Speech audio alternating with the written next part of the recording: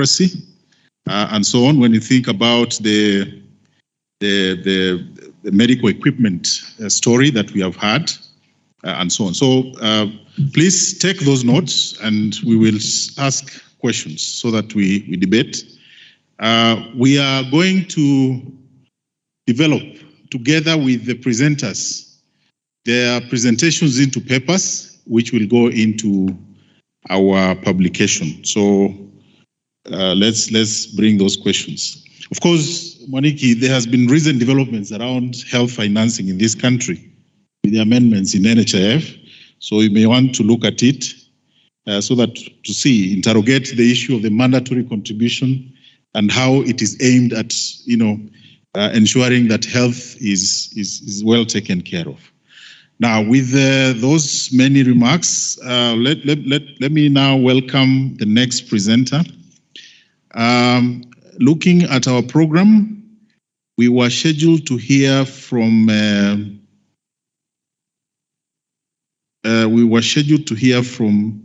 I think it's Anne. Unfortunately, they have had to leave to attend to other pressing issues. So we will listen to them tomorrow because they give a comparative study of countries that have held elections during this pandemic period to see which lessons we can draw from them. But now I want to introduce our next presenter,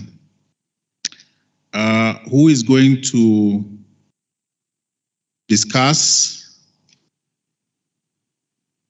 about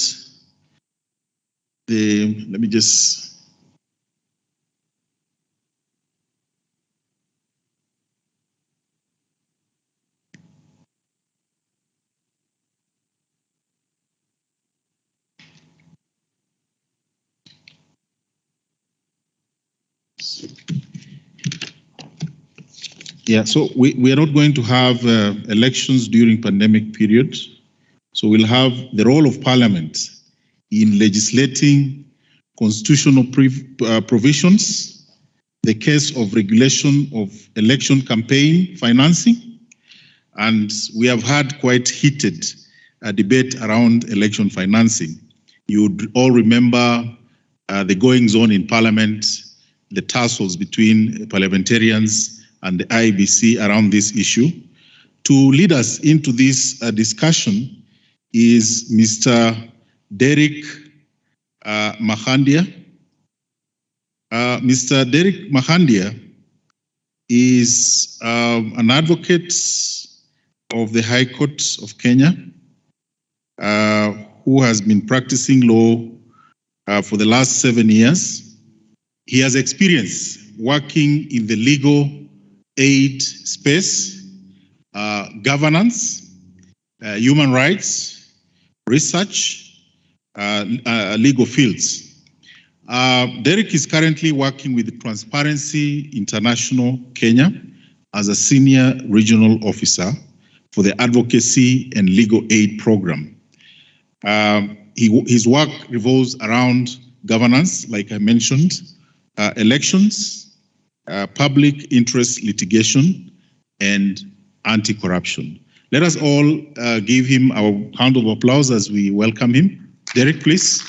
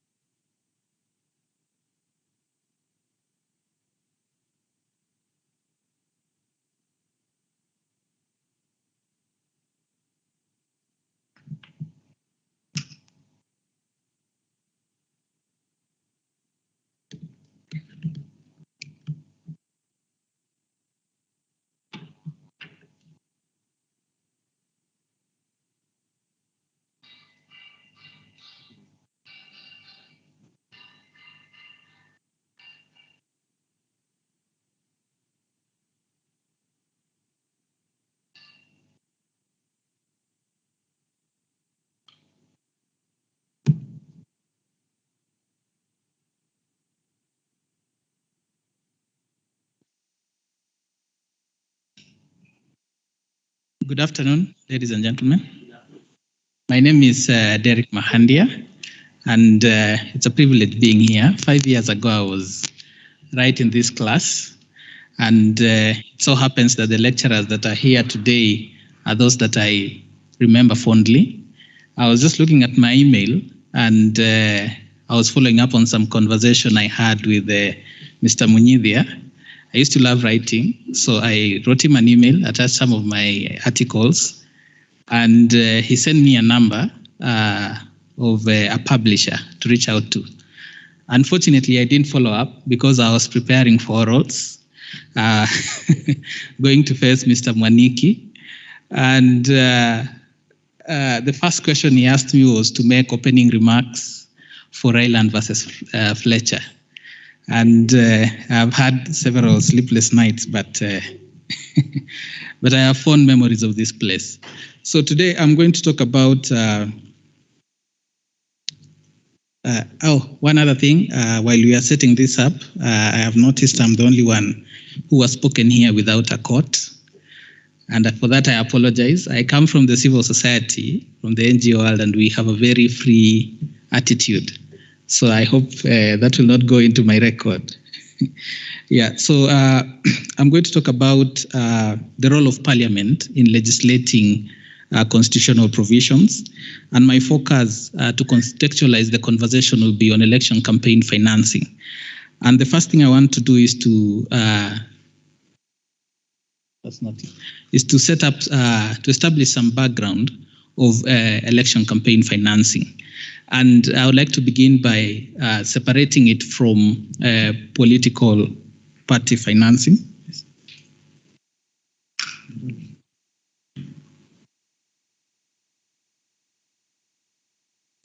Yeah, the importance of election campaign financing. And the background, first of all, is we need to separate it. We need to understand the separation, the difference between election campaign financing and political party financing, because it will really help in understanding the conversation. The first thing is political party financing is most of the time comes from the government. Parties are financed through the taxpayer, and when they are financed, they use those funding for whichever activities they deem, including administration. But political election campaign financing is focused more on the individual candidate for the sole purpose of winning an election. And a good starting point for understanding the difference between these two contexts is if I use an example or during a campaign, in political, the funds that parties receive are only mostly used to support the presidential candidate. But the other candidates usually have to dig into their own pocket. Political parties also use the funding they have to develop strategies. And in inter-party competition, a political party cannot use its funding to support a candidate. So when we talk about election campaign financing, and when the Constitution talks about it, it is exclusively monies that are used and resources that are used to support a candidate to win an election. The other thing that I need to highlight is there is very minimal research on this topic. A lot of research on campaign financing has focused either on the political party, the need to have it, and the cost of election campaigns in Kenya and in the world. But when it comes to the legislative and constitutional issues, then that has not been really factored in. And thirdly, is election campaign financing is something which has been constitutionalized. It is one of the functions bestowed to IEBC under Article 88, and it is also one of the functions that Parliament has legislated to give life, if not death, to a constitutional provision. So coming from this background, I wanted to, it was really the motivation for us to follow up on this topic. And then lastly, also just to give some context on why campaign financing is important. According to reports, if I may give an example, it costs around 500 million shillings to contest for elections as a governor in Nairobi. So where does that money come from? And how do they the candidates recover that money? In 2012, it was estimated the presidential elections cost collectively 3 billion shillings for the two main contestants, that is Uhuru Kenyatta and Raila Odinga. So if each candidate is going to spend 1.5 billion shillings on elections, so where are they going to get that money back? Of course, first of all, they don't have that money, so it is financed by the private sector, by corruption, and other individuals, which leads to corruption after they get into office. They have to award tenders and so on and so forth.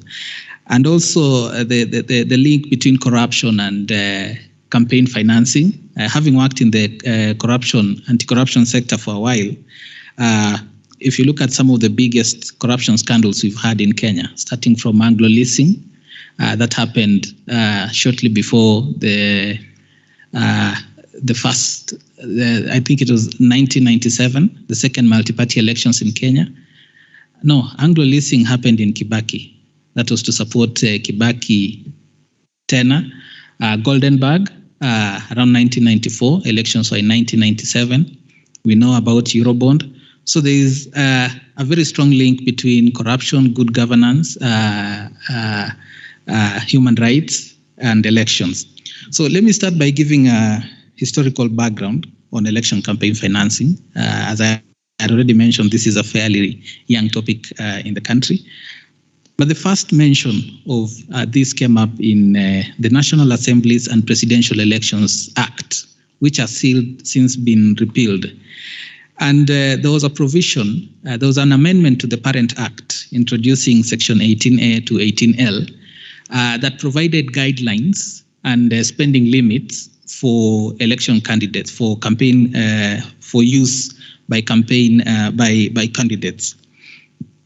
It's very difficult to get information on this piece of legislation because we've tried looking for it. We haven't been able to get it.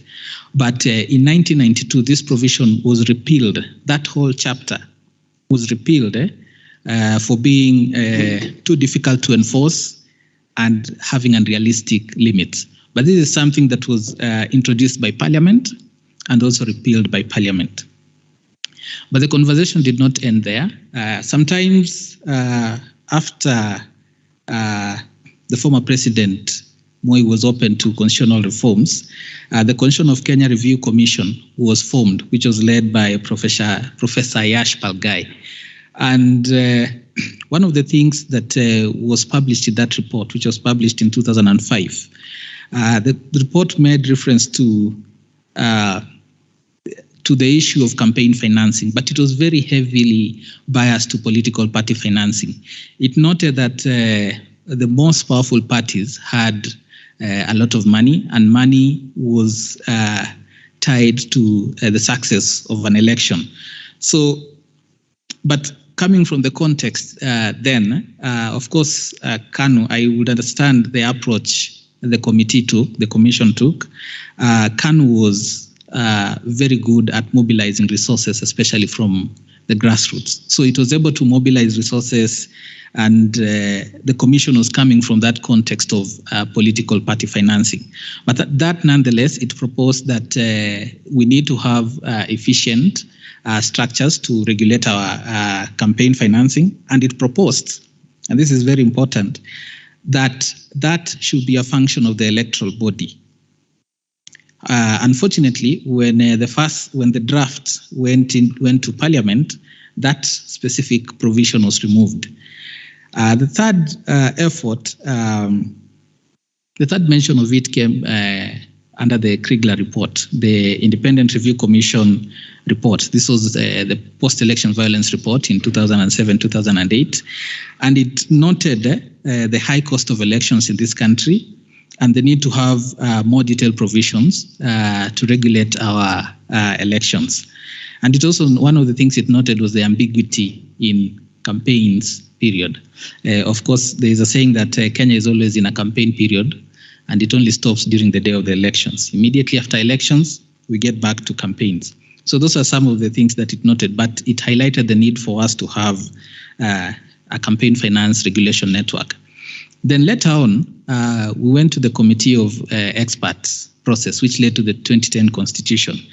And the report noted the need for us to have a proper regulatory framework on elections. Interestingly, if you go through the report, it talks about how it introduced the provisions to the constitution, and then it forwarded the draft. It was called the revised draft harmonized constitution to Parliament. There was a parliamentary select committee on the constitution, but Parliament removed that provision again. However, when it took the draft back to the committee of experts, they insisted that it has to be there. And that is how we got it into our elections. And the provisions also proposed that this be handled by the electoral body. Fast forward, we passed the new constitution in 2010. The current parliament attempted to pass a bill on campaign financing in 2012, but it was not successful. Interestingly, the new parliament which came into office, one of the first bills that it passed, the legislations, was election campaign financing. It got into office, the Election Campaign Financing Act. They were sworn, it was in March. By November, they had already passed this bill. So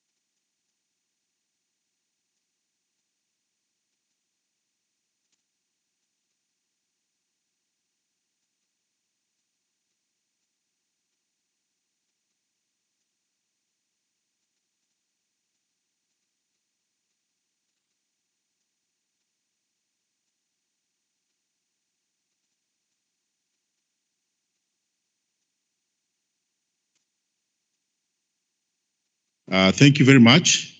Now, we want to have one more presentation before we can take your questions. And that presentation is going to come from Mr. Mbithi. Mr. Mbithi is one of our students here, and he's going to talk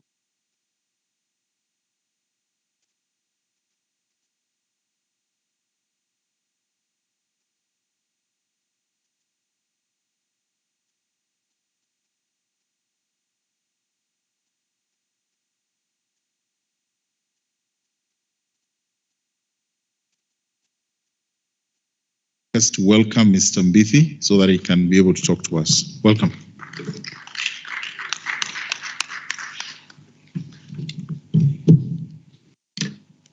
I hope you're all able to hear me. We've had some very detailed presentations. I will be borrowing some concepts from some of them. But to start us off, I would like to just pose a scenario. If someone in the crowd was to allege that a purse has been stolen, and then it was claimed that in order to just solve this issue quickly without involving the police, let us just lock the doors, search everyone, strip search if we have to until we find it. Whether that would pose any difficulties, because the assumption would be we know that there is someone who has stolen and that person is inside here. And if going to get that person is sufficient to violate the rights of everyone else. So basically my question for this paper was, these contributors or donors to the political parties and candidates, should we disclose their identity or should they be allowed to remain secret? Because if you say that they should be disclosed, you run into the conundrum that privacy rights are now gaining traction in Kenya, and in some short few years, they'll be the biggest issue that will be facing almost all aspects of law.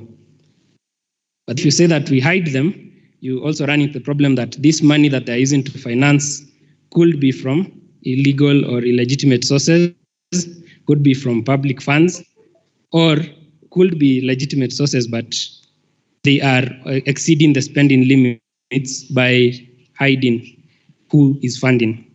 Because the IEBC has tried to release a Gazette notice, and the Gazette notice mentioned that each elective position and the spending limit that you are required to keep within. Now, that is, of course, very interesting because the Act, the Election Campaign Financing Act that Derek mentioned, highlights that there are limits to what a candidate can contribute to their own fund or war chest. There are limits to how much another person can contribute. There are limits to what is the legitimate source of money. And specifically, the section that is troubling is that if you receive money from an anonymous source, anonymous meaning you don't know and you cannot find out who it is from, you're supposed to hand it over to the IEBC immediately.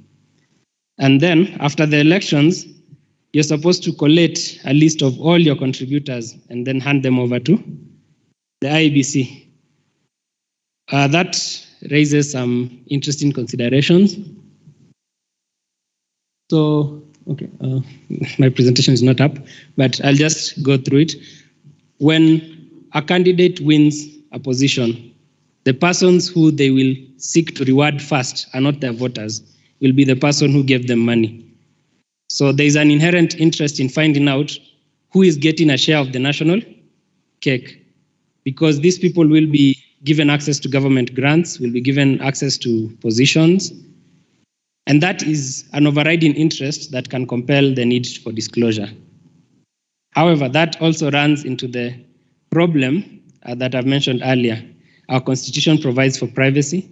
The Data Protection Act provides for privacy because the political parties would ideally be data processors and data controllers. They would be bound to keep that information and only release it after getting the consent. But then, as Kenya, we always have confusing provisions. The Act also says that if a public body requires information for a lawful purpose, there is no need to inform you. They can just compel that person to hand over the information. So as you can see, it's a very intricate framework where you have a lot of competing interests. So using the historical background that you've heard from Derek, again, the historical background can be interpreted to favor anonymity and to favor disclosure. If you look at the instances of government suppression of opposition candidates and opposition supporters, you begin to think, if I was someone contributing to a political opposition, then you would not want your name to be discovered. But then you also remember that Kenyan elections are very expensive. Derek has given you some instances. If you checked the IEBC Gazette notice on the spending limits, you'd be shocked to see that they have millions for every position, and you're wondering, Okay, the average income for Kenyans is around 6,400 per month. How can someone just wake up and start spending millions? What will they be spending them on? The political parties were given a limit of 17 billion. Now that limit is separate from what the candidates are limited to, meaning now very huge amounts of money that could potentially be at play, and they could be used for lawful purposes or illegal purposes. On Kenya's history, when you examine the KANU regime, which was one of the first to pour in a lot of money into elections, the moment Kenya transitioned into a multi-party democracy, KANU had to find a way to maintain its position. And that's why you had issues like, oh, it's up. That's nice. So I've gone through a lot. You can see the national cake there. The legal framework. So I didn't want to go through all of it, but you can tell it's very intricate. As Derek mentioned, there's election campaign financing and there's political party financing. Political parties have to disclose their contributors to the office of the registrar. Then there's now this provision that is saying the IEBC should also be given this list. So you're beginning to wonder whether there's some duplication of particular roles. Then the Elections Act, the Data Protection Act, and the Access to Information Act. Every citizen can request a public body for information. So if we give this information to IEBC and someone wants to access the information, they can rely on this particular legal framework to compel IEBC to just hand it over if they want to pursue a particular case or issue that they feel is at grievance. I'd like to highlight number 7, the Proceeds of Crime and Anti-Money Laundering Act. So you understand that once a bank receives money worth more than 1 million shillings, it has to report it to the Financial Reporting Center. So now you have another entity that is disclosing the sources of or the transactions in money in this country. So why would you need another source? It would be another additional layer of, but then again, even if the IEBC was allowed to do it, the FRC and the Asset Recovery Agency would also have the access to people's bank account. They can find out once you just go over that threshold a bit, and I've already mentioned the amounts of money, 17 billion. Those amounts of money could easily extend over the threshold. And then again, this Proceeds of Crime and Anti-Money Laundering Act has an interesting provision within its regulations. There's a concept called politically exposed persons. These are persons who are believed to be either members of political parties in the hierarchy, within the hierarchy, or persons in positions of power. What a bank is required to do when such a person opens an account is to keep a record, maintain, monitor, and just find out where is this person's money coming from, how is it being spent, and if they discover an illegality, they hand it over to the FRC. So you can see the issue of money and campaign financing is very intricate. So now we go to the next slide.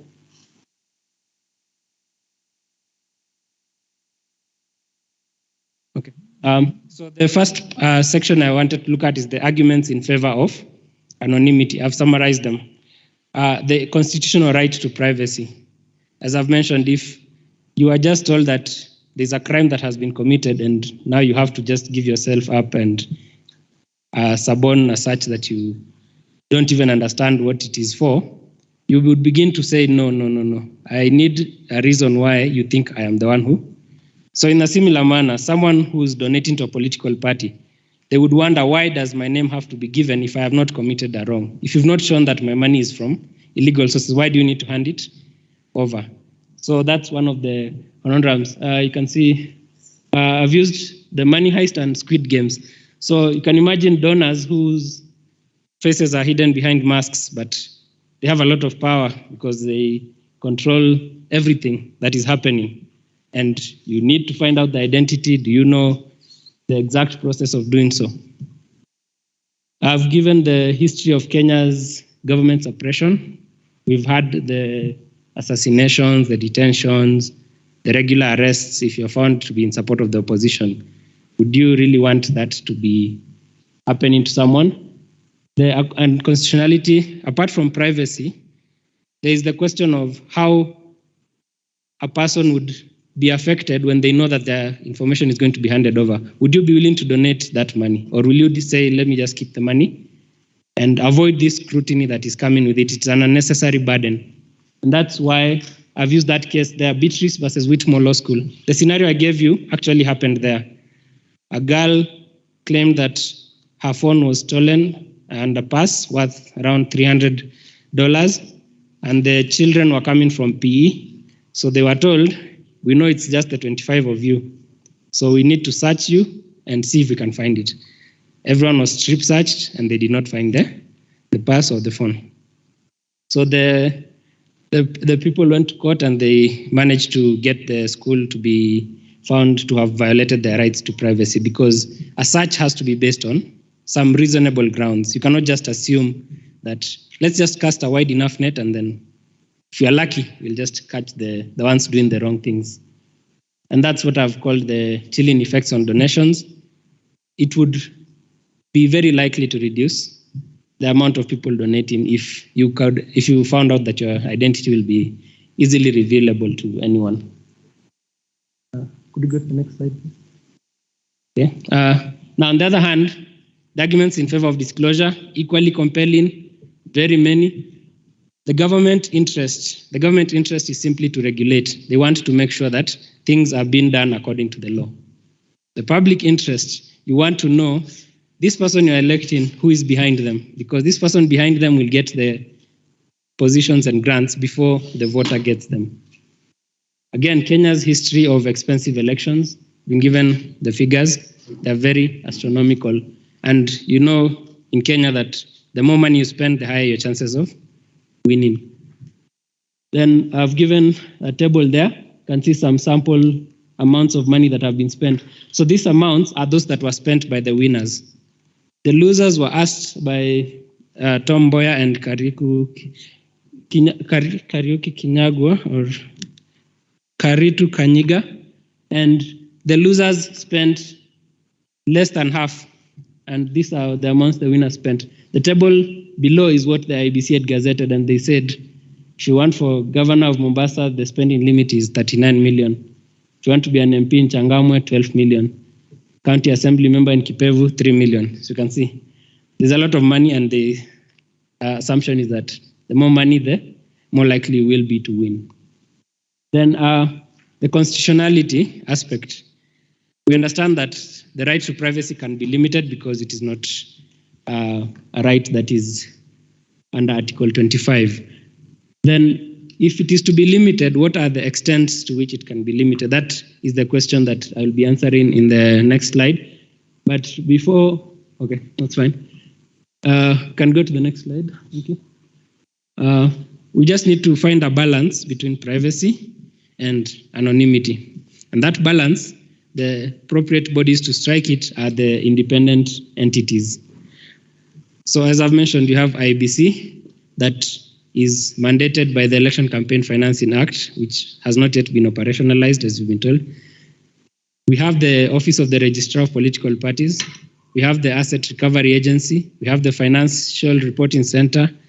We have the Director of Public Prosecutions. We have the police. All of these people have a role to play. The key thing is they need to maintain their independence. If there was a guarantee, and that's why they're called guarantor institutions, if they could guarantee that they will not be handing over the information to the executive at a whim, then you'd be more likely to have a better balance. But if you know very well that you hand your information over to IBC, then the executive will just peer in, and the next minute you know you're being arrested on some flimsy grounds, then the balance will not be found. So that's my proposal. The balance is to be struck by the independent bodies. Now, there's a particular independent body that can assist. It's called the Office of the Data Protection Commissioner. It's a very young office, still very far from gaining any teeth, but one of the guarantees they can provide is to ensure that they inspect and audit the IEBC and ORPP and the Asset Recovery Agencies policies for ensuring confidentiality. If they could audit those measures and ensure that information that is stored within the IBC cannot be accessed by anyone else apart from the IBC itself. They would be able to explain to people why public bodies do not necessarily translate to the regime in office. That is my presentation. Thank you.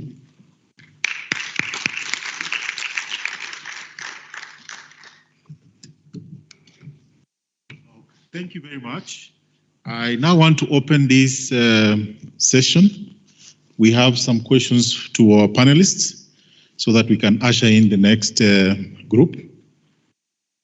Any questions? Yes? Where's the mic? This one? Okay.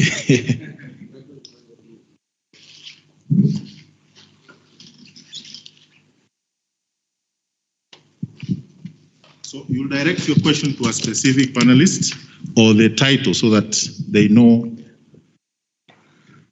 Thank you very much, Mr. Kefa Simiu and all the panelists. My name is Charles Hamala. I enjoyed the stimulating presentations. It's amazing the depth and complexity, so I could not keep quiet. I have to also honor you with some right of reply. So the first panelist, I won't ask anything. Suffice to say, I enjoyed the health and the COVID elections. The second panelist, Mr. Maina, if I heard you right, I follow your conclusion to be that there should be some minimum allocation of money in the constitution so that you know that 10% or whatever of the every year budget is going to go to healthcare. So my opening eyebrow is, okay, why not all other economic, social rights, so that right to food, there should also be those ones constitutionally budgeted. What is problematic about that, in my humble view, is budgeting in the common law countries is a parliamentary function. It's a function for elected officials. The quote unquote transformative or progressive component in Kenya's constitution is we have entrenched it in the constitution. But that's dangerous, and the danger is this. If you tell judges that they can be the ones to redistribute wealth, in other words, they are the ones now in charge of taxation, effectively, because it's not elected officials. If I need an operation for cancer or anything, I can go to the court and litigate and say, there's a right to healthcare, give me my operation. There's a right to food, give me food. There's a conflict between elected officials and unelected ones. Long story short, elected officials will try to control who the judges are. They'll try to control judges' ideology so that they get people who will not redistribute wealth like socialists. So I just wanted to know if that's your recommendation, and to explain that it's radical for common law countries to try that, because such an and that's, by the way, what's happened in the Kenyan constitution, and that's why there's a conflict between the executive and judges. It hasn't even blown up fully. It will blow up even more than it has so far. Lastly, the speaker who has just spoken now, very interesting. I won't say much, just that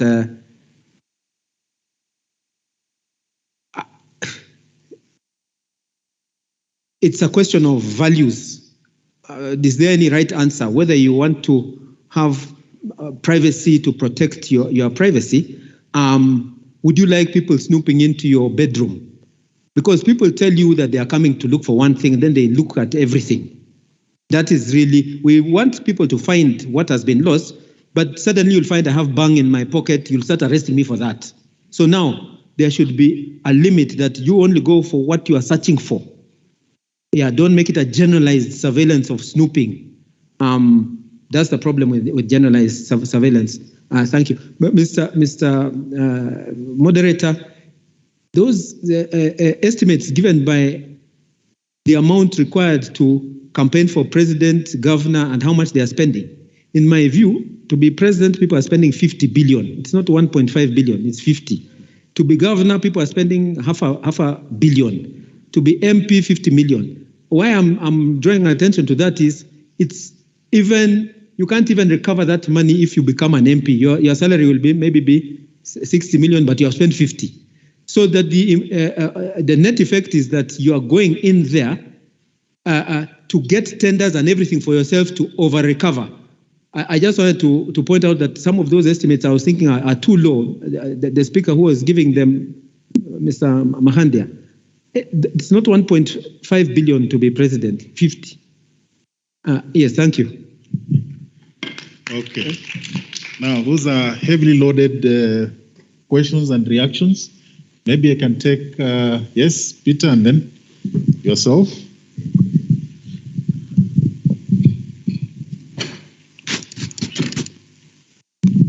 Thank you very much for the presenters. Indeed, it's always a pleasure to see people who are much younger coming up and doing these things, because at least it means the future is good. And again, the advantage of that is that they come up with fairly interesting topics as well. So mine is a question/comment. So if it is something that can be answered, then it will be answered. But if not, then it is just a comment. So to the first presenter, that was Nina. I found it interesting, but what I was thinking about as you're doing the presentation is that we really have a correlation between vaccines and the health part of it, because you seem to be saying, from my understanding, is that since you are doing vaccination, then that looks like that is what you have been looking for. That's the answer. But now you can see with vaccines, we are now having boosters, then we are having other multiple shots. So eventually, then the vaccines seem not to be like the answer. Maybe we have attained the herd mentality or herd immunity. So again, from Burundi, the example you gave, yes, maybe the numbers shot up, but was there also an increase in deaths? Because to us, maybe it's not about the numbers anymore. It is the ultimate effect. Because when you look at how the government has been doing it, you found that when we had the waves in the first place, we had some measures where we had lockdowns and so forth. But towards the end, numbers went up and came down by themselves without necessarily any intervention from the government. From Waniki, you came up with the case for Mitubel. And I think I just want to point out that that case went all the way to the Supreme Court. So sometimes when you are making reference, it's good to probably carry out that point and see whether it was upheld all the way to the Supreme Court. And finally, on Derek, again, I was just thinking, sometimes these people who are making donations, they want to place multiple bets. So I want to make some contribution to UDA and I also want to make some to Azimio, because I'm not sure which one will win. So again, you want to be everywhere. So maybe that can be among the reasons why we may not want disclosure, because you can imagine if one found that you are contributing to the other, how it will turn out. That is it from me. Thank you. Okay. Yeah, we can have the last, and then maybe we'll have one more session, and then we can go to the next one. Thank you. Good afternoon. I only have one question to the first presenter.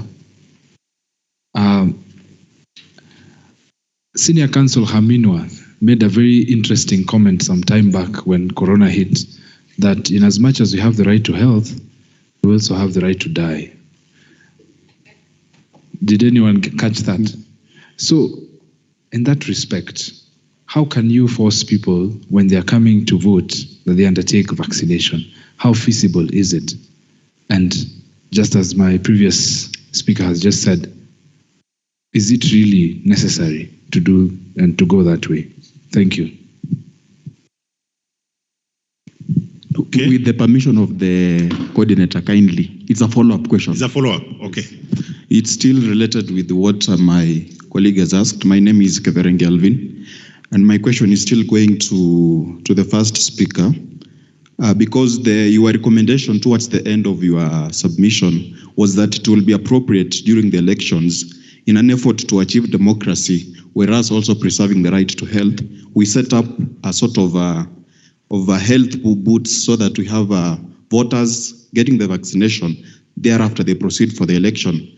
And in light with the judgment that was given on 21st December by Justice Mrima Anthony, which declared the directive by the government of Kenya that it is not right to compel citizens to get the vaccination, how practical and constitutional sound can such a recommendation be, bearing in mind that democracy itself is a constitutional tenet. Thank you. Okay. So I think we can, I saw some two hands. We can hold on once they have responded to this one. Then you can field before we go to the next session. So I don't know what order you want. Do you want to respond the way you're sitting? Okay, good.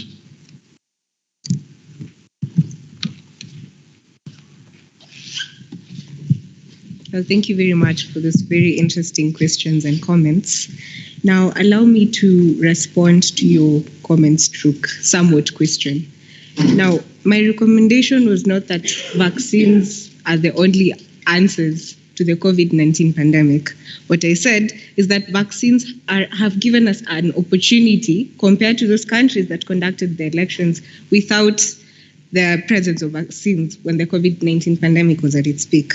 Now, I'm no scientist, but I do know that it is common knowledge that viruses naturally mutate. And I am aware that when scientists are coming up with vaccines, they have this in mind. Now, you look at the reports online, the booster shots are not necessarily the solution per se. They are meant to boost your immunity. As such, my point is not that the vaccines are the answer, and I am aware of the mutations, but the vaccines definitely give us a better chance compared to when we didn't have them. Now, on my last recommendation about introducing vaccination centers near polling stations, I did not say that was mandatory. When I said we should take a leaf from South Africa's book, what happened in South Africa is when they conducted local elections, they did that. They introduced vaccination centers next to the polling stations. And generally, people who would normally not go to vote, but had an interest in getting vaccinated, ended up going to vote. Because now it's a one-stop shop. You get to be vaccinated if you want to. And then because the polling station is right there, might as well vote. I think that answers your question as well. It's a balance between the two. You know, if you want to vote and you're not vaccinated, well, you're there to vote. There's a vaccination center. If you want to be vaccinated and you don't want to vote, well, there's a vaccination center and it's next to a polling station. Yes. Oh, right, about that question. Now, on that case of Burundi, there was more to it than just the elections.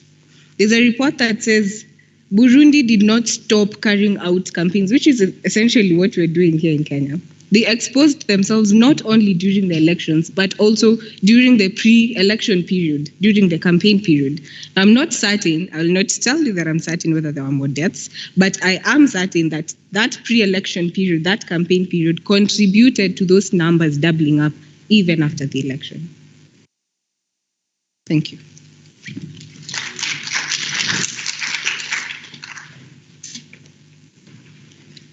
Good afternoon once again, and thank you very much for your feedback, Mr. Khamala, and my teacher, Mr. Kea. So I'll reply in the order that the questions were raised and the feedback was given. So to Mr. Khamala, first of all, thank you very much for the very insightful comments. My thinking was exactly that. I think we do need to have a minimum allocation. We do need to have a floor in the budget, a budgetary floor, where we say that 15% X minimum goes to health. Now, the question then becomes why health and not all else? That was because this was just the theme of the paper. However, I am open to exploring this idea in other contexts. So within the context of education, do we need a minimum 9%, 10%, and why? I'm also open to the idea of assessing it from a political pushback perspective. I think it is a very important thing to set the political, rather the budgetary floor in two senses. So we've just received information from the rest of the panelists that campaign financing has the effect of siphoning. Really, from what I inferred was campaign financing has the potential to siphon resources from X pot to Y pot. So if you set a floor, that would mean this right is potentially going to be realized and not going to stall. So really, by setting up law, we are removing political will, we are removing the element of political will, and making sure that the government, regardless of its development agenda, does facilitate the realization of this right. So thank you very much once again, and I'm open to exploring this idea further. So on to the feedback from my teacher, Mr. Kea. How I approached Mitubel was, I thought it was interesting that 2013 the court spoke in this manner, and noting that we had just come into the 2010 constitutional dispensation, and we now had a new government, the Jubilee government, on the promise of universal healthcare. However, I, again, as with the comment from Mr. Hamala, I'm open to really revamping that and looking at it from the Supreme Court situation and the more recent jurisprudence. Thank you very much.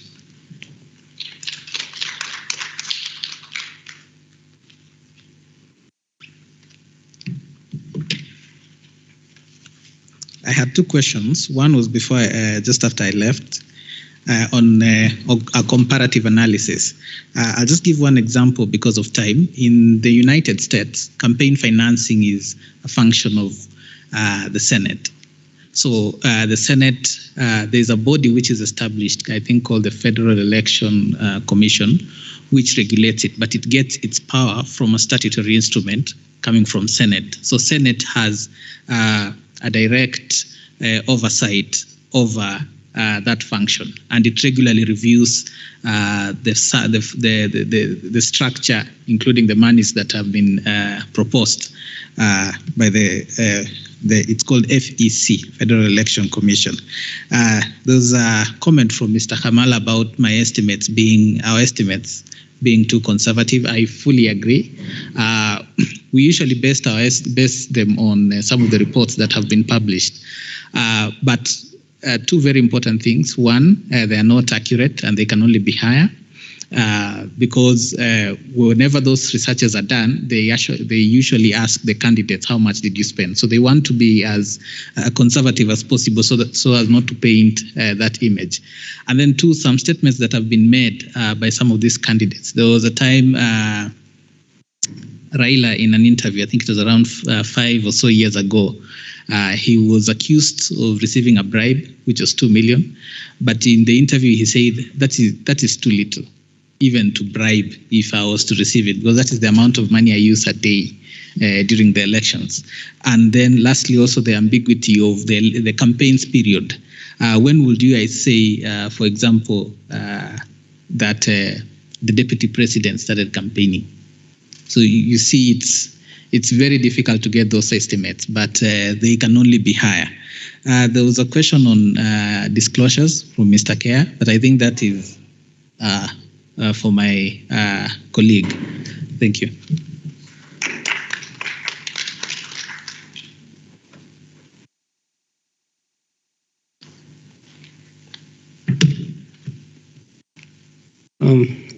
Thank you. I'll first respond to the issue or rejoinder by Dr. Kamala. And he mentioned that privacy is a value. So some people value their privacy, others may not, because some people disclose how much they spend on a candidate. For example, Mr. Tuoli mentioned recently that he spent 200 million on Mudavadi's campaign a while back. So if someone wants to disclose, sometimes they may disclose. But for those who don't want to disclose, you can understand that privacy can be a very strong value for them. On the issue of whether there can be a way to prevent the search going beyond the scope of what the person is allowed to search, that is an interesting issue, because if something illegal is found, then it will be hard for the official examining to overlook that illegality. In the US, they have this scenario where if a prosecutor is taking information from a company, they appoint an external auditor like Deloitte to go through the information and to hand over to the prosecutor only the information necessary to prove. And you understand that Deloitte will be hired by the prosecutor's office. They hand over only the information necessary to maybe prove the case or disprove the case. But again, that can be challenged because Deloitte is not a public body. Why would it get involved in investigate? And it has been challenged because if you have something to hide, of course, you'll challenge the appointment of that independent auditor. So again, that balance can be very difficult to strike, and my view would be that I do not have a proposal on how to strike it, apart from what I mentioned about a public body restricting its role only to check in whether a crime has been committed. It should not be looking at whether this person is going against the government in power.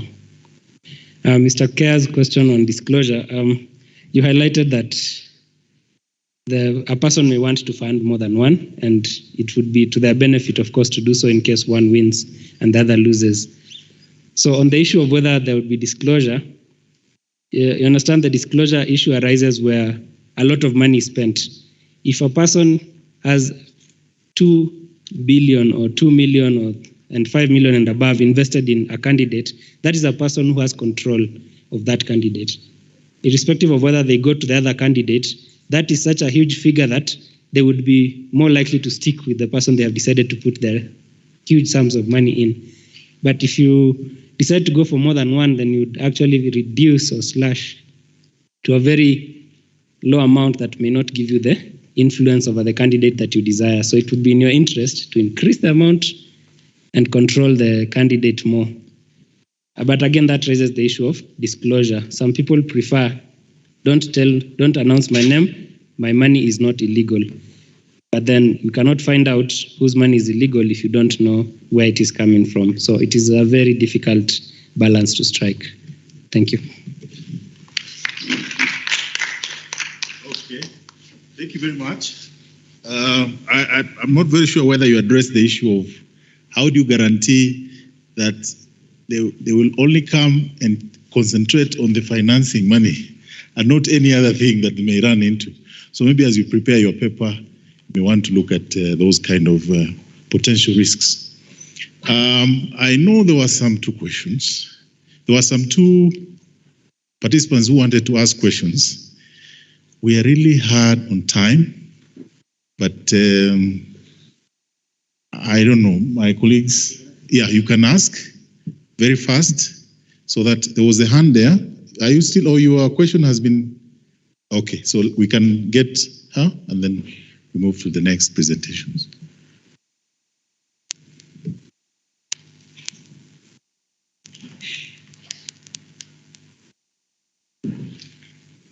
Good evening.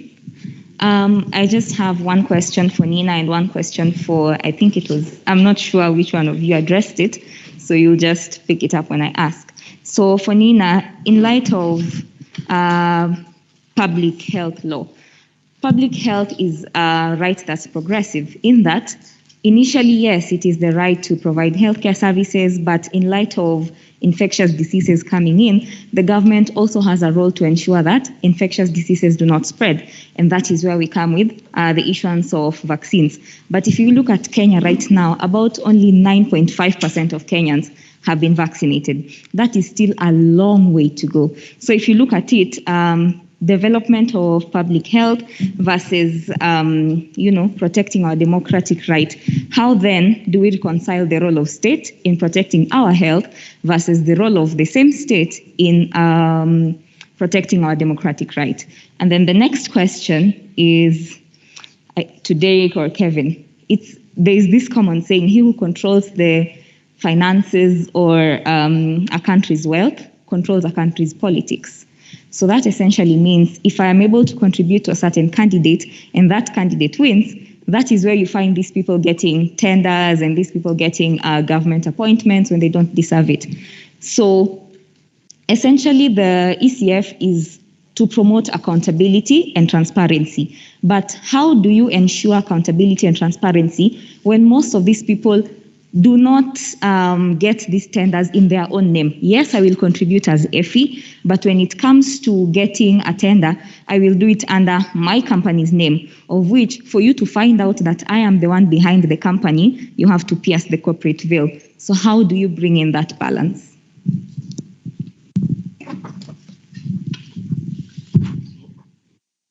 My name is Derek. My question goes to Kelvin Bithi.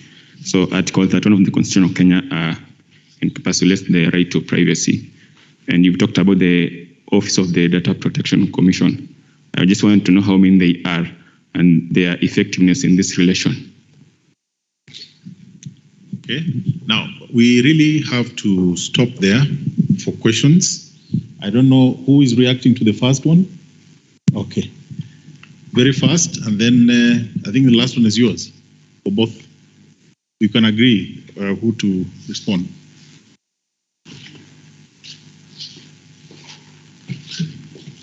Thank you again for your question. Now, during my presentation, I acknowledged that indeed we do have a long way to go.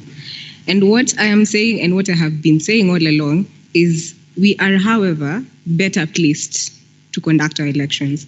Now, on your question on striking a balance between the role of the state in protecting the health of the masses versus the role of the state in protecting democracy, my paper gives a comparative study, so to speak.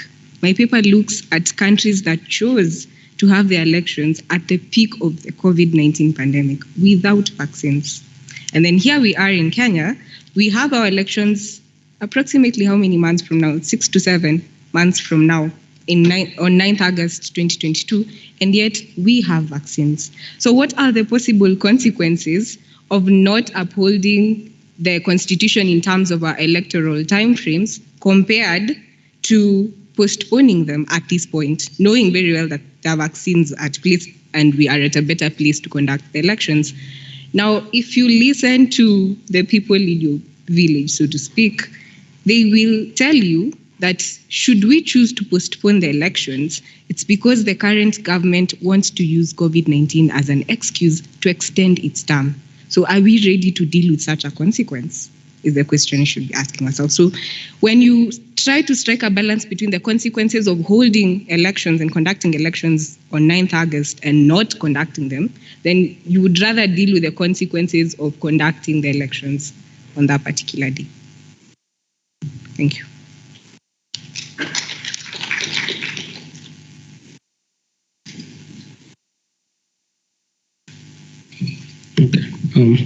Derek has mentioned I can take the first question.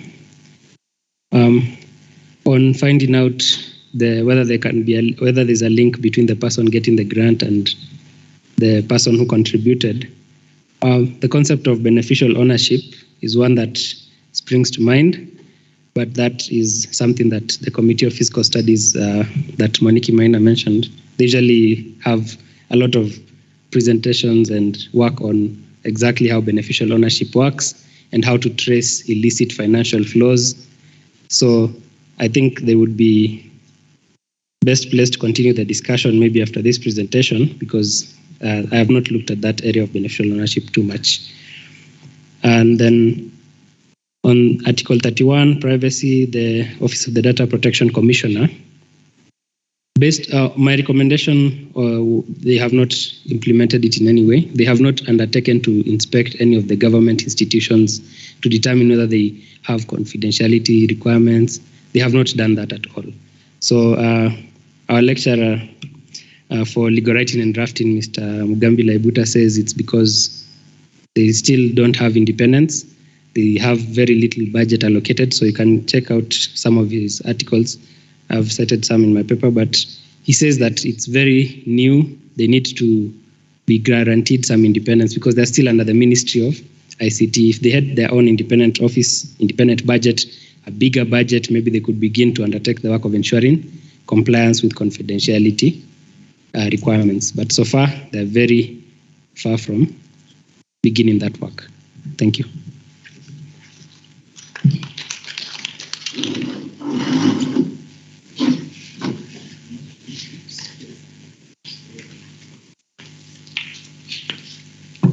All right, let's give them another clap.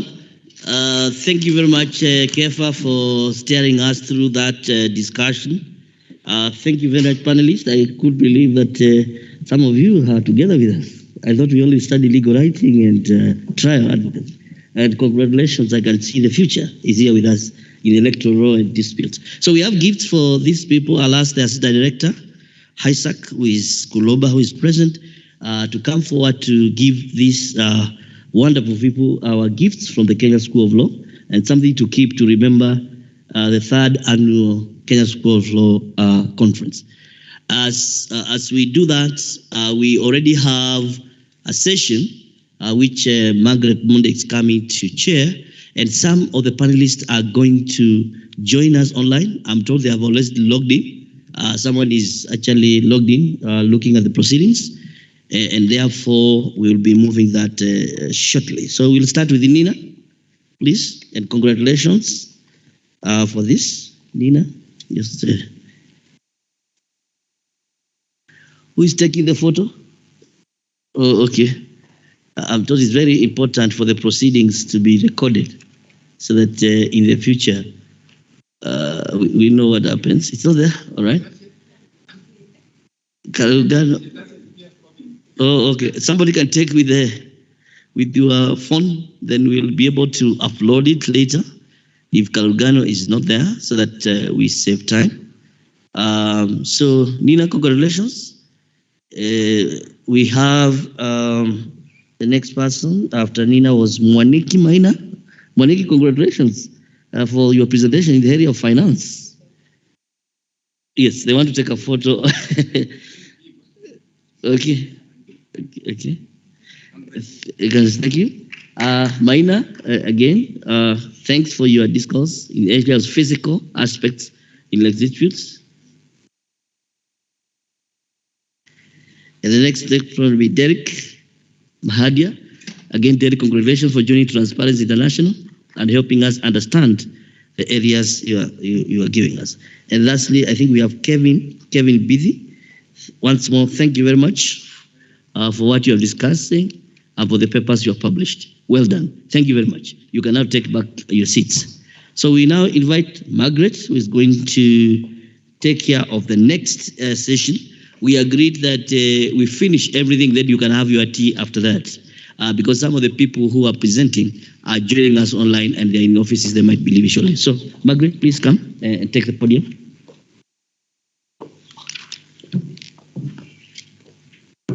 Good evening, everyone. Thank you very much, Senior, for introducing me. I know we are all tired. I will try and take the shortest time possible. So without further ado, I'm going to introduce our first presenter. Some of you may know him, some of you may not know him. His name is Mr. Dudley Ochil. He's an advocate of the High Court of Kenya, and he has litigated in quite a significant number of public law cases. He researches and litigates for Katiba Institute. Mr. Ochil is interested in trial and appellate advocacy and holds a master's and bachelor's degree from the University of Nairobi. Now, Mr. Ochil was hoping to be physically present, but due to unfortunate circumstances, he was unable to join us. However, he will be doing his presentation virtually, which is on justifying the balance of probabilities as a standard of proof in election petitions, and that's obviously behind Justice Maraga's decision. Mr. Ochil, are you able to hear us? Yes, Margaret, I hear you quite clearly. Can you hear me? Yes, we can hear you. You're welcome to do your presentation. Thank you. I recognize that we are at 4:56, and so instead of the 20 minutes allocated, I'll try to use 8 minutes, just being human. I know my brother, Justice Munyide, must be quite tired by now. My paper looks at the issue of balance of probabilities as the appropriate standard of proof in Kenyan election petitions, following on the footsteps of Chief Justice Maraga, who has recently, twice, signaled a change of heart. He has signaled a change of heart because in 2017, Raila requested the Supreme Court to reverse itself on the standard of proof. In 2013, the Supreme Court had said that the standard of proof is intermediate, meaning that it is somewhere above the balance of probabilities, but just below, beyond reasonable doubt, unless there's an allegation of electoral offenses, in which case it would jump to beyond reasonable doubt. when the Supreme Court said that in 2013, it was justified. It was justified because Section 87 of our Elections Act required that. That section required an election court to make a report indicating whether someone in that election has been proved to have committed an electoral offense. That report would go to Parliament and would go to IEBC and would also go to the DPP. You can remember the Wetangula case, which tested that section all the way to the Supreme Court. And Wetangula was found to have committed an electoral offense and was reported to the DPP and the IEBC. But when deciding the Wetangula case at the Supreme Court, Rawal J especially wrote indicating the need for electoral reforms in that area, because the court had said there were difficulties on how to handle election offenses within an election petition. You know, the timelines are limited, the resources are limited. By resources, I mean the DPP, for example, would have an entire 1 year or so to prove electoral offenses. And you want a petitioner to prove that within the 1 week or 2 days or whatever, when an election petition is heard. So there's that imbalance. So what happened? In 2016, the Electoral Laws Amendment Bill is taken to Parliament, and a number of statutes are amended. Section 87 was one of those sections amended in 2016 as we geared up to the 2017 elections. So Section 87 now says that an election court may, initially it said shall, now it says an election court may make a report indicating whether an electoral malpractice of a criminal nature may have occurred. May have occurred. Not has been proved, as was the case with the previous Section 87. Now, proving if something may have happened does not require proof beyond reasonable doubt. In fact, it is consistent with balance of probabilities, likely or likely not to have happened, may have happened, more probable than not. So that is the right standard that Section 87 now requires. In fact, if you look at the language of Raila 2017, the Supreme Court upholds Raila 2013, but does not examine the language of Section 87. One, that is what we call per incuriam, a decision made without considering some binding statutory provision. If the Supreme Court had considered the language of the current Section 87, then perhaps it would have found that balance of probabilities is the right standard. And on that account, I agree with Maraga J.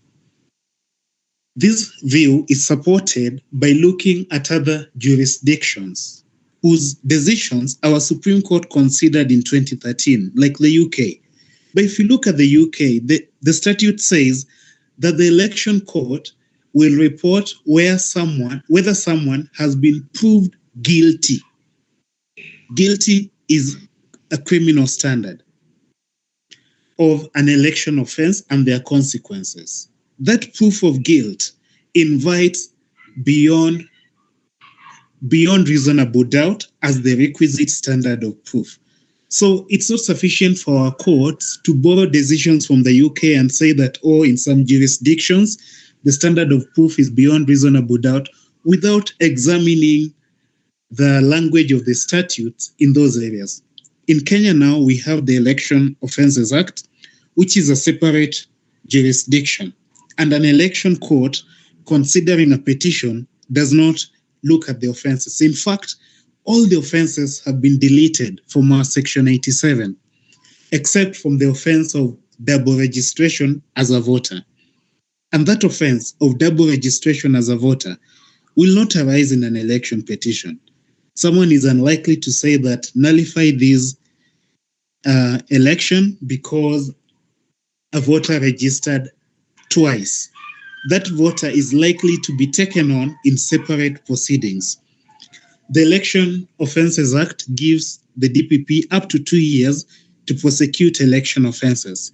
Election offences, petitions, are concluded within 6 months, so that a prosecution for an election offence is likely to go on long after the election petition has been heard and concluded. The other reason I agree with Maraga is this: election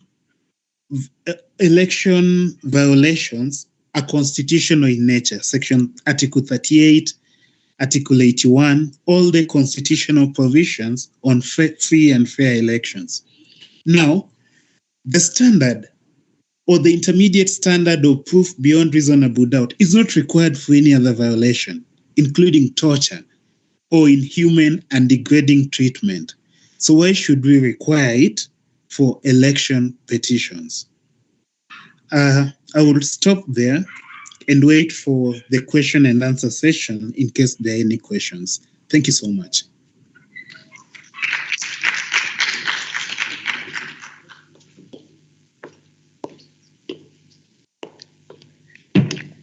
Thank you very much, Mr. Ochil, although we were hoping that we'd be able to see your face. So I don't know if you're still able to switch on your camera as I introduce our next presenters.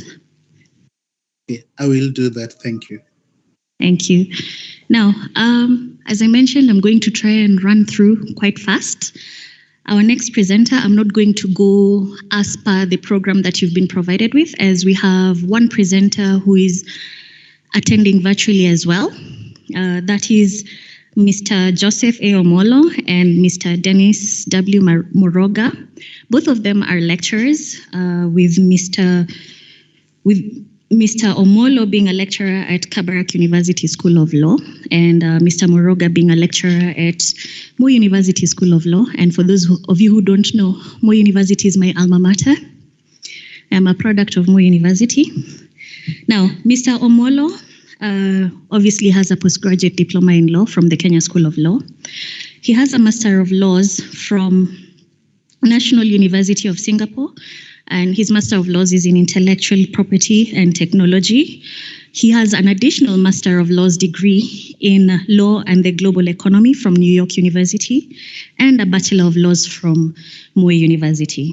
Mr. Moroga has a postgraduate diploma from the Kenya School of Law, a Master of Laws degree in Transitional Criminal Law from Humboldt University, Berlin, a Bachelor of Laws from Moi University, and he is a member of the Association of Certified Anti-Money Laundering Specialists. I believe one of you had mentioned something to do with anti-money laundering, so perhaps this paper might be of much interest to you.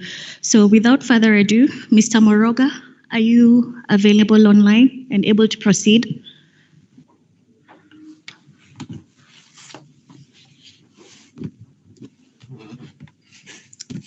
Could you confirm that you can hear me and see me as well? We can hear you. Welcome. We can see you as well, so we're ready for your presentation. Thank you for the introduction. My apology, I'm not appearing together with my colleague, Mr. Omolo. He has had challenges logging in, but I will just highlight the substance of our paper so that, especially in light of the fact that we do not have much time on our hands. Now, could I request the ICT to share the slides? We had sent some slides in advance that could help in our discussion.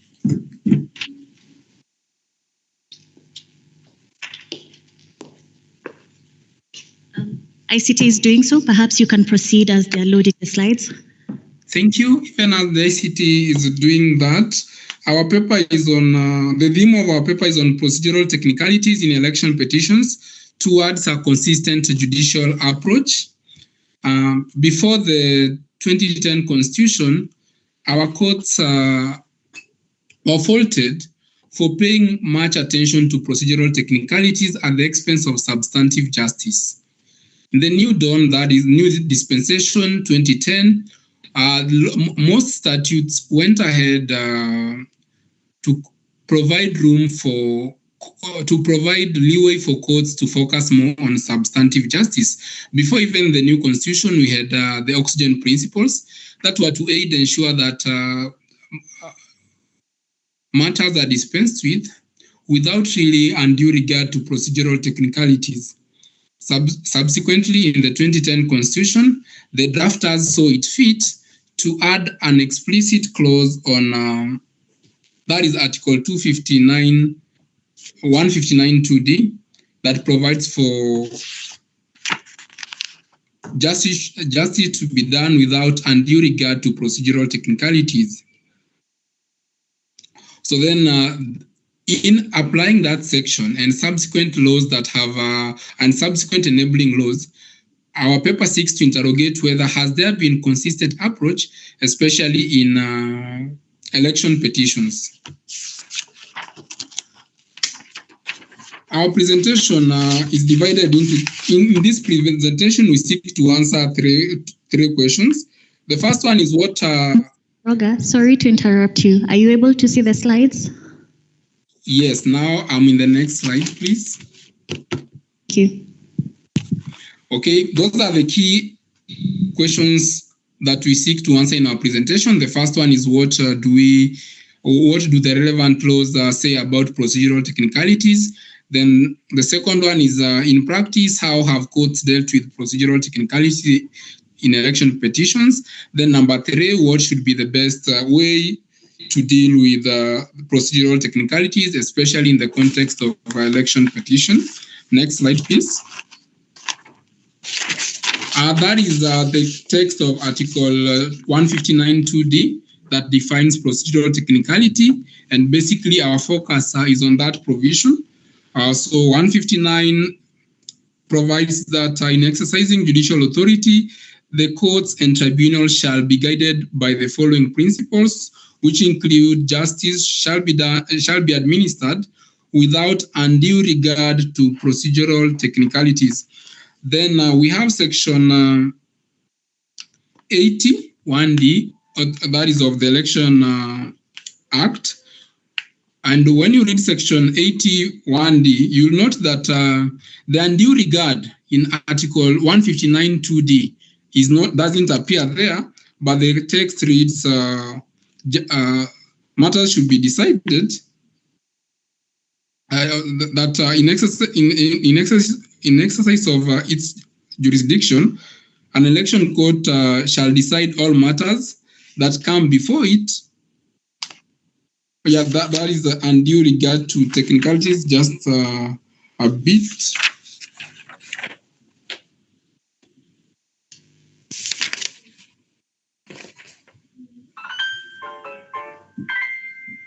Yeah, and you note that,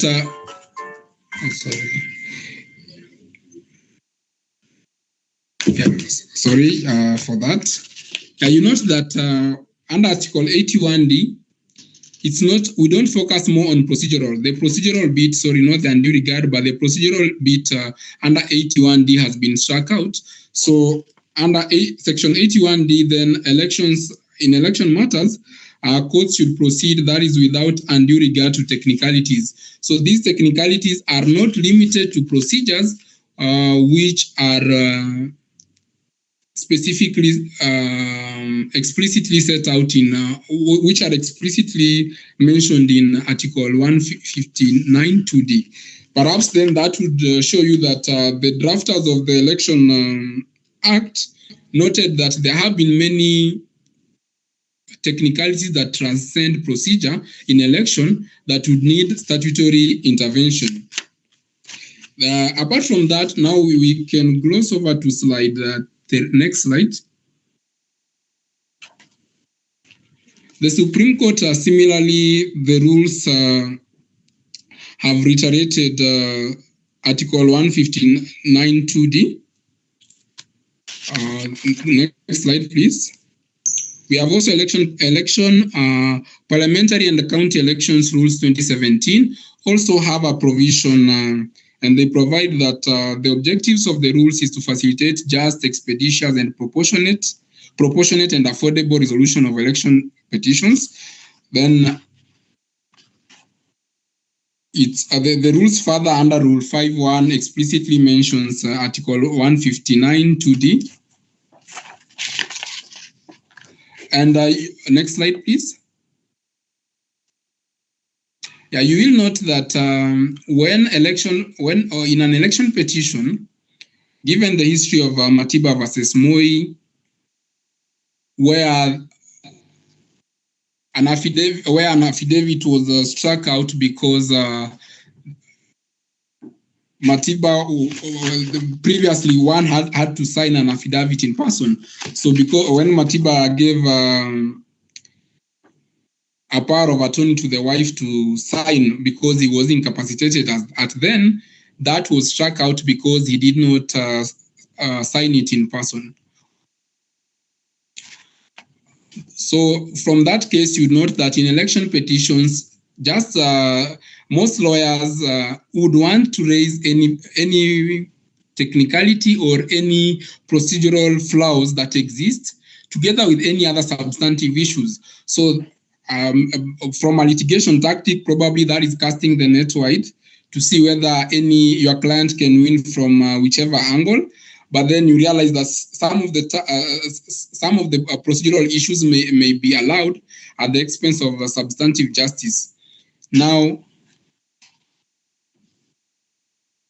due to the legacy of Matiba versus Moi and other election petitions that prior to the 2010 dispensation were not adequately or focused more on procedural technicalities, in the new dispensation, now with Article 159 2D and the provisions of the Election Act that we have highlighted, we had hoped that it will not be possible. We had hoped that it will not be possible to. We had hoped that it will not be possible to experience the same challenges. We had hoped that now in the new dispensation, we won't be able to see procedural technicalities among other challenges that had happened before the 2010 dispensation. However, next slide, please. In the new dispensation, there has been some challenges. Challenges that we've witnessed would first emanate from timelines in terms of filing. Sometimes the court holds timelines so dearly, as I shall demonstrate subsequently. Then there is failure to furnish deposit for costs. Within 10 days, the Election Act provides for 10 days, and if those 10 days lapse, there are cases where the courts have struck the petition out. Failure to particularize election results. There are cases where even though election results or even details regarding when elections were announced, then courts have struck out such petitions, saying that those procedures are mandatory. Then there is validity of pleadings by unqualified persons. This sometimes is an advocate without a practicing certificate, a commissioner without a current license to commission. Those are some of the challenges that have militated against having a consistent approach, because sometimes unless a superior court has determined an issue, there is inconsistency, especially at the High Court. Next slide, please.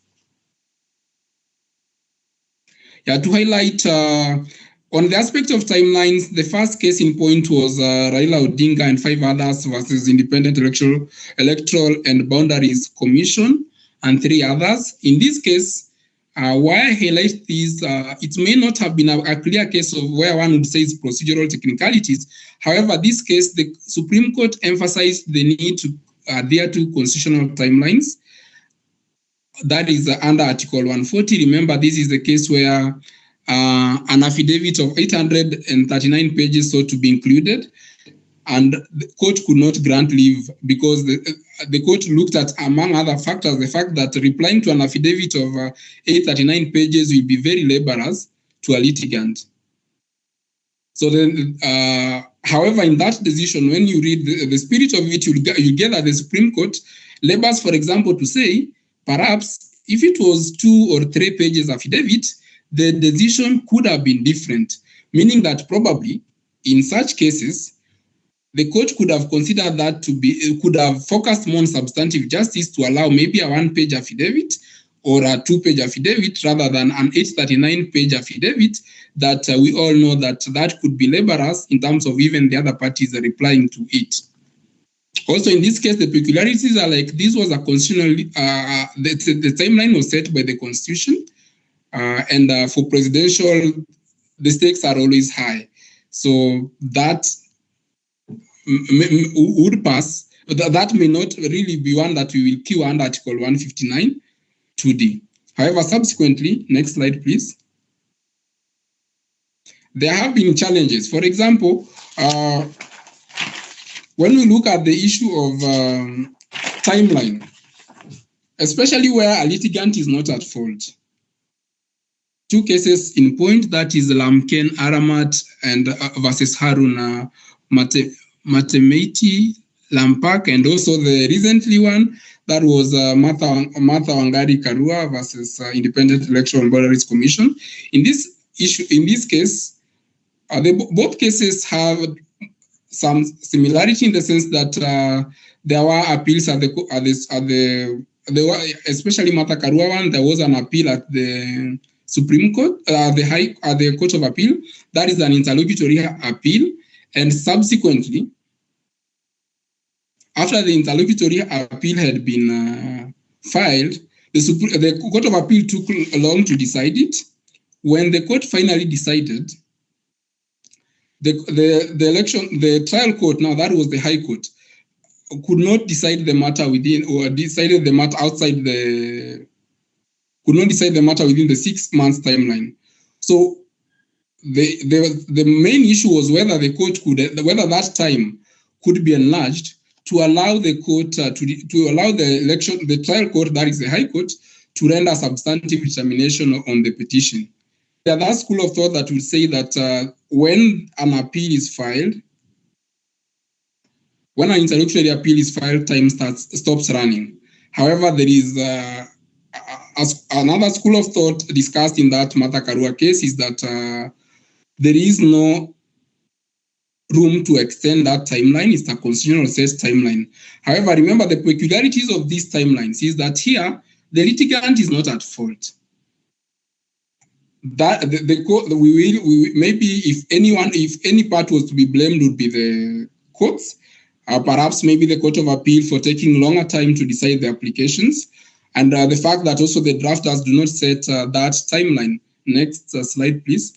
The drafters do not set timelines for such determinations. So when you balance from the aspect of substantive justice, then you realize that in these cases, though even we have explicit text like Article 159 2D, we still have injustices that arise from procedure. When the Martha Karua case came before the Supreme Court, of course, said it doesn't have, its hands were tied, and it couldn't act to ensure there is substantive justice, but it went ahead to set some guidelines, which it had not set before. So in these guidelines, it basically says that parties should file comprehensive applications. That would mean, for example, if it's a petitioner, when a petitioner is filing, then you should include all prayers. For example, if you need an application for recount, that should be done at the time of filing a petition.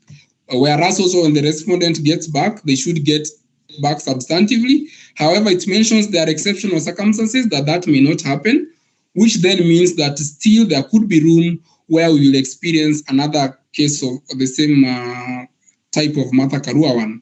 It goes further again to explain that where the challenge, for example, an interlocutory application at the High Court doesn't go to jurisdiction. For example, is not one that would render the petition, that will lead to the petition being struck out, then in that case, there should be restraint the High Court generally should exercise restraint in summary dismissing cases. The third limb that also it mentions is that where there are when it comes to striking off, the court should wait until completion of the appeals, other than those of striking off, should wait until the matters before the High Court have been completed so that the decision is rendered on merit. However, when you look at these rules critically, they do not solve the issue holistically because still there is a leeway. Because generally, matters that we've experienced before, including Martha Karua, was one where the High Court had to strike off the petition. So subsequently, moving to the next cycle of elections, despite the fact that the matter has reached the Supreme Court, and the Supreme Court has tried to bring some intervention, I do not foresee a case where we will never have another scenario like the Martha Karua one, unless then the court moves with the courts or the legislature intervene to ensure that either there will be more accommodation, but with these guidelines, we may not still have, the problem may still subsist. Another slide, please. Next slide.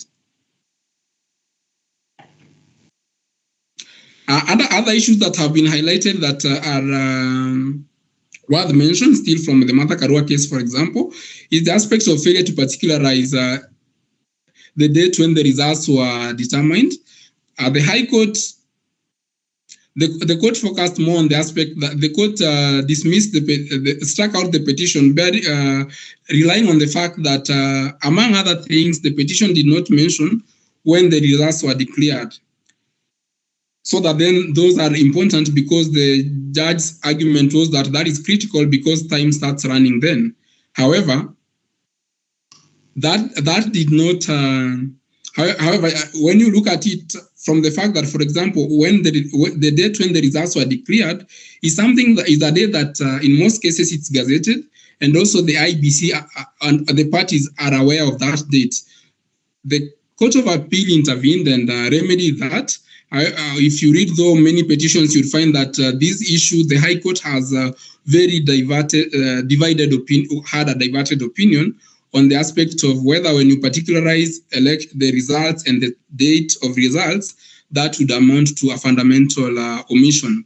A number of petitions were struck out, but the Court of Appeal tried to analyze in the Martha Karua decision and consider that to be not a fundamental omission.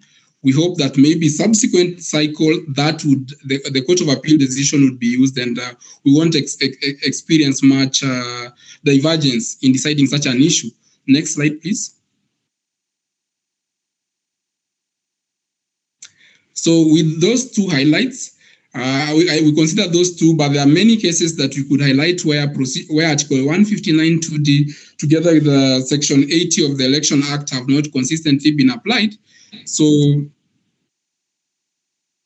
the third question we wanted to focus on is what would be the best approach for courts dealing with the procedural technicality aspects.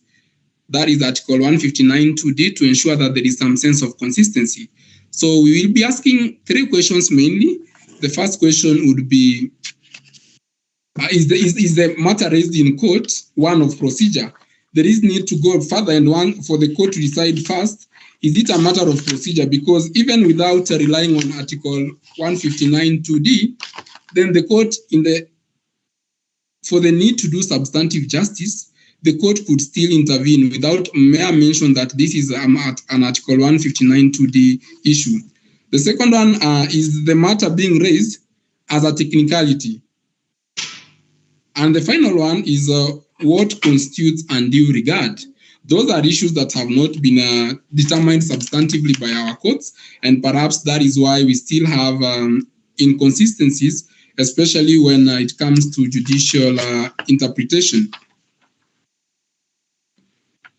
So when we go to procedure, basically, next slide, please. Procedure would, For the procedural issues, mainly this is the distinction between adjective law and substantive law. So procedure mainly would be on mode or form of enhancing a legal right. When we look at the aspect of technicality, next slide, please. Technicality would refer to mainly formal points, petty or formal points from a strict interpretation perspective, those that do not really go to the core of the matters decided, especially in the sense that when a technicality then would be those where, when there has the other party been prejudiced? If the other party has not been prejudiced by an omission completely, then that could qualify to fall under procedural technicalities. Well, to fall under a technicality, sorry. Next slide, please. You can skip that. Next slide. Next slide, please. Finally, we to just wrap up, there's what amounts to undue regard.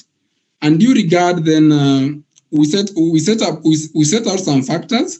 For example, you'd consider compliance, opportunity for compliance, inconveniences to an innocent party, availability of an opportunity to mitigate inconveniences, and the conduct of the offending party. Sometimes where there are procedural lapses, it's not sufficient for someone to rely on Article 159(2)(d) instead of correcting the wrong. Because then if there is a genuine procedural lapse, the other party has raised it, sometimes it would be more easier for one to attempt to correct the wrong, so that when the court is determining, it can say, yes, despite there was a procedural lapse, the offending party has taken a step to remedy it. Last slide for conclusions, please. So our conclusion at this point is that the superior courts should take deliberate steps to eliminate inconsistencies that have arisen from the past, so that these steps could include, for example, when the Court of Appeal takes a matter, for example, in the Martha Karua decision, it tried to belabor the need to ensure there is consistency in terms of approaching matters, for example, where it, in this case, where it was a failure to particularize results and the date when, including the date when the election was decided. There is also the need to be conscious about the history, because then if we have Article 159(2)(d), without looking at our past, where we have focused more on procedural technicalities, then the article may not serve us, especially given that from the past, from the 2013 and 2017 cycle of election petitions, there are repeat cases where procedural technicalities have been elevated to defeat substantive justice. There is also the need to weigh whether the other party suffers prejudice if a procedure is not complied with. That should be one of the considerations that the court should consider. Where a party has not suffered prejudice, then it may not be necessary to dismiss a petition or strike out a petition only because there was a procedural lapse. However, that may be mainly on a case-by-case basis. We can set clear guidelines that courts have to comply with. And finally, it's necessary that where there is a procedural lapse, litigants take key steps to remedy such lapses. At that point, we wish to stop. Thank you very much for your time.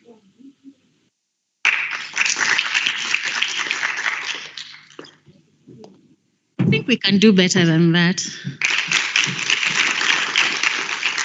Right. Thank you very much, Mr. Moroga. I'm hoping that you'll be able to still stay logged on as we still have a few more presenters left, and so that you're able to take any questions at the end of the session. For those who are paying attention, what did you notice? Mr. Moroga's presentation is quite similar to what our chief guest did today morning. So I'm very sure it's highlighted or answered some of the questions that you might perhaps have had that were not answered during the morning session. Now, I want to quickly move on to the next presentation, and this one is by one of our very own, Mr. Peter Kea.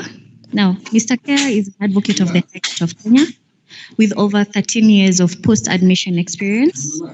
He has a master from the University.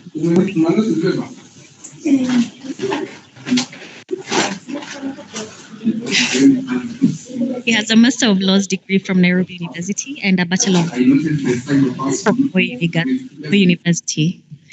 He also has a postgraduate diploma from the Kenya School of Law. Mr. Kea is an adjunct lecturer at the Kenya School of Law.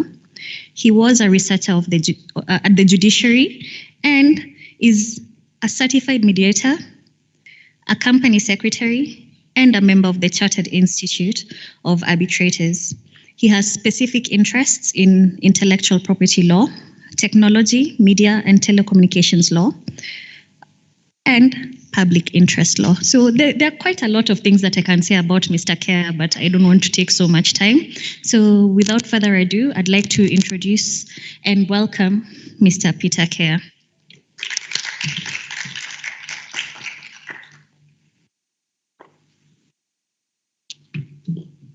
Good evening, everyone. All protocols observed. I think considering the time we have, there's something I like saying, and I'll say that good things usually come in small bits. So that is to mean that since I appear not to be, I am brief, so I'll definitely be brief. So there's so much to say, but fortunately, the things that have been said by the other panelists, Mr. Ochil there, and Mr. Omolo, readily flow into what I had to say. The only difference is that I'm going to give it a different angle or a different spin from it. So I would really not want to repeat what they have said. But basically, I was looking at how the prosecution of election offenses, but I was looking at it from election petition decisions. I see what was happening in the morning. There was so much that was being discussed about how courts handle matters. And I think the Supreme Court was ranking highly there as to the bashing that I could pick from some of the sessions. Unfortunately, I'm not going to do anything different. The Supreme Court came in at a very interesting time in terms of our history. So really the expectation on that court is a bit high because we cannot afford to lose our confidence in the judicial system. And again, what the Supreme Court does, it ends up binding the other courts below. But before I continue, let me just be very clear. I'm not speaking on behalf of the judiciary or the Supreme Court or any other affiliation that I have, so that if there are any views that may be extreme, then those ones are the extremely mine. So the summary, oh, I thought it was moving here.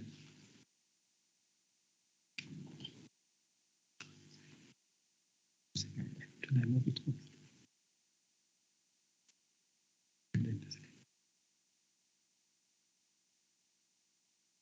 So basically, because I want to take less than 10 minutes, what I want to talk about is just the background that I'm sure, like I've said, the other speakers have already talked about it. So I really don't want to emphasize the fact that this is the third election under the Constitution of Kenya. And of course, in our normal election cycle, we usually have almost a predetermined set of developments. We'll always start by demonizing the election that happened. Then we'll always demand for reforms. We'll there follow it up with statutory enactments. All of it is aimed at having the sanctity of the electoral process. So reforms usually happen almost after just before every election cycle. So I'll be looking at the electoral offenses, then I'll just look at the legislative interventions, and then we'll have the talking points, which is actually the gist of what I wanted to talk about. So like Mr. Ochil already said, there was something that was happening in terms of election jurisprudence, and there are specific cases that I wanted to look at, because I don't want us to talk about the Constitution and the rights that give the political rights, the IBC, and the DPP's right to prosecute, because I think that is something that is a bit basic that all of us already know about. So coming to the Elections Act, Section 87, the one that Mr. Ochil was talking about, it is when the court was at the very first instance under the Constitution, faced with that question of dealing with electoral offenses. So my argument here, which Mr. Ochil alluded to, is that in an election petition, sometimes it's a bit difficult for the court to be able to do a substantive prosecution of that particular offense, even though there are instances which, in my view, they're usually open-ended in the sense that If, for instance, someone makes an admission that, yes, I did not do 1, 2, 3 in the context of an election petition, then should the court just look at it like that? Or should we still send it back to the DPP? Should we leave it to IBC? But anyway, what happened in the Wetangula case, which Mr. Ochil mentioned, is that the election court was being called upon to deal with an election offense. And in that particular case, you realize that there was an admission that voter bribery had actually occurred. And when you follow the Court of Appeal decision, it had actually went ahead to bar someone from vying, and that is the appellant. So when they barred that appellant from vying, then from where I'm looking at is that the whole objective of this electoral and the judicial system is to promote or enhance the sanctity of the electoral process. So if it is proved as a fact that I, a contestant, bribed someone, so do you think, again, there's any need for us to say that let's then give it to the DPP, let's probably send it back to IBC? So that is my point of interrogation in this particular presentation. And on that particular point, of course, that case by Wetangula and Mskari Kombo is probably what informed the enactment of the Election Offences Act, and that is where all offences were transferred from the Elections Act into that new particular act. Now, I don't know about you, but on my part, I'm yet to come across any substantive prosecution of electoral offences. Despite that one, as again Mr. Ochil mentioned, DPP and the IBC were expressly informed by the court that yes, there was a conduct that amounts to an electoral offence, so please deal with it. But as it were, the bigger question was, should he then just been allowed to continue vying? Because for us, or at least from me, if you are allowed to continue vying, then it defeats the whole purpose, because you'll just say, after all, I can just vie by the time the DPP has his 12 months, which have to run out quickly. So I'm trying to say that nothing really happened. And I'm trying to see if I'm the DPP and the matter has gone all the way to the Supreme Court, and despite admissions, they're not really sanctioning the party. So maybe that informed the DPP not to take any action, because he thought, well, if he has gone to the Supreme Court and nothing is happening, then I might as well spare my effort for something else. So basically, what I'm trying to advocate for is the fact that I think when courts are dealing with express admissions of electoral offences, then the courts have to take, I don't know what measure that should actually send the message towards helping in the prosecution of electoral offences. So Wetangula's case was just one of them, but we have the bigger questions or the bigger cases, and those are the presidential petitions. Now, when you look at Raila 2017, I'm sure I'll lose you on the slide. So, but when you look at the Raila 2017 case, of course, we all know, I'm talking about the first set of petition, which ended in the nullification. Now, among the things that the court expressly found was that there had been some, if I can call them, there are some things that the IBC was expected to do, which they had not done, and some admissions were made. For instance, when you look at the finding on paragraph 266, the court said that the respondent, that is IBC, was not in a position to supply the petitioner with all the forms. And then the argument that was given by the counsel during the presentation, of course, was also not convincing to the court. So in conclusion, there was a finding that there were some lapses that happened on the part of IBC that actually affected the integrity of the result. If you realize that by the time some threats were being done to pull out of the election, part of the reason was that they did not want the very people to again conduct the election, because there had been a prayer to bar some of the officials in IEBC and probably the CEO and the chair not to be involved in that election before, because if you have not delivered it on the first aspect, what do you think that in 30 days or in 60 days time you're going to deliver? And especially the controversy about the server and the forms and all that. So it means there was some gray area that still remained pending. But the court, when called upon to take specific action over specific officers, did not do anything about it. So in essence, my argument is it ends up validating or even emboldening the person, because I'll be saying, if the Supreme Court has gone through it and it still doesn't see a problem, then the rest of you can go hang. I'm still here to do what I want to do. Now, when it comes to the second presidential petition, that was the John Harun Moore one, again, there was some very interesting pattern of violence and intimidation and all that, to the extent that we did not have elections, I think, in 5 counties, most of which were deemed to be strongholds of the opposition at that point. So the court directly, when it was looking at the issues for determination, there was that one question. Was the election free from intimidation, improper influence, or corruption? Again, what did they say? They made a finding that there was no semblance of elections in at least 25 constituencies. Now, 25 constituencies, regardless of where they are, don't we think that threshold really means something about it? But again, what did the court do? It said, okay, I don't know whether they used the technicality argument that Mr. Omolo is talking about. Maybe there was substantive justice, but at the end of it, that election was validated. So interestingly, there's another election that came after that determination. And I think it must have been for the governor or the women rep or some or Senate. But in that particular case, there had been violence, there had been moments of violence orchestrated by some of the candidates. But when they were now being prosecuted or that issue came about in the election petition, they had a defense. They said, but the Supreme Court, if 5 counties, 25 constituencies, guys were beaten and the election was not found to be, it still met the threshold, then what is it? You don't have any issue with that. So in essence, from where I'm standing, because sometimes I think extremely, I felt that that is now an invitation to the candidates that all you need to do is round up about equivalent of 25 constituencies into your county or into your constituency, or just look at that threshold and beat those guys properly so they cannot participate in elections. Then when you come back, you have a decision from the Supreme Court. They say, yeah, guys were beaten, it's okay, but the election was okay. So again, I don't know, that is where now that argument for technicality comes in that Mr. Omolo was talking about. So like I said, mine was just to bring up a debate because I know there's more to interrogate these issues are. And in this particular time frame that I have, I really didn't want us to go so much into the detail.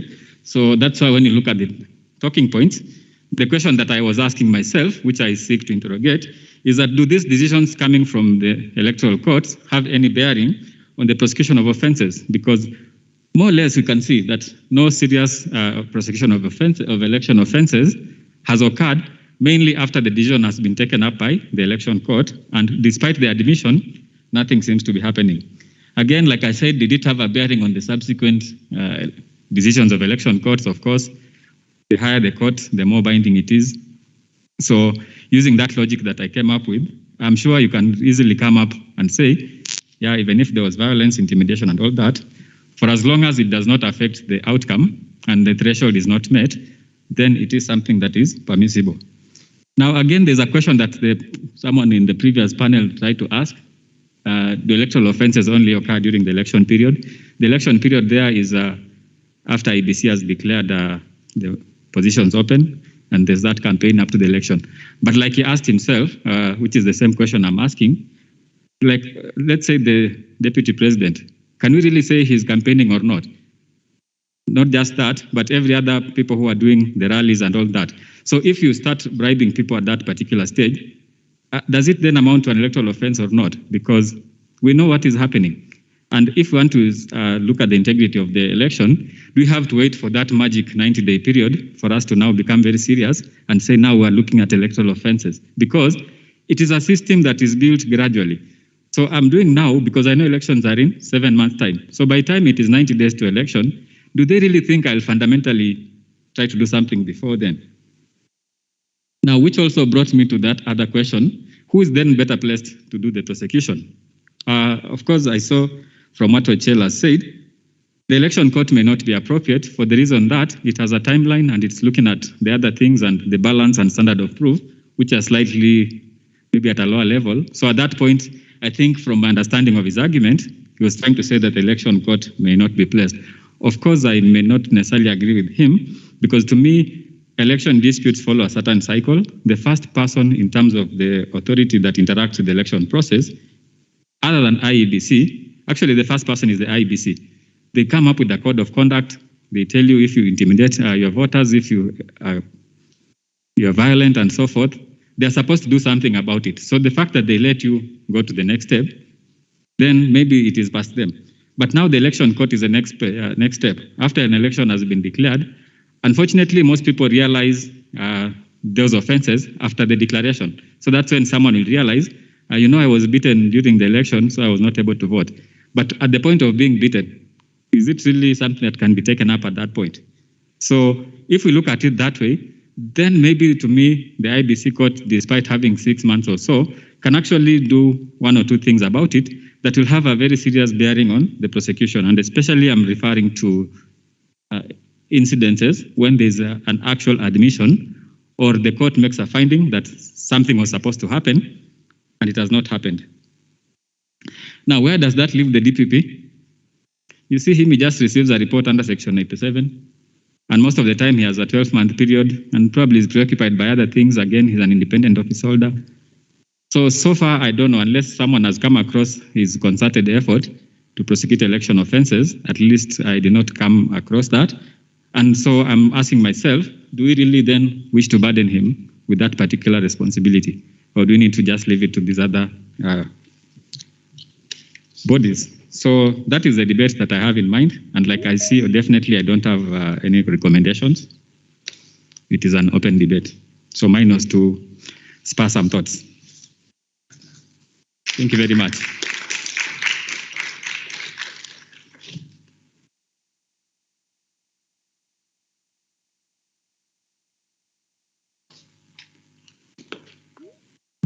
Again, I think we can do better than that, right?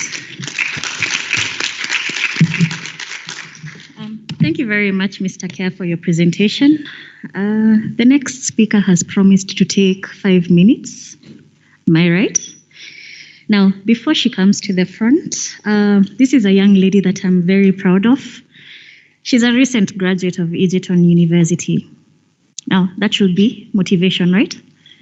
To all of you. I should be expecting papers from most of you, right? Yes. Now, Miss Fatima Raziq has co-authored a paper with Mr. Collins Odundo on the judicialization of politics. Now, Mr. Odundo is not going to be present. However, I believe Ms. Fatima is adequate representation. Mr. Odundo is a lecturer at Moi University School of Law. He's also a practicing advocate. He has a Master of Laws degree from University of Zimbabwe and a Bachelor of Laws degree from Moi University. Ms. Fatima Raziq is a passionate legal researcher, a recent law graduate of Egerton University, as I've mentioned, and hopefully she'll be my student next year, rather this year, right? Yes. So she's here to present her paper. Let us welcome Ms. Fatima Raziq.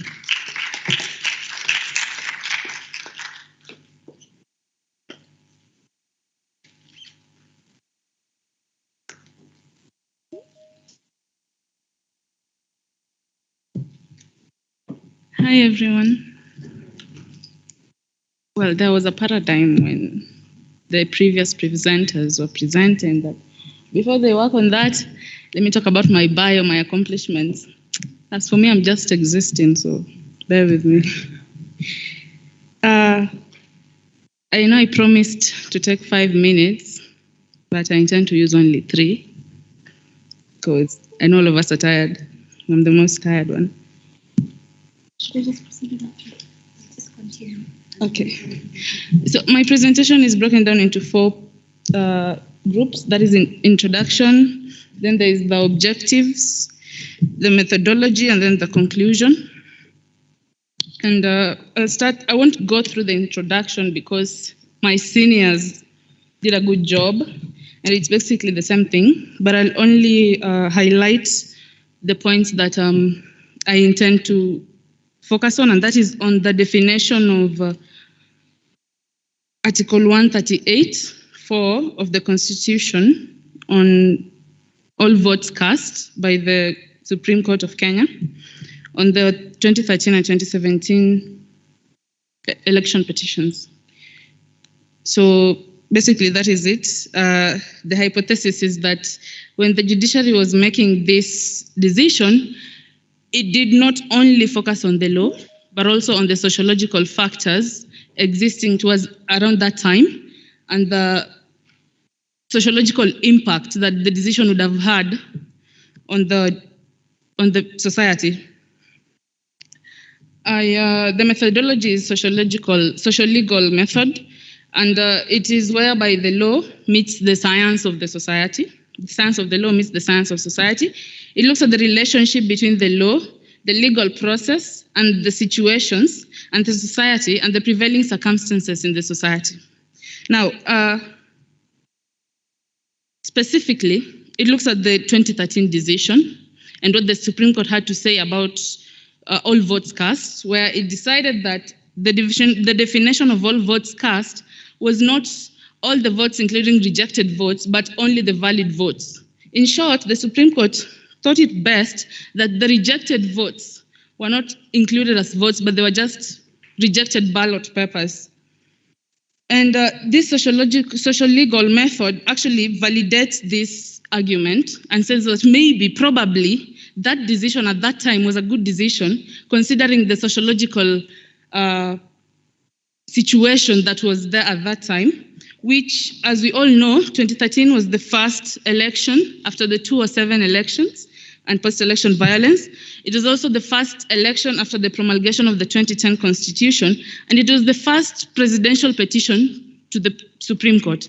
So there was a lot at stake, and the Supreme Court had, according to social legal method, to consider all these things. And I'll pose a theory to you that I based on while coming up with this abstract. What if the Supreme Court had decided that rejected votes were part of the all votes cast? What would have happened? Answer, that one.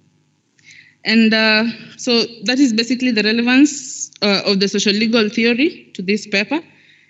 I believe I've taken less than 3 minutes, but my conclusion is that the judiciary appears to have a more sociological rather than legal influence in interpretation of the law and eventual determination of presidential election disputes. This means that in most cases, the end is justified by the means. The outcome would be a threat to the democratization process. In short, what I am trying to say is that while in 2013 that decision looked like it was logic, in 2017, when Raila asked the judiciary, or rather the Supreme Court, to change that decision to include rejected votes as part of all the votes cast, the Supreme Court should have considered this. Because at that time, the Supreme Court had become bolder in dealing with presidential election petitions. And also, by not considering rejected votes, the Supreme Court had actually derailed the democratization process, because even the rejected votes counts as something.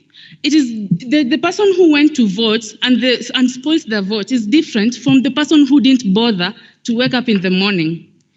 Because this person, and then the right to vote is actually categorized into 3 things. It's not just going to vote and having casting a valid vote. It also includes protesting, going to vote and deciding, actually, I'm just going to spoil my vote because I don't like the candidates. That is also part of the right to vote.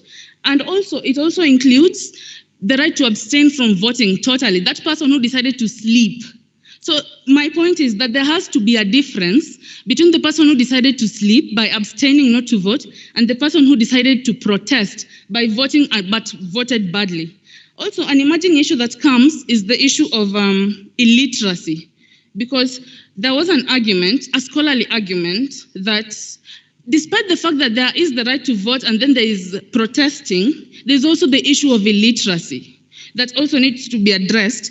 But I'm sure my seniors will do a better job in that, as I focus on just particularly the right to vote and protesting and abstaining from the right to vote. Thank you.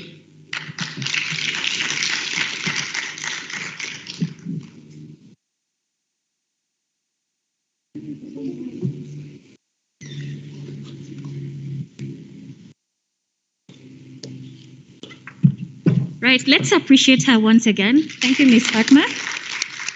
There's light at the end of the tunnel. Our last presentation comes from one of us, your colleague. His name is Mr. Eric Chegger. Eric Chegger has a Bachelor of Laws degree from Strathmore University and is a current student of the Advocates Training Program. Now, During my conversations with Mr. Chegger, he told me he has very many interests. He did not specify which ones, apart from mentioning that obviously anything to do with elections and electoral law is one of the interests that he has in following, right? So perhaps when he's here or during the tea break, he'll tell us more about the other interests that he has. His paper, very interesting title, Show Me the Money. A look into electoral offenses of voter bribery. Welcome, Mr. Eric Chegger.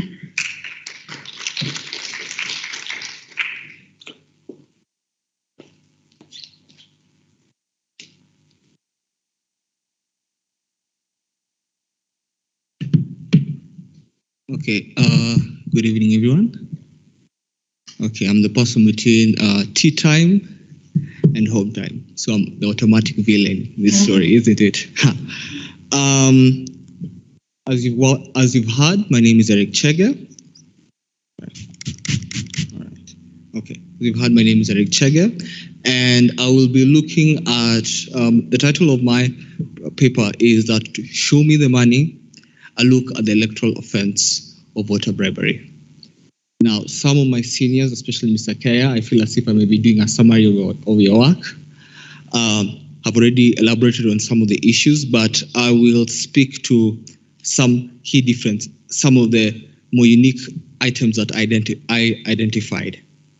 So the first thing is just to have a sort of background towards this presentation.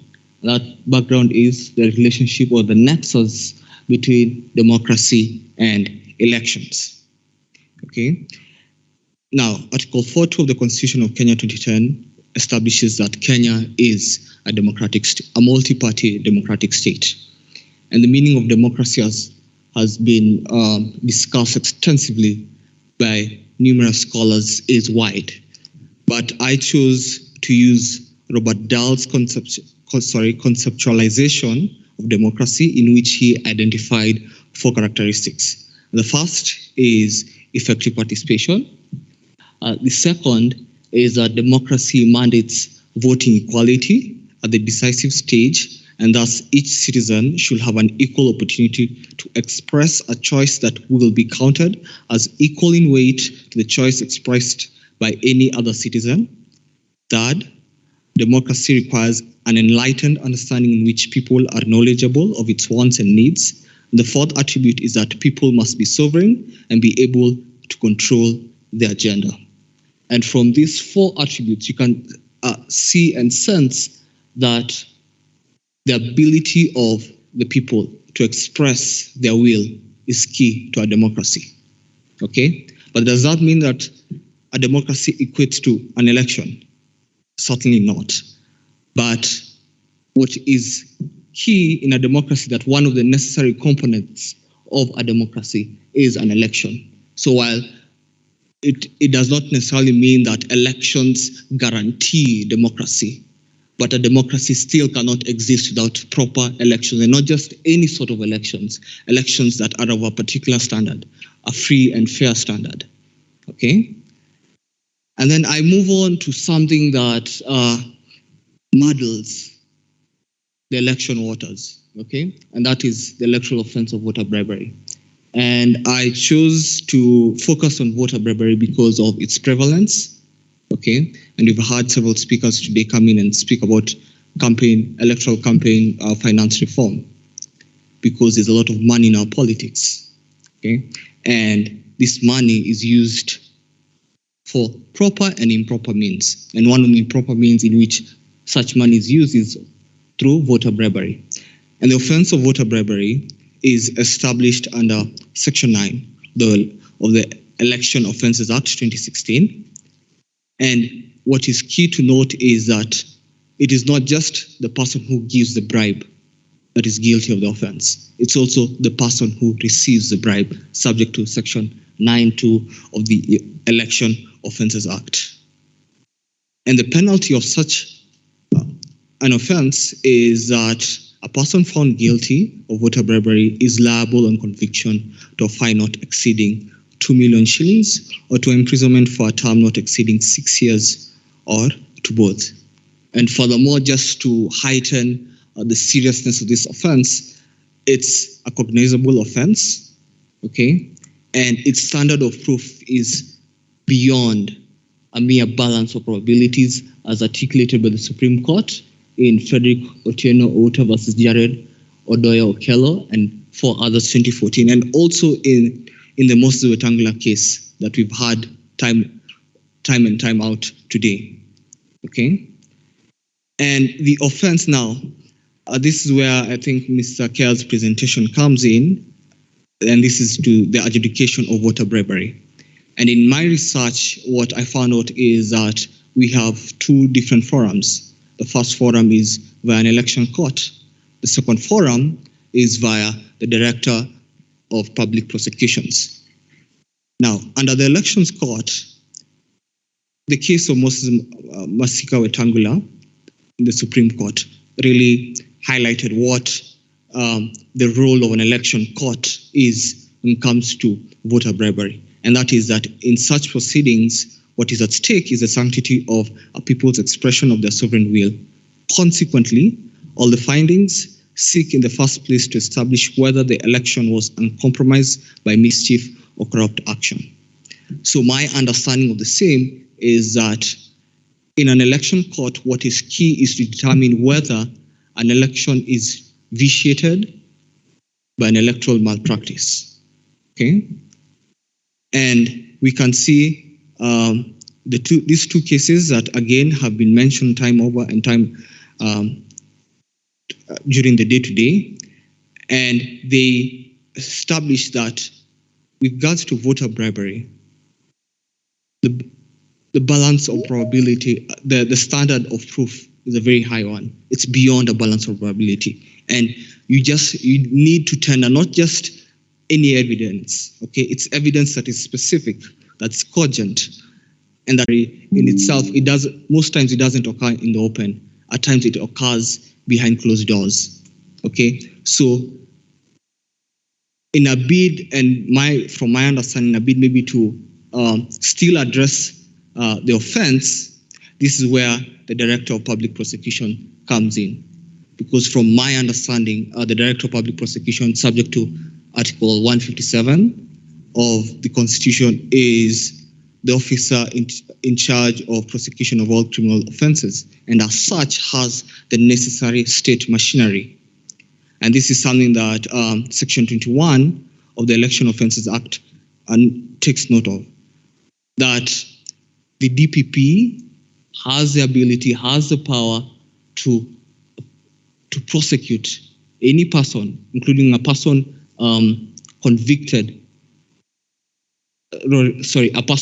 accused of voter bribery, and take him to a criminal trial. Now, the second way, which Mr. Kea had mentioned, is the issue that on the recommendation, subject to the recommendation of an election court, and that is subject to Section 87 of the Elections Act 2011, that amongst the many orders that an election court can make, one of such is that it can direct, or it can make a report to the Director of Public Prosecutions for the DPP themselves to institute criminal proceedings against now this offender. Okay, but once again, just as Mr. Kea has mentioned, it's the track record for the DPP is very checkered.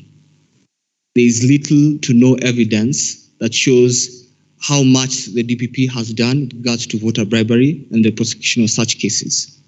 Okay, in the 2013 general election cycle, for example, the DPP, together with the Independent Electoral and Boundaries Commission, had handled a total of 86 cases on various election offences. However, the said cases were dismissed for a lack of sufficient evidence.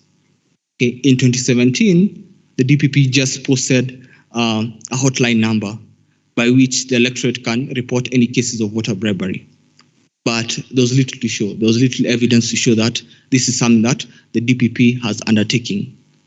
And even in the Moses Wetangula case, in which the Supreme Court directly instructed the DPP to investigate Moses Wetangula. They did mention they will investigate him, but nothing occurred. Moses Wetangula was able even to run for the re-election, in which he himself had occasioned the nullification of the election because of the voter bribery. So we see this checkered record that the DPP has. So to conclude, some of the recommendations that I noted is first, we need to, the DPP especially, needs to have proper capacity. And that is so that it can collect whatever necessary evidence that there is, and so that it can proceed to prosecute these people. Because again, if there's no deterrence mechanism, what deters people from acting in such a way? Okay, so to build the capacity of the DPP, especially since it is with the DPP that I found in my research that they failed to fulfill their mandate when it comes to the prosecution of voter bribery and other electoral offenses. Secondly, was the issue of campaign finance reform, and that is, as mentioned by previous speakers over here, that is Parliament, again, also has its own checkered past. The failure of Parliament to make proper legislation regards to campaign finance means that there is a lot of money in the electoral process. And as such, there is no deterrence mechanism for voter bribery or any other connected offenses. The third one is just a proper enforcement of the laws. As I mentioned, Section 9.2 states that a person who provides a bribe is guilty of the offense, but also a person who receives a bribe is also guilty of the offense. Why not enforce against the people who receive bribes also? Because there's never been any sort of report that people actually have been prosecuted for receiving bribes. And lastly, I think this is much more general to who we are as a people, and that is our culture, that it is our democracy, okay? And as much as we speak about laws and we speak about institutions, it is upon us to cherish our democracy. It's upon us to fight such ills, for us to stand for what is right, and so that our country can blossom and our country can be even greater. So I know I have rushed through the presentation, but I hope I've had your attention, and thank you so much for your attention.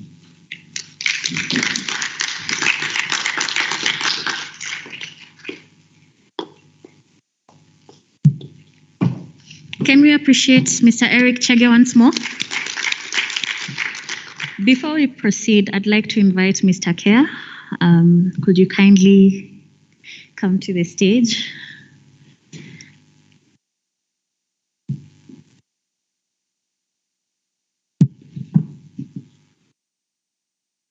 Right, thank you. Now, I want to proceed to the question and answer section. Our two panelists who did their presentation online are still available. So for any of you who may have questions related to their presentations, you can still ask those questions. The only request I have, be brief and to the point. So I will request try and take less than 1 minute to ask your question. And to the panelists, same request, although I will ask you to take maybe 2 minutes to answer the questions. So we have a question. Thank you for the wonderful presentations. My question goes to Moroga. Moroga was one of our students, and my colleague Kea. Since morning, we've been hearing people talking about bashing the Supreme Court. And Mr. Munyidia knows I'm interested in transformative justice. I don't know whether you looked at where we have come from. When you look at pre-2010 and post-2010, are we any better? Where are we? Where do we stand? Thank you. Thank you, Ms. Mongare. Good evening, everyone. Good evening. My question goes to, I don't know who will answer it, but I think yours is more of what he presented. It's part of, so any can answer. Is any of you suggesting that we should have a separate body to tackle prosecution of electoral offenses? Because there is obviously a quagmire in that sector, even though the courts, Supreme Courts in conventional election petitions can point out that there are specific offenses that have occurred and recommend prosecution. I've not seen one that has recommended prosecution, but anyway, let's assume they recommend prosecution of the offenders. Are you trying to suggest that there should be a body created, either between maybe some sort of collaboration between IBC and ODBP or something, so that they can handle this and they can specialize in this matter? Because as Mr. Kea has pointed out in a question, election offenses typically occur during the election period, which is usually not really defined. So that is my question. Thank you very much for that question. There's another question. Thank you for the presentations. Maybe to Mr. Kea and Eric. I wonder what is the role of the DCI and the Inspector General, because you mentioned that the DPP has failed to prosecute. Have you also determined that the Inspector General and the DCI have not presented the evidence or have not collected evidence? I would have assumed the DPP's role is to prosecute with the evidence given. Thank you. I believe this Mr. Kuloba and then Senior Munyithia. Thank you for the presentations, very thought-provoking. My question is simple. I think it's addressed to Eric. Have you considered this question of mens rea in election offenses? Because I think it may be very difficult, or it has been difficult to prosecute because of this element. Do you think we should make it a strict liability offense, so that if you are found giving anybody money during that period, that is considered to be sufficient? And again, the limitation of the period during which the offense is committed. Why should we say that it is only an offense during a certain period, but not before? Because people campaign for more than a year or 2 years, and you can bribe, depending on the influence can come much early, and it's a bribery. And somebody will remember to vote in favor of you just because you gave money 2 years ago. Thank you. Thank you. Senior Munyithia. Thank you very much. Maybe this will go to Kea. Do we need to consider having sanctions, and so to speak, for the people who start early campaigns before the actual campaign period has been cleared? We have seen that happening now in this country. What should be the sanctions now that we can put in place? And then to Fatima. Fatima, you have hinted to the question of rejected votes. I do know that in elections, we always have spoiled votes and we have rejected votes. Do you want them to be part of the total tally for the votes cast in determining the winner in our presidential elections? Because you refer to the 2013 petition by Honorable Raila Odinga. Thank you.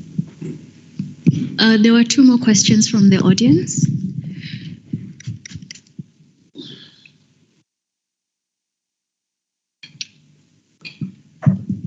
Thank you. I have a question to Mr. Eric and previous speakers. We've been talking about this offense of bribery. So my question is, what is the test for bribery for a politician? Like for instance, if you're a politician, people will flood your home. They need money to buy food. They need money to pay fee for their kids in school. Sometimes some just come, they need money to go and buy alcohol or whatever. So what is the test of bribery to amount to an offense for a politician? Thank you. Thank you. The final question was the gentleman at the back.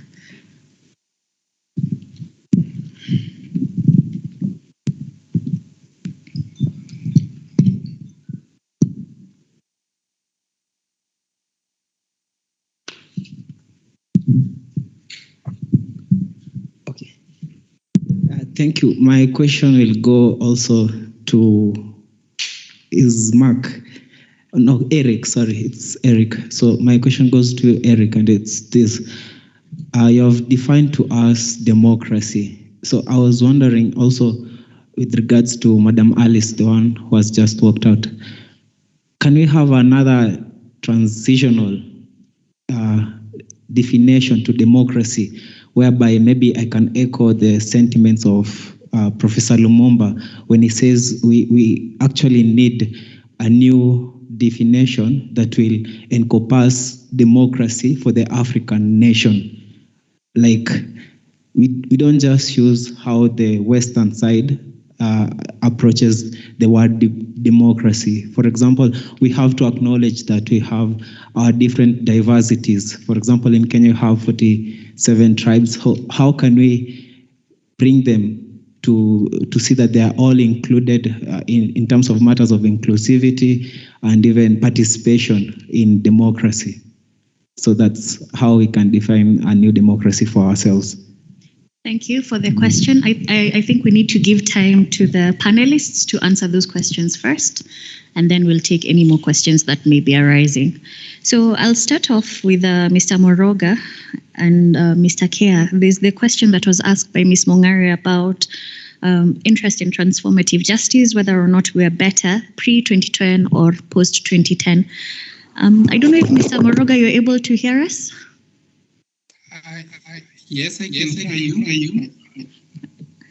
What will your comments be with regard to that question? Are we any better pre-2010 or post-2010 in considering transformative justice? Thank you for the question. It came from Ms. Mongare, who was my teacher back when I was at Kenya School of Law. So to answer that, it's not an easy question. However, I can say that there has been a shift.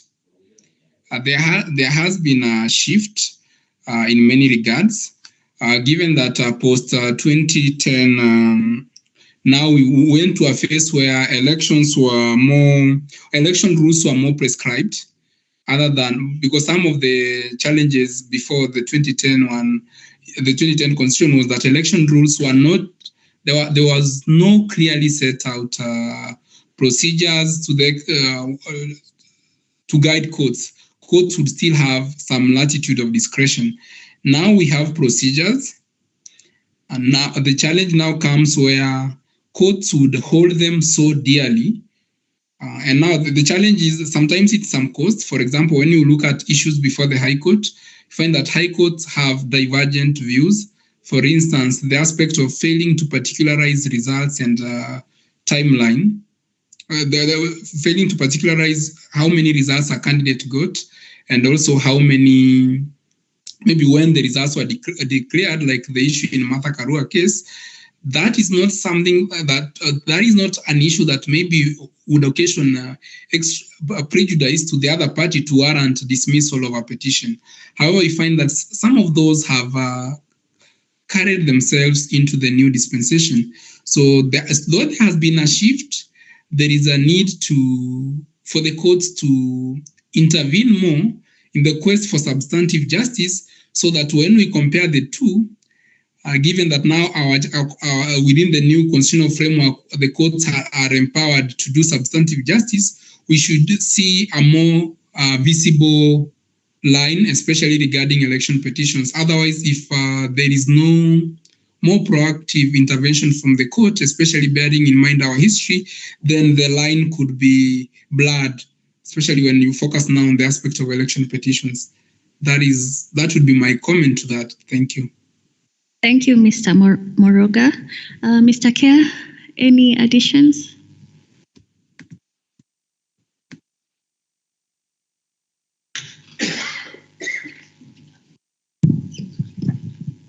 On the question of something else. Sorry? Only that question. No, there are other questions I wanted to ask you.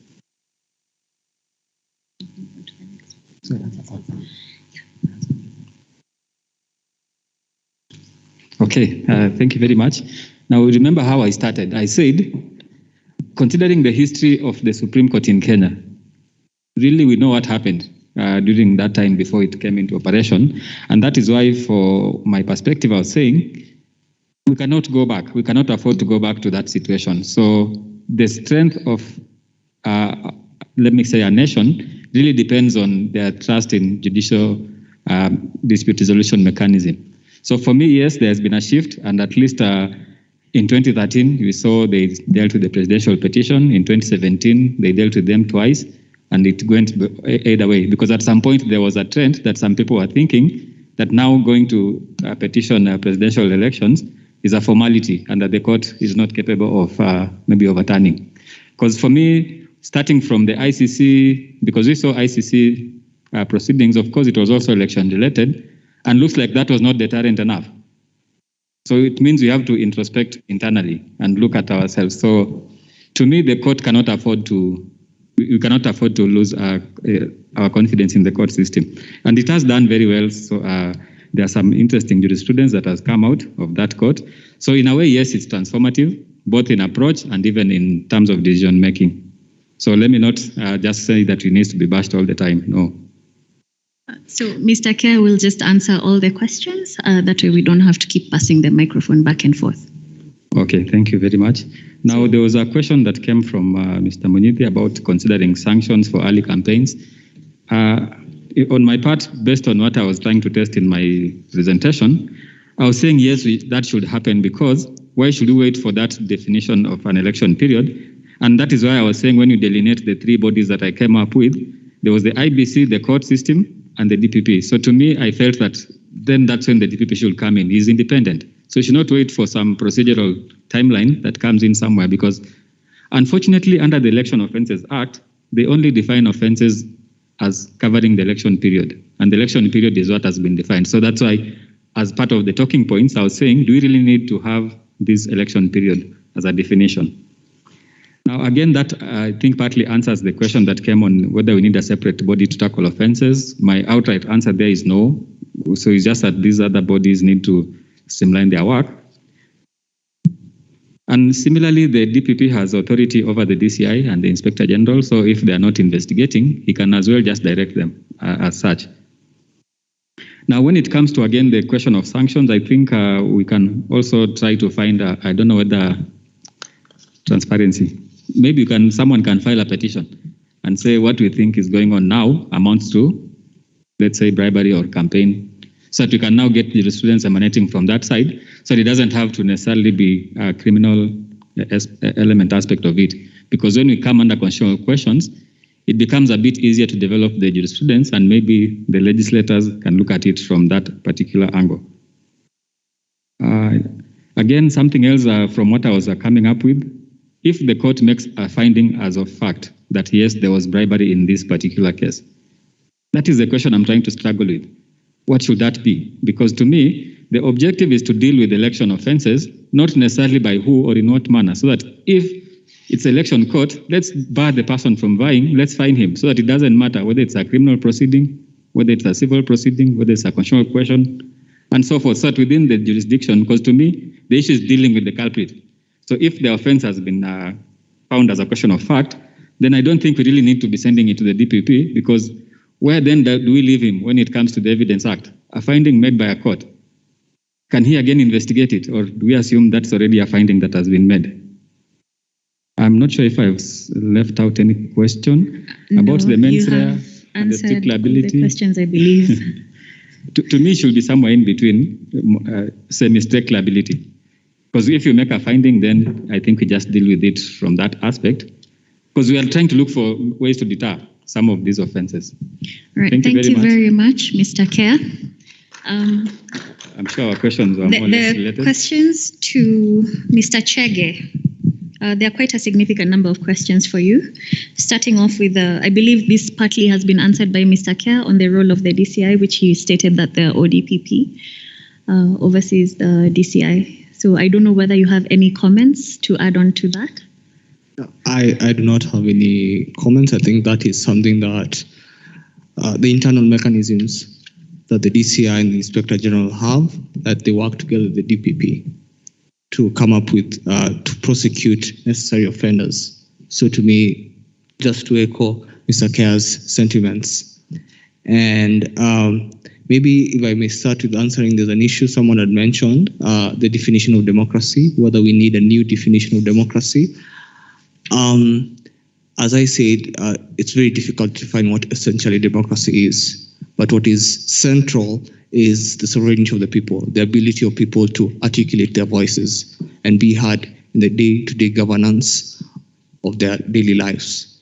So can we add a touch of Africanness? Without question, we are not the West, we are not Europe, okay? But what should always remain, regardless of whatever definition we choose to have, is that the people's voices can't be heard, okay? As to the test of voter bribery that Mr. Gollard asked, from my understanding of reading of Section 9 of the Election Offences Act, I think the test is pegged on the intention to influence an election. That when you're providing a bribe, when an offender is providing a bribe, it's the intention that the voter actually changes their vote or votes in a particular pattern. So to me, that is the test for voter bribery. As to the issue of mens rea and strict liability, I think there's a spectrum, because if we choose to go with strict liability, it's a very slippery slope, because yes, at times it's maybe a donation, but maybe at times it's a bribe. So if we just say if someone is caught giving out money and that is sufficient enough to charge them with an offense, I think that's a very slippery slope, because as we know, politicians are social people and are very busy people, and a lot of different people come to them with various needs. So as Mr. Kea said, I think a balance should be struck in the sense that voter bribery, in a sense, is, yes, it has criminal underpinnings, but it's also very difficult for a person to prove because of the nature, because of how it comes up, because of its harsh tones. So a balance should be struck in determining the mens rea of the alleged perpetrator. There's the question on limitation of time, the limitation period. Why is it that an electoral offense is only considered to be an offense if it's committed within a specific time? I think, okay, I'll just, echo Mr. Kea's sentiments in the sense that it doesn't also make sense, because such offenses, an election cycle is a very long period. It's not just past nomination and not just when people are voting. It's a whole process. So again, to me also, it doesn't make that much sense. And so that's what I would say to it. Yeah. All right. Thank you very much, Mr. Eric Chegger. So to Ms. Fatima, you had a question from Senior Munithia. Why is it, or rather, in your opinion, would you want rejected votes to be considered to be part of the tally during electoral petitions? Yes, this is my opinion and my paper's opinion, because the Constitution is very clear that for somebody to be declared a president, they must attain at least 50 plus 1% of the total votes cast. Now, if the total votes cast include the rejected or rather spoiled votes, then the percentage, the 50 plus 1%, would be different as if they were not included. And I'll give you a good example. If in a situation where there are 60 votes, and out of the 60, 35 are spoiled, and one candidate has 20 votes, and another one has the remaining votes, around 5. If the total tally was to include the 35 spoiled votes, the 50 plus 1% would be different than if they were not to be included. So it is very important to include the spoiled votes, because one, they look at the total value of all the people who went to vote, regardless of whether the vote is spoiled or not. And basically, it is also necessary for the democratization process, as I had addressed earlier. Thank you very much, Ms. Fatma. And with that, I'd like to apologize for being very nervous and not being able to fully articulate my paper well. But I implore you to read the final paper. You will truly understand where I'm coming from. You realize that the 2013 election, the presidential, was actually won on that question. Many people may not have realized that. So the petition that was the game changer in 2013 is that one that was filed by, I think it was Itumbi and someone else. And that was the question. So that when they factored in, had they factored in what Fatma is recommending, then the president did not have 50 plus 1. So after they excluded it, you realize that the difference within which the president won was with about 7,000 votes only. So it made quite a difference. Thank you very much. Let's appreciate our panelists. In the interest of time, you'll allow me not to take any more questions, and I will hand the program back to Senior Munyithia. Okay, thank you. I'm hoping that my brother Dudley was not having the final word to say. I noticed that nobody has a question directed to Mr. Dudley, whom I think and I believe is an authority. Could there be any question that was supposed to go there? He's been online. It took 8 minutes to present. He doesn't have. Just as that usually means that the presentation was well understood. Can we give a clap to our friends joining us online? And I'll ask that you carefully read the paper that Dudley is going to send to us. He is a frequent presenter in the Supreme Court. He actually practices in the Supreme Court ordinarily, High Court leading people. I'll ask the students to try and interact, especially his skills. For Fatma, don't worry. Next year when you come here, we shall train you in terms of making an opening statement. You have done very well. We didn't even notice that anything was undue. So I want to invite the Assistant Director to come and present gifts again to our panelists. I don't know those joining virtually, how they will be given that, but we have those joining physically. We'll organize how they'll give it. Anna Kuloba, please come. We'll organize how Dudley and Mariah will get their gifts because they joined us virtually. Please welcome. And I hope Karugano is there for the photos are very important. So I don't know, Maggie, whether there was an order or now they should receive, or we can start with Fatima. We start the senior most. Okay. So we'll start with Mwalimu Kea. Thank you very much for taking time to come. So followed by Mr. Chegger. Okay, Chegger, thank you once more. Thank you very much. Followed by Fatima, and thank you very much. And of course, regards to your colleague who could not make it here. Thank you. Right. Welcome. You can take a seat on behalf of I think the chair of the conference is not here. I can't see him. He had just gone to do something. We had a long day. We lost some hours in the course of the day, but we have tried to catch up. We have had people who followed us since morning online, and those of you joining us physically here. We want to thank you very much for being part of the 3rd Annual Conference of the Kenya School of Law at a time like this. Tomorrow, I don't want to say we have a sumptuous meal, but tomorrow's events are very important. If you looked at what we have tomorrow, we have the Professor Dudley Ochil, who will give us a curtain raiser. Then Ambassador Koki, who was not able to join us because of technical challenges this afternoon, will also be delivering our paper tomorrow, among others. And of course, we'll have other speakers as per the schedule. And then we'll have Honorable Senator Kasanga in the afternoon, speaking to us and giving the final address before we close.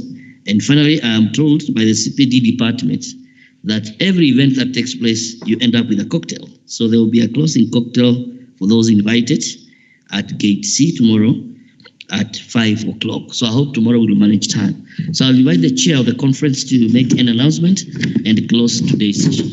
Dr. Kamoro, welcome. Thank you very much.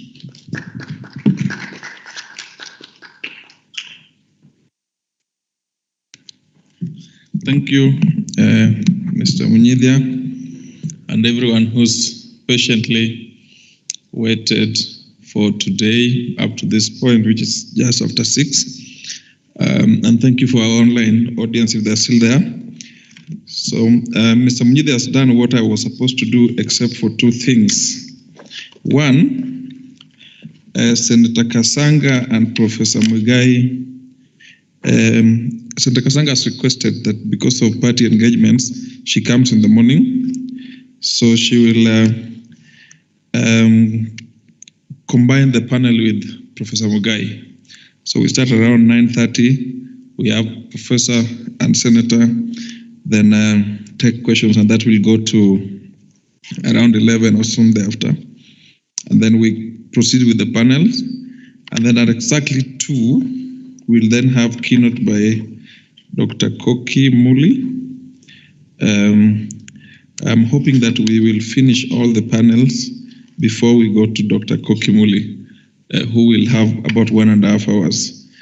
And thereafter, all those who are in attendance physically, including other invited guests who will specifically come for the, very senior people by the way, specifically come for the cocktail, will then proceed for a formal, informal cocktail, if you know what I mean.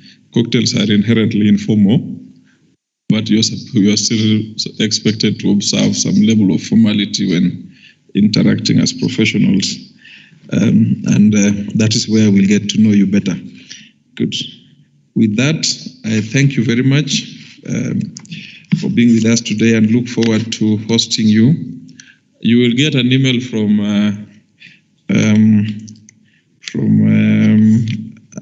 Anne Konuche, who will give you instructions on how we come tomorrow and the numbers and all that. We think we can accommodate slightly more. So we need physically. So she will be doing that, I think, by around 7, 8 p.m. Unless there's any other message from Isaac, do you have anything for now? Good. Do you have any announcement, Ruth? Good. So unless there's any other announcement. Yes. We still have tea, na niko mingi sana. Hata kuna ikitu naweza beba nyumbani. You know, when I used to be a student like you, and I was staying alone in Rongai, I was struggling to cook. So kuna some inaitwa cake kama nini. Hiyo pia inaweza kuwa dinner, si ndio? Yeah, so grab some. Hata chai ukiwa na flask unaweza chukua. Yeah. Don't shy. I understand the economic situation. When I was a student, it was very bad. I suspect it's slightly better. But wewe chukua chai, usipochukua itamwagwa, si ndio? Yes, nachukua cake na kila kitu. Sawa, asante sana. Tuonane kesho at exactly, if you know Professor Gidhi, you know is punctual. Yes, and he can talk things that you remember for the rest of your practicing career. So kuja at exactly 8:30 tutakuwa hapa, and you be as smart as you are, except for the cocktail. Thank you. Thank you. Thank you. Okay, thank you very much.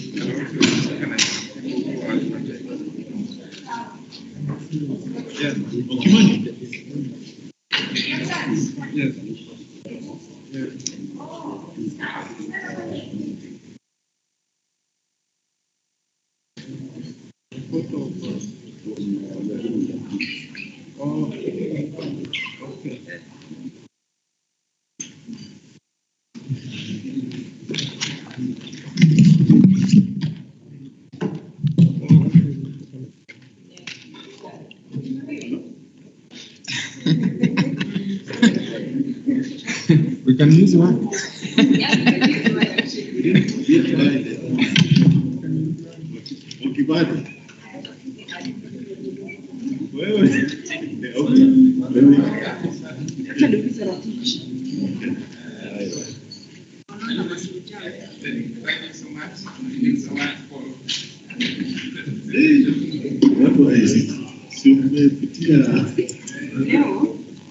What I was talking about, she's really, you see the stress. No, people are not addressing the problem. There are people saying there is no power. People are saying there is no internet. You have 3 lines.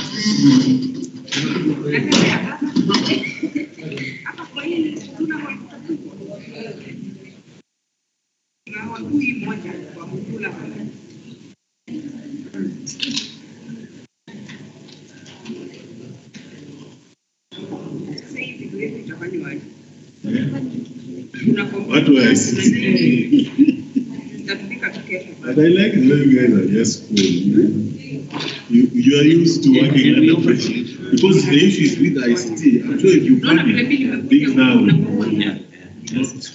Naomba unipige picha. Oh, okay. Nikupigia hapo. Unataka na simu? Si hata hiyo utaweza nitumia.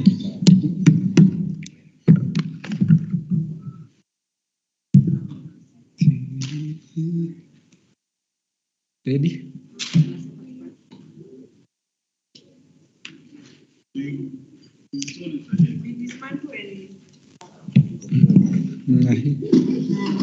You've got a way to send ama ni namba nitakupa.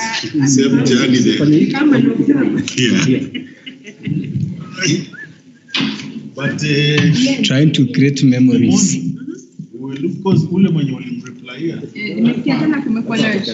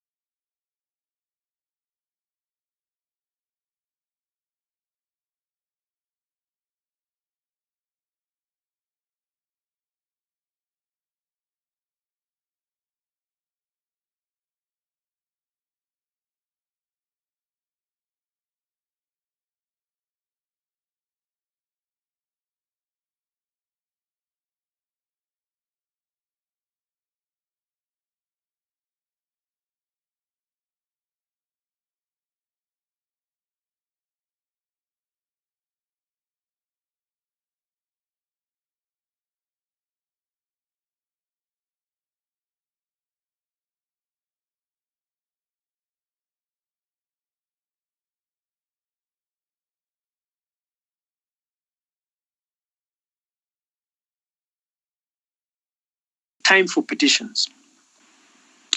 You know, it's between a rock and a hard place. Remember that you must determine these election petitions within a very short period because of the emotive nature of elections.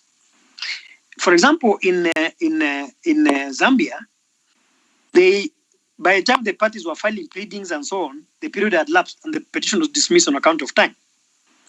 In Ghana, in the second last election before this one, Mahama's petition was determined after 1 year, long after Ado had sat in the office for a year.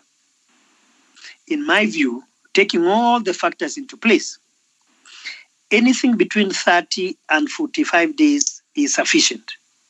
Even today, as you notice, although we hear the petition in 14 days, we end up rendering the final decision in 30 days. That is 44 days.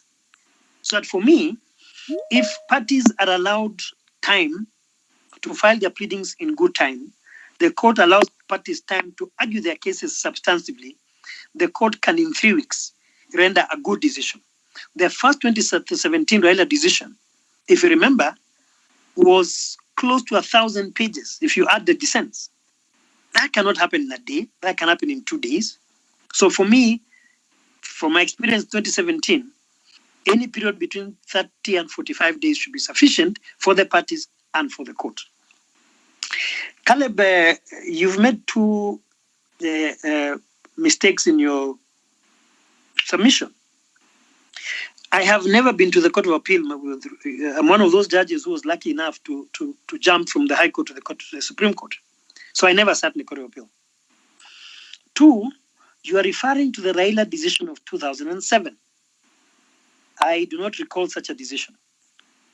What you may have been saying is what I said earlier, that because of the 2007-2008 election violence, because of the allegation that Raila had won the election, there was no confidence in the courts. And I said so myself. And I've said so elsewhere. I also said that, in fact, that time in 2007, we handled about 83 election petitions arising from other elections. Our obsession as a country with presidential election petitions is what the problem partly is. Now, have we as a judiciary lived up to expectation of Kenyans as regards our resolution of disputes arising from elections?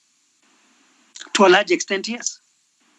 But remember, for every decision you make, there is one party that's happy, one that is unhappy.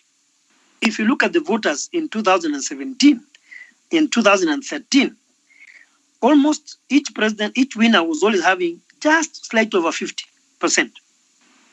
So that even if we were to render a decision whichever way, we will still have people who are saying, almost 50% saying, we are not happy with that decision.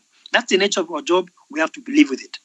What is important, however, is has the judiciary, has the Supreme Court looked at itself introspectively and said to itself, what is ailing us? What are our problems? And I think over the last 5, 10, 7, 8 years, we have had that conversation. Even as late as yesterday, when the LSK, the ICJ met the JSC to make demands as regards what kind of CJ they want, it is about transparency, it's about accountability of the judiciary to the people of Kenya. The judiciary does not have any authority beyond that delegated by the people of Kenya. So it's a continuous conversation. And when you come to the bar, wherever you're going to go, you have to add to that conversation. So for me, I mentioned the limitations, but I also mentioned the strengths. In my view, the judiciary of Kenya is very highly regarded. With all our problems, their judiciary is much, much worse, far much worse than ourselves. Let us never always throw our baby with the bathwater. An interesting and I think more fundamental question that you asked, Caleb. And I can tell you that even within the court today, there is still a whole debate as to this question of the binding nature of advisory opinions. You have seen that the court more and more has rendered itself on the terms recommendation, the term advice. And if you look, for example, at the Commission on Revenue Allocation case, where we interrogated the question of recommendation made by the Commission on Revenue Allocation to the Senate, we were categorical. We have also, in other decisions, determined what an advice is. We have also said what is binding and what is not. So I think your worry about advisory opinion number 1 of 2011, the court is lucky in that it can overturn its own decisions where it finds that it's wrong. I have very strong views myself about the binding nature of advisory opinions. But that's all I can say for now. I was not in the bench that determined those matters, and I have not sat in any bench where we have reiterated that the advisory opinions are binding. I think you'll hear from me in due course when the matters come properly before me. I thank you. Thank you. Thank you.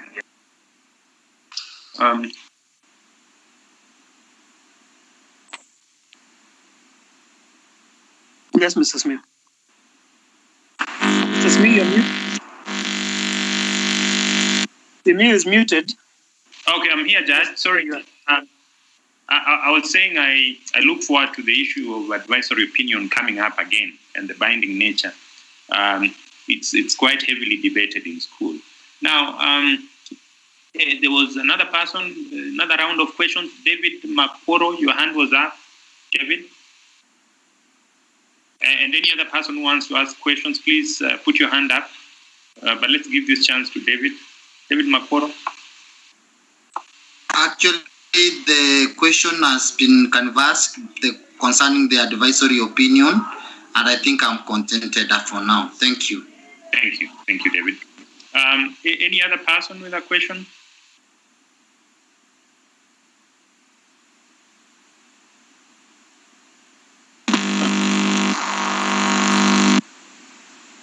Okay, Judge, I think let's look at the chat. For the time being, we can look at the questions on the chat. Emmanuel, you have a question?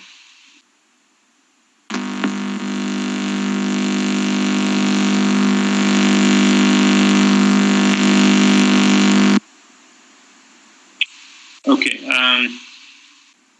Sorry, Judge, there is a question on the chat, not very clear to me, but yes, there's a question from Ivy Waloe.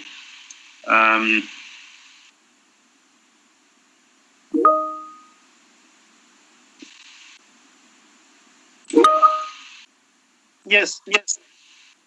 Sorry, I'm not seeing the questions very well. Judge, are you able to see the questions on the chat? Let me see, Ivy. Okay, probably, Judge, we just start right at the top. Yes, okay, go ahead. I'm having challenges. Okay, I think it's now back. There was a question by Caleb Omondi. It was posted at 15:10.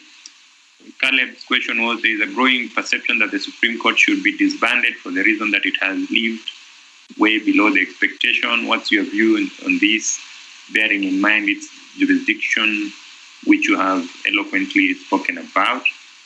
That I answered. Yes. Then Brian Odhiambo says, Your Lordship, kindly clarify on the place of injunctions and conservatory orders in succession matters. And then Kyle asks, are advisory opinions of the Supreme Court binding, and to what extent? I think, Judge, you've addressed that.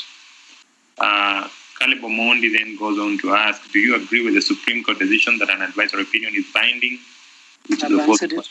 That you've answered. Then, please.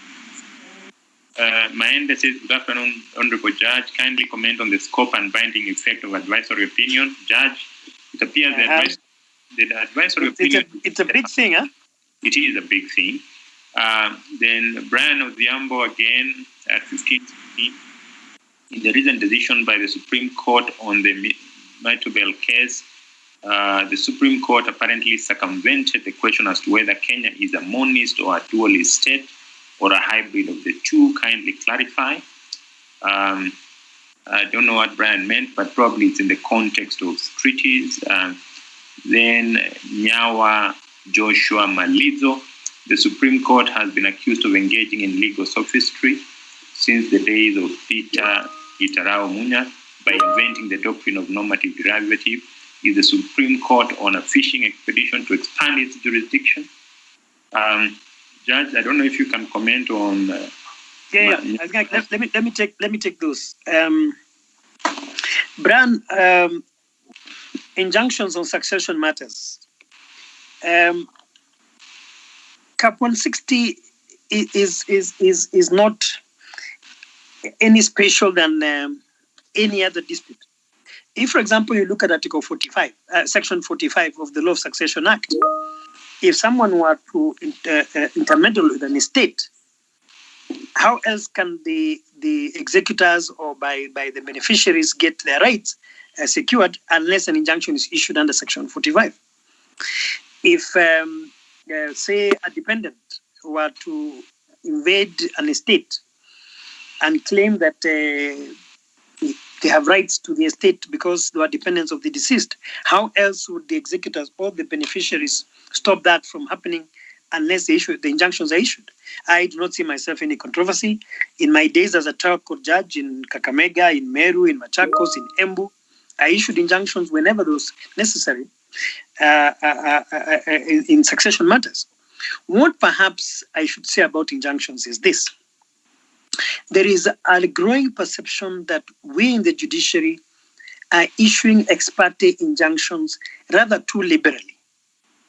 That should a person appear before you at 2 o'clock, they walk with an injunction at 2:30, and for the next 5-6 months, that injunction is being enjoyed. Or if you're a bank trying to sell some property, and someone walks in at 2:35, and they obtain an injunction to stop the sale, they'll enjoy the injunction for 4 or 5 years. So I think for me, the more problematic issue about injunctions is the manner in which even ex parte mandatory injunctions are issued. I think that's a cause for worry. I've spoken at judges' meetings around that question. And so for me, that is a bigger worry that I'm seeing within us as a judiciary. In Midubel, did we avoid the monist dualist principle? I think that issue didn't come out as clearly as it should have in Midubel. I think what came out more was the place of the UN guidelines and whether they're binding upon Kenya as a signatory to some of the convention that we quoted in that decision. And I think myself that once again, if you pick a judgment selectively and determine that the court has not addressed the question, then you're missing the fact that a judgment must be read holistically. What is the context in which that judgment looked at the monist dualist theory? It was in less than 2 paragraphs because it's not a fundamental issue that was raised in the pleadings. And Mitubel was a very complicated decision, as you noticed. One, the judge, in fact, for me, Mitubel should be looked at more in terms of the entrenchment of structural interdicts in our jurisdiction than anything else. Because that matter had to go back to the High Court for the High Court to make final orders as regards other issues. So I think to pick on the monist dualist 1 paragraph, pick on the UN guidelines 2 paragraphs, and forget the fundamental finding that structural interdicts have a place in our constitution is to misread the judgment. So I think that should not be the main focus of the judgment. There will be a case in which obviously Article 2.5, Article 2.6 will be fundamentally dissected by the court. And that case is not Mitubel. Mitubel had a wholly different focus. And the focus was on the issues that came out of the case. And remember, Mitubel came as a general public importance matter. The place of housing, the place of evictions, and the place of structural interdicts. It didn't come as an international law matter where monist dualist questions would be anchored in Article 2.5, Article 2.6. So I think let's read the judgment in its context.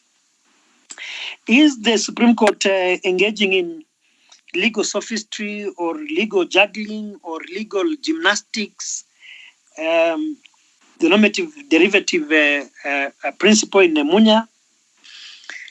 I think we must appreciate that every court, when the Constitution says that the Supreme Court is mandated by the Constitution to develop rich jurisprudence that respects Kenya's history and traditions and facilitates its social, economic, and political growth. That court cannot be a traditional court. It cannot be a court that looks to precedent only.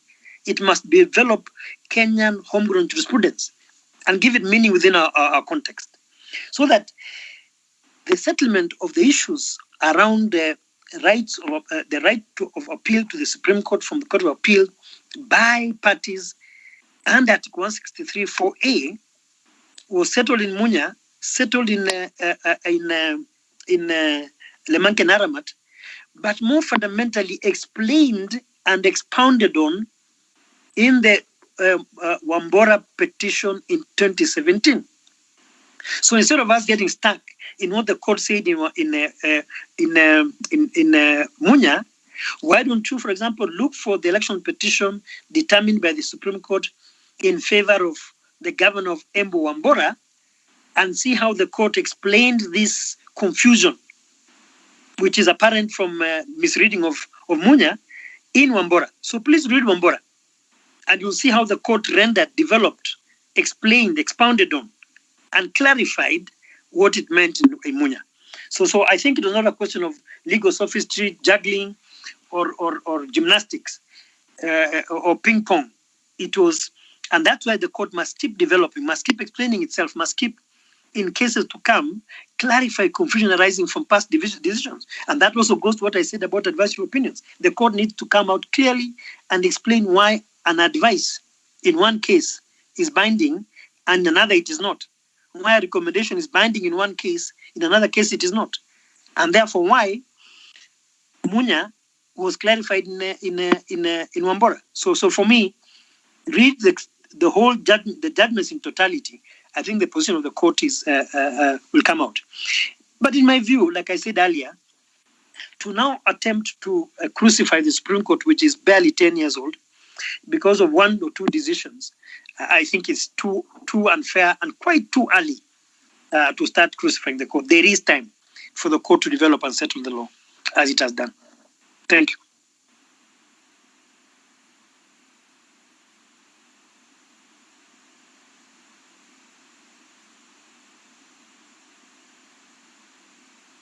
Thank you, Judge. I'm finished. Yeah, Judge, the other questions on the chat. At 1519, Ivy Waloy asks, good afternoon, Judge. What is your opinion on what the court can do to ensure court orders are followed? Then 1522, Otieno Clinton asks, was it normal that all the Supreme Court judges stayed away from sending applications to fill the position of CJ? Is there something to fear about the position? Does the popular presidential election dispute in 2017 have something to do with it? And then the third question at 1528, good afternoon, Your Lordship. My question relates to the Supreme Court's decision in the case of Mohammed Abdi Mahmoud versus Ahmed Abdullahi Mohammed and 3 others, where the Supreme Court upheld the governor's appeal despite the governor not having relevant academic credentials on the basis that the question of a university degree is a pre-election dispute. In my opinion, despite the court interpreting the law correctly, the interpretation led to an unjust outcome.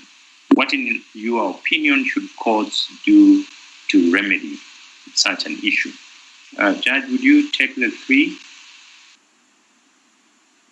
Well, thank you very much. I think one of the, speaking as a judge now of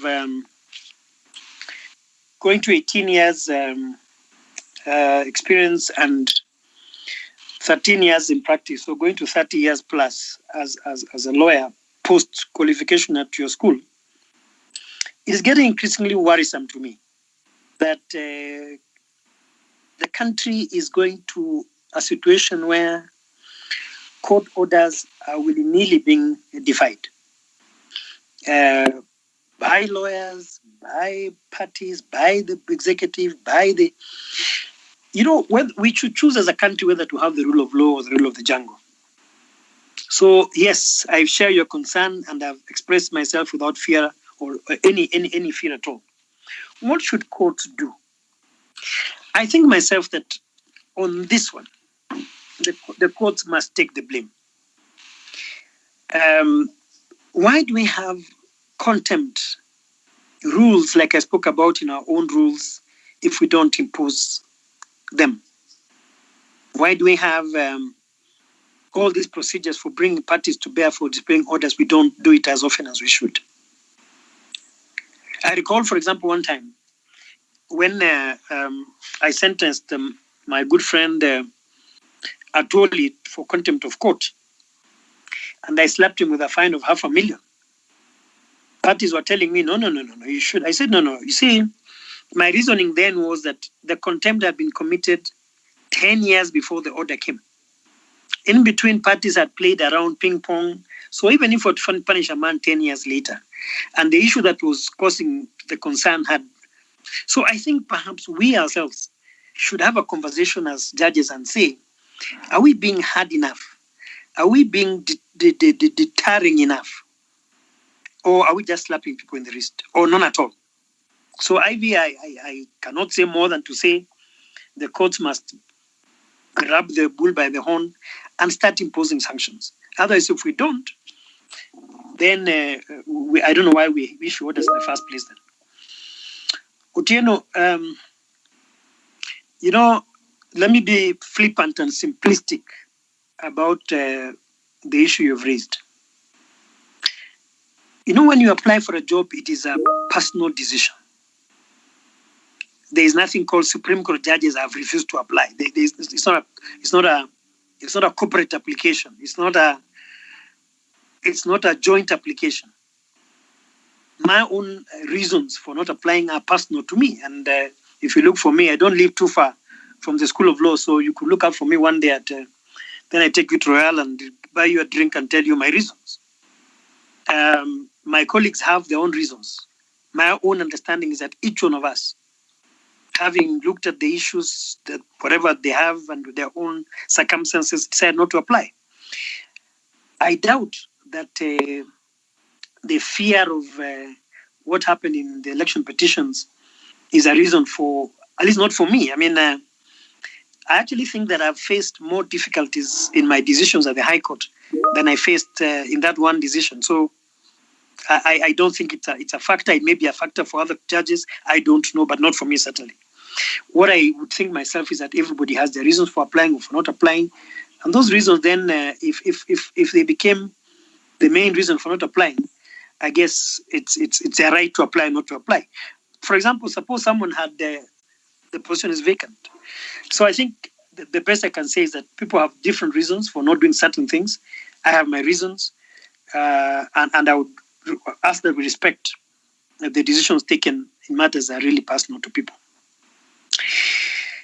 On the Wajir decision, Mohammed, first of all, I was hoping that who had asked the question, whoever had asked it would say that I have read your dissent. Did you read my dissent? Who asked the question? Mr. Simi, who asked the question? Let me just, I think it's Muhammad Ali, let me see. No, Alex Mwendia. Alex. Yes. Yes, so I would have expected Alex to say, Judge, I have read your dissent and I agree with you, I don't agree with the majority. Because in that decision, if you remember, I dissented. And like any judge, you must stand by your dissent. But also as any judge, I must live by the decision of the majority.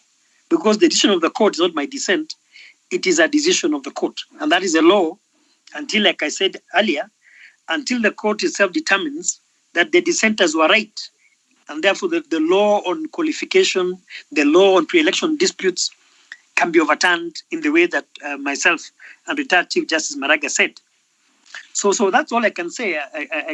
You know very well the old story that dissents sometimes are prophetic and they become the law 10, 20 years hence. And Lord Denning is quoted as being one of the more forward-looking and prophetic dissenters. I'm hoping that my dissent will become prophetic in the same manner. That's all I can say about the Wajir decision. Thank you, Judge. Judge, we have just about 14 more minutes, so allow me to engage you more. Go ahead, please. Judge, I've been informed that the offer for a drink has received 350 acceptances. You should be prepared. I'm ready. Okay, thank you. Now, Judge Mohammed Ali at 15:30 asks whether a judicial officer implicated in corruption should step aside. At 15:32, Lelei Prudence says, "Good afternoon, Your Lordship. Expound on the appeal process in the Supreme Court, the documents to be filed, timelines, and rules applicable." Then number 3, Kennedy Odoyo wants to know at 15:33 what your opinion is on the issue of stepping aside in courts of public officers implicated in corrupt practices. Is stepping aside grounded in any legal parameter? Judge, you can take the 3. Yes. Mohammed and Odoyo, juicy as the question is and burning as I am to answer it, those matters are before my court, including one that is pending judgment. So I would, with respect, ask that I defer those questions to my next session. Once the decisions have been given and the court has rendered itself as a court, then I can comment on it. But for now, I'm afraid those matters are both before my court and also the courts below.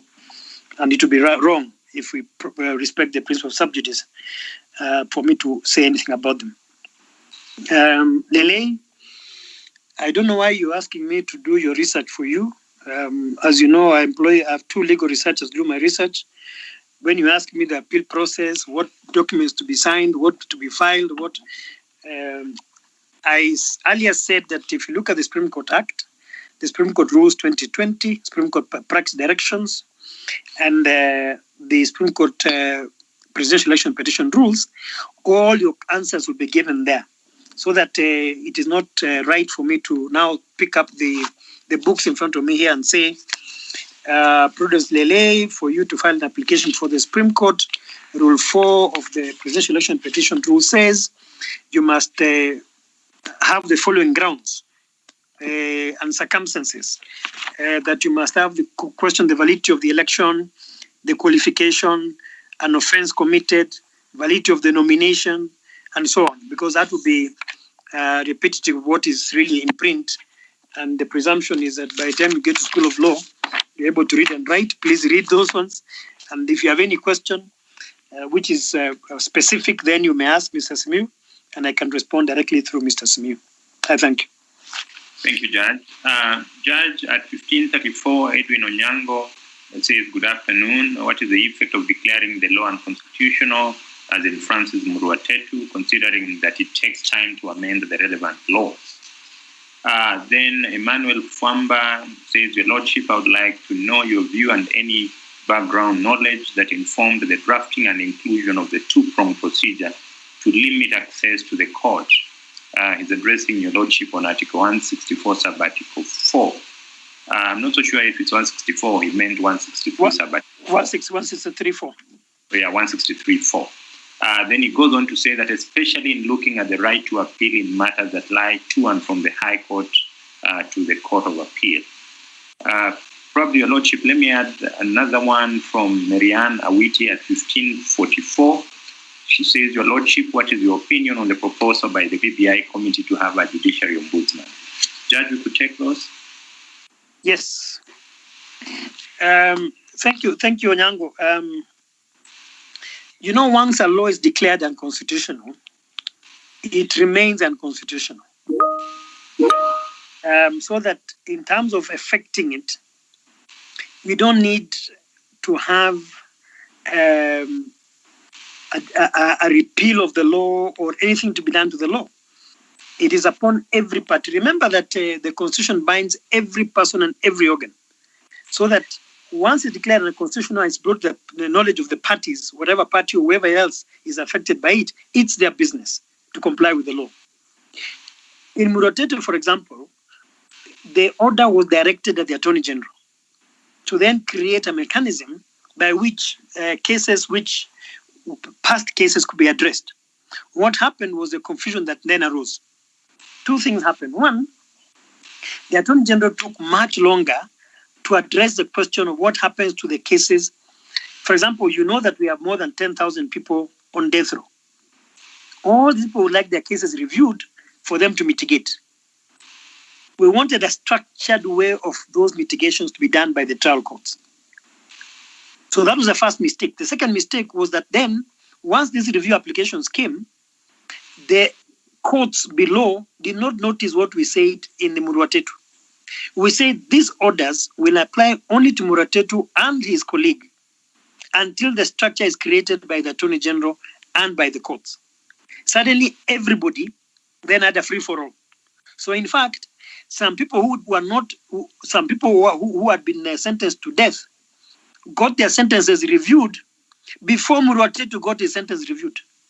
In fact, I doubt that Muratetu's sentence has been reviewed. I think it was hard. I have not read the judgment or decision in which it was reviewed. So it was a procedural question, I think, which we are concerned about. The second problem that arose was this.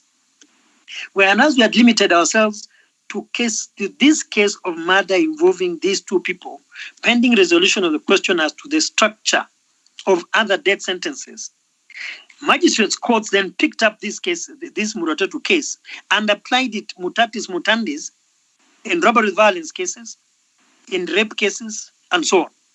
So I think it was the effecting of the decision, implementation of the decision that created the confusion, not the decision per se. And that's all I can say about that. What created Article 163.4? In most jurisdictions, the apex court has a very limited jurisdiction. In trying to craft that limited jurisdiction for our Supreme Court, after back and forth and debates with all these professors and others, it was agreed that two fundamental principles must be applied. One, constitutional questions must be determined at the highest court. Hence, Article 163.4a, that where a matter involves the interpretation and application of the Constitution, then you shall appeal as a matter of right. And we then explained how those matters must take a trajectory of interpretation from the High Court, the Court of Appeal, to the Supreme Court. And so it's all about the supremacy of the Constitution. The highest court really must be able to interpret and apply the Constitution because it is the Constitution. That was the reasoning for the first question. The second question was matters of general public importance. And again, you can see the reasoning behind that jurisdiction. You are saying some matters require finality by the apex court because they transcend the specific circumstances of the parties who had initially filed the case. And therefore, matters that go to the public, like matters about the environment, effluence, matters around deforestation, matters around housing, and so on, squatters, evictions, which affect more than two people, a defendant and a plaintiff. Such matters ought to be determined at the highest court. That was the reasoning in my recollection about these two jurisdictions. But there was a jurisdiction that, by the way, we have all forgotten, which is very unique, that there are instances where an appeal can come directly from a tribunal to the Supreme Court. And you'll all remember that that jurisdiction has not been affected at all, yet it exists. So that in Rule Section 17 of the Supreme Court Act, before you come and say, I'm appealing from any other court or tribunal apart from the Court of Appeal, the rule says that the section says you must show why your appeal can come, say, from the cooperative tribunal to the Supreme Court. And that was a very limited jurisdiction in the event a matter was so fundamentally important that it could jump the hierarchy of courts to the Supreme Court. But again, that has not been affected. No matter has come of that kind, and no party has been able to justify what is so fundamental that you cannot go through the appellate mechanism. So that is the reasoning behind those provisions. Marianne, you know the judicial ombudsman is a question in the referendum. This question also is pending before the Supreme Court, and we are coming for mention of the referendum cases on the 16th of March.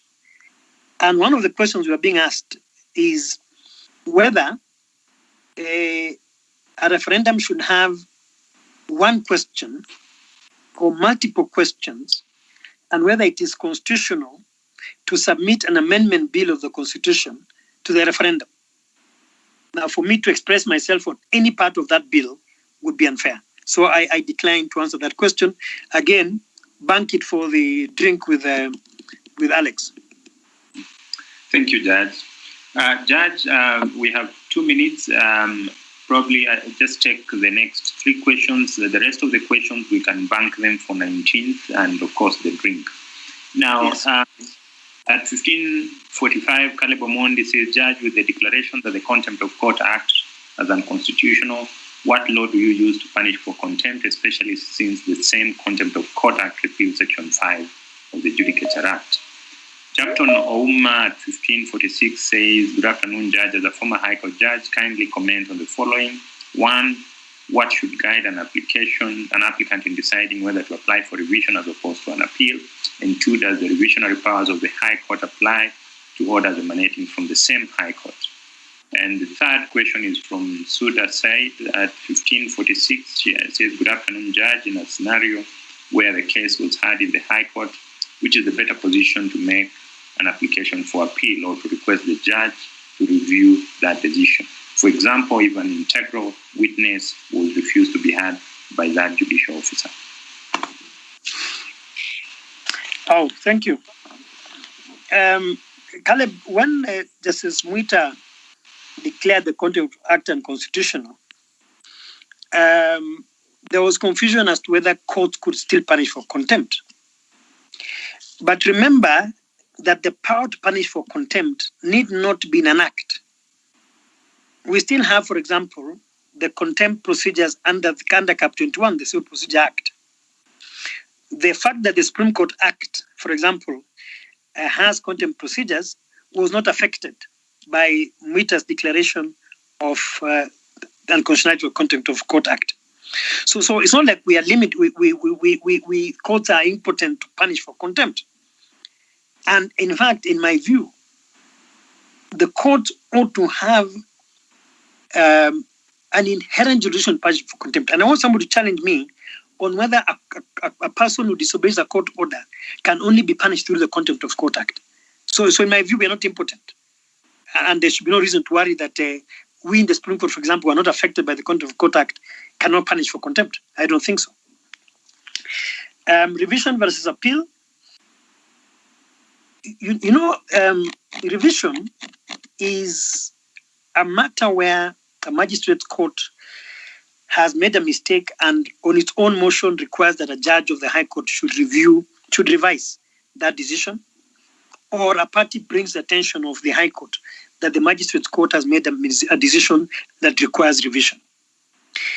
Ordinarily, it is not a substitute to an appeal. But in some instances, ordinarily it's within ongoing proceedings. So that if you revise a matter at the end of a ruling or at the end of a decision, one must be careful to only seek a revision on a matter that you are certain is a fundamental error that must be revised. For example, where somebody has been sentenced to, say, if the law says maximum is 3 years and you get 7 years, obviously, that requires a revision. Why do you go through the trouble of an appeal? But the presumption is that you are saying, I don't want to be sentenced to 3 years, to 7 years. I want to be sentenced to 3 years. Who wants to do that? So an appeal is wholesome. It takes the question of conviction. It takes the question of sentence all together. But if you choose, in your wisdom or lack of it, that you want to go for revision on sentence alone, so be it. So really it's about on a case-to-case basis and depending on the circumstances. Same with the Suda's question. In civil law, the grounds for revision are not necessarily the grounds for appeal. So that you can only go on revision if you are certain that you fit your case within the grounds of revision. Grounds of appeal can be as wide as you want them to be. So again, it's on a case-to-case basis, but I've seen parties that go for review, the review is denied, then they file an appeal against the review. And that for me is not wise. you must make up your mind that if you're going to go for review, use the review procedure. If you want to go on appeal, use the appeal procedure. So really, again, it's on a case-to-case basis, in your circumstances, and what wisdom is guiding your decision. But that is all I can say in those three questions. Thank you very much. Thank you, Judge. Judge, it's 3 minutes past 4. I know these guys need to scatter to different classes. I want to tell them that we are sorry the technical hitches we had at the beginning. The ICT has promised to do better. I know we are still hosting Judge on the 19th of this month from 11 to 1, and we will practically have 3 hours so that all the questions come in, we can spend the entire lunchtime with his lordship, and from there we can go for that famous drink. I want to ask one of the class reps, Marianne Awiti, to give a fairly short vote of thanks to his lordship on behalf of the afternoon classes. Marianne, are you here?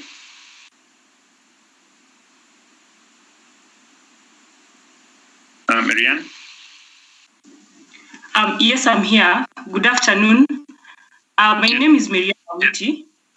Your Lordship, on behalf of every student on this call, we say thank you for finding time to share knowledge with us that you've accumulated over the years.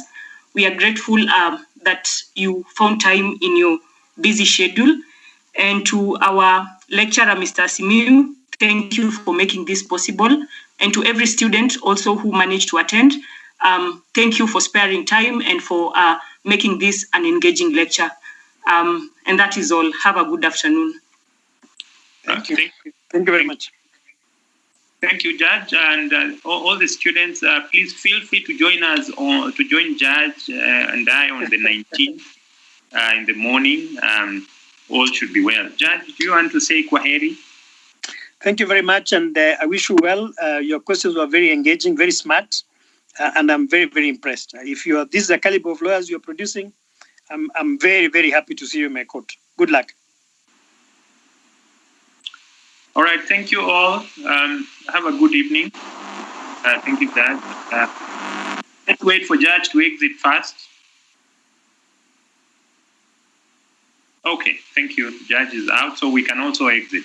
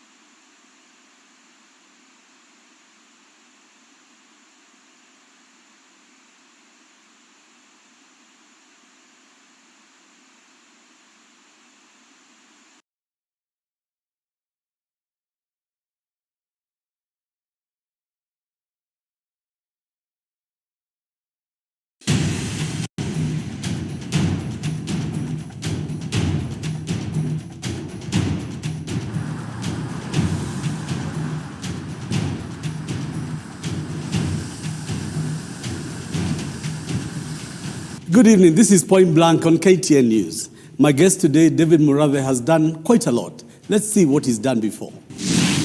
David Murathe's political ambitions began to show while he was still a university student and was the Secretary of Academic Affairs for the student organization SONU in 1979 to 1983.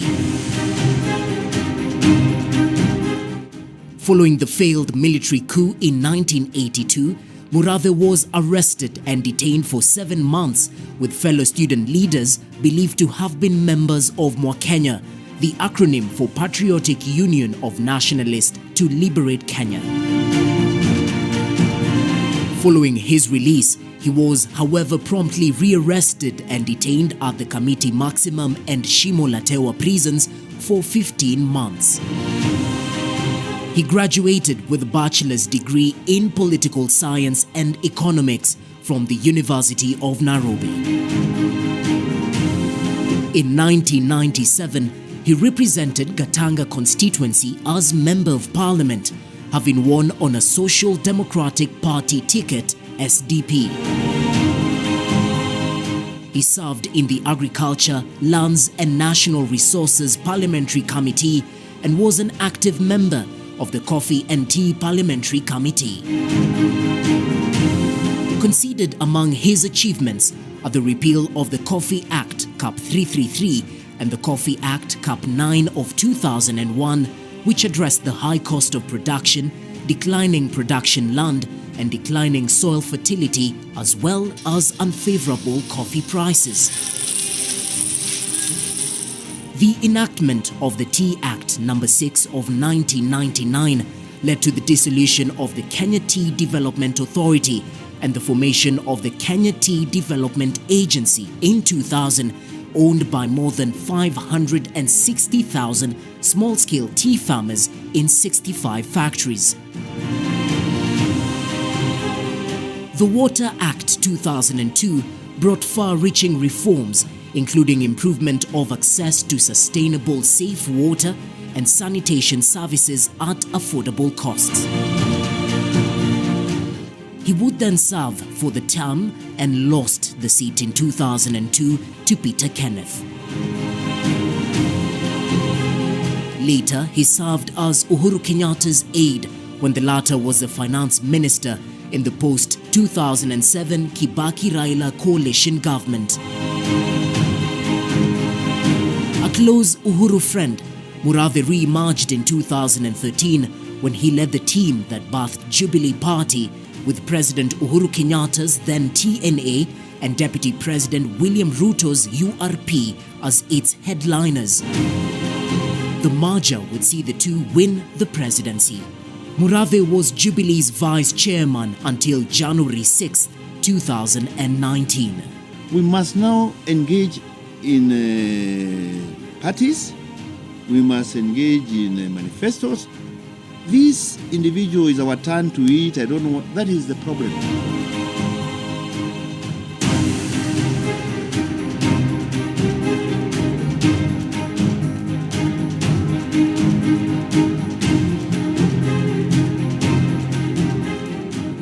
Good evening. You're watching Point Blank on KTN News. My guest today, David Murathe wa Cairo. Karibu sana to KTN. Thank you. Thank you, Tony. Thank you for having me. Karibu sana. Thank you. Now, David, there's been a lot in the news. Certainly, right. I know we're going to talk about a lot of things, right, including the state of the nation. Right. But I wanted to take the country back, right, to the formation of the Jubilee Alliance Party, right, that later became Jubilee Alliance. When you look back at the ICC, because at the point where Uhuru Muigai Kenyatta was charged at the ICC, right, and William Ruto was charged at the ICC, right, there seemed to be the basis for marriage. Let's start there. How do you recollect the coming together of Kenyatta and Ruto? Well, Tony, the coming together of the president and the deputy president was the coming together of two communities. It was not about two individuals. It was about two communities which had hitherto been at war with each other. And more important than anything else, we wanted to guarantee a peaceful election. It was about a peace dividend. It was about that no other Kenyan would ever go to war on account of an election. And so the main protagonists, the two warring sides, needed to come together. Now, Uhuru happened to be the leader of the Mount Kenya nation, and William had since become the de facto leader of the Kalenjin community. So it's like when we needed to guarantee that peace dividend, the leadership of the two communities needed to work together and come together, and it was not easy. We had several meetings. Joshua Kutuni Charles Keter, William Ruto himself, people like the late George Thuo, the former PS Energy in Njoroge's house. And we went through these motions and agreed, let's come together. Of course, there were people who were feeling maybe you should lock out Raila in your corner, we would lock out Raila in ours, and then come together in a runoff scenario. Obviously, I remember mentioning once to the Deputy President, by the time they are thinking of coming together, they would be at The Hague, and they would probably be in jail. And so he thought through it, and he agreed with us that if you can actually then come together in a runoff scenario, you might as well try it with the first round. And it was a question of getting our elders to sit down. We talked to our elders, they talked to their elders, then we brought the elders together. The two teams now came together, communities, not individuals. Yes, David, Tony. I'm asking this because Kenyans really need to hear from you. Yes. You were then there. Yeah. Because the Deputy President has said on several forums now that The Hague was a setup, that somehow some politicians, namely Raila and others, sat down to conspire in order to send Uhuru and Ruto to The Hague. You are saying that communities came together in order to defeat elections. Is there any truth in the fact that there was a setup by some sections of leaders to kind of put The Hague? Because I thought The Hague, they invited themselves by the deaths. That It was about the persons bearing the greatest responsibilities in terms of the perception and in terms of the Waki report. Remember, there was a lot in the Waki report which was called the in-camera version, the in-camera sessions, where people gave evidence in camera. And that is the envelope that Kofi Annan took to Ocampo. And the contents of those informed the court about who are the people who need to be prosecuted, or the people whose prosecutions needed to be confirmed. Remember, this post-election violence was not actually just against Kikuyus. They even attacked the former President Moi's farms, and they even killed some of his cattle. It was really not about setting up certain persons. Obviously, the persons who should have borne the greatest responsibility for the post-election violence was Kibaki and Raila. Those were the competitors. These were the people who were in the race. Kwa sababu David, nakuuliza kwa sababu mwananchi wa kawaida, they say that if you change the political, if President Kenyatta, for example, reshuffled the cabinet or somehow did not support William Ruto's bid for 2022, before we come to other matters, on the issue that the ICC was some kind of signature in blood, that somehow mutaona, if you don't, we paid a price together, it's as though it's a covenant. It is a threat that central Kenya people in Rift Valley live with fear, that somehow if this arrangement with Ruto and Kenyatta does not last to 2022, there is this kind of undertone. And I wanted you to deal with it squarely. Tony, that cannot be correct. For example, who knows whether William will be there in 2022? It is not a covenant between two people. And I want people to be very clear here. And there's this narrative that if people from Mount Kenya, for example, do not vote for the deputy president, the Kikuyu community in the Rift Valley, watapigwa. And actually that actually puts the DP in a very awkward position, because the protagonists of those pronouncements are actually then saying he's the owner of the war, that he's the one who makes people go to fight, so that if he's not elected, then people will be killed. I thought the whole idea here was to make sure that no other Kenyan ever fights on account of the political outcomes. And I can tell you, Tony, for free. Yes. 2022, we know the formations that will be in the game. There will be a formation led by Raila Odinga. I expect people like Kalonzo, Musalia, Gideon, and probably even Uhuru to be part of that formation. William will also have his own formation with the Duales of this world, the Kindikis of this world, etc. But Tony, I can tell you for free, the passion and the turnout that has been witnessed in Mount Kenya, particularly in the last two elections of 2013 and 2017, it cannot be guaranteed. So, David Murathe, I want to ask you point blank. Yes. This is heavy. Right. You're saying Uhuru will not be idle in 2022. He has said it himself. Uhuru spoke in Nyeri, and he said, don't write me off just yet. And what I support may shock some of you. He said it. I'm not saying it. So, David, he's the one who said it. So, point blank, David, yeah. How are MPs? I think they are a gang of 25. Yes. They seem to like to talk at the stairs of Parliament. Right. And they seem to attack Raila. Right. So really you're telling me they're attacking Uhuru? Because by in other extension, words, when you attack the handshake, either you don't understand the philosophy behind the handshake, or you're deliberately being used to propagate another narrative. Everybody agrees, the whole world agrees, not just Kenyans, that this handshake was good for Kenya. This country, handshake stabilized the country. The handshake brought about peace. People are going about their business, Tony, without fear of demonstrations or actions by activists, stone throwers, etc. People are working, Tony. And Kenyans are not so much about government. They are about you being able to create an enabling environment for them to do their thing. As I come to the handshake, I'm taking you back to your words, right, that there will be a political formation. Right. And those formations, one will be Ruto and one will not be Ruto. Of course. And I'm putting to you that the MPs who purport, Yeah. coming from your region, Right. and you are the immediate former vice chair of Jubilee, Right. and they are MPs at Jubilee, Yes. and they are saying Yeah. and defying what you are saying. Are you telling me that they are not fighting the handshake, they are fighting Uhuru? I'm asking you point blank. Nobody can purport that they have no idea about what the intention of the president or what the wish of the president would be. The wish of the president is to stop the 2022 campaigns. Those guys, every weekend, are about 2022 campaigns. So, to that extent, yes, they are defying the president.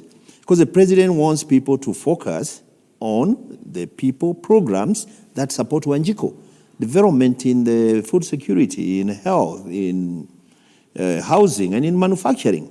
So if you do not focus on those 4 pillars of the wish of the president, and you go about talking about the next president, obviously, yes, David, you are defying the president. So clearly you're not taking this line down. I saw you in Gatanga at a church service with Minor Commander, with the former presidential candidate Peter Kea, and a group, Wambogo from Nyeri. Mutahi Kagwe was here the other day speaking for the president. Yeah. Are you saying that Central is reorganizing itself? Because it seems that some MPs have gone wayward. Is it the reality that there's a new political, would you like to say, contest in Central?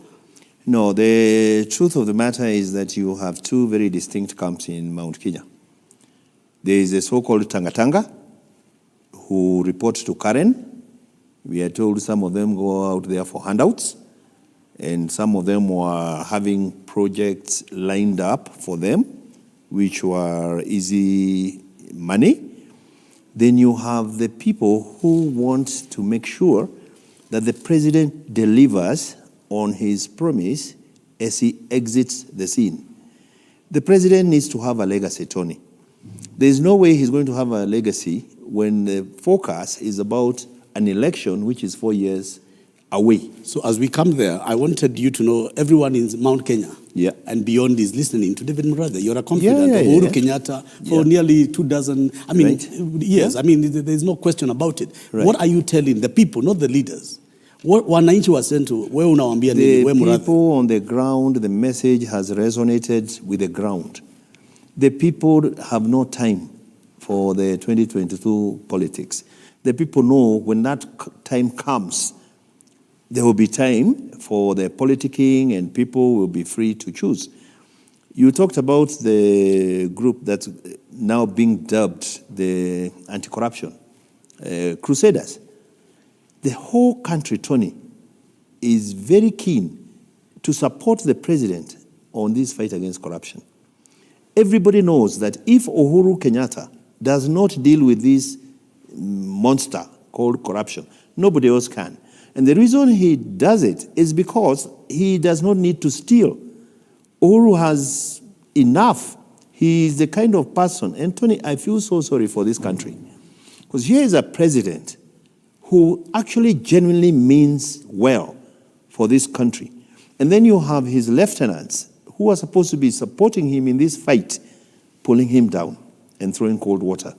Particularly, on the David, fight against corruption. something that I have noticed, and obviously the deputy president has perfected this. Right. Every time he speaks in a church or where, he says, me and Mudosi. Yes. Me and Uhuru. Yes. In fact, everyone who is now fighting is fighting me and Uhuru. Yes. Now I'm here to ask you point blank, because it's becoming confusing. It's as though the people who came with the handshake are looking as though they are fighting for the president more than the Muradhis of this world, who are Uhuru's confidants. So when the deputy president is saying Uhuru and I, ahead of any actions that may be taken by the agencies, what is the message? You know, because Kenyans are confused, because the president hasn't addressed it squarely, and people know Muradhi talks point blank. So my question is this, and it's very clear. There is rumors of imminent arrests, and those arrests look like they are going in a certain direction. So where are we, David? Give it to the president. When he addressed the State of the Nation, he washed his hands from the process. He washed his hands from the legal process. He washed his hands and left that task to the relevant agencies, the investigative agencies, the DCI, the prosecutorial ones, the DPP, and the courts. And he even challenged, Maraga was sitting there and said, please up your game. So what is the president saying? He's saying we have agencies who are charged with the responsibility. And that's why he said he doesn't want mob justice, all right? And he said the minute you are arraigned in court, the operative word was, you shall be removed. So David, people are a bit impatient. Yes. But you know the wheel is turning. It could be turning slowly, but this you can take to the bank. Very soon, you will see arrests and prosecutions and sackings. Millions of Kenyans want to know. Right. Because they take David at his word. Right. Have you talked to Uhuru after the State of the Nation? Yes. Are you clear in your mind that he has washed his hands of this matter of corruption? He has completely detached. Are you telling Kenyans point blank? I'm telling Kenyans that the agencies were ready. The agencies were just waiting for the whistle to go. That whistle to go was given on Thursday at the State of the Nation by the president. So I'm not asking Uhuru, I'm asking Murathe. You're asking And Murathe. I'm asking you point blank. Yes. Is he going to let the agencies go after whoever it is, no matter how high? Yes. They have been given the marching orders. And remember, the DPP and the DCI do not work under the direction or instruction or influence of any other person. They are independent. And that is why recently you had some people trying to water down the powers of those agencies. Yeah, but David, I think you've been a parliamentarian. Right. And you are involved in crafting the 2010 Constitution. Right. And I think you know Chapter 6 well. Right. The president has a political responsibility to give moral direction to the country. Yes. And what do you think? Because corruption cannot just be technical. This is about political will. And if there is any person who has exhibited political will in the fight against corruption, it's President Uhuru. So his critics are saying, why can't Uhuru reshuffle the cabinet? Why would Uhuru have to wait for DCI? Because that is a technical criminal issue under the penal code. But under Chapter 6 of integrity and leadership, the president has sworn to uphold the Constitution. Right. And the Constitution requires integrity in leadership. Right. Why can't he get people to step aside, reshuffle his government? Because one is presumed innocent until proven guilty. And the reason he is saying he will not even use the presumption of innocence, the minute it is pointing at you, Tony Gashoka, the minute they say we have reason to believe that you are involved in certain shenanigans, you shall be removed. So, David, unless it is a strategy right. that the president needed to address the country, the debate, right. and move away, right. you cannot move away from the fact that he is the political leader, and Section 6 gives him the leeway. It has been done by other presidents before, right. President Moi, President Kibaki, all have cracked the whip. But the president cannot work under pressure. The president cannot be dictated to by the political exigencies of the time, because then people are bound to turn that to be a political vendetta. Already, they have been talking that these political prosecutions are targeting certain people as a way of trying to curtail their ambitions for 2022. So the president is saying, let due process take its own path. And you can be sure. And he said it the other day in Namibia. It doesn't matter who you are. You may be my brother. Yes. You may be David Murathe. Yes. You may be the closest political ally I have. Yes. If these guys have cause to believe that you're involved in hanky-panky, you're on your own. So Murathe anasema point blank, Uhuru is ready to bite the political bullet. Oh, yes. He's ready to pay the political. It doesn't matter who it is. The law will be followed. Tony, we have 2 presidents in South Korea who are in jail. The president in Israel is in jail. Netanyahu, his cases are making him even do funny war games to rally the people behind him. The axe is falling. Here we have a deputy chief justice who is in court. That is the deputy president of the third arm of government. So even if you're the deputy president, surely. So, David, I agree with you. So if you are aware, the presidents must also be aware that there is a current meeting of what you said, Tanga. Yes. And they meet with his MPs of Jubilee. And defend corruption. And they defend the person who is perceived. And not just perceived, Tony. This is somebody who has gone on record in a program by the BBC, Stephen Saka, and admitted that the hotel which he owns sits on a piece of land which has been stolen. He himself, it is not David Murathe, he went on BBC and said, we have since discovered that the parcel was irregularly acquired. What is he telling Kenyans? He is handling stolen property. And now David Murathe is telling him point blank that we, Watu wa Uhuru, we know what you're doing. And we know the troops you have He's assembled. the one who is saying it. And then his troops are busy going around and saying, that is nothing. All right? And you cited chapter 6. And chapter 6 is about the highest sense of integrity. All right? These are not moral issues. Actually, if you can go public and tell people, I admit he was taken to court. I admit I took Muteshi's land. And I admit to return the land. And I admit I'll pay him 5 million, which he did. All right? David, do you remember? Tony, let me tell you, Tony. Yes. Do you know people who were removed from the Rift Valley? We have never seen them being resettled back to their farms. Most of them were chased all the way up to Maimahiu here. So it's laughable when you hear people saying they are going to chase people from the Rift Valley. Which people? You already chased them anyway. Why don't we hear that same Tanga team going out there and preaching peace and preaching reconciliation and making sure that the people who were removed from their farms in the Rift Valley are returned? Why don't we ever hear them saying the cattle of Daniel Arap Moi, which they cut up, that they are going to pay him compensation? What I find interesting, David, Boni Halwale, you remember he put a motion in 2009. Right. Against William Ruto. Yes. In the National Assembly. Right. Do you recall? I do, Tony, I do. And even later, he has been on record, and that clip plays every now and then, saying he wants William Ruto to explain how he has acquired 4 or 5 helicopters, how he's building a house worth 1.2 billion in Sugoi. He has been challenging the deputy president to explain. He knows his salary. He knows the businesses the DP does. Obviously, maybe he doesn't know about the Kiman and Aror dams. But he was asking a legitimate question. Halwala himself, Deputy President, please explain to us the source of your money for you to be able. I'm told he has now 7 helicopters. Some of them have even night vision. I'm told he has a hotel in Mombasa called Dolphin. I'm told he's doing a 1.2 billion shilling house.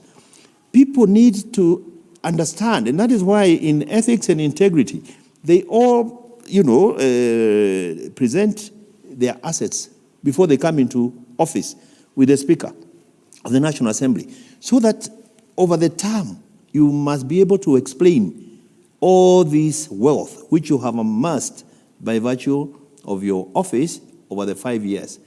That is why people have that depository of wealth declaration forms. You're watching Point Blank. This is KTN News. David Murathe says President Uhuru Kenyatta aogopi, and after the State of the Nation, there will be action. We'll be back.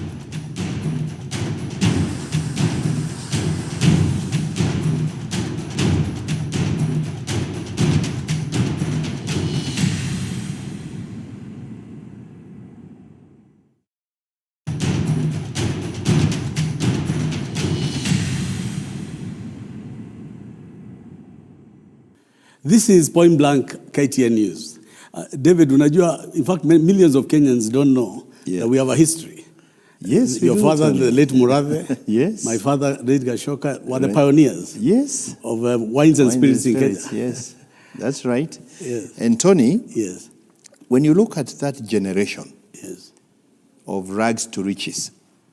My father used to be a sign painter. He came to paint Kenya bus. He became a bus conductor, an inspector, and then employed as a salesman driver. And because of his knowledge of the city, then the Africanization, when it came, the ownership of the Sakon and Speed then left it to him, lock, stock, and barrel. There was dignity in work. Your father, my father, the other day we went to bury Kamau Mwagiwadhayo. Yeah. People who have meticulously grown their businesses slowly, surely. When you compare with today, where people are going into public office for self-enrichment, and that is why you're finding some of these tanga-tanga thinking it will now be their turn to make a quick buck if their candidate becomes the president in the next dispensation. I even know you're doing a lot of work with my brother William on coffee. We are doing coffee. We did Kotepa Coffee and Tea Parliamentary Association. We did a lot in tea. The president's commitment in coffee, you have seen it even in the last State of the Nation address. 3 billion. He has written off the coffee debt. He is giving a facility of 3 billion. I heard people complaining that he didn't talk about fish, I don't know maize, I don't know what. There is no sector where government money has been pumped in like the maize and the sugar sectors in this country. So, David, I want to take you back to the State of the Nation. Right. Many political observers noticed the increase of friendships that seem to be surrounding Uhuru Kenyatta. I noticed the attendance of Stephen Kalonzo Musyoka. I noticed the attendance of Moses Wetangula. I noticed the attendance of Musalia Mudavadi, all prominently named. I think, Tony, by the Speaker. You have to give it to the Speaker. Because these people were sat in the front row of the Speaker's gallery. That is reserved for the people of the highest honor in the National Assembly. And that was a State of the Nation. And these guys demonstrated nationhood and statesmanship. And you also noticed that when they went out to the tent, there was a sitting for all of them. They are all leaders. In fact, the only guy we didn't see there who is a party leader was Gideon Moi. And you better tell him to start walking the talk. No, he must, because we had the leader of Wiper, the leader of ODM, the leader of ANC. We had the leadership of this country. We need the leader of KANU. Now, David, to start also working with the rest. Agreed.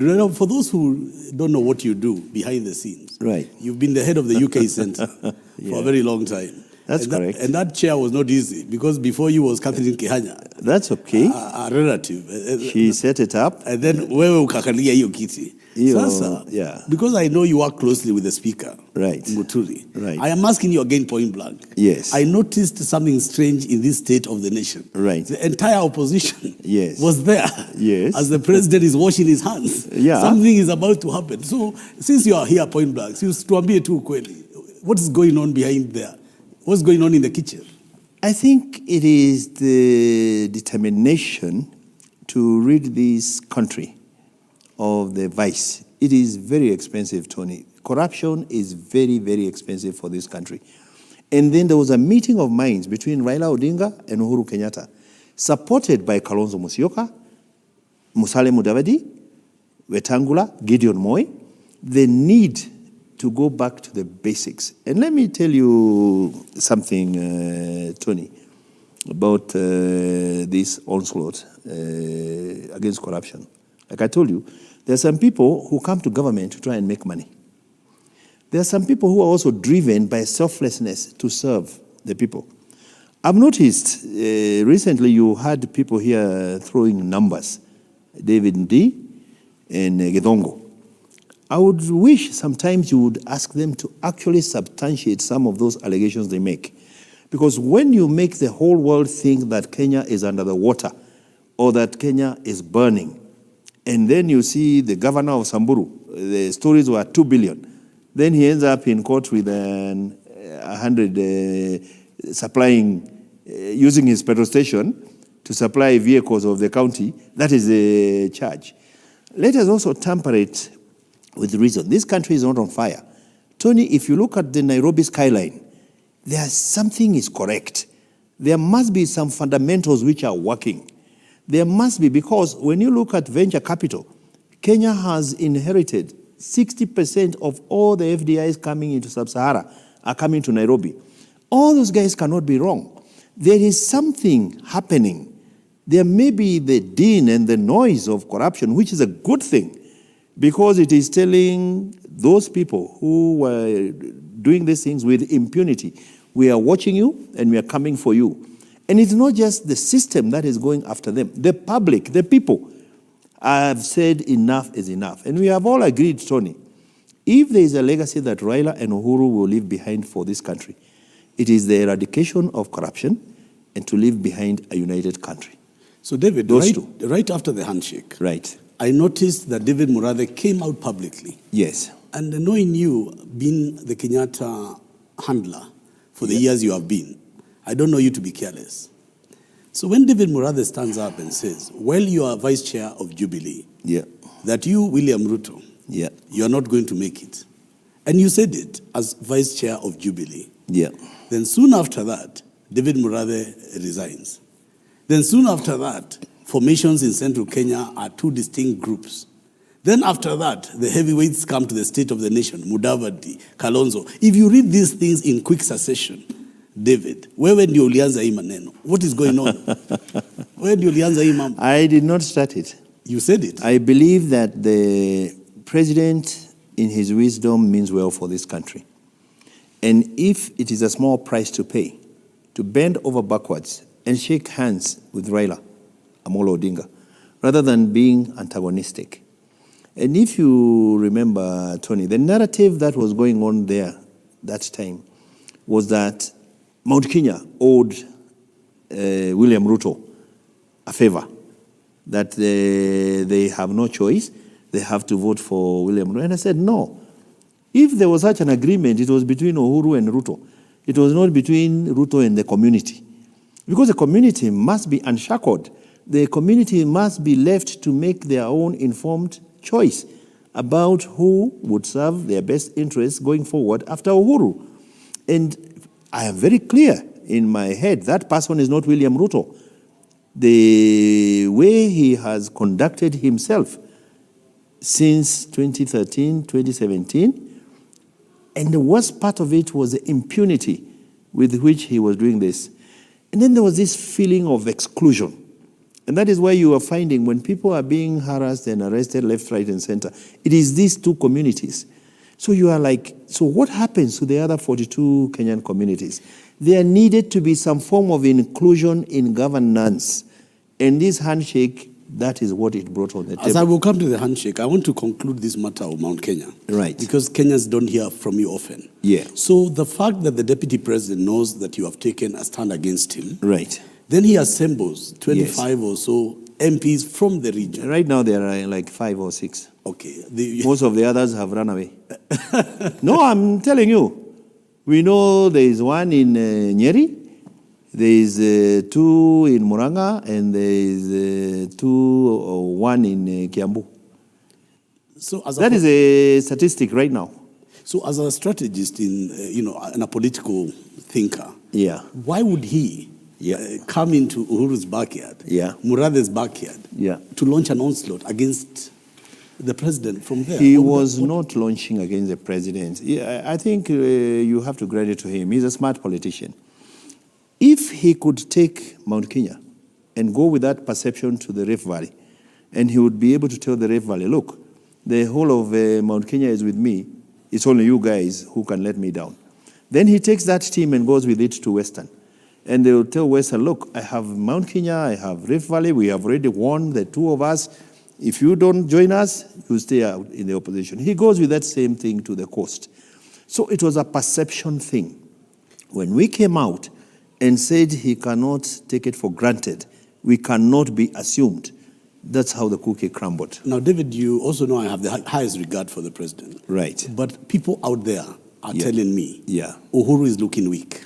Yeah. Uhuru is looking indecisive. Right. Uhuru is looking as though he has been locked in the bedroom by his deputy.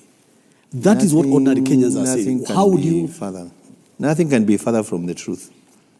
In fact, it's you who said, when you're very strong, you demonstrate like you're weak. The art of war. The art of war. Yes. When you're weak is when you go shouting how strong you are. When you are of equal strength, you offer battle. Exactly. Or you crush them. And let me tell you, the president is in charge. Let's start there. And he has made it very, very clear. This is his government. This is his agenda. You either toe the line or you take a walk. And that he has said to them. And they can tell you if they are candid with you and they are honest. He has said it. Because then my question comes directly to the ruling party. Right. There is no way David Murathi just resigns and leaves Jubilee. Either you are finished with it, you and Kenyatta, either, because you are at point blank. And these Kenyans who want to hear, you want to know. David Murathi cannot just leave. Tony, for the record, yes, when you tender your resignation, you tender it to the appointing authority. And you wait for the appointing authority to either accept or reject. But I know Uhuru has not. I know Uhuru. I know I speak with. I know he has if not you accepted. Go to the registrar of political parties, you might still find that David Murathi is the vice chair. Technically. But deep down, and I said it in broad daylight, my staying in that party, as long as we are supposed to sit in the neck with the deputy president, was no longer tenable. Because we don't share the same... But Uhuru has not accepted your resignation. That is their business. I don't know. Ask Tuju. Well, Tuju is a person who should be telling people whether it was accepted or not. Me, I did my part. I have access to government. My part was to resign. Yes. To accept or not to accept, that is between him and the president, Tuju and the president. But having said that, Tony, yes, you have seen they have started wearing yellow things. All right? Remember, Jubilee is a conglomeration of more than 13 political parties. Yeah. So what message are they sending when they have Ruto T-shirts in yellow, which was the color of the URP, chanting Ruto for 2022? They are hinting at leaving Jubilee? I don't know. But I can tell you for sure, the president's vision for this party was to grow is it. Jubilee dead? With your resignation, is Jubilee dead? Jubilee is alive, but there could be new formations closer to 2022. You remember the NAK, LDP, yes, which formed the NAC, yes, which actually swept us out of power as KANU then. Yes. I was with Uhuru in KANU in 2002. So Rainbow came together with NAK. Exactly. Became a rainbow nation. It's too early, and you can't predict. But me, I can see a situation where there could be new formations. When you are point blank, you must be point blank. You and cannot predict. Saying, you have resigned. I'm saying point blank, there will definitely be new formations closer to 2022. And it might not be ODM, it might not be Jubilee, but something will give. That I can tell you, they will be like-minded against a team which is now being fronted by the Tangatanga. I told you point blank, I saw the state of the nation. Right. And I began to see the signs of political realignment. And I'm just asking you point blank. You can give us a small hint. You don't have to remove everything. But what you are saying... You can ask the president. He's your friend. Yes. You can ask Raila. He's your friend. Yes. Why should I purport to speak on their behalf? I cannot. Let me ask you then, talk to Raila supporters. Right. A lot of Raila supporters were very unhappy or shocked when the handshake came. And they have become better adjusted because the president has been handling Raila and Raila has been handling the president with a lot of decorum and good and respect that everyone can see. Yeah. When you are talking to Raila supporters who think that maybe the handshake has brought tranquility to the extent that him and your brother or my brother Uhuru have gone to slumber. Right. That is something we hear from supporters who want to see things moving.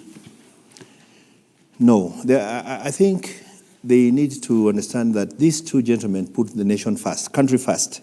They put the country ahead of their own egos and their own ambitions. There are some other people on the other side who have actually been fighting the Building Bridges initiative and the handshake. For them, it's a matter of life and death. And what happens to Anjiko, what happens to the economy, what happens to this country is secondary. So you're having two teams, one which is putting country first and one which is saying they are going to go for this thing at all costs. I think you put it squarely. So you're saying the handshake is also a political deal. Of course. It is not just, they've been... Yes, it is. So this is a political formation. Oh, yes. Uhuru has a definite term limit. Uhuru has not nurtured succession in Mount Kenya. Uhuru is the kind of person who would like to see more inclusivity in governance. You see, there's this narrative, Kikuyu akimaliza, Kalenjin takes. Kalenjin akimaliza, Akikuyu takes. Where will the other 42 tribes ever come in? I think it's time that Kenyans woke up to the realization that this country belongs to all of us. James Orengo told me point blank that there is a formation coming. Yes. Now this is Murabe telling me the same. Surely Orengo was here and told me this is not just a handshake. They are serious. Yes. So are you saying to the country that Uhuru and Raila are serious beyond the British initiative to create political formations that are more inclusive, that put this country, if you like, on an ideological path that can sustain political... Tony, nobody knows what Uhuru and Raila agreed, apart from the 9 points that we saw from the MOU. You and I know the Building Bridges initiative is going around the country. In fact, their term was extended just the other day. We're waiting for that report, because that report should reflect the views and wishes of Kenyans. If Kenyans will be about accommodating more and more inclusion that may not require a referendum, some of those things can be done in Parliament. That's interesting. Yeah. Yes. You're saying that there's a political possibility of just actually doing the deal in Parliament and saving the country. Yes. Not necessarily having to go through the referendum. Of course, there are some areas where you need to go to a referendum. For example, if Uhuru today wanted to do an accord and made somebody a prime minister, it is perfectly possible. In fact, I heard people saying Matiang'i is more or less like the chief minister. Yeah, chief minister. So there's nothing that stops the president from creating that position and giving that person the role of coordinating all the other government ministries. And actually, if you look at the U.S. Constitution, if you look at the National Accord, and even if you look at the U.S. Constitution, amendments were incremental. So it doesn't all have to be done at a go. No. And as a political strategy, it can be done. It can be done. There are so many things. Remember when we were passing this constitution, Tony, Kibaki himself and Raila agreed that it could be 80% good, but they still a 20%, which not everybody agrees with, which incrementally can be amended. Now, I think that is what we are looking at. For example, the system of governance, all right? This winner-take-all is the cause of all the problems that we are having here, where it is a matter of life and death, it's a do or die. Can we get something which seeks to accommodate as many persons as possible, where you have at least the big 5 tribes could be accommodated? Then there are so many other positions where you can do with the other communities. You have speakers, you have leaders of majority, you have whips, yes. You have cabinet, you have PSs. I want to narrow 2-3 issues. And everybody feels they belong. As an opinion leader, and David, a lot of people take your advice. You, as David Murathe, right? Do you want to see a president with a prime minister? I want to talk about just 2 issues around the referendum. What Murathe would want. I'm not saying what Raila and Uhuru have agreed. David Murathe's view. I think Kenyans want to elect their president. They want to give him that mandate. That is why sometimes you look at something called the hybrid system, like the French model, for example. Russia. Russia is interesting. Yes. I'll actually be doing lunch with the Russian ambassador this week, because that one was Putin, where Putin is president, his term is finished, he then becomes the prime minister and he moves with all the power to the prime minister's office. Then that term is finished, then he becomes president. I'm not sure we are going in that direction. What we are looking at is checks and balances, where you have executive authority vested in the president, maybe foreign affairs, defense, etc. But then the day-to-day vested in a prime minister who may or may not belong to the same political party. You see, in Tanzania, they win as a political party. The president wins because the party wins, and they get a prime minister from the president's party. The same case in Uganda. But if you look at France, actually Macron doesn't have the numbers in the House. It is the prime minister, the leader of the party, who has the most seats, who the president asks to form government. India, for example, also is a parliamentary system, pure, like Britain. I am not sure Kenyans want a pure parliamentary system here.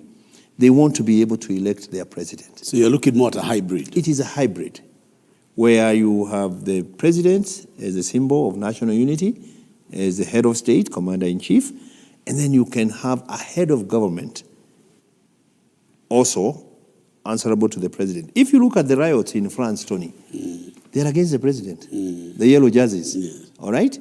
And yet you have a head of government who is our prime minister. Yes. Do you even know his name? Absolutely not. Of course. Yes. So here is a situation where we can have checks and balances and broaden the base so that there is accommodation for a lot more. So, David, in order to wrap up the state of the nation, from what I can see, from what you're saying, we should expect 3 things.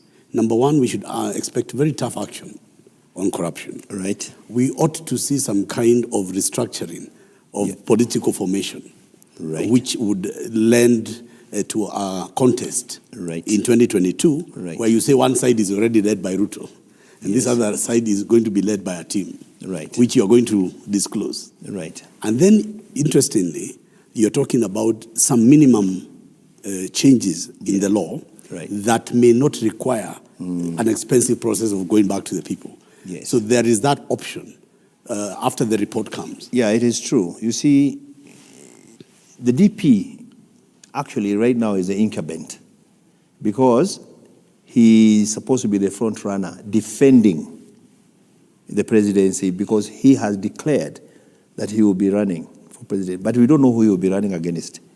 All right? So those formations must put their act together and decide who it is who will face the DP in 2022. That's number 1. Number 2, in terms of parliament, there was some form of alignment which was making it possible for the DP side to blackmail the president. If you don't do this, we won't pass this. If we want this, do this. it was like they were holding a gun over his head until Raila came. So when Raila came in with his numbers, Kalonzo brought in his numbers. Gideon was already with the president anyway, and Musalia also brought his numbers. That neutralized that blackmail and that threat. So it is no longer possible to hold a gun over the president's head on matters that need to be prosecuted in the House. And you have noticed, even in the State of the Nation, the side that was actually with the president was actually more the opposition side yes, than the Tanga side. Yes. So you have a split Jubilee side, and you have a solid opposition side, which agrees with the president on the need to shake up this country to its roots in terms of addressing some of these issues that make it impossible for this country to grow. You are watching Point Blank on KTN News. David Wakairo Murathe says, you can no longer blackmail the president. Team Tanga Murathe says, your time is up. We'll be back.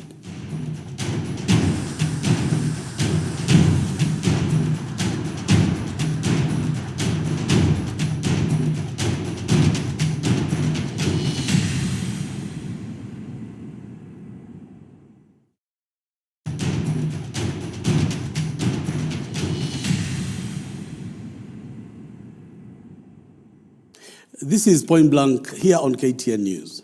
The Chinese have a proverb that the ox is slow, but the earth is patient. David Murathe says that President Kenyatta shall act. Now, Bwana Murathe, I wanted to come back to this issue of the formation and the political people. You've named quite a bit today. Right. You've said that you have friendly working relations with Kalonzo Musyoka, Wetangula, Musalia Mudavadi. Right. But you keep saying that Gideon Moi and Kanu are missing in action. Right. What do you mean? We are saying that this thing is not about the Kalenjin community, that the Kalenjin can produce other leadership. We have people like Isaac Ruto out there. We have people like Sally Kosgei, Henry Kosgei, Zakayo Cheriot. We have people like Gideon Moi. Gideon is pedigree. Gideon is the leader of the Independence Party. Gideon was there with Uhuru in Kanu when Kanu lost to NARC. Gideon can grow the Kanu brand and bring it back to its proper place, not only in the history of this country.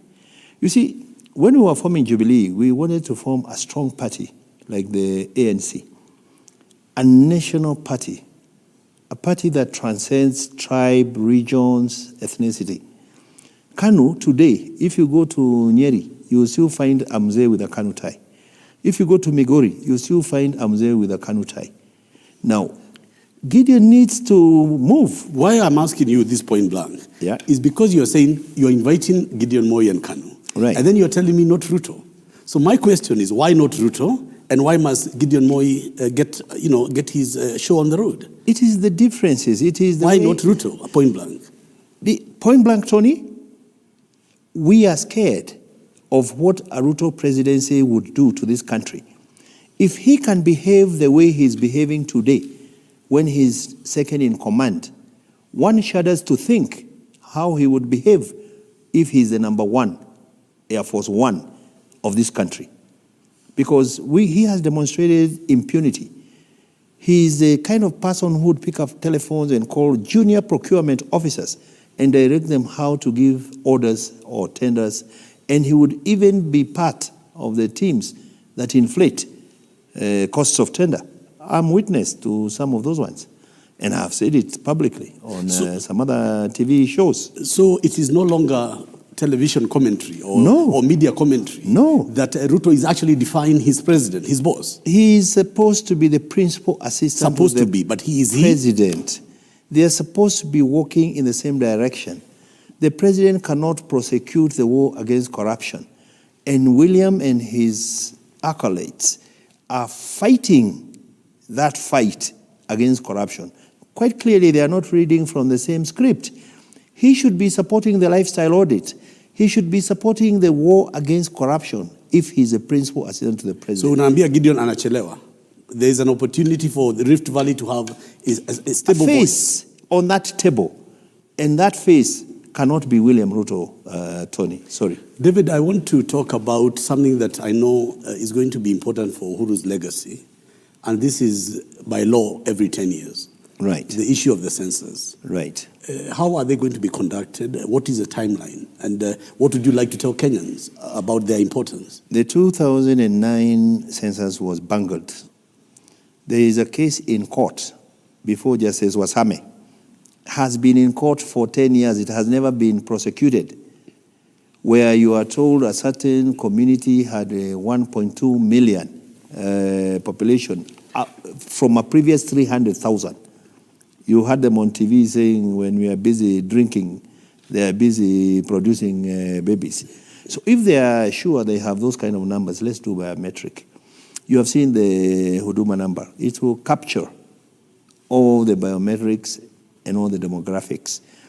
The problem that I am told is a challenge from the Kenya National Bureau of Statistics is maybe if you're dealing with children, their biometrics are not fully developed. So it might distort.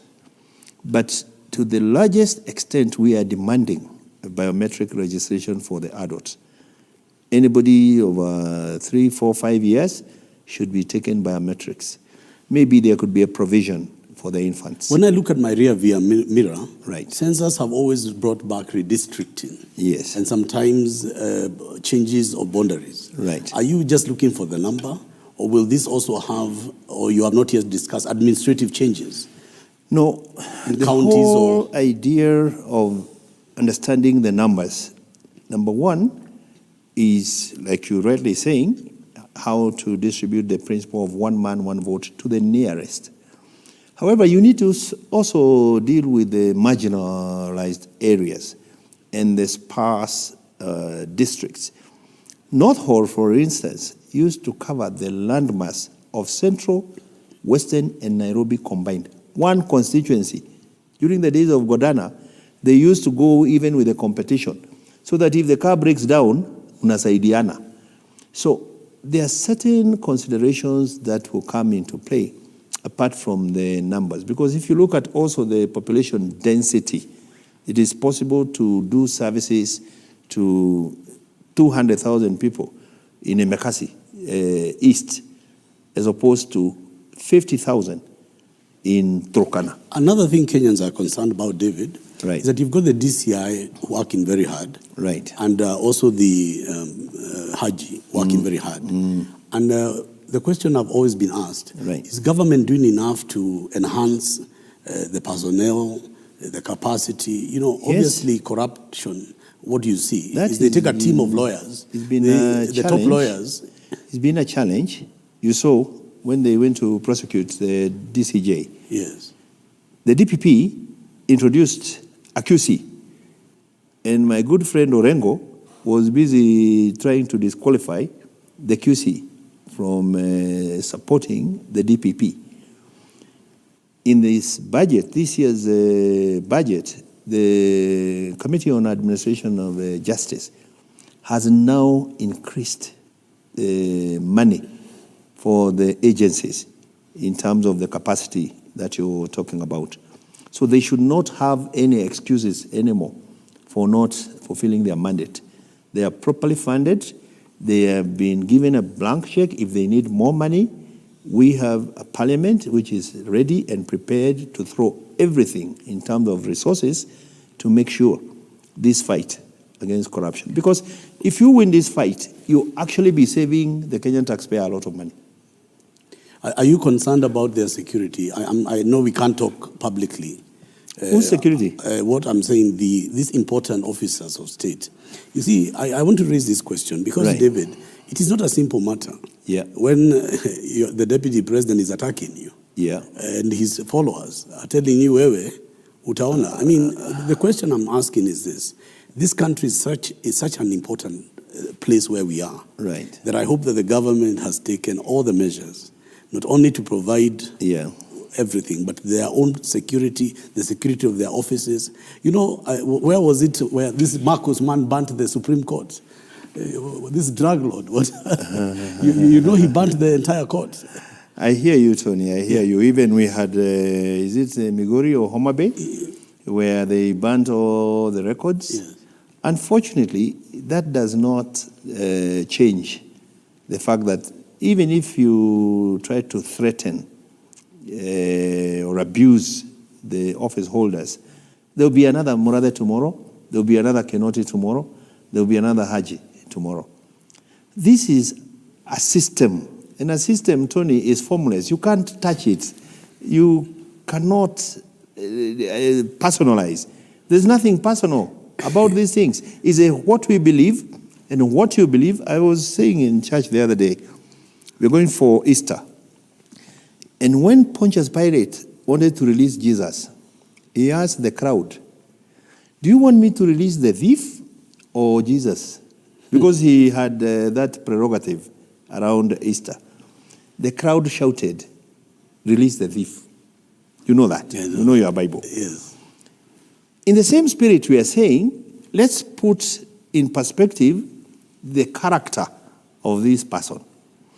If Kinawaitito and company want to vote for him and those Tangatanga people, that is their democratic right. We cannot stop.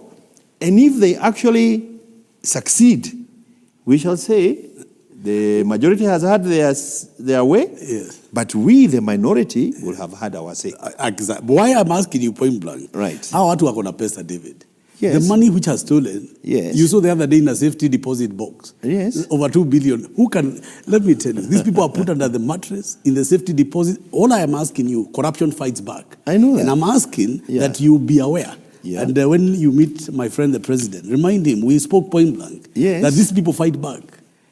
They're not going to just sit there and wait for 9-9. But Tony, one of the brief for the agencies is asset recovery. If these agencies are as thorough as we think that they are, they should be able to trace all these stolen funds, and that money should be repatriated. Whether it's here locally, in the mattresses, or in Europe, or in Dubai, or in Mauritius, they should have the capacity to be able to trace. There is a paper trail on all these things, Tony. So, David, for Kenyans... It doesn't just happen. Yeah, so for Kenyans to hear from you, right, the challenge of the investigative agencies are well in control, as you say. Right. What about the judiciary? I know that the executive cannot directly interfere. Right. But from where you sit, are you getting a sense that the judiciary is beginning to feel the cry of the people? Yes, I'm getting that. You saw the bail terms that were given the other day, 150 million bond and 100 million cash bail. And even when they went to the High Court, it was 30 million. I think the judiciary is only as good as the evidence presented to it by those same agencies. Because justice is blind. And if you can get good lawyers who can prosecute your case and give you an exit clause, all right? That is the work of lawyers. You hire a lawyer and tell him, yes, I murdered, but I want you to get me out. And they'll get you out, either through technicalities or whatever. So it's not so much about evidence. It's about the political will. You saw the magistrate who expressed himself about how corruption is bad. He had to recuse himself from hearing that case. So, David, I want to ask you this question. I know we are touched on it, but I want you to consider, and I ask you because I know you have a chat always with Uhuru. Yeah. There is other tools available to him other than prosecutorial. And I remember Kibaki making a major change in strategy when he fired out his very good friend Mwiraria, Murungaru, Matere Kireri, Alfred Gitonga was there at State House. And he brought in Ambassador Mudhaura. This is covered by Chapter 6 of the Constitution. Right. And it may be the time for the president to consider dealing with this monster from different angles so that nothing compromises the investigative agencies. Right. Can the president not remove the political whip? He has access to intelligence. So he knows what you're saying. Somebody has 7 helicopters. He has all this information. No, why the can't he? President wants to follow due process. You see, we're living in a civilized community of nations. We are part of the global family. However, all those options are available to the president. For example, you know Kibaki did the radical surgery on the judiciary. You remember after the 2005 referendum, he dropped the entire cabinet. It was only him and the AG and the vice president who are left in office. It is also possible for Uhuru to crack this whip and reshuffle the entire. In fact, some of us had hoped that that was the way to go. But again, like I said earlier, the president does not work under the whims or the pressure. He cannot work under pressure. And by the way, Tony, the president always has the best intentions. You have so many things to balance out in terms of the perception, for example. When people go out there whipping emotion, oh, our community is being targeted, our community is being finished, you have to deal with that narrative with facts and tell the people it's not about the community, it's about the individual. Yeah, but David Murathe, you occupy a position that I can only remember someone like Joe Anjui occupied with Kibaki, an informal friendship that is not necessarily government. But when things got hot, it was always Wanjui, Mohoho Senior, and a few people would go and see Mwai Kibaki out of the media and sit down and talk matters Kenya. Perhaps you, David Murathe, you, and I'm saying to you, Murathe, point blank, you. Wakairo, you see, people do not see Uhuru outside other lenses. They see him with his friends, among you being them. So at what point do you think you need to sit our friend down and say, we need to act politically, even though the police are also acting on the other side? Has that time not come? Uhuru relies a lot on the system. Because like you said rightly, he has a lot of information from the security agencies, NSIS. But it's true. He also has a lot of informal caucuses, and he bounces off ideas. But the buck stops with him, Tony. The buck stops with the president. You heard him in the State of the Nation. He said he has heard the cry of Wanjiko, all right? And he said, as a result, the war against corruption, I'm not relenting. As a result, my journey as far as the handshake and the building bridges is concerned, atuanguki, all right? You had heard some of those Central Kenya people saying the handshake is not good for the country, we should divorce, let's not continue with this. The president himself pronounced himself. Raila also pronounced himself the other day. So it's not like he does not listen. I'm sure he also listens to you. But the buck stops with him, and it's his call. And we are not about to tell him what to do, but we tell him this is what the ground is saying. Your Excellency, Mr. President, let's talk less. Let's see you acting more. And I believe the message that came out of the State of the Nation was less talk and more action. And he promised you will see more action and less talking. And that's why he said, I know you expect me to do certain things. I will not do that. But trust me, you will see action. And Tony, point blank, I'm also telling you, you will see heads will roll anytime now. That you can take to the bank. I also want then to come to this important question, David. Right. About after the action. Right. The country will need, when Moi changed direction, right, he brought in the dream team. Right. There was Licky and that whole team, that the country got confidence. Right. And I know you and Nancy Getawa had that strategy. And my question is, after action is taken, right, the country will need to see a ray of hope, a point of light, David. I think it's happening already. Some of the people the president has introduced into government of late, some of them I even ask him, sasa huyo umemtoa wapi? Says he's a Kenyan and he's qualified. All right? Remember, in the first term, they were more or less sharing government with the deputy president. So the deputy president would prefer certain names, regardless of whether you and I believed they were competent or qualified to handle those dockets. But you have seen in this post-2017 election, the kind of people the president brought in and the kind of people the president dropped. So specifically, because of you say he's listening, and I know. Right. If you look at some examples I give you, right. Like look at the Senate. Right. You've got Lusaka, who is the speaker. Right. He's always in Karen or in Eldoret.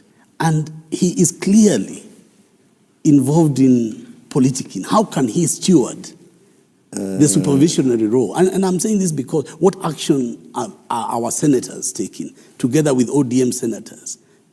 You know, how do you allow? We have had this conversation with the speaker himself. We actually lobbied for his election.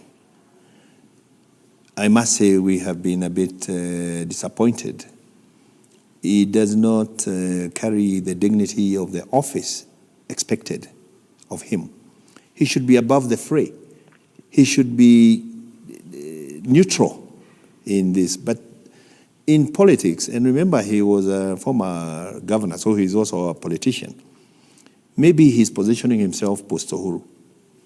Wish him all the best. I then want to go further to people who the president can deal with in cabinet, civil servants who have become permanent campaigners, you know, on government time for 2022. So that what I'm saying is not just the action on corruption, but should there not be a very definite issue on governance? Right. And I say this, David, because Chapter 6 of integrity is being violated. And the president has taken an oath. Right. I was there, you were there at Kasarani. Right. To preserve and protect this constitution. So if Chapter 6 is very clear about anybody who is involved in any form of leadership, particularly government officials, towing the line and acting properly, isn't that itself, you know, a pointer that goes back to, because my grandmother used to say, you point your finger at somebody, 3 point back at you, God is a witness. Is the president darking the political hard question? And I'm not talking about the CID cases, governance. I think some of these have been couched as a development to us. And that is why, if, for example, they're going to commission a hospital, road, a water project, you actually expect that the proper minister, the relevant minister, would be part of that entourage. You expect the accounting officer in the line ministry to be part of that entourage. But in most of these cases, you find that they are actually not there. And it's just the people around him who accompany him. And so they make a lot of pronouncements which then actually don't become. You can go into the budget and look at the roads that are earmarked for tarmacking, and then you go and announce. But there's more to this thing than just making. Because the president spoke about this. I think he was having a rally, impromptu rally somewhere in Nairobi. Right. When he first came publicly about this Tanga issue. Yeah. And he said, you can't find people in offices. No. But I must say, to a large extent, the civil service has been very, very careful. The ministers also, few of them, but then again, they're at liberty, provided it's relevant, what they are going to purport to launch or to. So, David, I wanted to wrap up a few things because of time. Yeah. Particularly Mount Kenya. What is your message to watu wa Mlima Kenya across the country who have been feeling that they don't actually know where the president is at and where he's going with relation to the handshake and with regard to the politics they hear about every day? What I can assure the people of Mount Kenya is that they should relax, because the president is grateful to them for the turnout and for the support, and that he's not going to let them down. That by the time he's leaving the stage, he will have made sure that their security is guaranteed, because they live in fear of tomorrow, what is likely to happen to them Has the president nurtured succession in Mount Kenya? Where is Mount Kenya in this succession dynamics? I think the president has transcended that, and whatever he does is in the best interest, not just of Mount Kenya, but of the entire country. I'm coming to ask you. Heard him in Mombasa. Yes. He said development will not be on the basis of where the president comes from. Right. I need to ask David Murathe. Yes. For the viewers. Right. What do the Raila Odinga people? Right. What is your message as David Murathe to them? I think they have certain expectations in terms of it's been a long journey for the Raila people. And remember, when Raila spoke about this handshake, they talked about where it all started, at independence and the unity of purpose, which enabled us to free our country from the yoke of colonialism. And they agreed with the president, let's go back to the basics. Where did the rain start beating us? And it's work in progress, and there is absolutely no reason why Mount Kenya, if, for example, Raila is a candidate, I see no reason why a sizable number of Mount Kenya would not throw their lot with Raila Odinga. What is your message on corruption to Musalia Mudavadi, to Wetangula, to Kalonzo, to Gideon Moi? What are you saying to them? Ask David Murathe. I think Musalia has pronounced himself. He has come out very strongly supporting the president in the fight against corruption. So has Kalonzo, and so has Gideon Moi and Wetangula. This fight is not about Raila and Uhuru.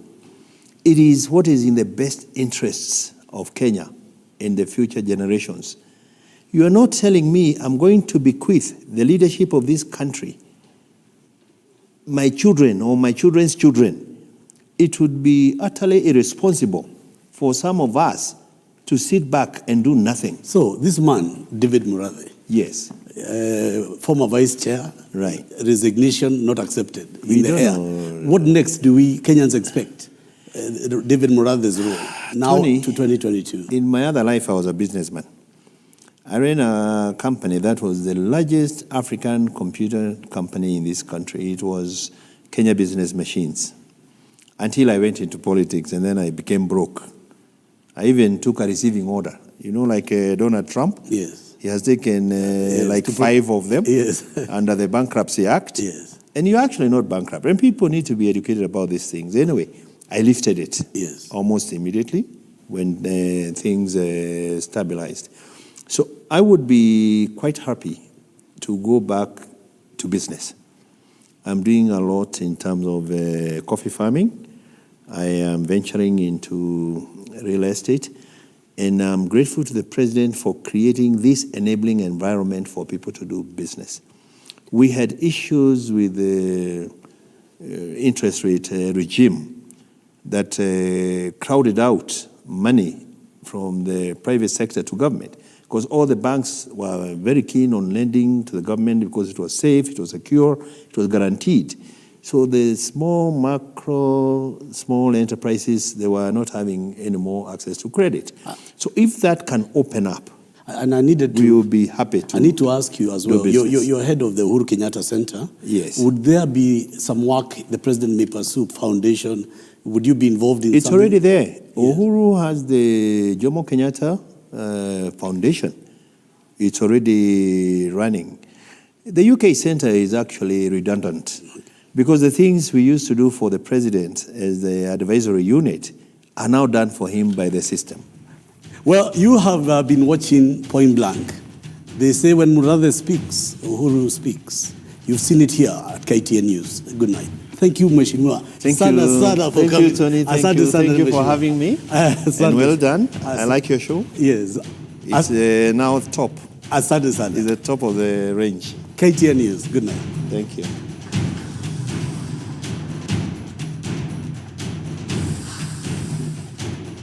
Point Blank by TG was filmed on location at the Nairobi Serena Hotel.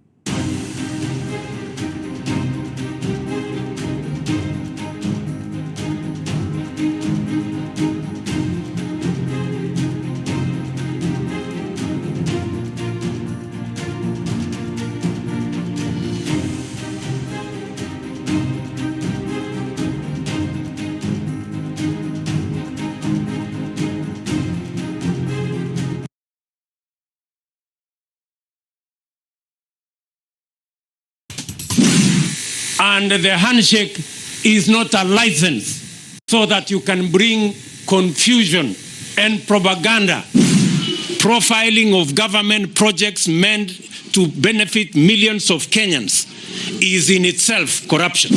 Umeshindwa na kupanga mambo ya upinzani, ya makelele, na kupinga, na mudomo. Wewe utakuja kutupangia mambo ya kuendesha serikali kwa njia gani? In the last election, you said your competitors stole the Eurobond.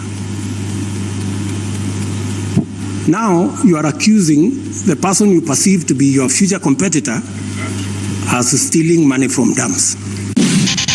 Tonight on Newsnight, at one point it bore all the appearance.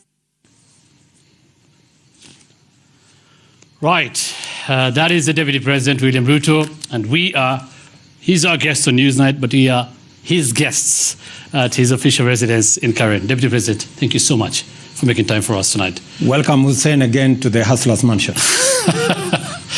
I wonder how many will believe or think when they come here if this indeed is a Hustlers Mansion. That was what it was called by the media. But we'll talk. It was not me. We'll talk about all that later on. Of course, there's a lot happening in the country. We're talking about the state of the nation, war on corruption, handshake politics, government agenda, including the divisions you're seeing in the Jubilee Party. But let's start with war on corruption, Your Excellency. What has arguably dominated public discourse for a while now, both in government and outside. You seem to have reservations on the ongoing war on corruption. Why? First, let me tell you, Hussein, that the war on corruption is a government of Kenya agenda. The president and I decided that we are going to walk on the path of integrity. We did everything that we could to give teeth, to give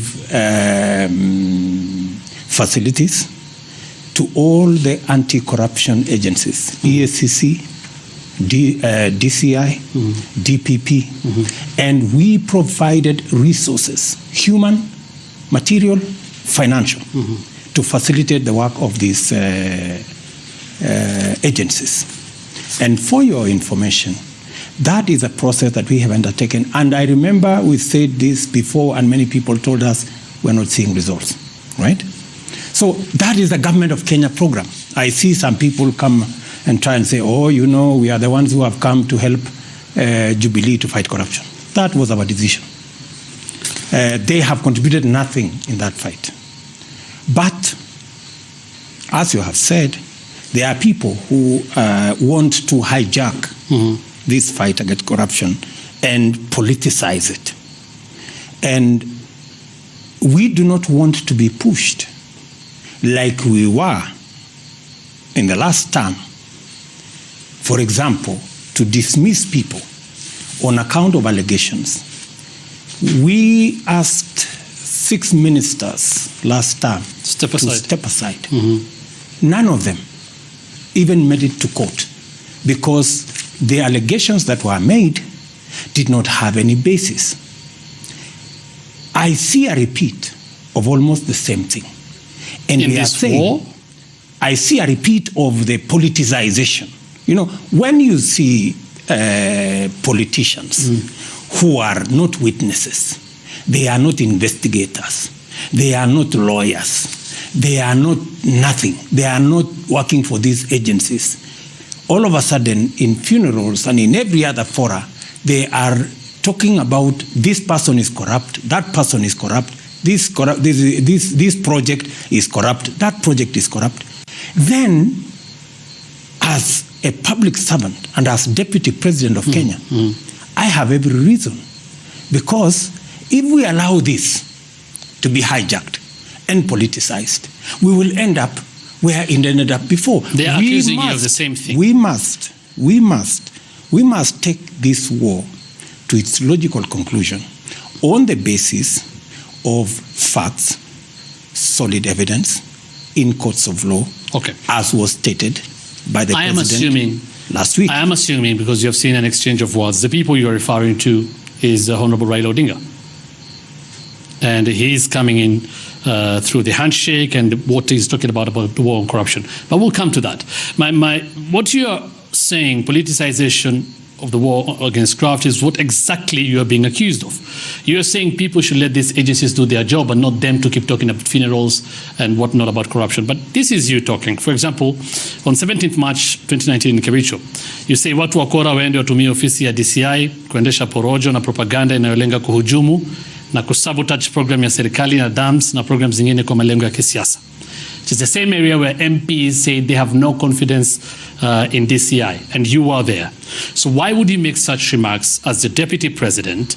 I mean, at your level, the presidency, you're demeaning the Directorate of Criminal Investigation. You're actually saying the Directorate of Criminal Investigation is colluding with these people to bring about whatever you're saying, that is just about putting a blemish on government projects. Hussein, as you have said correctly, I am the deputy president. Put simply, I am the deputy CEO, right? Mm-hmm. And when I make a statement, I don't make a statement in vain. And I don't make statements for the sake of making them. And in this interview, I am not going to discuss the DCI, right, in this interview. But let me tell you, when I referred to dams, we made a deliberate decision as government to construct, and we put it in a manifesto. And I'll come to 57 dams, mega dams. I'll come to that. My question is, you are undermining small dams. You are undermining investigative agencies. 125,000 smallholder dams, ponds. That is in our manifesto. And let me tell you, Hussein, when I made that specific statement, it was against the background that we were being told that 21 billion shillings had been lost in one transaction involving two dams. This is Kimwarer and Aror. Mr. Hussein, you want to tell me that the government of Kenya, with Uhuru Kenyatta sitting as CEO and William Ruto sitting as deputy CEO, we lose 21 billion shillings in one transaction. Is that a government we are running, or is it a casino? Right. Really? That is, and you want me to sit and allow that kind of lie to continue? That is not for me to say, Honorable I am the deputy Ruto. president, and I owe it to the people of Kenya to set the record straight. Fine, but my question is, this is an accusation you're making against the DCI. Watumie ofisi ya DCI. You're saying the DCI is in collusion with these agents you're talking about. My question is, Honorable Ruto, you are saying, or you are undermining an investigative agency. You have said before that people should not undermine institutions. They should respect institutions. For example, Absolutely. you talked about, just 2 years ago, you kept on saying NASA should respect the decisions of IEBC. Absolutely. You're doing the same thing right now. What decision has DCI made? They've not made a decision. They have not made a decision. What I am against, and exactly what the president said on Thursday, is the creation of a narrative in the media. For your information, all this story we are talking about now, you do not have the information from the DCI. All this is the narrative that is being run in the media. No, but the DCI whoever it is, the DCI says investigating whoever it is that is running this narrative in the media, these are the people who are actually undermining the investigations being carried out by DCI. Okay. And from where I sit as deputy president, if I find a false narrative going on in the media, it would be reckless and irresponsible of me not to correct. And I said it clearly. I said, the record, let us set the record straight. Fine. But why don't you just let the DCI do their job? That's the question. Has DCI told you that William Ruto has called him? No. You're the deputy president. No. Has DCI told you that William Ruto has interfered with the investigation? No, but you're already casting aspersions about an investigation that is going on. What I have said, and I have said it clearly, is I have set the record straight. I have said, for example, in Kimwarer and Aror, the government that President Uhuru Kenyatta and I ran cannot lose 21 billion. Okay. And I say that even as I sit here this evening. So the question is, are you not jumping the gun? Who are we to believe? Let me just ask this question, Your Excellency. And with due respect to your position as the Deputy President, of course, you owe it to Kenyans to tell them about these projects and everything you know. But you are also a politician. And if we allow, as a country, politicians to say what they feel about these independent institutions, and especially at your level, what are we saying about the DCI? Should we just forget about the DCI saying? Because the DCI says they're investigating 21. DPP is saying they're going to they're investigating 21. You're saying it's 7 billion. Why can't you just allow them to conclude? For your information, Hussein, I have not said the investigations should stop. I have not said I have said people, and I repeat here, people should not use the investigations going on to run a political narrative against the Jubilee administration. That one, as Deputy President, I will not accept. And I will set the record straight. So what does that do to an investigation, an ongoing investigation? It does nothing. I mean, the investigation will continue. President. Has the DCI stopped the investigation, to your knowledge? I don't know, but would you rule out, Your Excellency? I'm not saying you've done anything, but in your position, the influence you have as a Deputy President, would you rule out if somebody in the DCI office gets scared going on in this investigation? Because for your information, these institutions are independent. They don't report to the President, neither do they report to me, and that is why we secured in the Constitution, like IEBC, like the EACC, they are independent institutions. So what if investigations, Honorable Ruto, ultimately reveal that 21 billion shillings has been misappropriated? What would you say then? Really? 21 billion shillings? In a government that, in this government, you have said the independent lost in that transaction? You have said the independent, right? Let me tell you, Hussein, you know, they are phantom figures. Do you know how 21 billion shillings looks like? You know, really, this is not money that can get lost in somebody's pocket. You know, this is serious money, my friend.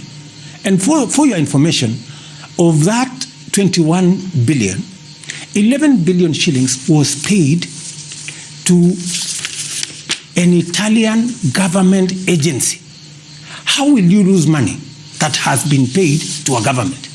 How will you lose money that has been paid to a government? 7 billion shillings, the one that I said, you can legitimately say this is money that was paid to the contractor, because a contractor is a private entity.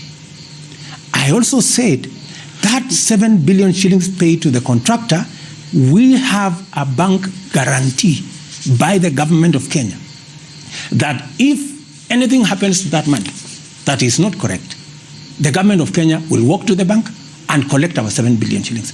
So, in your opinion, how can we lose 21 billion? Surely. You know, this is, and that is why I'm saying we must be realistic. And let me tell you, Hussein, let me tell you, what I am saying is not far-fetched. We've had an incident like the one for NYS. We were told 9 billion shillings has been lost. It was all over in the media. Okay. When the matter ended up in court, it was, I think, 140. And that's the question I asked. So the public is asking, you told us 9 billion had been lost. Now you have taken this guy to court for 100 million. What happened to 8.9 billion? Okay. You know, that's really what I am saying. But we must be truthful. Be that as it may, you're also aware that the 21 billion shillings is also a figure that has been said by Cabinet Secretary Henry Rotich. Correct. Okay, and just saying it's 7 billion. No. But for your information, you know, let's not confuse figures.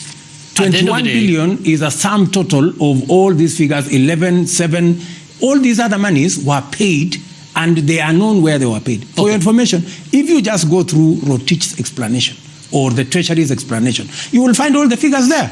At the end of the day. And in fact, Treasury is agreeing with what I said. At the end of the day, we heard you say 7, they talked about 21. Be that as it may. Why don't you play the clip? Be that as it may, we'll play it. Yes. We have it. Yeah, play the clip. Be that as it may, Your Excellency, and with due respect again to your office, why should we trust you?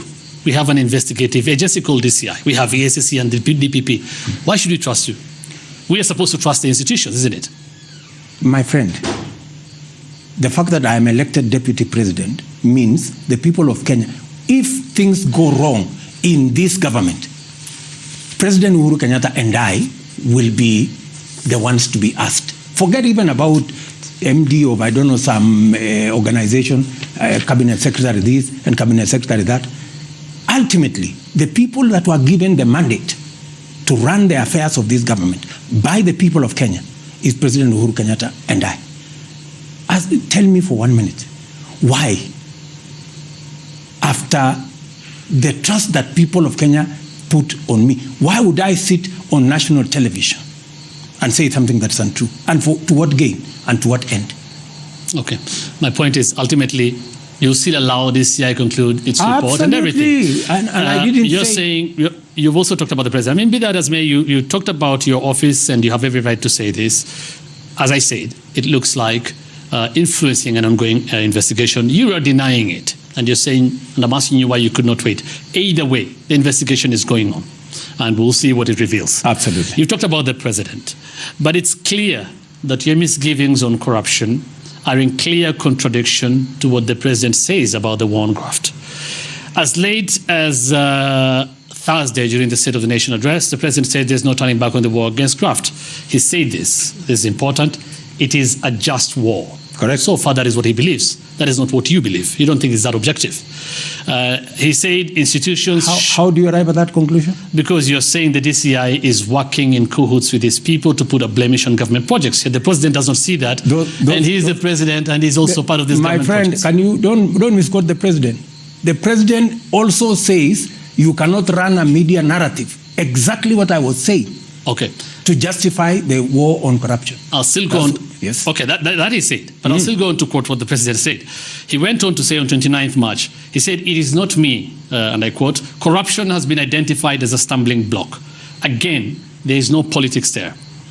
Let us allow the agencies to do their work. And he goes on to say, let us not turn this to community fights and into individual fights. Absolutely. That is not what you're saying. That's exactly what I'm saying. That is not what you're saying. That's what I'm saying. Okay, I'll go back. It depends on how you want to interpret it. You seem to have a different interpretation. That's exactly what I'm saying. In fact, I am on record as saying the war on corruption is war about integrity. And an integrity war that does not have integrity ceases to be an integrity war and becomes actually corruption itself. That's exactly what the president is saying. You said, Your Excellency. You're saying it's a matter of interpretation, but listen to what you said. I say, at the risk of repetition, or sounding repetitive.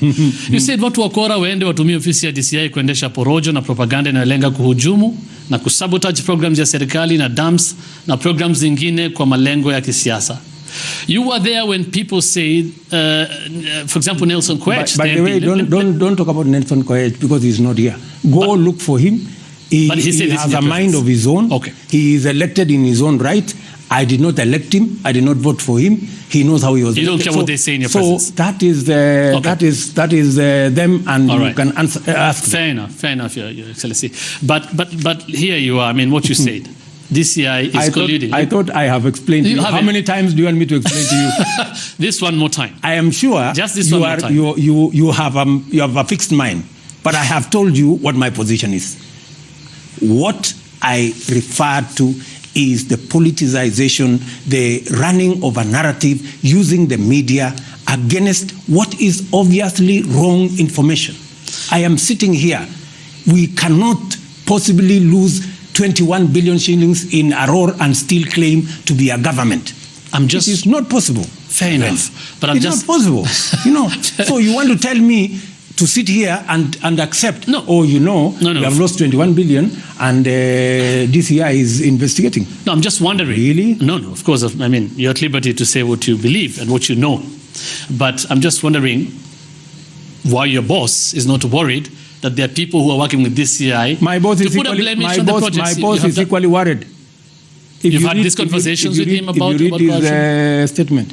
Have you had these Surely, conversations do with you him? want me to come and discuss the discussion I have with my boss? Do you have confidence in the DCI to carry out this war on corruption? I have confidence in all the institutions.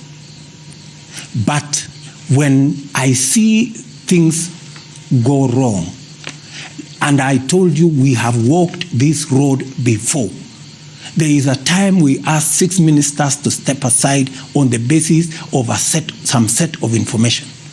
We later were wrong because none of them even made it to court.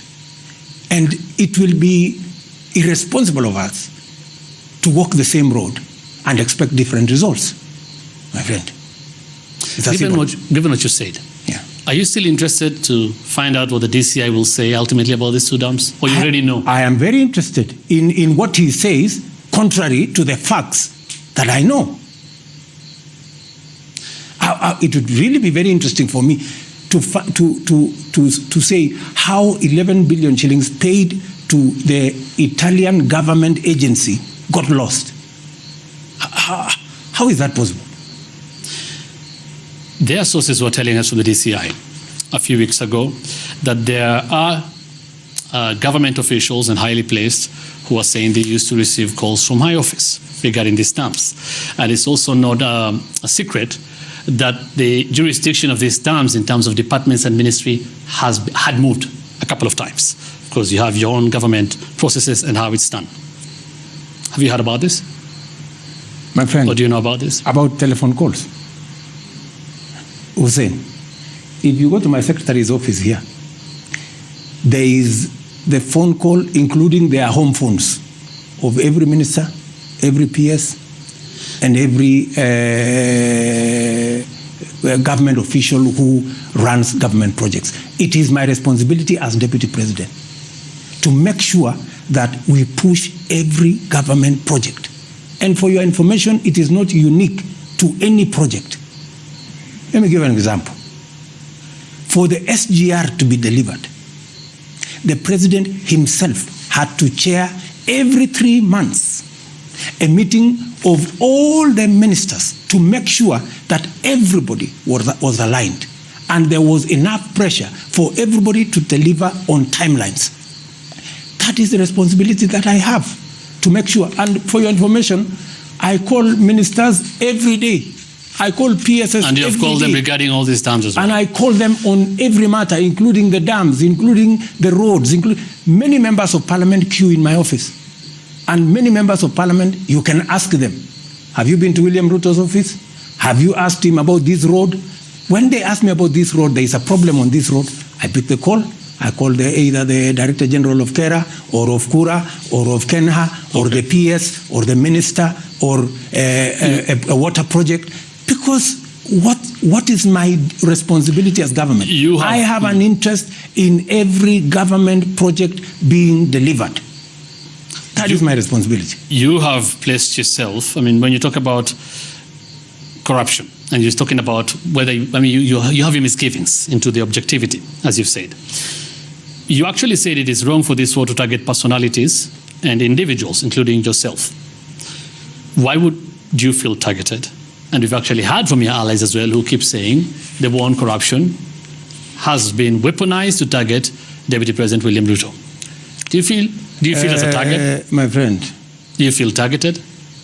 You have talked about somebody called allies. I keep reading about this guy called Ally. Before that, I said what media, you say. In the media every day. I am looking for him. Okay. Because everybody speaks for themselves. When it is convenient for the media, when somebody speaks, he becomes a Ruto ally. When he says something else, he's a member of Jubilee. When he says something, do you feel targeted? I don't feel targeted at all. So you're giving this as an example? I'm just saying that, we must be objective.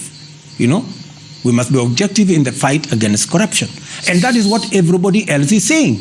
That's what the president was saying. The president was saying it is not targeting any community. It is not targeting anybody. There are some who point to a trend that you have denied several occasions some of these corruption cases, and they end up being proven. One of them, for example, is NYS1 in July 2015, when you defended this accusations against corruption. First, you denied it, and later on, you accepted that there was indeed corruption. Okay, I'm assuming, I'm not saying this is the same case, but you were still denying it then as the deputy president. You went ahead again to accept then as the deputy president. And this is why I'm saying, why should you be trusted and not the investigative agencies? And number two, you also dismissed the Afia House scandal as media propaganda. The Auditor General report confirmed that money was actually lost. For your information, on both cases, the matters went to court, right? And almost everybody was acquitted, right? On both cases, on especially the first case on NYS. And that is why we are saying... There's a case going on. There is a case going on, but 21 of the have already been acquitted, right? Number two... But you agreed ultimately that there was corruption. On the Afia House matter, right? Up to today, what was issued by the auditor has been contravened. And in fact, there is nobody who has been taken to any court for whatever you perceive as a loss in Afia House. So really, this is what I am saying, Hussein.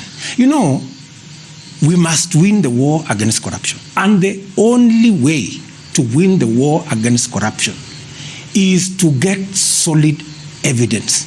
This media narrative, you know, because all you are discussing now here is 791 million that was lost. Which you denied and accepted. We have no, up to today, there is nobody who has stepped forward to say this is the money that got lost. 3 billion shillings in Afia House. It was a media story. Up to today, nobody has been it is in a report by the Auditor General. In court, even at all. Over and above being a media story, it is a report of the Auditor General. What I am saying, Hussein, and this is what the President said on Thursday, due process.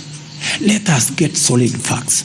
The reason why we equipped DCI, DPP, ESCC with enough human capital, with enough equipment and resources, material resources, is so that they can do a job befitting and that will give us results out of this war. Okay. Finally, on this matter about you and interfering or not in the investigative agencies, then how would you respond to these accusations that you are the one actually politicizing the war on corruption, that nobody else has complained so far except you?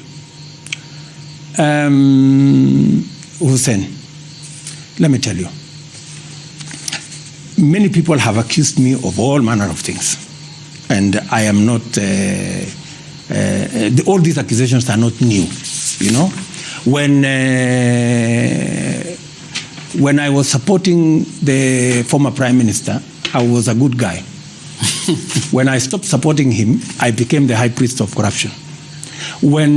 So I am used to when we were running the last election, when we were running the last election, we were accused with President Uhuru Kenyatta that we stole Eurobond money. We stole the railway money. We stole Afia House. But now, conveniently, President Uhuru Kenyatta has been acquitted because he's not a political competitor for the future.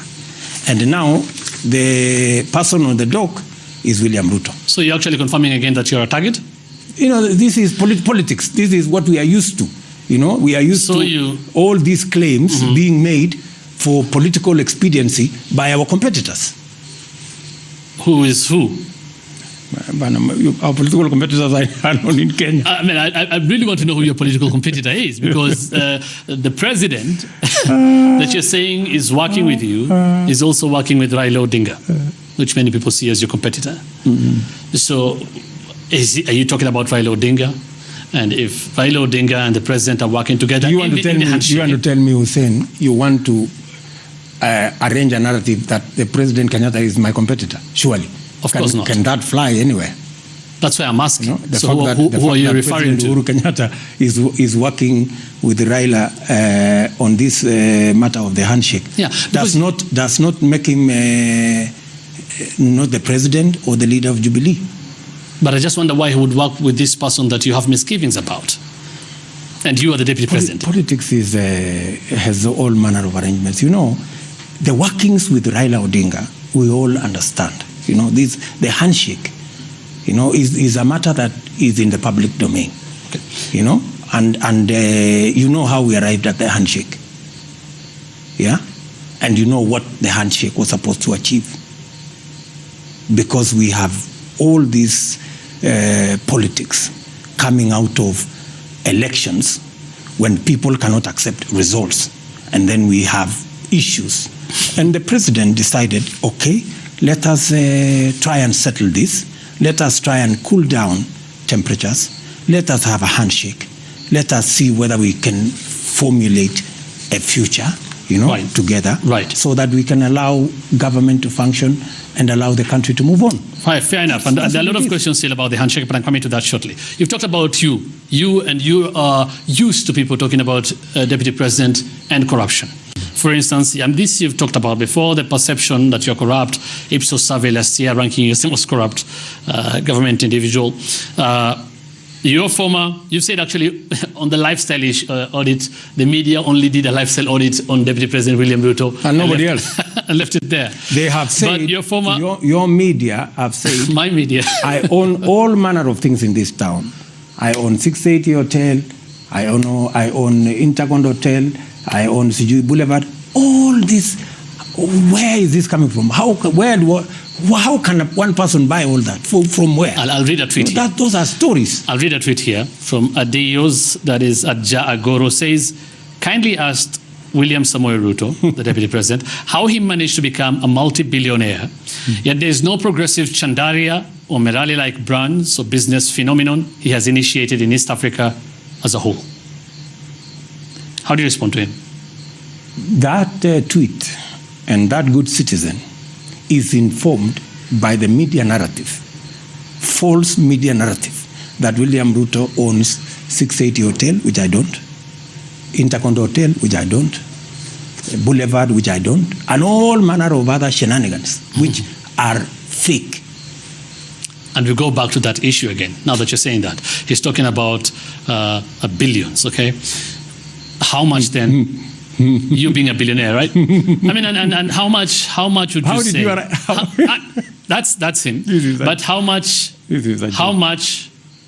are you really worth? And this question has been asked several times. And this is why. I'll read another one. I'll read another tweet from Charles Mbogi, who asks Honorable Deputy President, ask Ruto why he's always naively caught in fraudulent land deals for a street smart hustler like him. He seems to be smart in everything except land matters. We'll talk about that later. But first, he says, where does he collect the millions in sacks?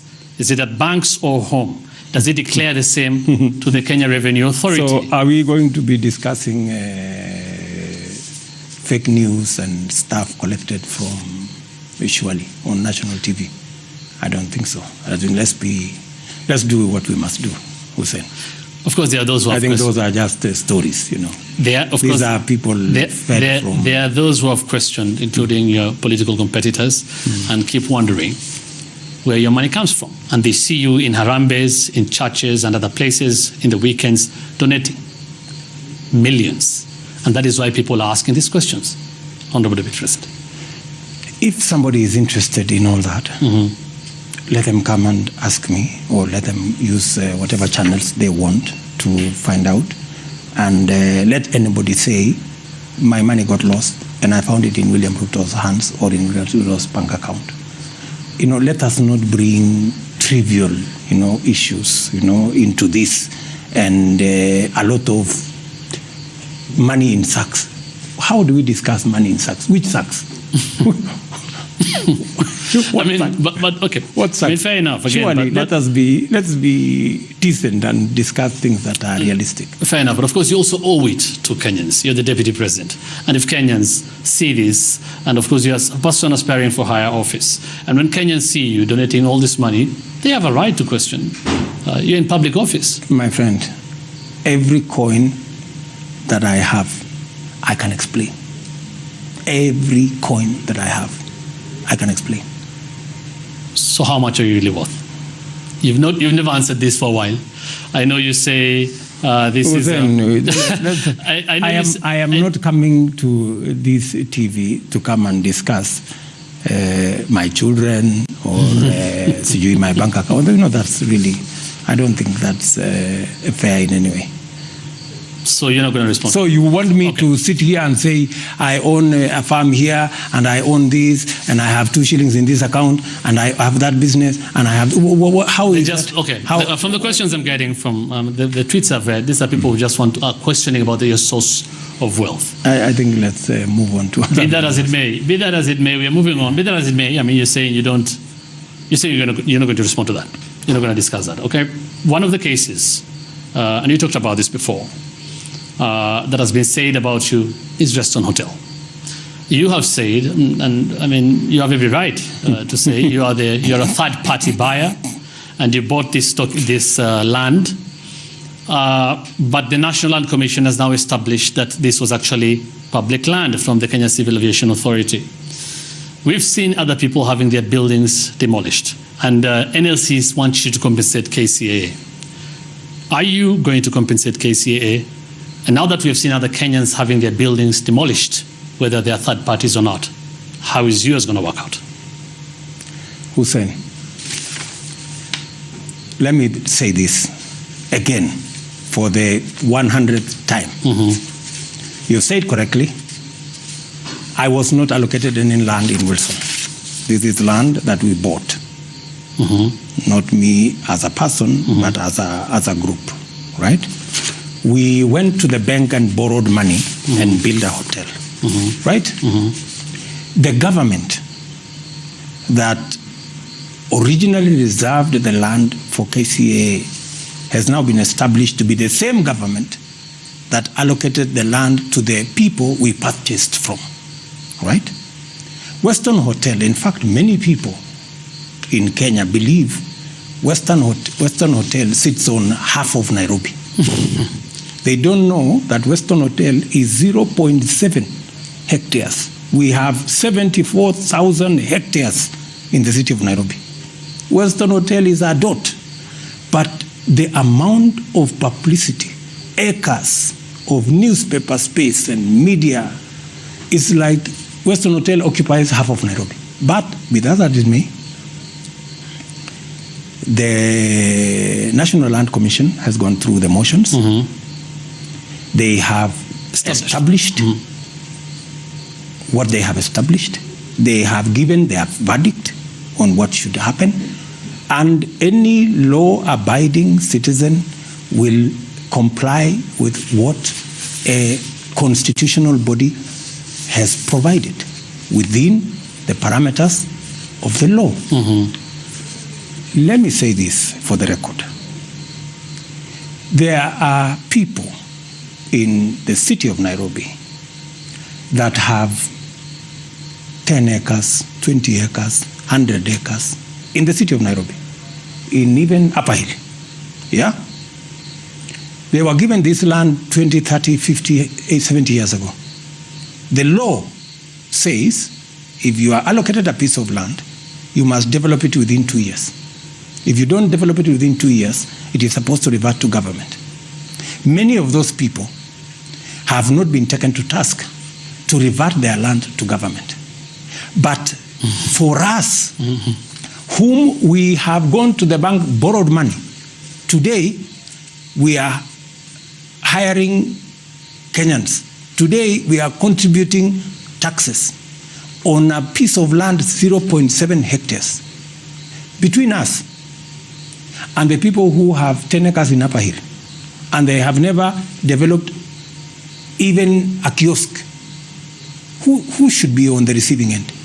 But two wrongs don't make a right. I mean, you're fine, fair enough. Precisely the point. Two wrongs don't make a right. Precisely the point. But I'm saying, we've seen KCAA, for example. I'm saying, where is evenness? You know, two wrongs never make a right. Yeah. But where are we even? You know, where is evenness? You know, we should balance this. Fair enough. But the same question. I have answered your question. The same question you're talking about. I have answered your question. Where is evenness on the people who've had their buildings demolished because of such cases? You know, let me tell you, we ourselves did not wait. We went to the National Land Commission to validate our property, right? We took ourselves. So it depends on how you prosecute your case. You know, the fact that one guy goes to court and gets this verdict does not negate another guy going to go to court and if he doesn't prosecute their case properly and they don't get the same result. I mean, why do you want to ask me to pay for what other people, you know? All I'm asking is that we must all be treated equal before the law. Okay, so, all right. So you're going to compensate KCA then? I thought I answered your question. Fair enough. You talked about cabinet secretaries and stepping aside, Your Excellency, and you did not like what happened, clearly, because up to now nobody has been proven to be corrupt. As we wind up on this issue of corruption, just two questions. First, we have had a cabinet secretary sacked, the Honorable Chegger. He has been demanding to know why he was sacked. Why was the Chegger sacked? Put on the flip side, why was he hired? You serve at the presidency. You know why you hired him. So I think the same hiring authority deserves the right to fire. Yeah. But so without any with reason? Or without an explanation. All right. So what if, do you feel ultimately, because you have political ambitions, that corruption and the talk on corruption and people talking to you about corruption, you said, I mean, there's a lot of people who talk about William Ruto his name being synonymous with corruption. Do you think corruption will be one of the big challenges of your presidential ambitions? And do you think it will actually be an issue or a campaign issue in 2022? I don't think so. You don't think so? It does not deserve that. You know, let me tell you, the people of Kenya know what they want. Yeah? The people of Kenya want a leader who can deliver on the things that are very dear to them. Yeah? We delivered the SGR. We delivered our electricity program. We have delivered on our education program.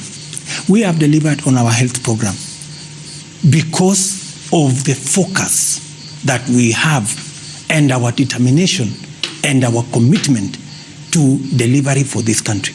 I don't believe that corruption can stop any determined leader from delivering on or transforming this country. How major should it be?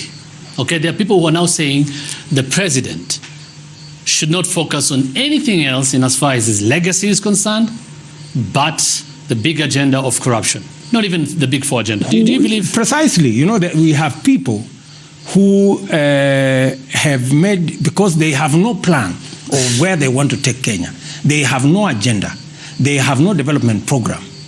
They have only this one thing. And these are the same people who kept singing to us that we will not deliver the SGR because it is corrupt. We deliver the SGR. They told us we will not deliver on the first Eurobond. We deliver the first Eurobond without the corruption they were talking about. They told us we will not deliver on our health program on equipping our hospitals and raising the number of hospitals that are referral. We delivered. They told us we will not deliver on our road network. We have delivered on our road network. Okay. So these are people who basically don't have an agenda. So they are looking for excuses. And the simple and easiest excuse is corruption propaganda. Okay. These people, again, are the opposition that we knew in 2017, up to the run-up of the election. That was headed by Honorable Raila Odinga. He came into a handshake with President Uhuru Kenyatta. They've talked about it. He said several times that you are not part of it. That is Honorable Raila Odinga. That's right. First, why do you see the handshake as political? Hussein, they say it's not political. Let me give you a bit of background. Before Raila Odinga engaged the president on the matter of the handshake, he engaged me. Okay. Raila Odinga approached me on 4 occasions. Before talking to the president? Yes. After the election? After the election. To have a discussion. I declined. to engage the former Prime Minister. And I declined for two reasons. Reason number one is that in Jubilee, we have one central command. President Uhuru Kenyatta is the party leader, is the president, and we all defer to him. If there is any engagement with anybody on matters politics, it has to start with President Uhuru Kenyatta. And for your information, for every approach that was made by Raila Odinga to me, I informed the president, right? And he told you not to? No, I told him myself. Did he respond? I will not. No, I told him I will not engage Raila Odinga. And the second reason is I did not believe that he was doing this in good faith. I was not persuaded that it was in good faith. Because some of the statements, in fact, on two occasions, we actually spoke on the phone when he sent some emissary. And I could hear the trend. You can see the president has already started to appoint ministers. And you remember when the president appointed the first 6 ministers, and there was a bit of hula baloo there. But I told him, my friend, initially we were running a coalition. Today, we have a party. The president is the head of this party. He doesn't have to consult me, right? So I could see where the thing was going. And I duly informed. Which is? No, I mean, to try and say, you are being shortchanged here, I don't know. It's that kind of narrative, which to me is a fake thing, So I did not engage him. So finally, when the engagement was carried out under this handshake story, it was not necessary for President Uhuru Kenyatta to let me know. But being the gentleman that he is, he actually brought me on board and told me, Mr. Deputy President, I'm having an engagement with the leader of the opposition. We've agreed like this, we've talked like this, blah, blah, blah. And I gave my views. Which were my views. And so it went. So first, I would assume. Let me set the record straight. Yeah. Much as, and it is not necessary, but the president, being the leader that he is, asked me about my thoughts, and I gave him my thoughts. And he already knew that there were advances by the former Prime Minister to engage with me. So when I see people stand on a podium and say, William Ruto is not part of this, I just don't know how dishonest people can be. But because of the greater picture, because of the bigger picture, and for your information, it is in the Jubilee modus operandi, mode of doing business, to bring unity among people. That is where we started with President Uhuru Kenyatta in 2013. All right. So it was a build-up from where we were. And for your information, Hussein, my fears that there was, as much as President Uhuru Kenyatta was committed and sincere that we want to bring the country together, our colleagues on the other side clearly don't think so.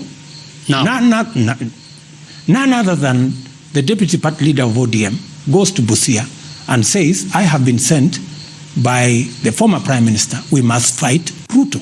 That is Joho. Right? It is in the public domain. Do you believe what he said? What reason? Do you think it was a flat statement? Where was that going? Because you're the one. That's not the only thing. That is me. You're the one who said you should not talk should not talk about allies, but talk about the person themselves. Okay. So, but my question was, as if that is not enough, Orengo goes to the media and says, we have a deal with President Uhuru Kenyatta to the exclusion of Deputy President and all this. which I don't believe is true. I interviewed him 2 weeks ago when he said he wants to impeach you. It's supposed to create a situation. Yes. The same fellow goes ahead and says we must impeach the deputy president. The same fellow has been hired by the fellow you interviewed here called Morade in that movement called Stop Ruto movement, to go to court to stop me from running. And, so faith, good faith. I mean, you've said a lot of things. You've said a lot of things. First of all, I mean, this is your word, because Honorable Raila Odinga says you were never part of this. Be that as it may, this is what you're telling me tonight. It's okay. No problem. But my question is, I have told you your position. What not my position. That's the reality of what happened. Yes, exactly. Okay. My question is, I just wonder how you could not buy this narrative.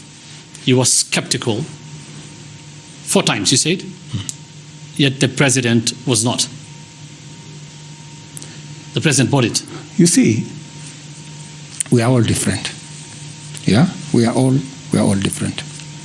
And the president operates at a higher level from me, right? I'm deputy president. There are things that I can do. There are things that the president can do by virtue of his office. He has more latitude. He has more information. He has a bigger view of the situation. And the fact that he asked about my opinion, means that he consulted. And I'm sure he consulted beyond me. He must have consulted other people, right? But it was my position. And you see, and my position was not far-fetched. It is also informed by history, my friend. I was there. In fact, I came and took over from Makto and concluded that KANU NDP merger, the merger, right? And I saw what became of that merger. KANU actually broke because of that merger. Raila walked in and walked away with half of KANU.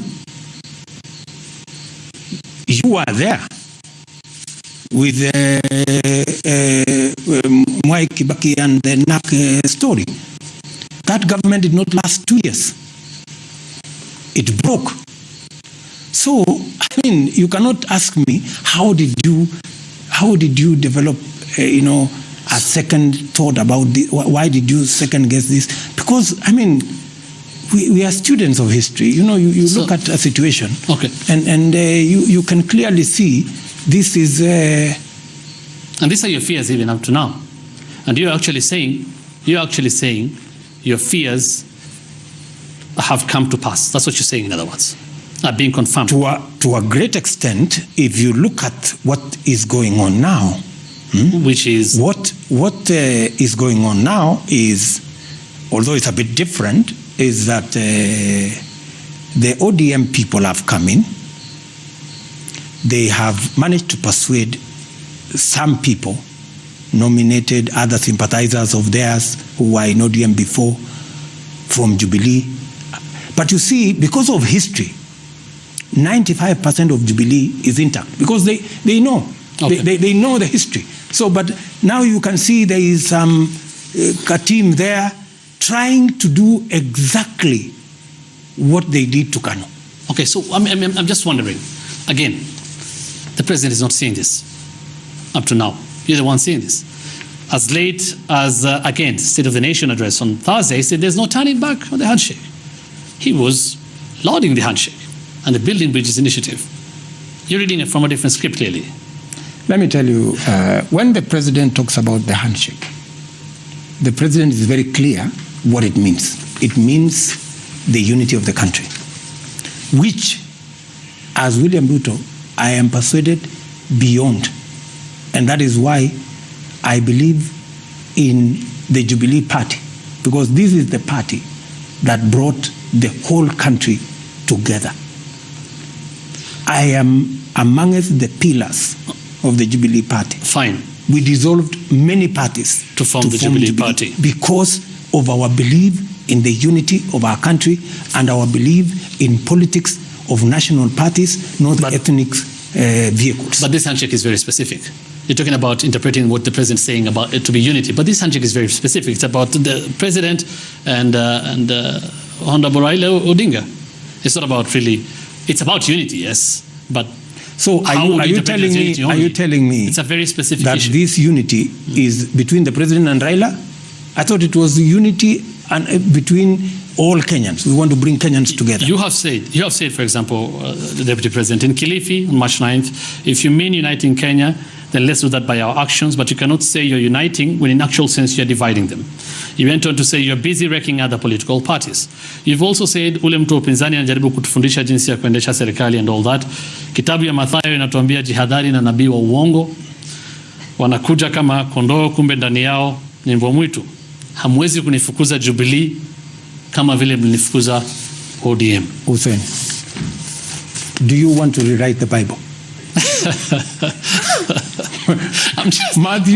I am just quoting what you say. Matthew 7:15 is Matthew 7:15. I'm just quoting what you said. I'm just quoting what you said, Your Excellency. And I'm just wondering, if Jubilee matters to you, and I assume matters to the president. Absolutely. Why would you only have these fears and not the president? My friend, do you know that when things happened to Kano, we were all there? And it actually goes back to that Jewish saying that when they came for the Jews, I did not say anything because I was not a Jew. When they came for the next lot, I did not say anything because I was not one of them. But finally, when they came for me, there was nobody to speak up. So, we cannot allow the same thing to happen over and over again and close our eyes to the reality. You yourself have said there are some divisions in Jubilee, right? Yeah, that is a fact. Yeah. And so how, for example, do we now have Jubilee members hanging out with NASA members, and the narrative is Jubilee is corrupt and William Ruto must be kicked out? So they actually say, including some Jubilee members, you should actually resign because you're not reading from the same script with the president on this matter of handshake and corruption. That is what they're saying. So you see, those people have actually been swallowed by the ODM narrative that Jubilee is corrupt. But it's true, you're not reading from the same script with the president. When these people spread the propaganda about Jubilee is corrupt, whose government is it? Isn't it President Uhuru's government? How can you say Jubilee government is corrupt when it is being run by President Uhuru Kenyatta? And you are a Jubilee member. We are used to ODM saying Jubilee is corrupt because it is propaganda and it is nonsense. But when it is joined by members of our party who, and we can't fault them. Some of these people came from ODM anyway, and some of them were rejected by Jubilee members anyway. These are people who have sour grapes to deal with. And some of them erroneously say they lost because of William Ruto. These are people who wanted to rig elections. We refused. We said Jubilee is a party that believes in fairness, and every member of this party will be treated fairly. In hindsight, from all this narrative that you saw, and you saw that this is not good, and you are saying now, up to now, you have concerns. Clearly, Deputy President, from what the President is saying publicly, he has no concerns, only you have concerns. Have you raised these issues with the President? Jubilee is your party.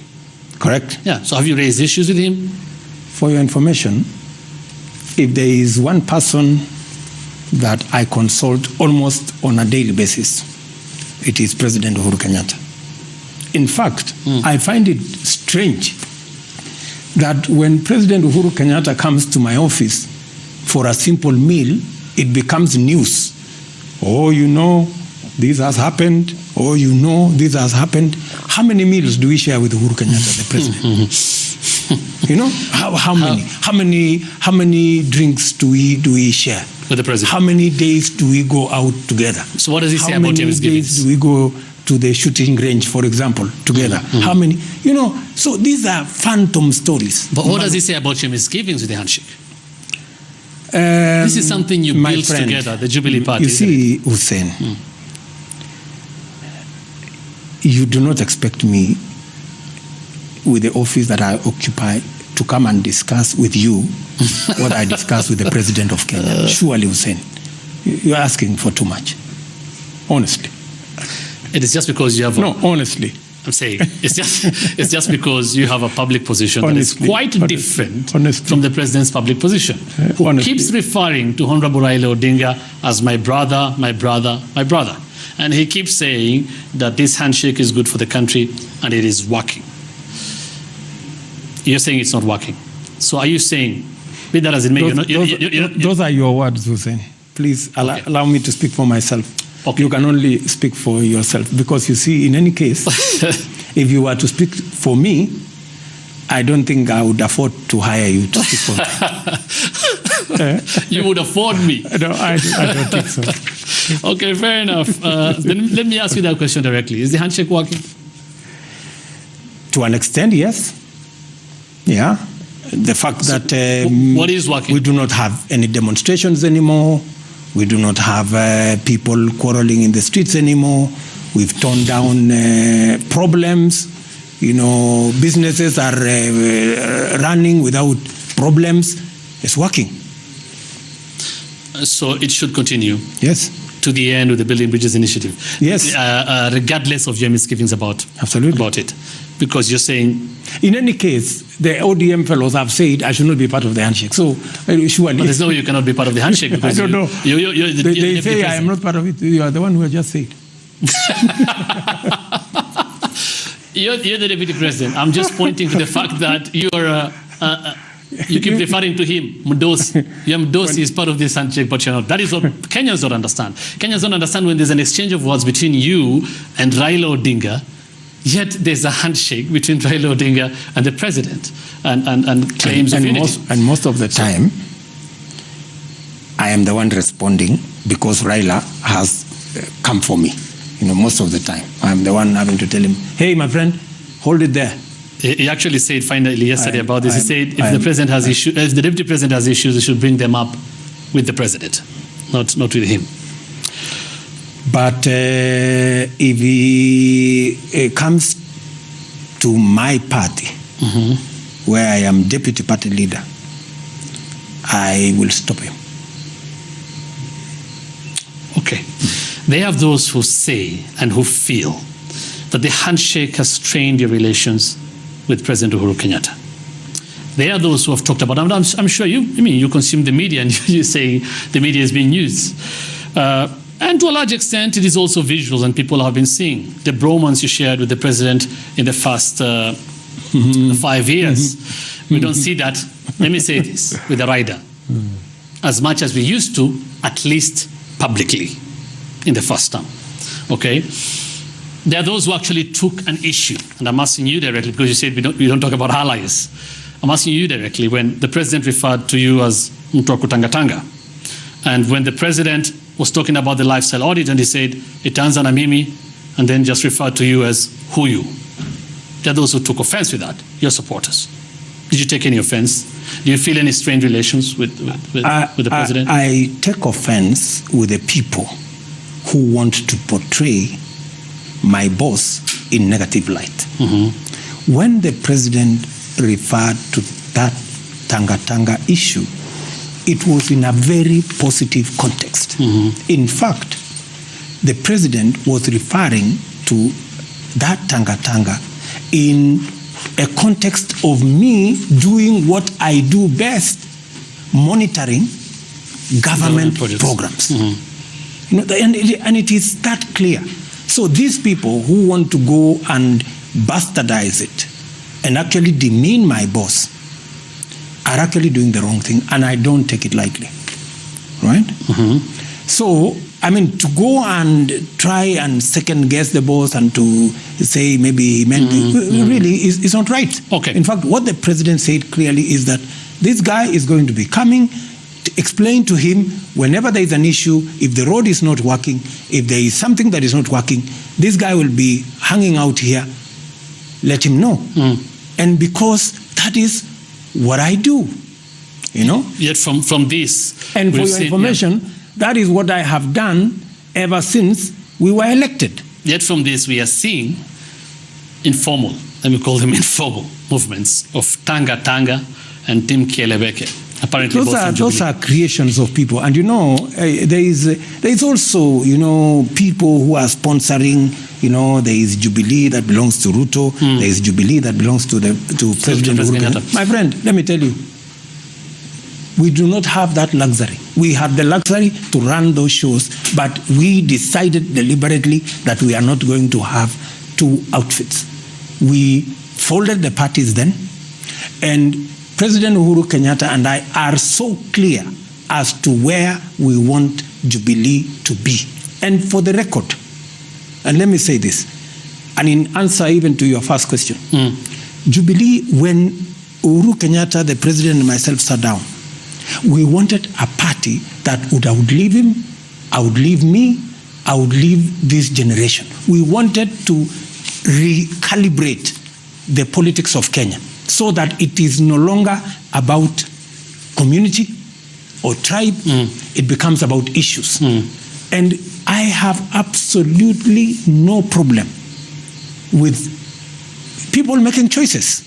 You know, people can decide to belong to this party or that party. One. There is no problem. Yeah, but it doesn't have to. But the thing is, but let me tell you, Jubilee is one party. We see every headed weekend by Uhuru Kenyatta. Right. All these other people, and we have one outfit. You know, these other people are pretenders.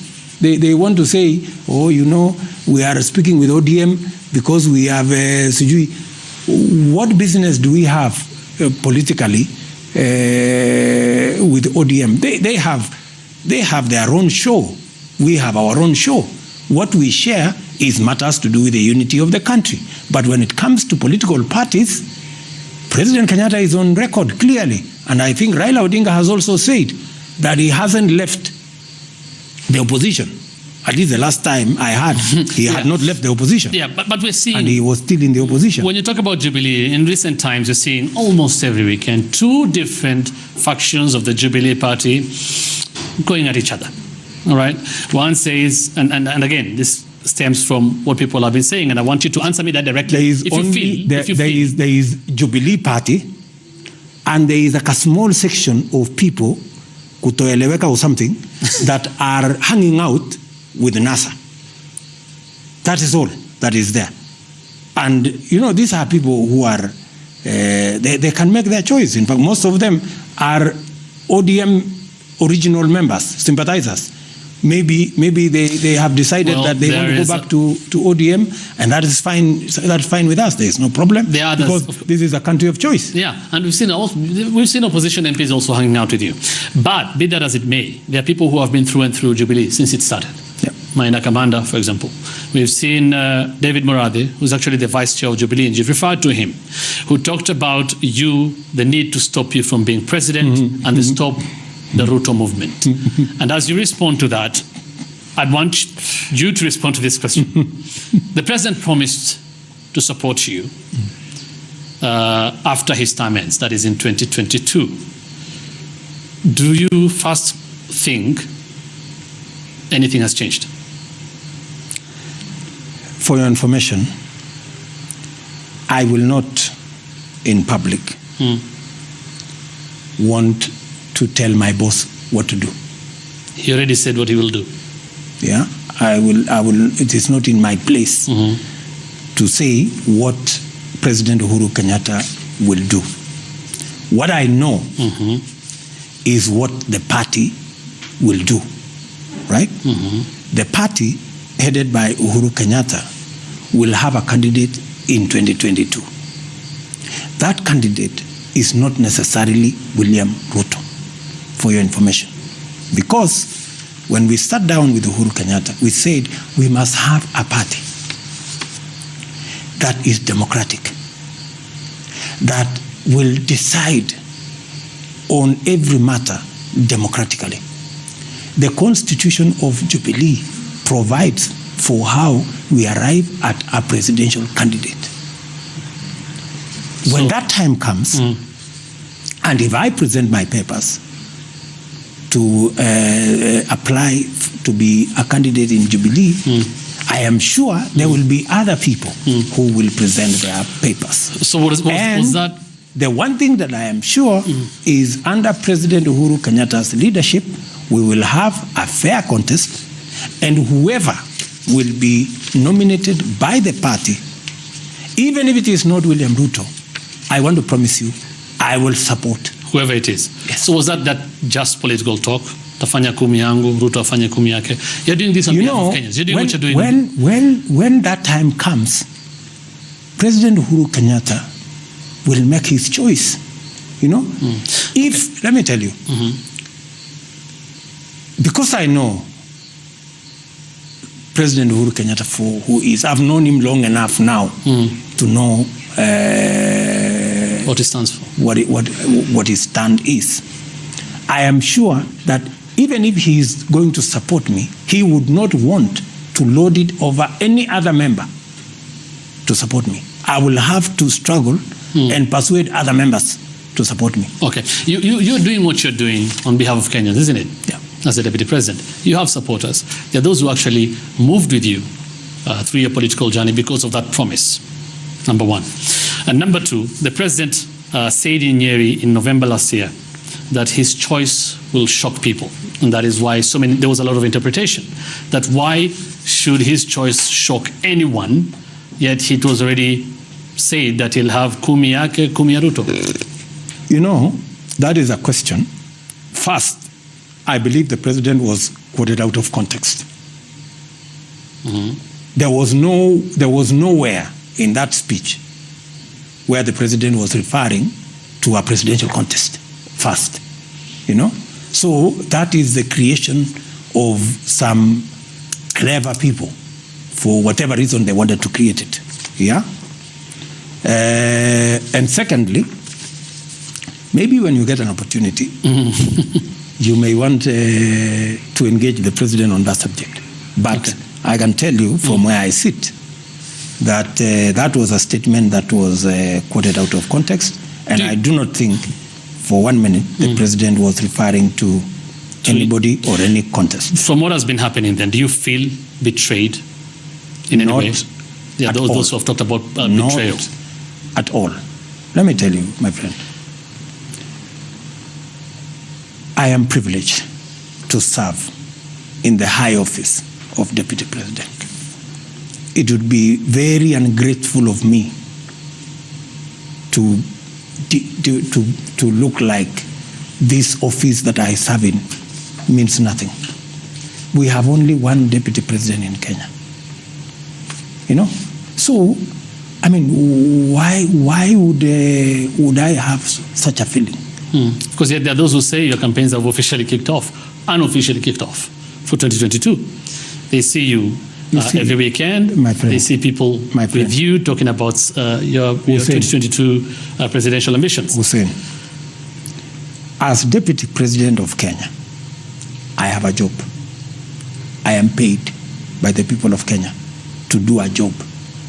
And I wake up every morning to come to this office, to go to my office in town, to earn my salary. And it includes all the many things that members of parliament, senators, leaders engage me with. This road, that water project, that hospital, this issue, all these matters. But you've also talked about people wanting to stop you. And it is Kinamorada who they came and talked to you about it. They are the ones who have said we have started a movement called Stop Ruto. Okay, you've also talked. For example, I remember you in Western Kenya telling, if I can quote you, telling Mudavadi and I think Kalonzo. I don't know if Kalonzo was there, but you said nimekaribia tu hapo. Mwache tu ni. No. You know, honestly, the president keeps saying we should not talk about 2022 and campaigning. We are politicians. You know, Hussein, let's be realistic. This is the situation I met Mudavadi. in a meeting. And so I was just telling Mudavadi in jest, my friend, Sasa Wewe, you and the former Prime Minister, you know what we had agreed. Raila was supposed to be the president.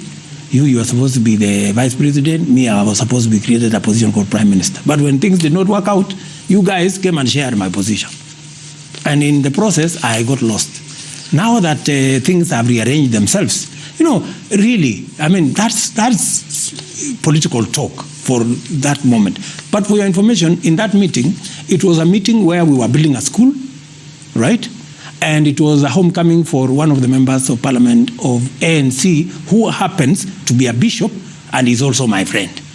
So really, I think when President Uhuru Kenyatta says, let us not engage in politics, he does not mean that you cannot go and do a function in a school, or you cannot go and do a function in a road, or you cannot go and do a function in a water project.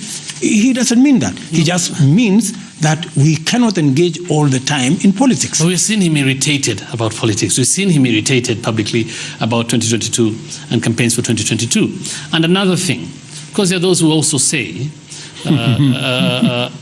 David Murade is a close associate, or known to be a close associate of the president.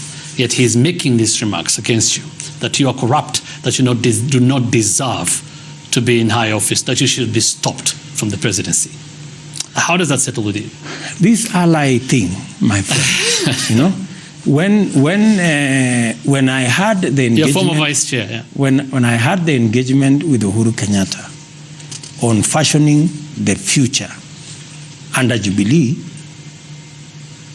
David Murade was not anywhere in that room, and he cannot speak on anything on matters to do with the future of this party.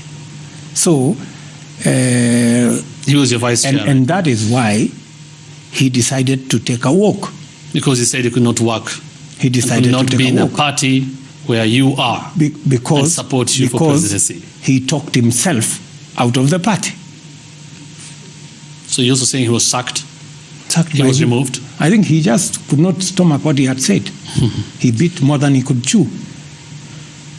We saw over the weekend, of course, you talked about the media and all the stories about you. I think this was this weekend or last weekend, correct me if I'm wrong, or 2 weeks ago, we saw in Kiambu, I believe, and Kiamba exactly, people donning in yellow t-shirts, talking about William Samoei Ruto, friends of WSR, and there was this question about people, critics talking about, is this the revival of the URP party, silently, with all that is happening in the Jubilee party and post-handshake politics?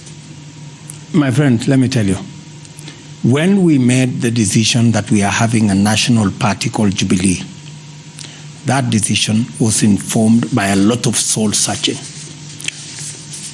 As William Ruto, my party, whether I become anything or nothing, is Jubilee, right? And I believe in it so much because it was born out of the realization of how faulty our politics can be if we do not have a national political party. And I am on record as saying the best way, and I want to say this on this program, the best way to take Kenya forward and to unify the country is to belong to a national political party. I see some of my friends who have a political party where 80% of the members there belong to your community. Okay. And then you stand on a platform and want to give us a lecture on how to unite people. Surely. And that is what I told even our friends in the opposition.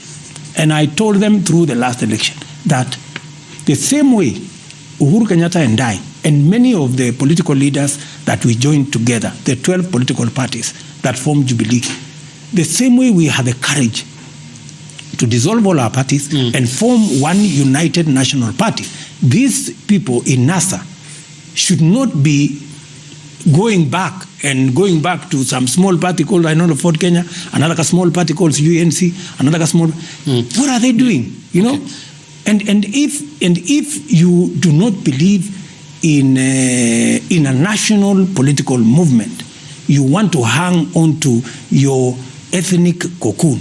How can you participate in a discussion about the unity Whatever of political Kenya? pundits are saying, I mean, there's no plan B for you. That's what you're saying. It's Jubilee through and through. I have no plan B.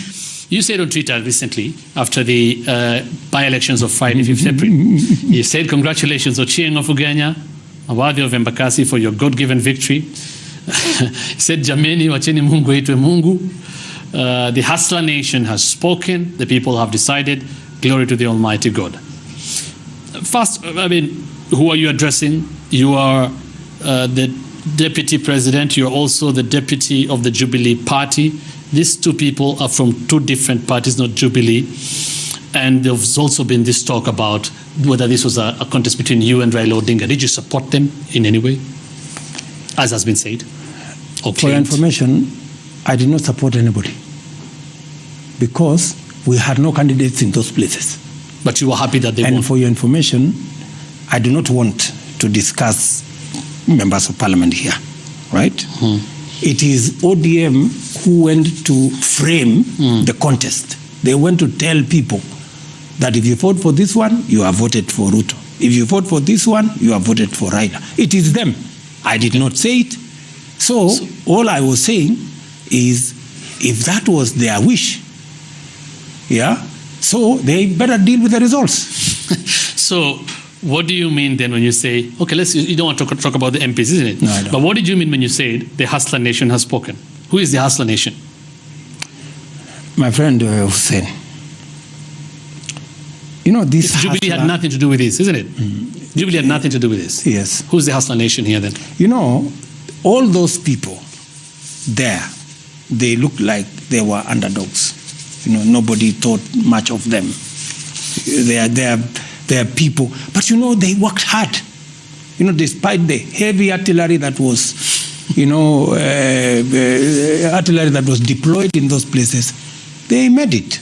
You know, they made it. So, and let me tell you, this hustler thing is not a state, a permanent state that you can be, or it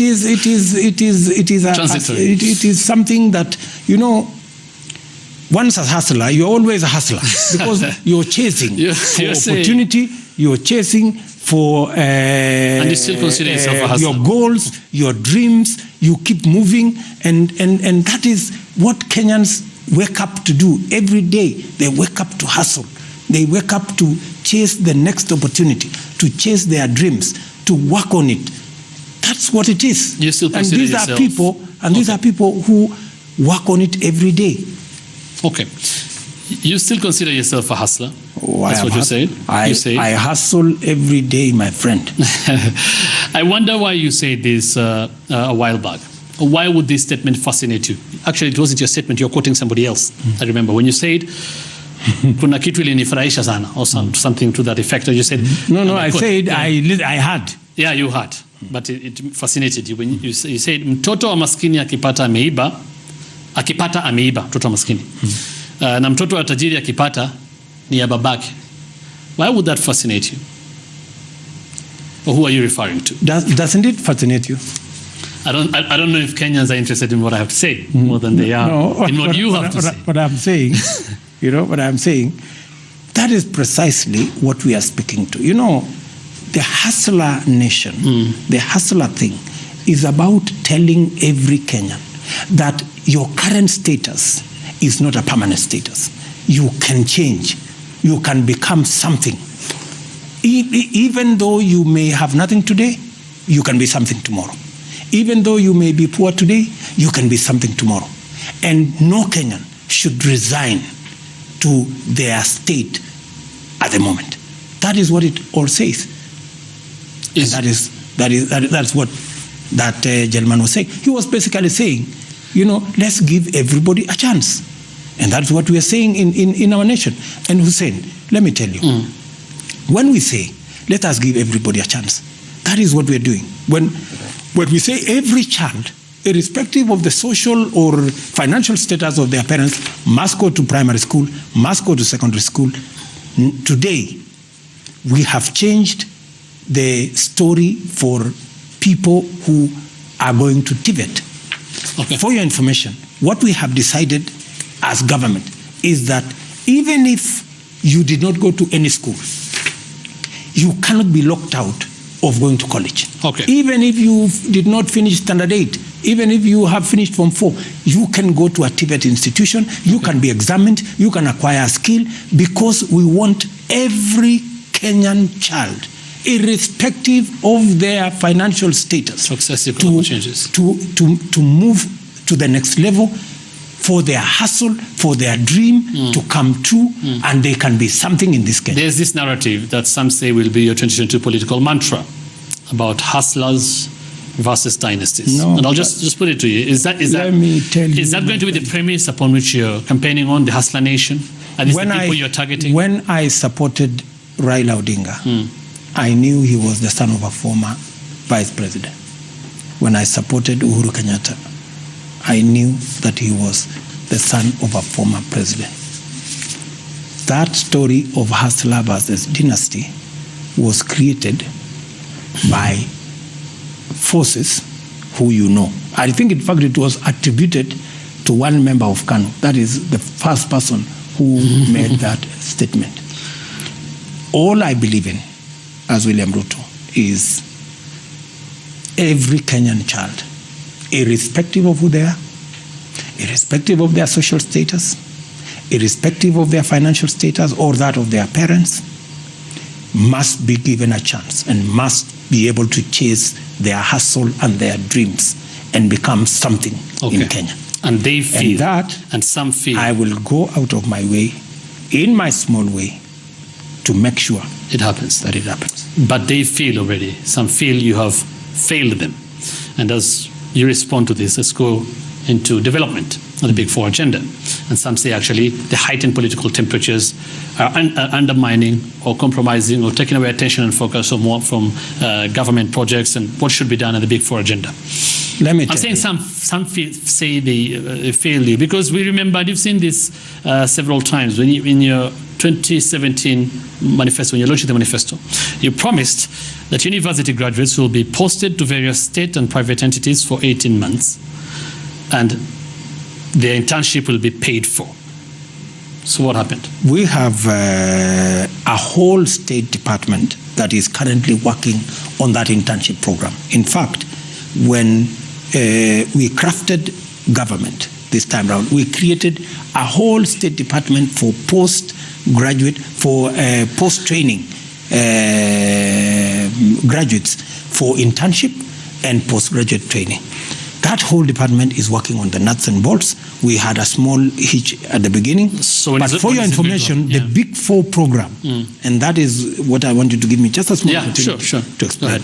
The Big Four program is anchored on 4 areas. Yeah, but when will this start? 3 of the areas for the university graduates? When will it start? It's already 1.5 years down the line. We are finalizing the template to be in line so that beginning this budget, that program will kick in after June. In June. Okay.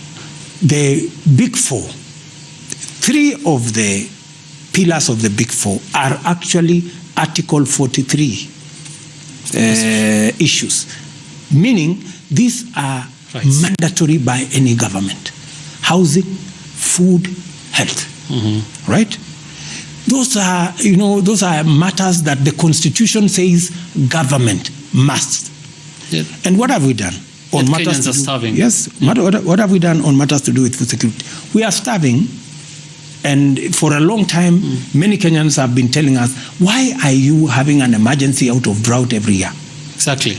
And that is why in the Jubilee Manifesto, we have put in there to construct 125,000 household ponds, 4,000 small dams, and 57 mega dams. And it's 3.5 years to go. Yes. And we have already started. We have already done the first 6,000 small 6,000. Yes, small holder pumps.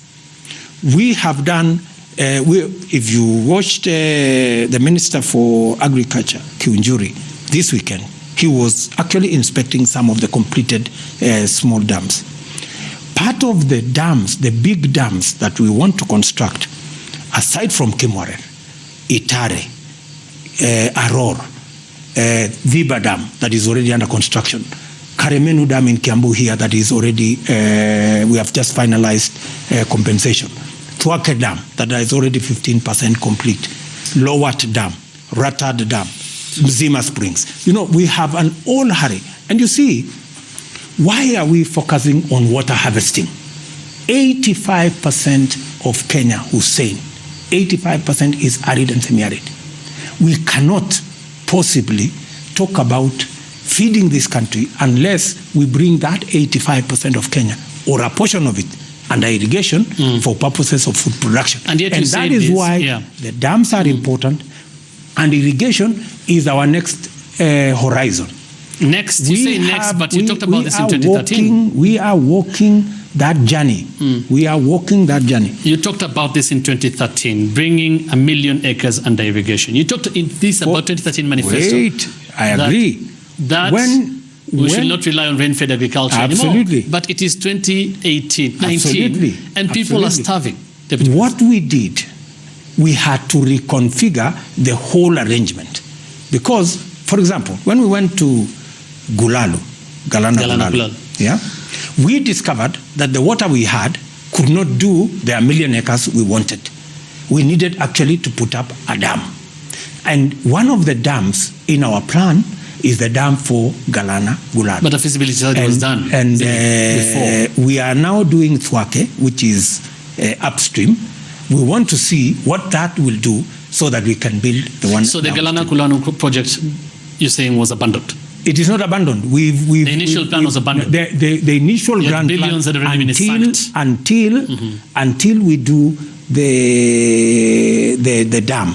Yeah, the water that is there can only do about 30 or 40,000 acres. And the model farm has been done. We have already derived a lot of benefit, understanding. We have worked on the varieties. We have worked on what are the real issues that once we do full scale, that will come on board. This was a big plan, and we've heard the Israelis talking about cartels sabotaging this. This was a big plan. I talked to the Cabinet Secretary Omalo, and he actually said the plan was also, he says the plan was that investors will come in to Galana Gulalu. And you were saying this is your answer to food security. Absolutely. My friend, what I'm saying is we have decided that we will spread that, not on one project. That's why we are saying, instead of doing just that Gulalu 1 million acres, we want to do 1 million acres, but spread over many projects. That's why we have all this. For example, Aror and Kimwarer is supposed to do 20,000 acres and give water to 100,000 families. The same thing with Bosto. The same thing with Radat. The same thing with Mzima. The same thing with Thwake. The same thing with Karemen. So that is where we are heading. So, number two, and for your information, because of the interventions we have done, last 2017, the prices of unga went to about 150. As it is now, we were at 85 until now. Going to about 190. Because of the delayed rains. But we believe we can arrest that situation. And you see, we are talking about delayed rains again, yet you said you promised this will not be enough factor in 2030. A bag of maize, even as we talk today, is still at 2,500. It has not gotten to 4,000, which was what it was before. So there is something we are doing that is right. But going into the future, we believe that the model we have now will sort out that problem. Issue number two. Let's talk about housing. Housing. Okay, you promised 500,000 units. In 5 years. Housing is a major component of our plan. Right. Housing is a major component of our plan. Hussein, they say, the longer you take sharpening the axe, the less time you will take cutting down the tree. We've been working on the mechanics of how to deliver. We were starting from zero, right? we've had to develop a whole new infrastructure, including the housing fund, development fund, including a mortgage refinancing institution. Some of these has had challenges. People went to court, others went to court. But Kenyans did not know they're going to contribute to this when you're making this promise. Kenyans did not know that. My friend Hussein, your contribution will finally benefit you, right? Some would still want the liberty to contribute or not, isn't it? You see, but if we are running a national program, and we have, I think, gone round and persuaded many Kenyans that this is the project to invest in, because it sorts out two major problems. Number one, it gives Kenyans decent housing. It gives an opportunity to a border rider to own a house that he can pay rent for 20 years, and after 20 years, the house becomes his. That a guy who today is paying rent of 8,000, in 15 years, instead of paying rent, that 8,000 will be mortgage. And that in 15 years, he will own a house. Okay. My friend, people used to walk out of university. And many graduates walk out of university and they go and live in slums. William Ruto sitting here. When I walked out of Nairobi University, I went to stay in Kawangware. Right? I paid 1,700. It was basically a slum. Okay. It was a Mabati house. So that is a graduate. Okay. What about the other people? So we must have a country that every person has an opportunity to own something. That is how we are going to have a stake in this country, all of us. Will you deliver 500,000 units in 2022? For your information, you will be surprised at the amount of interest. Were it not for the delays of court matter, we just have a small court matter that is delaying this. The amount of interest from international community, from people who want to deploy different kind of technologies of building houses. There are a number of people who have financing resources to be able to deliver on this project. The number of counties that we have signed on board who are ready to be part of this project is amazing. And this will also sort out one of the big challenges we have. Okay. And that is the challenge of unemployment. Okay. Let me just give me 1 minute. I'll give you that. I'm just asking you a direct question. Will you still deliver 500,000 units by 2022? It is possible. It is uncertain because it after 2022 we don't know who will be in government. Even if we don't deliver 500 and we deliver 300,000, my friend, this country will change in a way that that will be historic. And let me tell you, there's another. Apart from that, there's another promise you made, and you were very assertive then. Just relax. Let me just say this one point. Okay. The challenge we have is a challenge of unemployment. The opportunity we have in the housing project, and I want Kenyans to look at it that way. Apart from decent housing, apart from giving every person, the guy paying 3,000 rent, the guy paying 10,000 rent, the guy paying 20,000 rent, they have a solid opportunity today to own a house, which is something that every Kenyan is looking forward to. But more importantly, the millions of people today who are hanging around, young people who have no opportunity, they have now an opportunity to work. For every house we build, we need to hire 5 people at the minimum. Okay. We will have a whole industry developed around this housing program. And this is a program that is going to go on for 30, 40 years before we settle the housing problem in Kenya. Okay. This is our opportunity. This is our moment to sort out the youth unemployment and to sort out the housing menace that we have in Kenya. The other thing I have to ask you before we wind up is you are very assertive, and you've seen this during rounds several times. When you talked about building the 5 stadia, and you went on ahead to say there are even more stadia, talking about what there are 11 stadia, 11 in total. We haven't seen that happen, and you're very assertive when you're launching the manifesto. For your information, let me just. I know where you want to go. Let me tell you. I mean, you said within 9 months. By the end of 2017, they should have been ready. When we came into office, several things happened. We went into a repeat election that we spent almost 15 billion. That was not part of our plan. We had to reconfigure the financing of this stadium. And what we have done now is that we have set a fund, arts and sports, arts and culture fund that will raise about 5 billion shillings every year to specifically address those issues. And now we have a solid financing scheme to make sure that we not only finish the 5 that we promised, we finish the 11 that are on course, but we also work with the counties to make sure that we have additional ones so that we have enough space for our young people. Now we have the fund. We are collecting money. We already have collected the first 2.1 billion that in less than 6 months. Okay. So we have now the resources to make sure that we deploy that. But more importantly, Hussein, many people in Kenya are driven into poverty because of sickness, because of illness. Many people are driven into many homes.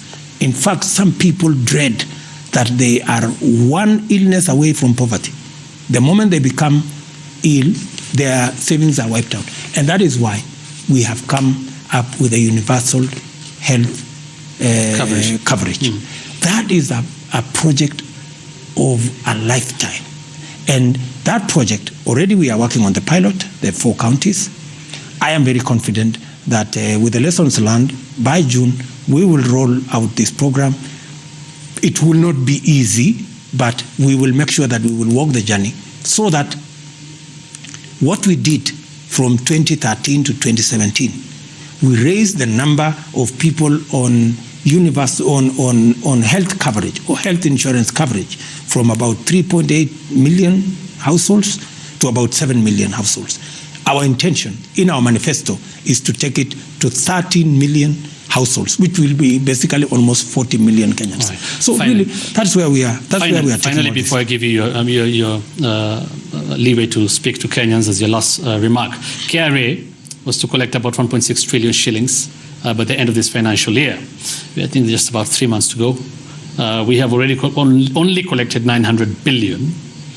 The taxman, of course, is under pressure to collect the remaining 700 billion. And people are feeling the pressure from the taxation. And people are talking about this in manufacturing and in our economy generally as putting so much pressure on investors and, of course, killing investor confidence. One of the issues, for example, we've had people who are importing or importers complaining about import duty being raised almost threefold. The dynamics around our economy are dynamics that change with changing times. Mm-hmm. We cannot be static on one issue. The Treasury has the leeway and has the infrastructure to determine what parts of our economy to be taxed and what parts should be spared so that we can, as we collect revenue, we don't stifle the economy. We still provide for growth in the economy. And much as we are behind in terms of collecting taxes, but the reality is that government service is proceeding. We are working with what we have and we are spending it in the right places so that we can get the correct returns. But again, we are carrying out reforms in KRA. Mm. I'm sure you're aware, a few days ago, we gave KRA some money for them to be able to enhance their infrastructure so that they can collect more money. And that is a process that is ongoing within government and within the Kenya Revenue Authority. Okay, finally, there's this text that I have to read. When or where is the 50 million that Deputy President promised Harambee Stars? That was delivered. It was delivered. Okay. That's what the Deputy President says. It was delivered. We'll take your word for that because... Not my word. I thought you heard from the ministry that it was delivered. It was not. It's not me. I'm reading. I'm just reading a text. Maybe it's behind news. So this wasn't your money. This is government money. Oh, I see. All right. You sincerely believe that Deputy President would go. These are Kenyans. This is a Kenyan team. It's not a private entity. Honestly, okay, from what people saw, and the interpretation was you giving your own money, 50 million shillings to the government of Kenya will give them 50 million shillings. I did not say William Ruto will give them 50 million. I mean, Honorable Deputy President, of course, it's always a pleasure hosting you. Just final word from you to Kenyans. Thank you very much, Hussein, for hosting me. I want to tell my fellow citizens that going forward, our agenda on the Big Four, our agenda on the transformation of Kenya from the SGR and the good news. I was speaking to Macharia this evening of transport, is that we have now reached 10 trains every day, both ways, which means 20 trains every day of cargo. When it gets to 12 in a couple of months, we will actually break even. We do not need to go to Treasury to pay the loan. The loan will pay itself, which will be wonderful news, right? So our program on the SGR is a success story. Our road infrastructure is moving on. Our rural electrification program is moving on. Our delivery of dams and ponds and small dams is ongoing because we have to harvest water and move our agriculture to irrigation. Our program on universal health care is on pilot. The whole of that array of government programs are going on. Okay. I want to persuade Kenyans that we should avoid the noise, the sideshows, the stories, and focus on the development of our nation. And I want to promise them that President Uhuru Kenyatta and I and the Jubilee administration, we are focused on ensuring that our manifesto, the Big Four program, and the transformation of Kenya is on course, because that is the contract that we have between us and the people of Kenya.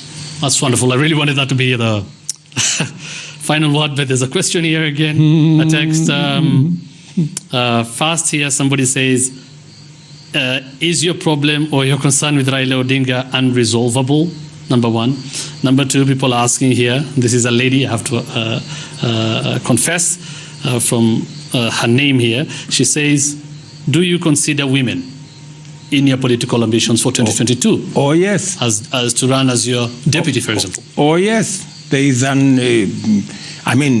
is an opportunity. I think there is an opportunity for women to participate at that level in 2022. And you'll be willing to consider one? Why not? All right. You know, this is if the party that I belong to, we sit down as a party and go through the candidates. If I am the presidential candidate and we sit down as a party and agree on a woman, why not? In fact, it would be the best news. But on the issue of differences between people, there is no problem. There is no problem that is unresolvable. You and Raila Odinga, yeah. There is no problem that is unresolvable. Everything is resolvable. You know, we are citizens of one nation. You know, we can, if we are genuine about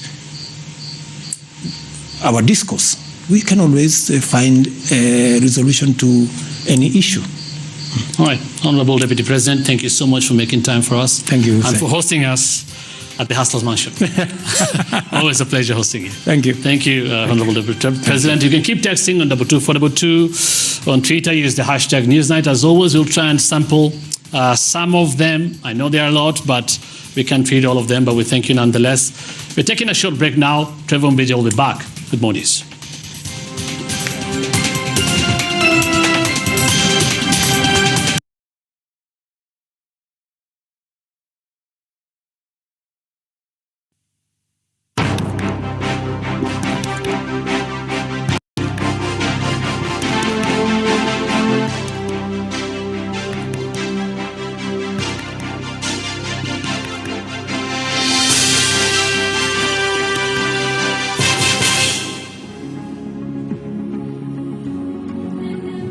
a century of independence, 11 elections, 3 presidents, and now Kenya heads to the polls in the country's biggest election ever.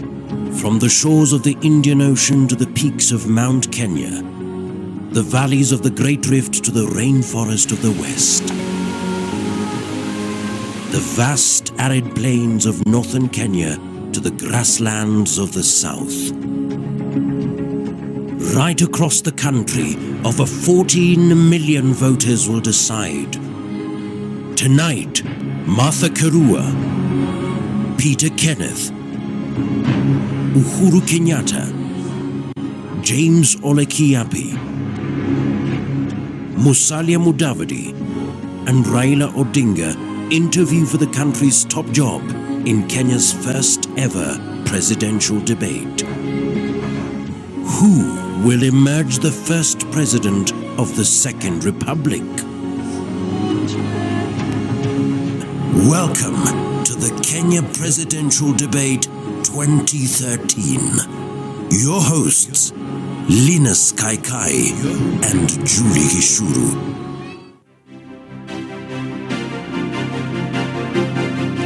Good evening. Welcome to the first of 2 presidential debates intended to give you a comprehensive picture of the candidates, their outlook on the issues, their policies, and their commitments on the matters that are of greatest concern to this nation. This debate has been organized by the Kenyan media and is coming to you live on all participating television and radio stations across the country. It is also streaming live online for the global audience. The next 2 hours are unprecedented in the history of Kenyan elections. For the first time ever, presidential candidates have together agreed to submit themselves to a debate on relevant issues and pertinent national issues. 8 of the presidential candidates are here tonight to debate each other before an audience. The audience will maintain silence throughout the debate, except a few moments from now, when we will put our hands together to welcome the 2013 presidential candidates one by one. Well, earlier, the Kenya Presidential Debates Steering Committee conducted a balloting session with the candidates to determine their order of entrance tonight and the podium position for each candidate. It's time now to welcome the presidential candidates, and tonight we begin with Mohamed Abduba Dida from the Alliance for Real Change Party. Let's give him a round of applause.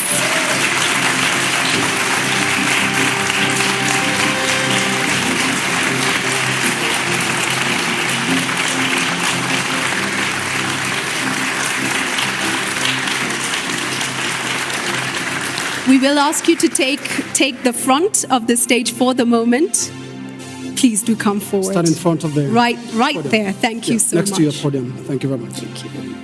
And we welcome the second candidate tonight in order of balloting again, and that is Professor James Ole Kiapi of the Rebuild and Restore Kenya Party, RBK.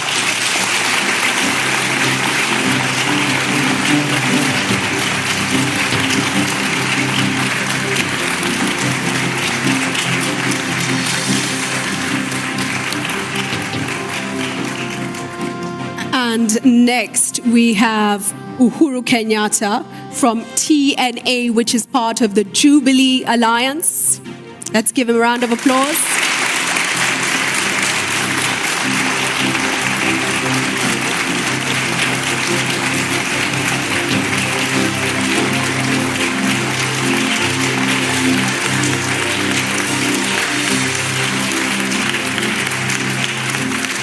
And next on stage tonight, we do have the presidential candidate of the Kenya National Congress, and that is the Honorable Peter Kenneth.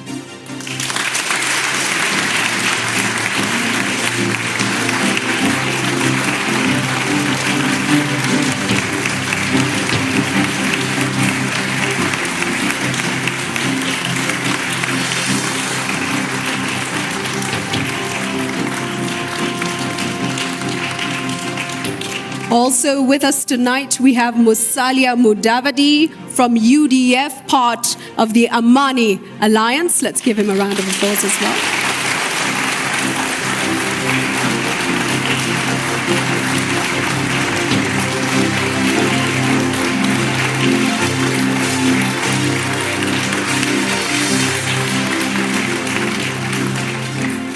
And now let's welcome to the stage the only female presidential candidate in this race, Martha Karua of the NARC Kenya Party.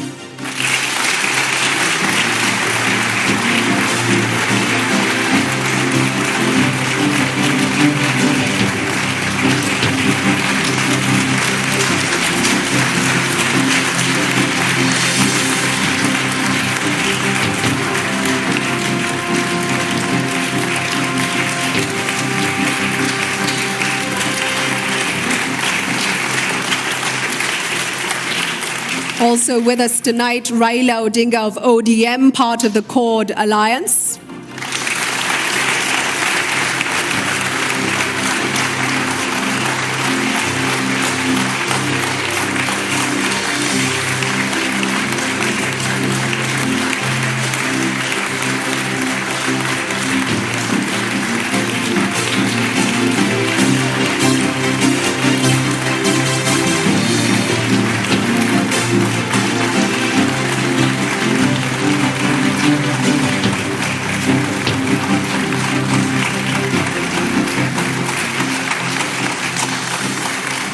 And finally, the last candidate coming in tonight, the Honorable Paul Mwite of the Safina Party.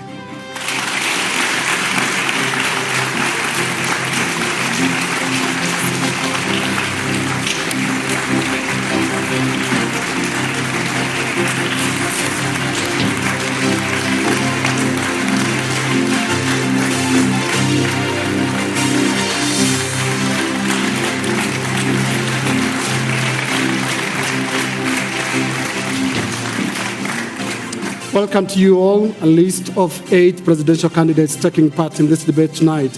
And the debate will focus on broad thematic areas of governance, security, and social services. Each candidate will be expected to explain their position in 2 minutes and will be given additional time for rebuttals. The rules of engagement discussed and agreed by each candidate requires them to treat and address each other with respect. Now, this debate has 2 main segments, part 1, which is focused on governance, and part 2, which includes questions from the audience. We thank you all for joining us and making time for this debate tonight. And at this point, ladies and gentlemen, let us all be upstanding for the national anthem. It is performed tonight by Carol Atemi.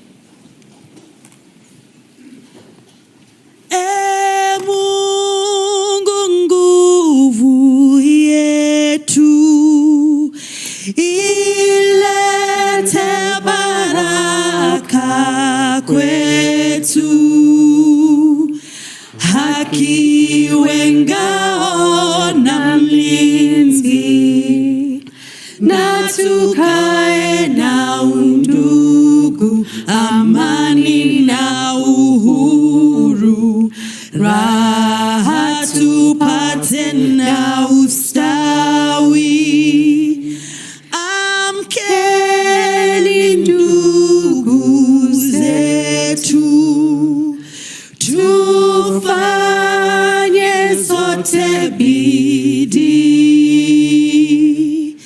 nasi tujitoe kwa nguvu.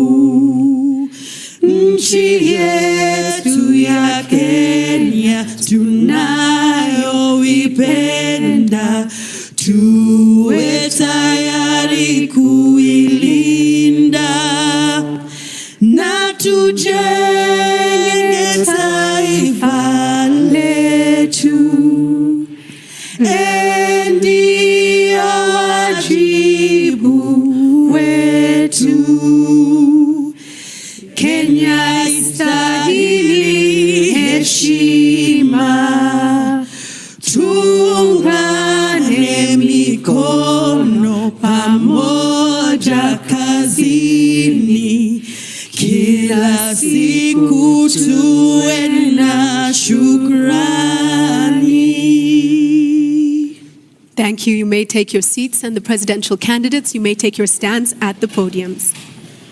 At this point, I hand over to Linus Kaikai to take us through part 1 of this crucial debate.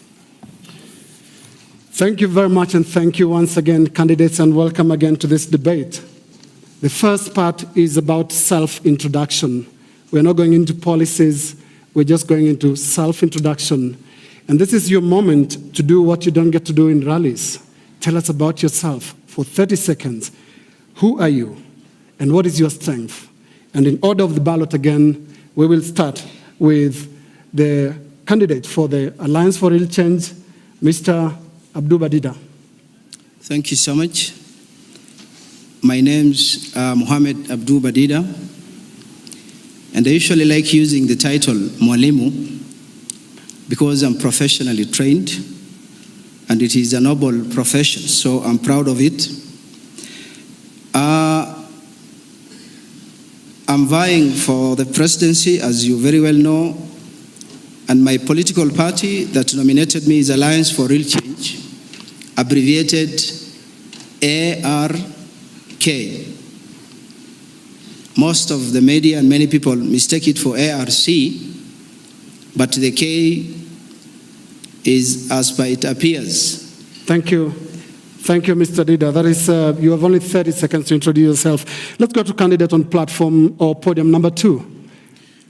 I'm James Olekiapi, and I've been a public official for 20 years, and I am very grateful to God today that I am here as one of the presidential candidates on this historic day in the Republic of Kenya. Good evening, viewers, and I'm glad to be with you. Thank you, Professor Kiapi. Let's go to candidate on platform podium number 3. Good evening, everybody. My name is Uhuru Kenyatta.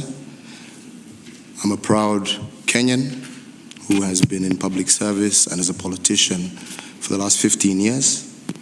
I'm a husband, a father, and a person who is greatly committed to this country and who seeks to be given the opportunity to make my contribution to this country through the election that is due in the next few weeks. Thank you, Honorable Kenyatta. Next candidate on podium number 4. Thank you for having me here tonight. I am bothered by what I see as lack of basic facilities for our people. I'm here tonight because we must fix security, sort out infrastructure, fix water and sanitation, fix healthcare, and reform our education system. We must grow our economy. I believe I have something unique to offer our country in terms of leadership. Thank you. Thank you very much. And this is a moment of self-introduction, so you confirm that you are Peter Kenneth. You had already said it. That's right. Let's go to the next candidate, platform number 5. I am Musalia Mudavadi. I'm the UDF presidential candidate in the Amani coalition. I wish to present myself to the Kenyan people so that I can serve them as the 4th president of the Republic of Kenya. I'm also pleased that I am part of this historic moment so that Kenyans can listen to us and evaluate us from a different perspective. Thank you very much. Thank you very much, Honorable Mudavadi. Candidate on number 6. I'm Martha Karua, a mother, recently a grandmother. I grew up and did my early schooling in my home county, Kirinyaga, and thanks to my parents and the community around me, I learned the values of honesty, hard work, and community that is caring for others, values that have stood me in good stead today. You can trust that the promises I make to you will be delivered. I'm a woman of her own words. Thank you, Honorable Karua. Candidate number 7 tonight. Good evening, viewers. My name is Raila Omolo Odinga. I'm an engineer by profession and the current Prime Minister. I am happy that this event is taking place today. History is being made. For the first time, presidential candidates are facing Kenyans to tell them what they want to do for them. I hope that this is now a step towards realizing the Kenyan dream as coined by the founding fathers of our nation, which is in our national anthem. I am going to spend time to tell Kenyans. Thank you very much. Thank you very much. Thank you very much, Honorable Odinga. We go to candidate number 8. You have 30 seconds to tell us about yourself, who you are, and indeed, what is your strength? My name is Paul Moite, a lawyer by profession. In 1990, as chair of the Law Society, I was one of those who started on this journey towards the realization of the new constitution which we now have, not as an end in itself, but a means to an end. I'll be talking a little later about that end. Thank you. Thank you very much, and thank you all candidates for introducing yourself. We're now going straight to the issues. And we had indicated to you the broad thematic areas, governance, national security, and social services. And I want us to begin with the single most serious problem in this country, the cancer that afflicts the politics, the elections, and governance in this country, the problem of tribalism or ethnicity. Let's hear from each candidate for 2 minutes what your appreciation of the problem is, and what you intend to do, and how different you'll be from the predecessors of the president we are seeking to elect. That is Jomo Kenyatta, Daniel Arap Moi, and Mwai Kibaki, all who made tribe the base of their governments. Let's start with Mr. Dida. Thank you so much. I think governance is actually the most crucial issue that contributed to the failure of this nation. And the only way out is full implementation of the Constitution.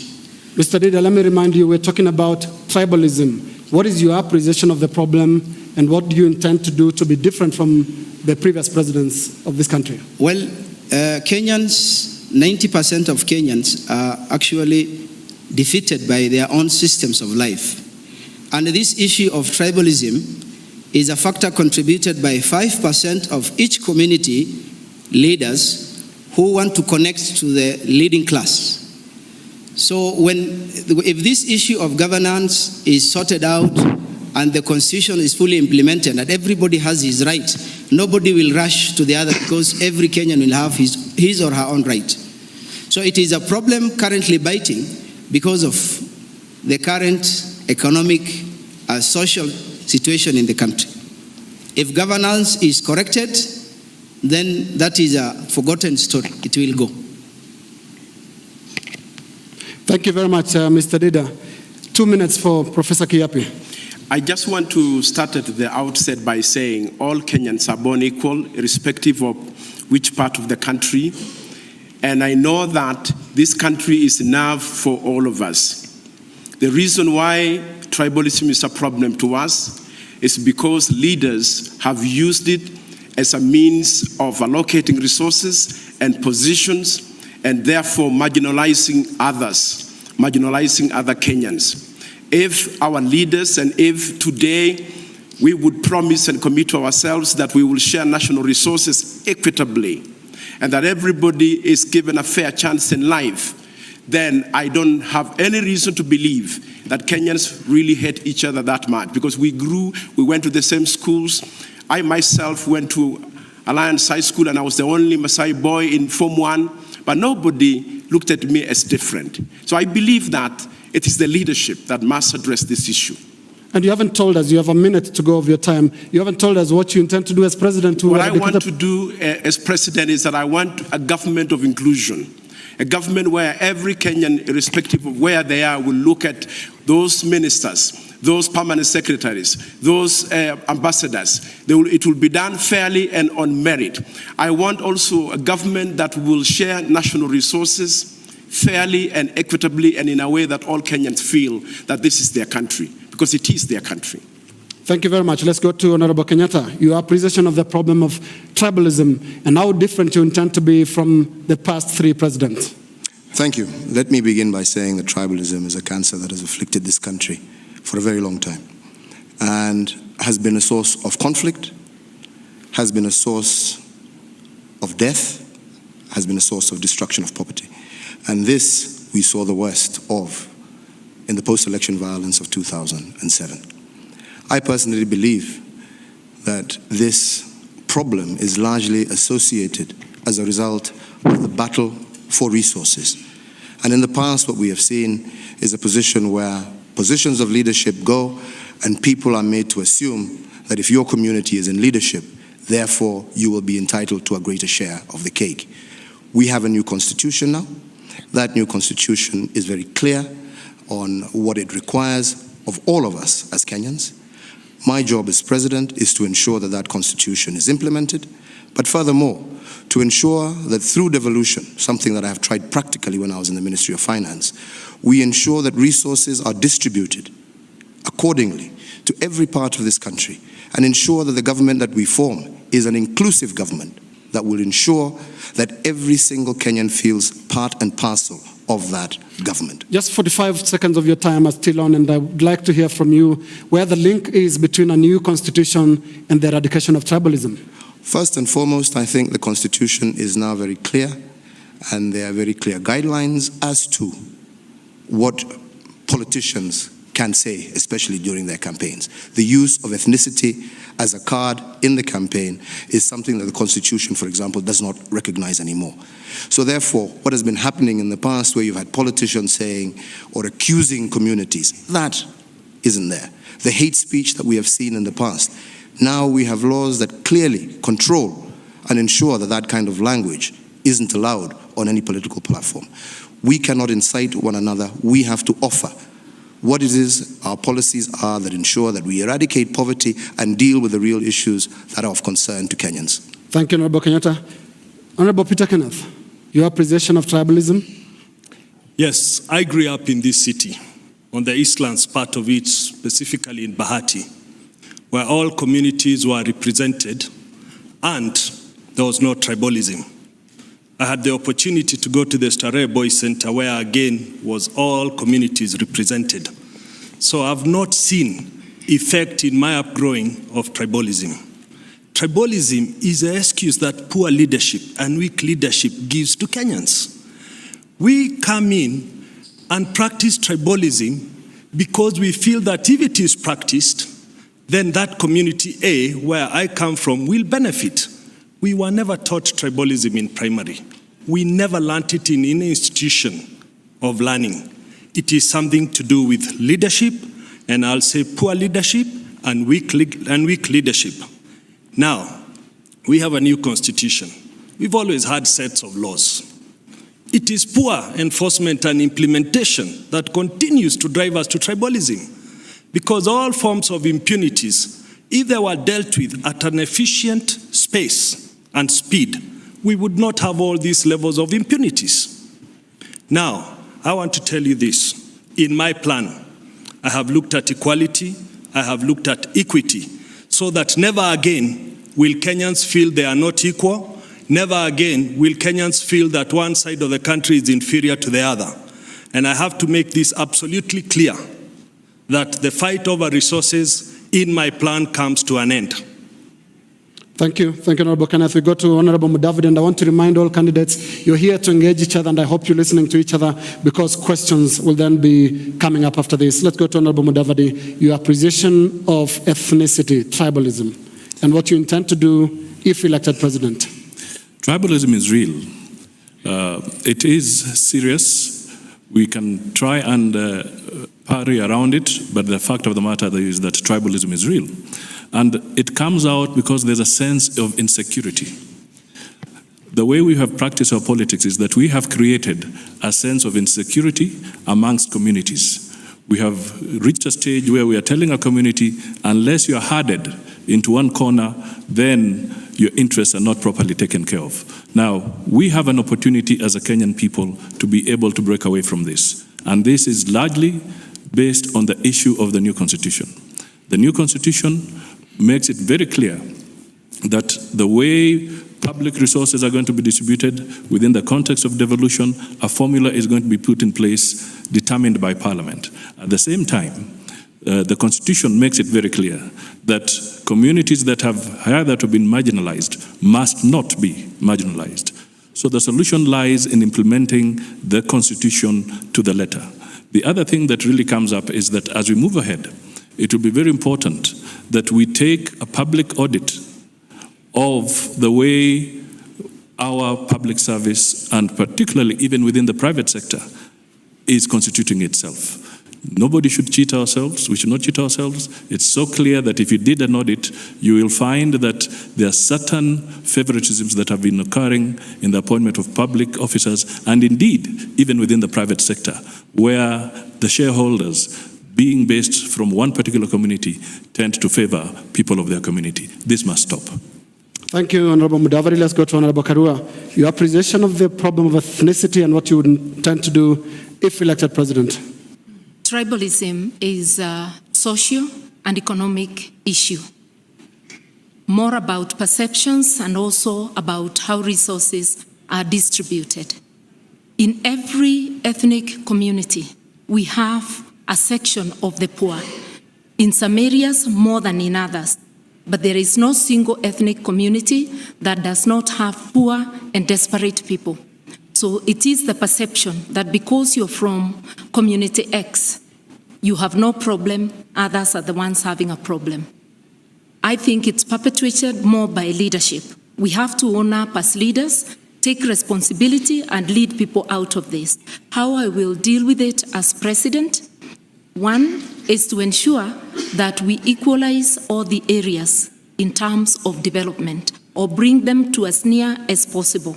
And that is not just through the devolved funds, is by deliberately giving more funds to areas that have been hitherto marginalized.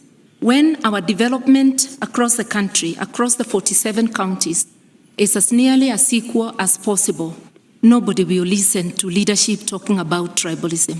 But now the desperation leads people to believe that a person from your ethnic group will do better. Secondly, it will be through public education. Nobody gets their food every day from their tribe. It's from their sweat of their brow. And when a citizen is sleeping hungry, their tribe or the leader from their tribe is not with them, it's that person and their God. Therefore, we ought to unite together to develop our country, but as a leader, I'll lead from the front. And I'll ensure that in my government, there is inclusion, both in cabinet and in other jobs, as we fight this scourge. Thank you very much. Let's go to Honorable Odinga. Well, Linus, ethnicity is a disease of the elite. The elite who are in competition for the resources in the country resort to ethnicity as an ideology. When Kenyans were fighting for independence, they were so united. The movement for independence was very united. Ethnicity reared its ugly head immediately after independence when the nationalist movement split. The elites started to coerce leadership for allocation of resources. Down the road next door in Tanzania, Mwalimu Nyerere introduced a very unifying ideology that united the people of Tanzania. We now have a legal framework to deal with this animal that is called ethnicity by ensuring that there is equity in allocation of resources in our country. If we faithfully implement this new constitution, then we'll be able to realize the Kenyan dream of our founding fathers, that is Kenya for all, not for just a few elites, by ensuring that all parts of the country get equity in terms of allocation of resources, that we promote education for all our children, that every Kenyan has access to Medicare, that all the social amenities are available to everybody, but most importantly, that people are united at the national level. When somebody goes on a national screen and flaunts ethnic figures to say that because our candidates come from these communities, because of this election has already been won at the time of registration, it is a very dangerous proposition because it basically rubbishes the other communities. We in CORD know that we have a solution to this problem. And your time is up. Let's go to Honorable Muite. I would begin by saying we need to accept we are 42 different ethnic communities in Kenya, speaking different mother tongues. And there is absolutely nothing wrong with that, because all these 42 communities are human beings with the same aspirations, same needs, and what have you. It is negative ethnicity that is a problem. And that comes about because of the high levels of poverty in this country, because of corruption, because of impunity. So people feel insecure and wrongly believe that they can only advance economically and socially if one of their own is in power. How would Safina tackle this problem? It would tackle this problem by rearranging the economic social problems so as to target the majority poor, like harvesting rainwater from Pokot through to Turukana, everywhere, including Masaini. So as to give opportunity, we can grow everything. Let's start with the basics. Let us begin by feeding ourselves adequately, because it is a shame that every 3-4 years we have to go begging food, and yet we can feed ourselves. Let us invest in agriculture, research, so as to come up with high-yielding seed varieties from cotton to maize to everything, value adding to what we propose. I think if people felt economically secure, they would think less and less of their ethnic communities, because everybody needs the same things. Thank you. Now, candidates, viewers watching you at home and even here in the audience, having listened to your opening statements on ethnicity, would then wonder why some things are done the way they're done. And I want to refer all of you, and some of you specifically, to campaigns, current campaigns. None of you have referred to the campaigns, and I want to refer you to that. Campaigns have taken the shape of a contest between tribes or blocks of tribes. I want to specifically put on the spot CORD, the Honorable Odinga, and Jubilee, the Honorable Uhuru Kenyatta, to immediately, right now, respond to that perception that both of you are indeed leading tribes or blocks of tribes, and specifically against each other. Starting with Honorable Uhuru. Thank you very much. Let me say this. Our Jubilee platform is a platform that has been built on issues.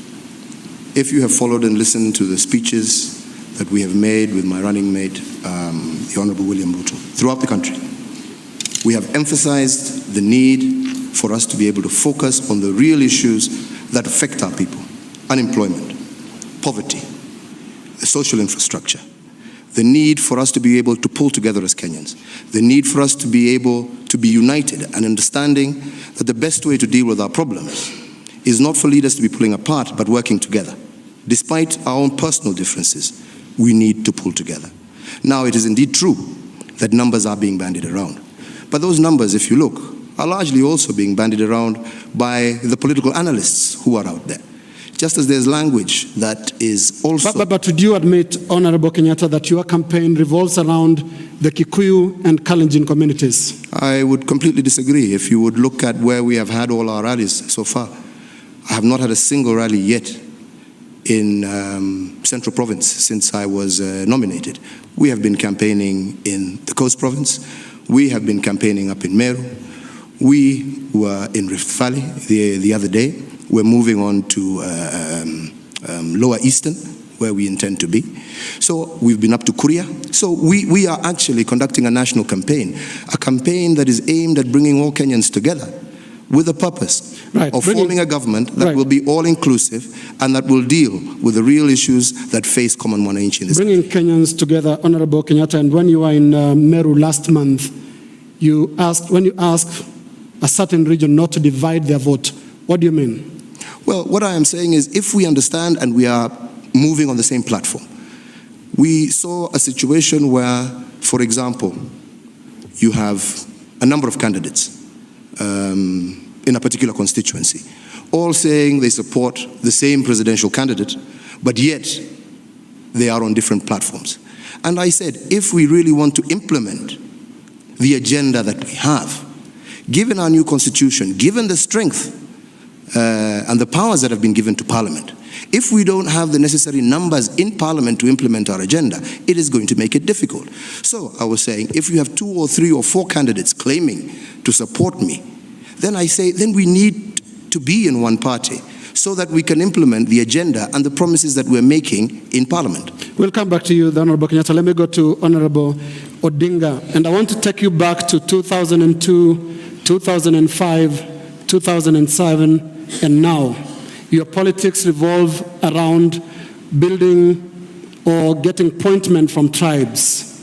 I'm talking about the summit, 2002.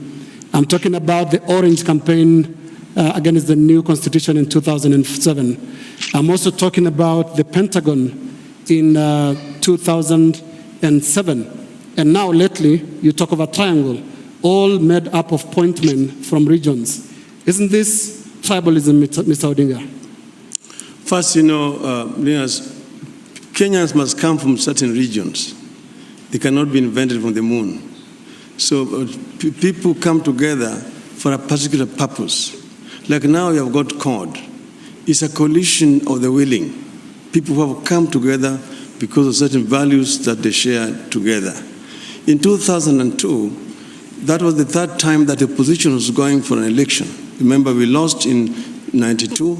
We lost also again in 97. So in 2002, we decided to come together and rally behind one person. And that's why I said Kibaki Tosha. That was to unite the people of Kenya, to unite the people. Said the Luos could not vote for Kibaki because it was a Kikuyu, and no Luo can vote for a Kikuyu. I said Kikuyus are Kenyans, and there was never a war between Luos and Kikuyus. And I managed to campaign for Kibaki, that Kibaki got majority of votes. You need to know that James Orengo, a Luo, was also a presidential candidate in 1992. That was 2002. That was 2002, Honorable Odinga. Yes. But isn't it true that in the 2005 and 2000 votes, your mathematics was a simple 42 minus 1? And you know what I mean? That is a creation of the media. Nowhere did anybody talk about 41 versus 1. That was actually a propaganda. We talked of uniting all the people of Kenya, and we were running against an incumbent who happened to come from one particular community. But ODM was basically a national movement which brought in the communities from all over the country. Like CORD today. CORD is a national movement which has brought Kenyans of all walks of life, different communities. And we have never talked about ethnicity. It is our opponents who are being ethnic figures to try to intimidate the other communities by saying that, oh, this election has already been won because the candidate and this running mate come from this community and so many are the votes which are registered in this community. We are saying that basically misses the point. The point is that every Kenyan matter, whether it's an Omolo, the smallest tribe, or a Kikuyu, the biggest tribe, let us work together to unite the people of this country. This is what CORD stands for. One Kenya, one nation. For all. And I'm going to the rest of the candidates now, but before I go there, still to Uhuru and Raila, the question of the rivalry between the Kikuyu and the Luo communities, which is at the epicenter of the Kenya's ethnicity problem. There are people who view you, a lot of people view you as taking it on from where your fathers left it. Jomo Kenyatta and Jaramogi Oginga Odinga, both of you picking it up from 69. Uhuru. Kenya has come a long way since then. And I want to remind those Kenyans who maybe have that feeling that they just need to look back into recent history. You know, as late as 1997, we were together with the Honorable Raila in the Kanu government. And we campaigned together until the time of Kasarani. We parted ways and he went to support Mwai Kibaki. Soon thereafter, the 2005 referendum, again, we campaigned on the same platform and he led the no campaign for the constitution at the time. And I supported him and campaigned throughout the country. So personally, I have no differences with the Honorable Raila. I see him as a colleague, I see him as a brother, but we may differ on how to handle some of the issues that face this country. And I think that is why we have elections, so that the people of Kenya are given an opportunity to choose between the candidates. Honorable Odinga? No, I basically agree totally with my brother, Uhuru Kenyatta. We have nothing personal between each one of us. In fact, we are best of friends. And you remember, if you go down the memory lane, my father spearheaded the struggle for release of Jomo Kenyatta from prison. He was a Luo, Kenyatta was a Kikuyu, but they were united. In 2002, I said Kibaki Tosha. Kibaki is a Kikuyu, but I said Kikuyus are Kenyans. So we managed to unite the people behind him. We disagreed on the issue of MOU and on the Constitution. And on that issue of the Constitution, me and my brother Uhuru Kenyatta were on the same side. We campaigned for a no, and that's where the orange was born against the banana. But now we want to see that Kenyans make an informed choice on basis of policies. Jubilee has got a policy document. CORD has got a policy document. Thank you. Thank you, Honorable Odinga. And I want to bring in the rest of the candidates now on this issue of ethnicity, particularly what is emerging tonight, and generally that greater responsibilities lies with CORD and Jubilee on the question of ethnicity. And I want to bring in Martha Karua. What I would like to say is that Kenyans can hear for themselves today, the leaders denying that there's no tribal overtones. Kenyans are the judges. And I would like to tell Kenyans that there is no difference between a poor Luo, a poor Kikuyu, a hungry member of any tribe, and we are better off uniting and fighting together to liberate ourselves from hunger, to liberate ourselves from lack of access to medical services, to get ourselves better education. We are better united and following the denial, because no politician will admit they are peddling tribalism. Following our denials here, my urging to Kenyans, please do not allow us to mislead you. No tribe puts food on your table. It is you, your God, and the opportunities that you have. Why don't we join hands to create opportunities for every Kenyan? I look forward to the day that our laws will be properly applied so that any leader who makes speeches that are inciting ethnicity, irrespective of their social standing, is actually made to account under our laws. Thank you very much. And now for the remaining candidates, I'll give them 30 seconds each, starting with the Honorable Mudavadi. Your campaign also is seen to be focusing on Western Kenya only. No, I think you've got it wrong. That is absolutely false, because we are traversing the entire country. We are campaigning in the entire country. A few days ago, I was in the coastal region, and I intend to go to other parts of the country, and in Nairobi. So that is not true. But I stand here in a very unique position. I'm one of the few people standing here today who has supported Uhuru for the presidential candidate in 2002 and supported Honorable Raila as a president in 2007 elections. So clearly, from that perspective, the tag of tribalism should be distanced from me. Thank you very much. Honorable Kenneth. Well, I'm very surprised tonight because we are being economical with truth. We need to look at the Kenyans right straight into the eye. We have wiped tribal emotions since we became a multi-party state. That's why we have hundreds of Kenyans in IDP camps. It is tribal emotions. And this is why we must now start discussing issues. We must start being realistic. We now must start thinking that we must elect what is right, not what is convenient. We must break away the historical bondage that we've been tied to in the last 50 years. Thank you, Kenneth. And let's go to Professor Kiapi. Professor Kiapi, you come from a very small tribe, and you're talking about big numbers, big ethnic numbers. Do you think you count? I count because I believe that the many Kenyan people are also tired of what I'm tired of. And I want to say this. The formula in Kenya since 1960s has always been, near election time, the leaders who want power, and there's nothing wrong getting power, must always sit down and look at the ethnic arithmetic, and then you know which block you can pull. And in between, the nation will be and has been divided right down the middle. And I think that was the reason that informed RBK, my party, Restore and Build Kenya, to resist the temptation to be part of blockings that will continue to divide Kenya. And it doesn't matter how long it will take, we will pursue that philosophy that we want a country that is one and united in every way, including in our own party. Thank you. Thank you very much. We need to move to the next topic, but Dida, on the question of ethnicity that we're discussing here. Yeah, this issue of fear, insincerity, and betrayal that these leaders may swallow us started in 1965 when KADU was formed. One stylistic device that is commonly used in the Kenyan administrative system is irony, where you talk exactly opposite of what you mean. And it has gone, now it is dramatic. Who are the leaders for all those times when we are discussing tribalism in the 21st century? Who are those who were in the box leading? The same leaders are trying to, if your football team fails scoring or winning and you change their uniform, it won't help.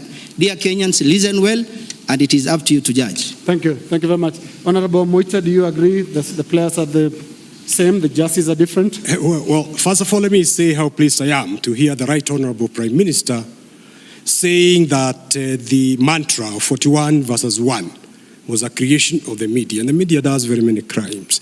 But it needs to be renounced more and more and more. But let us admit that ethnicity is a major challenge in our politics today. Poses a very major challenge. And really, the route to eradicating ethnicity is through empowerment, economic and social empowerment. Because every person, irrespective of their tribe, wants adequate clean water, decent housing, access to affordable health care, and so on and so forth. So let us move towards getting Kenyans to ask us as leaders, how are you going to improve my economic, social situation, rather than vote for me because I come from your tribe. Right. Ladies and gentlemen, we have to bring this to a conclusion and go to the next question. You may remember from the dailies yesterday, if you had a look at them, there was a caricature of this debate. And right behind you was a huge elephant, a very, very big elephant towering over all the candidates. We now want to bring the elephant into the room, and that is the ICC question. And I want to begin with Uhuru Kenyatta. Your trial for crimes against humanity begins in April. For 2 minutes, Honorable Kenyatta, provide the public with a clear plan of how you intend to govern if elected president, and at the same time attend trial as a crimes against humanity suspect. Thank you. And I have said this severally. First and foremost, the issue of the crimes that we are accused of. We have not been found guilty in any way whatsoever. This is an ongoing case, and we and my deputy have made it very clear that it is indeed our intention to follow the process through and to ensure that we clear our names. At the same time, we are offering ourselves in a position of leadership in this country, a position that we believe and we want to pass on to Kenyans, an agenda that will first and foremost ensure that the kind of things that caused the problems of 2007 are put to an end, and to really be able to focus on the critical issues that face the people of Kenya. As I have said, the issue of poverty, the issue of unemployment, lack of basic services. And it is on that platform that we are campaigning. Now, like with everybody else, and I'm getting there, like with everything else. We need some clarity, Honorable Kenyatta. Yes. The question is, how will you govern if elected president in the first round, for example, your trial is in April? I was getting to that point, and what I was saying is that the way it currently is, many Kenyans are faced with personal challenges, and I take this as a personal challenge. I'm sure that my colleagues here also have other challenges. But those challenges do not prevent one from continuing with their day-to-day job. If the people of Kenya do decide to vote for me as their president, I will be able to handle the issue of clearing my name, while at the same time ensuring that the business of government continues, our manifesto and our agenda for Kenya is implemented, and furthermore, even if we look at the current situation, the ICC itself, in recognition of the fact that there may be this issue, are even saying we can move this case closer by. In 2 days' time, and we are in the middle of a campaign, we will be having a status conference. That status conference will be handled through video conferencing the business of government will not end. Honorable Kenyatta, just a moment. Mr. Dida, you want to interject on this? Yeah. Sure, go ahead. According to the culture of justice, if you are found suspected of a crime, the norms that we had is you step aside until you are cleared. If there is nothing with you and you are found not guilty, then you resume your office. Why is it different with Uhuru and his friends? Okay, Honorable Kenyatta. Let me state this. The position I am looking for is an elective position, not an appointive position. The position I seek is given by the people of Kenya through their democratic, which is their democratic right.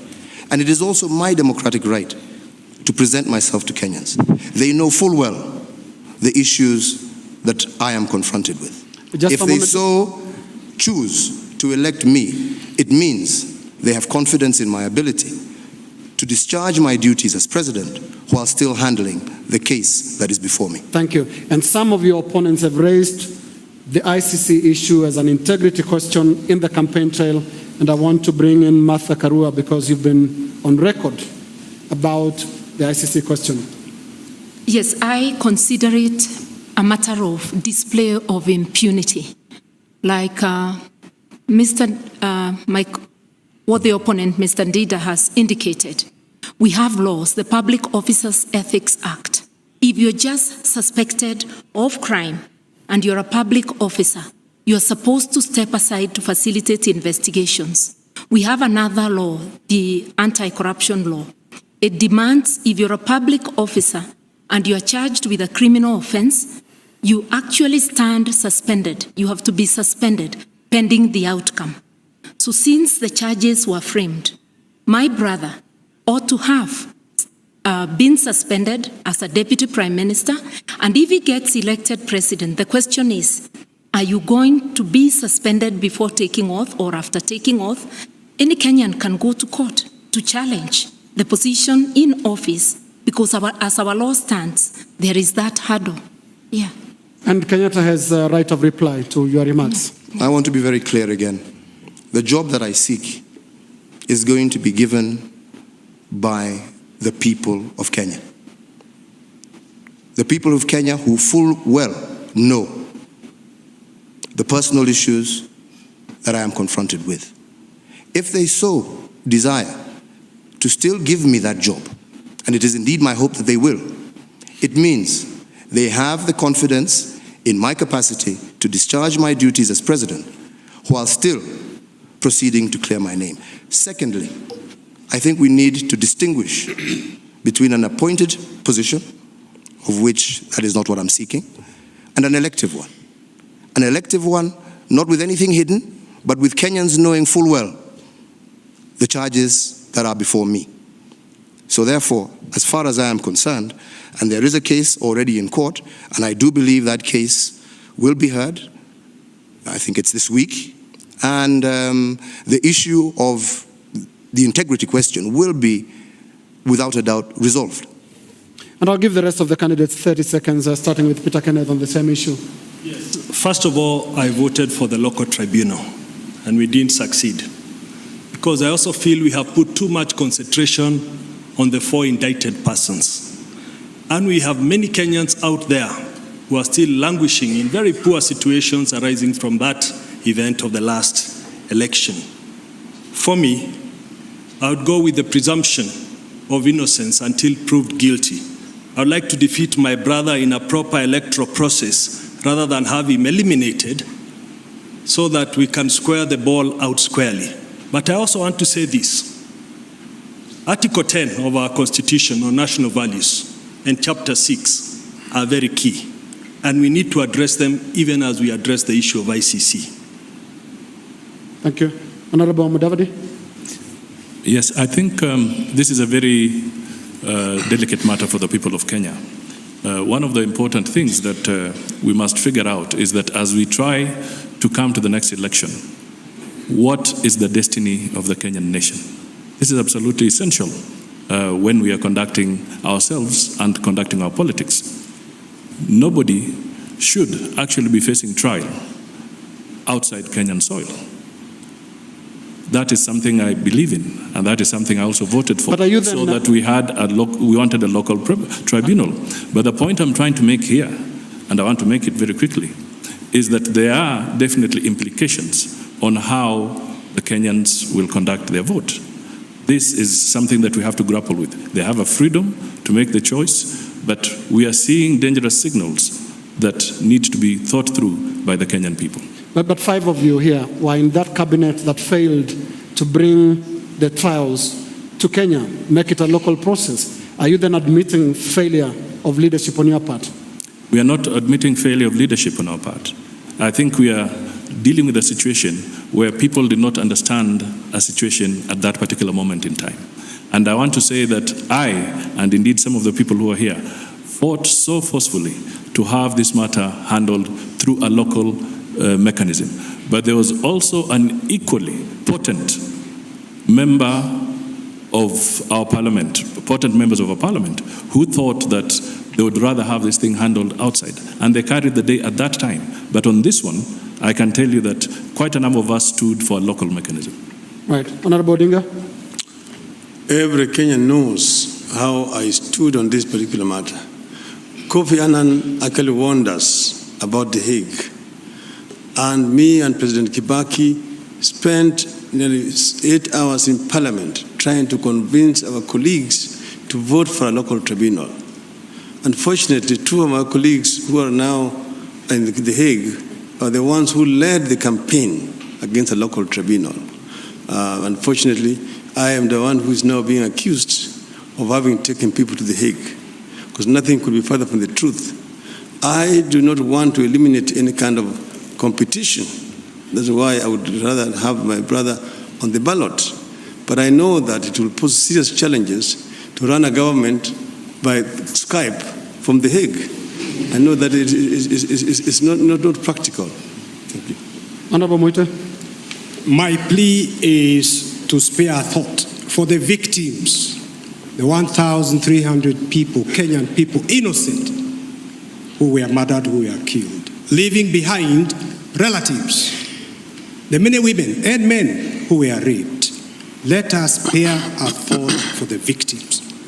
Let us also agree that we cannot continue with a culture of impunity.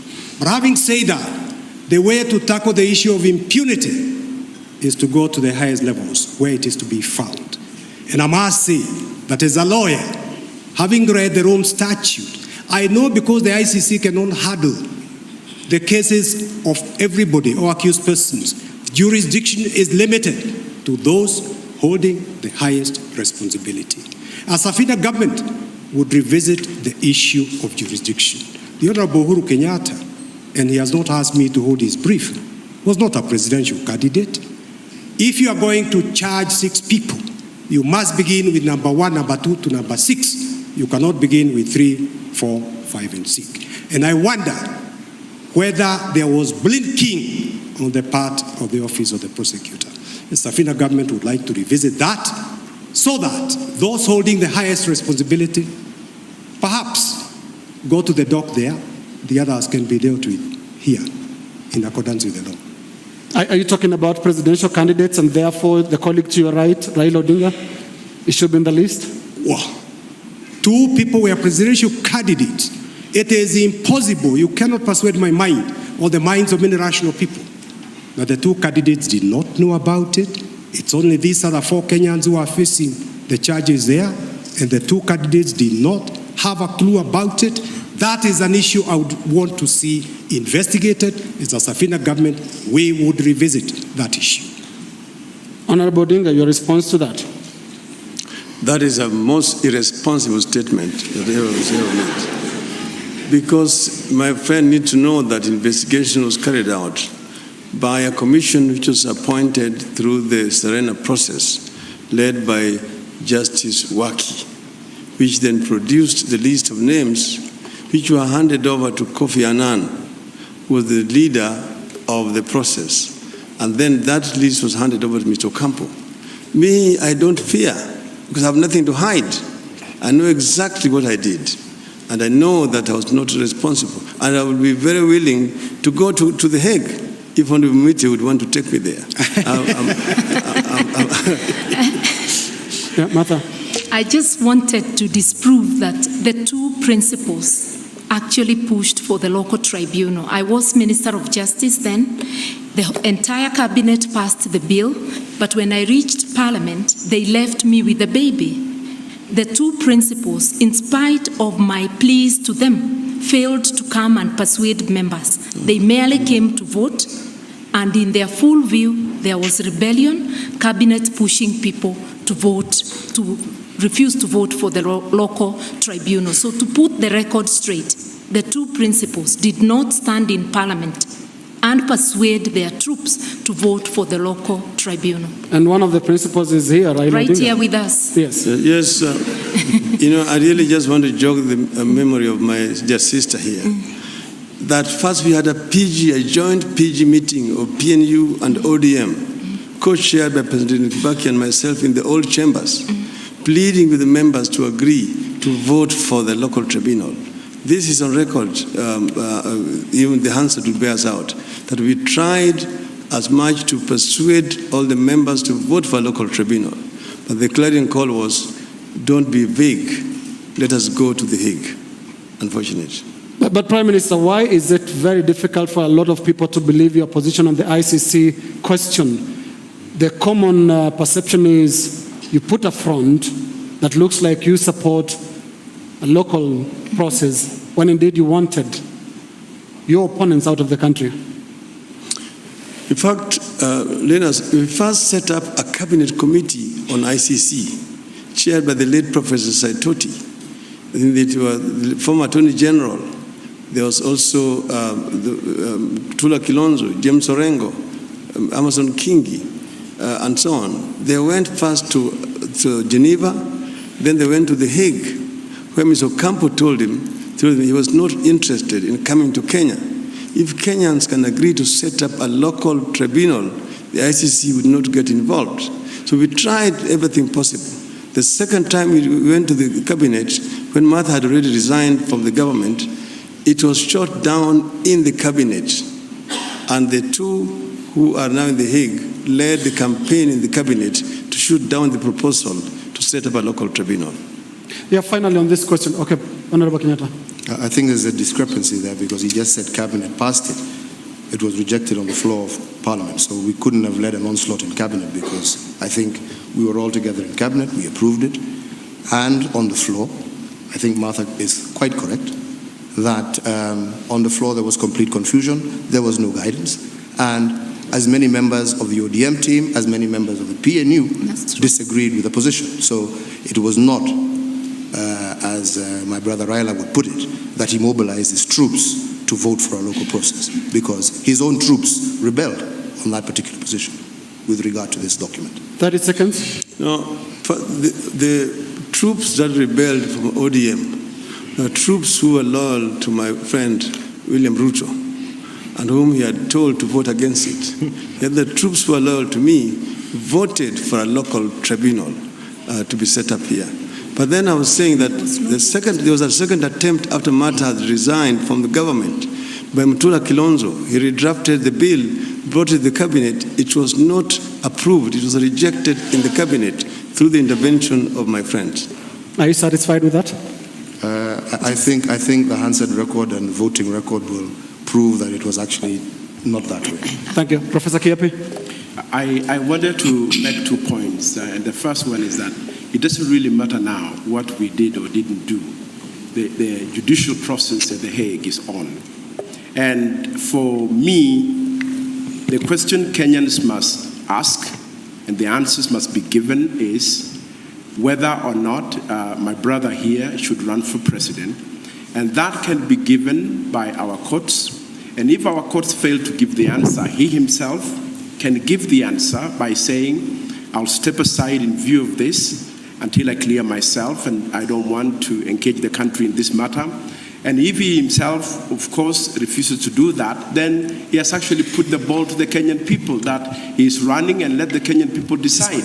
And I think it's very, very important as a country that we don't continue to always bury our head. Thank you. Thank you, Professor Kiapi. Your time is up. Let me go back to Martha. Your hand was up.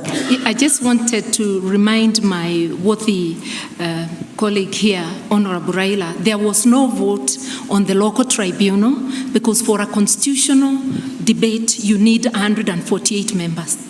Those who didn't want a local tribunal literally whipped people out of parliament. I was left there pleading for them to come back. So there was no vote.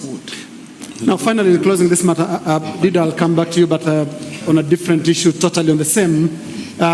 Just in closing that particular issue of the ICC, all of you are presidential candidates, and each one of you stands a chance of being next president. And just looking at what the ICC question has done to the country, the exchange with diplomats, and the perception that local systems don't work, that is why some of the Kenyans ended up in The Hague. What do you feel about this? Because there are Kenyans who are embarrassed about this, starting with Leader. 30 seconds, please, and please keep to your time. Yeah, it doesn't matter where you are taken for justice, whether to Tanzania or Europe or here in Kibera. Justice is justice unless you have intentions to compromise. But I just wanted to advise Kenyans and the leaders. Personally, my personal view about ICC will need some time. But what I'm saying is if anybody is not comfortable with the idea, then you need to give up and just give room. Listen, Kenya is not an island. The outside world is speaking, Kenyans are speaking. Unless a leader is saying, I have numbers in my community, I will look for another community. If I add the two, whatever the world says, I will make it. Unless you're thinking like that, it is comfortable. I don't know why a junior clerk should be forced to step aside and a minister should. I don't know that disparity. Why are we given the metallic stand? Is it the same thing that we are discussing? Thank you. Thank you very, very much. Let's go to Professor Kea. For me, there are two key things in our country, and one of them is that we must build the capacity of our institutions. We must do that, whether it is the judiciary or parliament, we must build the capacity.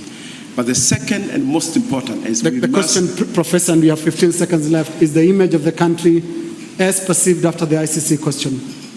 Yeah, the image of the country is obviously everybody's looking at us because one, we failed to use our own local processes, and now the whole world is wondering how Kenya is going to pull out of this. And we need leadership for that. Thank you very much. Uhuru. There was a lot of misgiving, and I think it was that misgiving which was used in the 2007 election that our courts could not be trusted. That is why some of us here went to the street. The disrepute of our courts started there. And it caused us a lot of problem, but we now have a new constitution. We want to build on the institutions that we have. We want to build and rebuild the judiciary to restore confidence in the people with our own judicial system. And that is something that I as president will continue to support as I continue, because that is the circumstance we find ourselves in, clearing our name through the international court where we are currently present. Thank you. Thank you, Honorable Kenyatta. Honorable Kenneth. Kenya is greater than all of us, and national interest must prevail over individual interests. And we must ensure that Kenya's best interests are in place. I am saying that because if we do not place Kenya first, and we look at our own individualism and look at it and square it out, it will not help Kenya. Kenya will live beyond all of us. Thank you, Honorable Davidi. It definitely puts us in a very awkward situation as a nation. And I would say that I would want to appeal to the Kenyans out there that this is not a laughing matter at all. This is indeed a very serious matter. And a serious decision has got to be made, because once we get to the ballot, and we hope we all can get to the ballot, you must ask yourself, is your vote a vote that is being cast for the Kenyan people, for the nation, or is it simply a vote that you're casting for a particular individual. I think all of us will embody certain aspects of nationhood. And I think that is important that it comes out clearly when the voting is done. Thank you. The issue is the image of the country. Honorable Martha Karua. Yes, the image of Kenya definitely suffers, but rightly so, because we have a judiciary that is reforming, but the entire criminal justice system has not been reformed. The judiciary alone cannot make it. We need a reformed prosecutor's office. We need a reformed investigations office and corrections services. I would move as president to make sure that the reforms of the criminal justice system are all-encompassing so that Kenya never suffers any other time. And let us remember that the IDPs, the victims of the clashes, have not had justice, and justice is key to reconciliation. Thank you very much. Honorable Odinga. Kenya is a sovereign country, a sovereign nation. We discuss our issues not at the behest of the international community. We need to do what we think is right for this country. And people of Kenya should make an informed choice in electing their leadership without interference. But I believe very strongly that our judiciary right now has the capacity to deal with this issue and give direction to the country. Right. Finally, Honorable Muita. We need to be proud as Kenyans that we have a new progressive constitution, very good constitution, setting up independent institutions and commissions. The challenge is implementing fully and faithfully this new constitution. When we do that, the image of Kenya outside will change automatically. By and large, we got it right with the institution of the judiciary. But the institution of the police is being faced with challenges, as we are all reading, some acrimony between the Police Service Commission, the Inspector General, the Office of the President, the Oversight Authority. Something appears not to have gone quite right with the recruitment of those who are serving in the Police Service Commission. So we need to get that right for the judiciary to be effective. But it is humiliating to see ourselves as a nation being talked down to by other nations. But it is because of corruption, impunity, failure of leadership, and the begging culture. If we can stand on our own, economically and socially, we shall be respected and we shall not be talked down to. Right. Ladies and gentlemen, we have to close the issue of ICC and move to the final issue of this part one of the presidential debate. And the issue now is on party politics. If we don't get the construction or the foundation right, you can't expect to get right the rest of the structure. And I want to go to the issue of political parties right now. What are you, as party flag bearers, doing to make sure that the country departs from the culture of temporary political parties that are formed and disbanded? They are formed shortly before the election and then disbanded thereafter. Dida, we're hearing of the Alliance for Real Change for the first time. Most people would tell you that. How many minutes do I have? 1 minute, please. Yeah, Alliance for Real Change is a product of the new constitution and is the voice of the hopeless. What we have in mind is working with the registrar of political parties, the IEBC, to ensure that the code of conduct and peace prevails in this nation. But are you concerned that it just came up the other day when you are presenting your papers that there is a party called When a teacher moves, I was teaching 40 students in a class, and whatever message I was giving the students, I realized the 40 million Kenyans are lacking in the same. So I just expanded my class. I just want to teach the 40 million Kenyans that, we cannot survive on hide and games. You cannot cry when people are crying. You go and you laugh when people are laughing. We need to be principled. And all what we are saying is just the contrary of what we do. So I tried, we registered this party to clean up the legislature and the executive.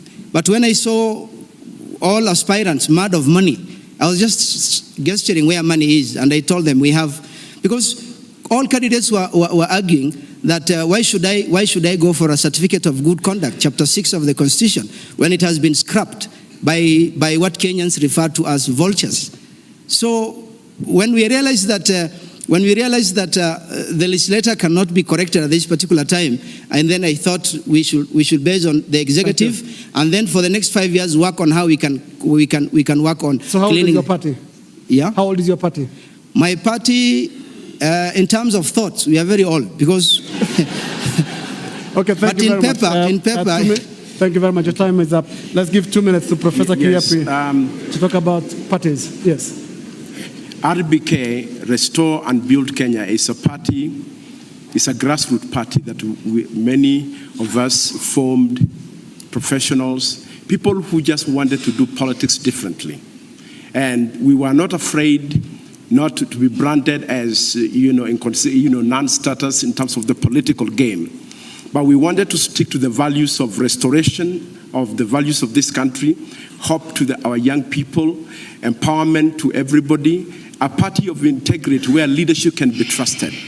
And we build this, and I'm very glad because in terms of efficiency of organization, we are actually an example of how a grassroots organization can grow and be something with minimal resources. All of you knew that I was a public official, I was a civil servant. You have 10 seconds, Professor. Let me just quickly ask you, if you are defeated, if you don't become president, will RBK remain in place? But it is already remaining in place. It refused to join alliances to get lost. So it is a party beyond the election. It's a part of the future. Thank you, Honorable Kenyatta. TNA Jubilee. As many of you know, I was the chairman of KANU for a good number of years. But after disagreements within the party that we were unable to resolve, I found it necessary to start my own political party in order to be able to group together with other individuals, other like-minded individuals, and to build on a platform where we would have issues drive our agenda. It is unfortunate, but the KANU party was not willing to open itself up to alliances at that time with other parties, which I thought was necessary. We needed to start reducing the number of parties that we had in order to be able to come up with parties that are able to focus on issues, fewer parties that we can build, strengthen, build structures around. And that is why when we formed our party, immediately we embarked to try and look for partners who we could at least enter into this election with and build on and hopefully merge to create a strong political foundation that would be issue-based and that would be able to survive personalities or individuals for that matter. Thank you very much. 2 minutes up. Honorable Kenneth. Kenya National Congress is one of the oldest parties. It was formed at the advent of multi-party politics in 1992. And I'm hoping that we can develop ideology so that the party can continue surviving as it has survived in the last 20 years and survive many more years thereafter. I was a little disappointed when Parliament passed the party hopping date from October to January 4th. Then again, nearer January 4th, Parliament again shifted the party hopping date to 18th of January. And beyond that, we are aware that the Registrar of Political Parties was still allowing party shift after the 18th of January. It is important that enforcement of rules are clear and that laws that are created are not torpedoed by Parliament. We need a serious Parliament that will stick to the laws that are enacted to protect the gains of political parties. I'll give you an additional 30 seconds just to explain to viewers and people watching this debate why you would pick a party that is from the days as back as 1992. What ideological link between your thoughts and that of KNC did you follow? You just picked it as a vehicle of the election? No, I actually picked KNC quite about 4 years ago. And we've been working with the German Foundation to try and create an ideology party-based. And therefore, we've been very, very clear. I do not hold any position. And KNC should survive as it has survived in the last 20 years and many more years beyond my stay as its party leader for this presidential election. Honorable Mudavadi. Yes, thank you. Your philosophy on parties. I think what we have now is that we will need to relook at the legislation around political parties. Because whether we go into the age of the party or not, I think there are some fundamental issues about the law regarding political parties that will need to be looked at. One of the problems that we had towards the end of the last parliament, the 10th parliament, was the crash program of trying to pass so many pieces of legislation, all revolving on matters to do with election.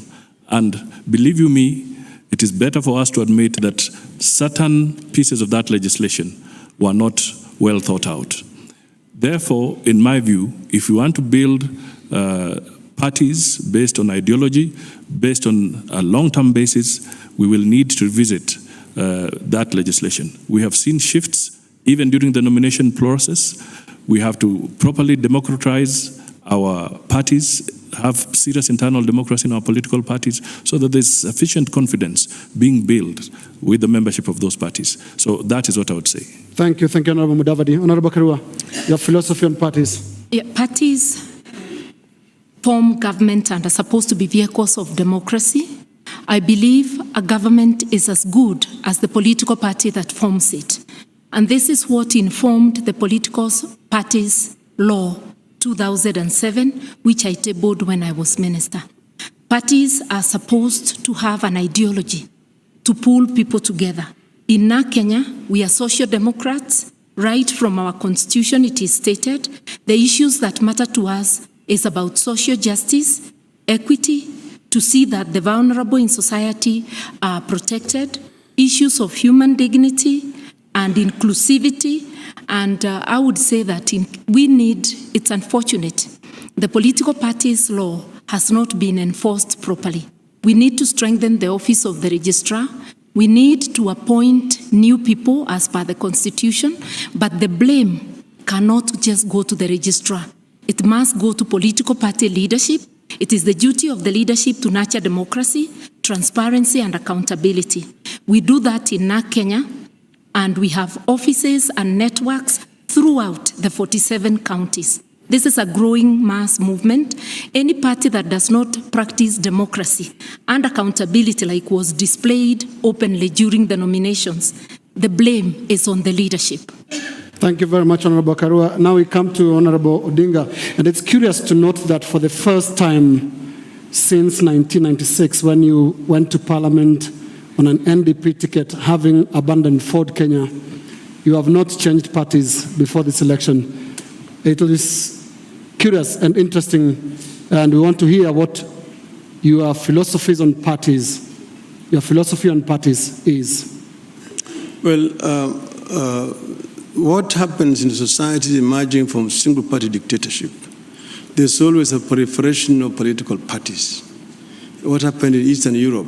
You saw so many political parties emerge. In Poland, one time, a ballot paper was a booklet. Then after that, the parties begin to coalesce together and then form more coherent movements. This is what happened in this country, the early times of multi-party democracy. We left Ford Kenya, we formed NDP. Then we tried to reform CAN. We formed a union, new CAN we called it. We disagreed, we pulled out. We had LDP. We went and formed the NAC as a coalition, but LDP survived. You have 10 seconds to go, Honorable Odinga. Why do you change parties so often? Do you believe in parties? I have not changed parties. This is what I'm trying to say. LDP just changed the name into ODM. It is still the same party. We did not change the party as such. The ODM has remained up to now.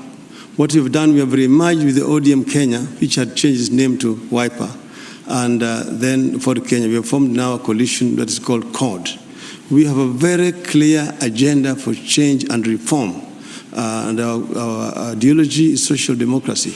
And we are saying that we want to transform this country. So we have a very clear ideology, and that is what I've stood for right through. It runs a thread. What is the ideology? Social democracy. This is my political ideology. And that is right from the days of Ford, then Ford Kenya, then NDP. It has never changed. It is the name that has changed. But the principles and the ideologies that I stand for have remained very consistent. So I'm very firm to what I want for this country. Thank you. Honorable Muite. Well, the idea behind the Political Parties Act is to implement, operationalize Articles 91 and 92. The concept of the Constitution, 91 and 92, which anchors political parties in the Constitution, is to assist parties in Kenya to become internally democratic and parties that are founded on ideology. Actually, mobilization along ethnic lines is forbidden, is unconstitutional in terms of Articles 91. So that is what we subscribe for, and the challenge is in implementing Articles 91, 92 and the Political Parties Act. But that has not been done. Thank you. Thank you very much. And in preparing you for the next session, which is just about to begin, quick 30 seconds. Yes, Dida. Yeah, I read in the newspaper, when a society will go for, I don't know whether I can mention the names. I just caught. When a society goes for Waititu and not Jimna, then there is a problem. Now, when somebody started a team of 5, and today 4 are now opposing, and you are alone, is there social democracy in that system? You know, there are some things that are theoretical, but practically we can see this. I'm sorry. Yeah, and that is for party leaders to take that question. I want to come to the final question, which is a security question. Migingo, the island of Migingo, all of you have 30 seconds just to quickly say, is it in Kenya or not? And if it is, what should you as president do to assure the people of Migingo that they are part of Kenya? Dida, 30 seconds. Just repeat the question, please. Migingo, do you know Migingo Island? Yeah. Is it Kenya? Is it part of Kenya? Well, there's a problem. We just read the newspaper and we see governments fighting over it. I think the experts can really give us the clear demarcations. Thank you. Thank you very much. Professor Kiepe?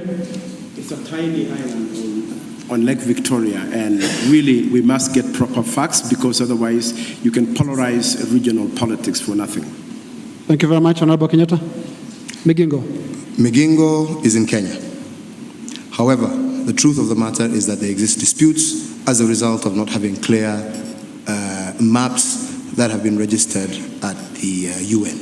So I think what needs to be done is for all our borders, with our neighbors, to embark on an exercise that ensures that we demarcate all our borders and get these fully registered. I don't think it's a subject to go to war at. I think, and I do believe, through negotiation and discussion with our neighbors, that issue can be resolved.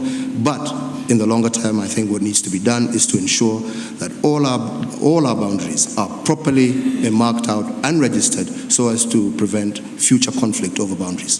Thank you. Honorable Kenneth. Any demarcated part of our country must be safeguarded. Not a single inch. Despite the fact that we must practice good neighborhoodness with our countries, not a single inch of Kenya should be inched out to any person. Not any person should take a piece of our part. And I'll be very clear on that. As long as it's demarcated, we must fight for it. We must keep it in our country. Thank you very much. Honorable Mudavadi. Migingo is in Kenya. And all we need to do is to make sure that the instruments that deal with our external boundaries are properly registered both within the United Nations system and equally within the African Union system, because that is where the element of confusion arises. But the fact of the matter is that Migingo is in Kenya, we must keep it in Kenya, and we must use diplomacy to convince our neighbors that there is no benefit whatsoever in trying to tamper with Migingo. Thank you very much. Honorable Karua. Migingo is in Kenya, and the joint survey that was conducted between Uganda and Kenya firmly found that Migingo was within our boundaries. What is not clear is why the current executive, of which we have 4 members here, has not moved to settle the issue. And settling the issue doesn't mean going to war. There are many diplomatic ways of settling the issue through international law, because we must respect the maps and the boundaries. So it is a letdown that the current executive has not claimed Migingo. As president, I would not let such a matter stay for such a long time. It needs to be resolved instant. Thank you. And there's a charge that Honorable Odinga should address as Prime Minister. Why have you done nothing about the Migingo issue? Well, Migingo, as the others have said, is in Kenya. We did actually discuss with the Ugandan government and set up a joint surveying team consisting of experts from Uganda and Kenya. That survey work has not been completed because of certain technical issues from the other side. Uganda is a friendly neighbor, and it's actually inconceivable that two countries could go to war over a piece of rock on the lake. We are trying to resolve this matter peacefully with Uganda, because we are now trying to move towards the East African Federation. So we don't want the issue of Migingo to mar the relationship between Kenya and Uganda. And finally, the final say on the Migingo issue tonight goes to Paul Mwite. I think it is unacceptable that we should be forced as a country to be negotiating about Migingo when Uganda, a friendly country, is actually occupying. And they occupied recently. It was used to be occupied by Kenyans. And they are now being given orders by police officers, army officers from Uganda. I certainly would deploy the Navy. Uganda, fortunately, doesn't have a Navy. I'll take it there. Then we negotiate. After I've told the Ugandans who occupied wrongfully to go back, then the survey work can continue. And it is not just Migingo. We need also to resolve the issue of Elemi Triangle. We've got African Union, we've got the United Nations. Let us make our boundaries secure and then have our army to secure. Let's make every Kenyan within our boundaries secure. It is unacceptable that people can come from outside, go to Turkana, kill people, not once, twice, or three times. We must respect the life of every Kenyan within our boundaries.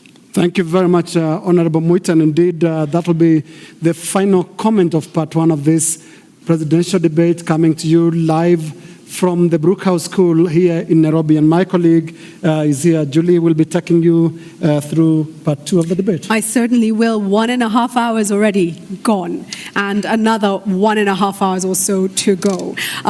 We will be coming back with your questions now. Thousands of questions came in. We collected them. We broke them down into thematic areas, and they will be presented to you. 3 questions presented to you tonight, and each of you will have an equal chance to address the public on the issues that are raised. What are your commitments to this country? How will you deliver? All that coming up on the way. Stay with the Kenya Presidential Debates 2013.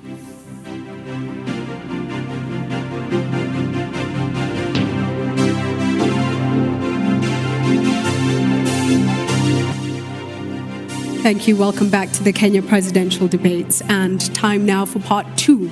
This is going to move quite fast. I hope the candidates are all ready. We're taking questions from members of the public who are with us tonight.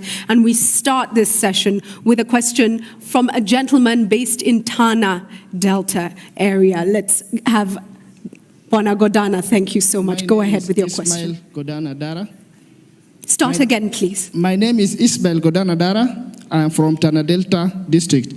I'm asking this question on behalf of my fellow Kenyans.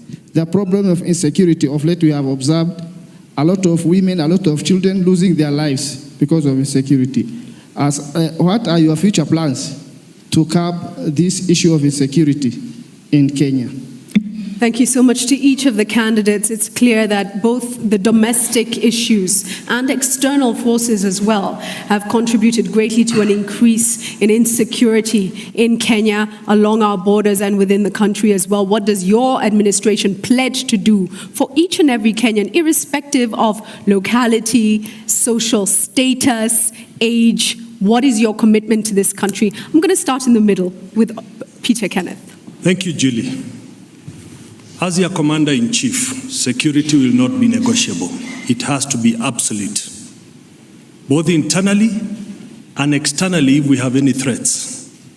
I've said in my plan, I will invest in security. I grew up in this Nairobi, when at that time every police station around all cities had 20 police cars. 2 were reserved, 18 were on patrol, and they had to do 200 kilometers a night. Sadly today, with the population 15 times more, police stations have 2 police cars and have no fuel. I want first to undertake reforms within the police sector so that we can clear the few bad elements that are there and retrain the good elements. I realize that we have a housing shortage of our police officers to the tune of 27,000 houses. We have a shortage of 3,000 vehicles. Yet even the vehicles they have, they cannot undertake any patrols. It is a scandal, Julie, that our police officers can be killed in the manner they were killed in Baragoi by a better equipped cattle lustrous. It is not acceptable. I will be hard on it. I will invest on security. The events in Tana River should never happen in a modern country. And not just Tana River. Not just Tana River. We need to equip our police. We need to empower them. At the moment, they are trying to do some job, but they can't do it without equipment.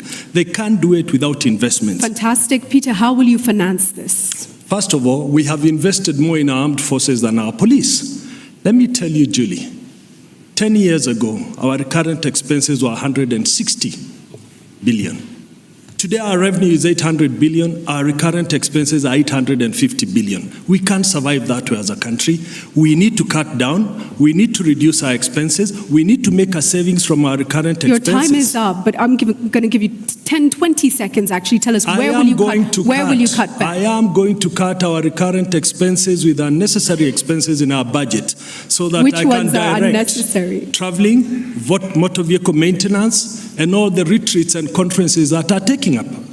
I can assure you, having looked at our recurrent expenses, Julie, we can save between 150 to 180 billion of the current recurrent expenses. Thank you. Let me come to Honorable Musalia Mudavadi now with the same question. Yes, first I would like to address Mr. Godana because he raised a very specific issue about Tana River.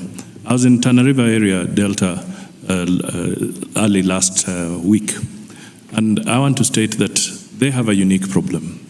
Part of the problem is the economic situation and the communities that live there. One will have to have a multifaceted approach to this. You must create an environment where the communities are talking to each other and being able to resolve some of the issues without seeking violence. The other is a resource-based dilemma. We need to work on Tana River and the unique areas like Tana River in this country by making sure we can provide the basic issues, water, and be able to give them some of the very, very critical issues that they need so that they can avoid the conflict that they're going through. There was a commission that was put in place which is supposed to report on the causes of violence there. Up to this day, that report is not there. Do you feel much of the crime in this country is due to the struggle over resources? Yes, the Tana River area is a unique area. It's largely a resource-based conflict. Over and above that, then the politicians capitalize on it to inflame the situation. Now, the second aspect of it, because that is Tana River and some of the unique areas like Tana River, but in the long run, we must invest appropriately in our security agencies. It's not just about having numbers, but they must be better trained, better equipped, and this can be done by prioritizing issues of security, so that when we do allocate resources, we allocate them to the priority areas. You have 20 seconds. Can you give Kenyan specifics? When you say better training, better equipped, what are you pledging to the nation? Communication equipment, it has to be there. The mobility of the police must be there. And then the training to be able to detect crime and get sensitivities of these issues before they occur. We must learn to create a situation where they can prevent. And to get the resources, I can tell you if we prioritize our programs and our projects, because there are some projects that we have in our budget, but they will take a long time to consummate. But we can rationalize our resources. Your time is up. And let me come to Martha now on the same issue. Martha, security critical. What would you do? I would invest not just in security, but in the root causes. One of the root causes is poverty and underdevelopment. We need good communication in the Tana Delta, both the roads and other means of communication, and this deters even pursuit of criminals when they strike, and the ability to detect. It's generally an area like no other, and it's very, very vast. I would invest in technology. There is technology that can help police or security agencies to police such areas without having to have a policeman at every corner. And I dare say that also investing in the welfare, that is the salaries and work environment of the police officers to raise their morale. Also investing in the community by way of campaigning so that they become partners with the police. It is not possible to have a secure environment if the citizens are not involved. But I've said about equipping hardware and software, that is technology. Let's talk about that technology. What does it entail? What exactly is it? I am imagining that they should be able to use satellite, because that's the only way you can manage very vast areas. Baragoi would not have happened if we were using satellite. The police would have been able to scan the area before going there. Tana River would be easy to police, and I would make sure that I make sufficient investment to secure not just Tana River, but every citizen, that man, woman, and child, as they go about their daily business, they deserve security. How would you finance this? How would you finance your security plans, Martha? I would begin with the exact budget that there is for security, cut wasteful spending fast, make sure that the budget that is there is efficiently used. This is what I did with the water sector reforms. I didn't look for more money fast. I first made sure that we efficiently used that money. And within 3 years, I brought down the cost of boreholes from 6 million to 1.5 million. It is possible. I have to stop you there, but we'll come back to that issue of irresponsible or inefficient use of funds in our ministries. Honorable Raila Odinga. Security has got two aspects, external and internal. First, we must make sure that we have secure borders, because we have got insecurity which comes as a result of small arms that come across the border because of the conflict in our borders. Here, our armed forces are equal to the task, and I want to congratulate our armed forces in front of Kenyans tonight for the splendid job that they have done in Somalia in trying to secure our border with Somalia. Internally, we need to continue with the police reforms. We must reform our police so that the policing is efficient.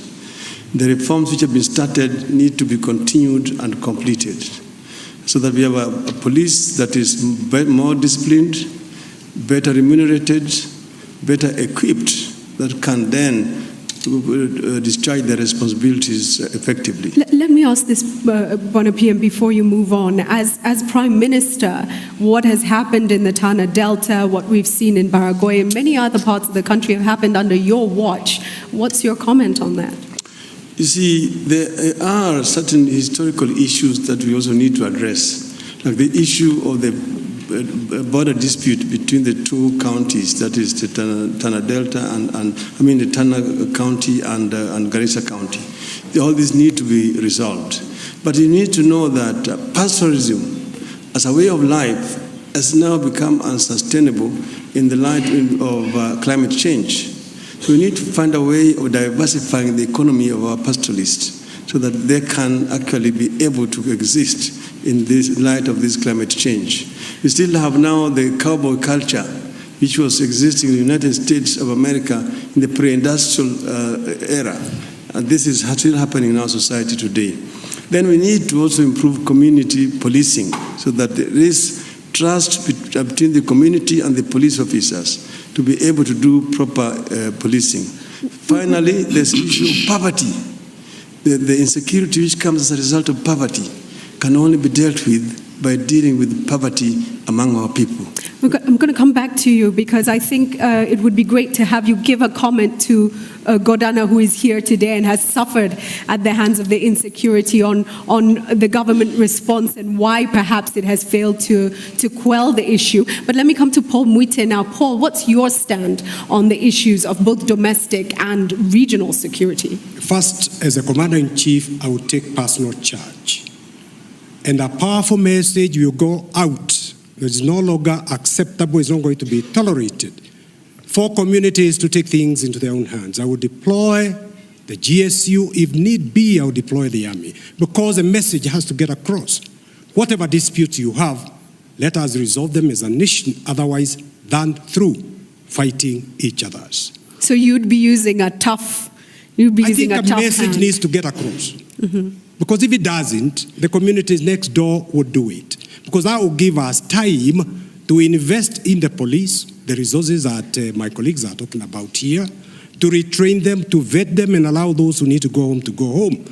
And finally, it will give us time to address the root causes of it all, which is poverty.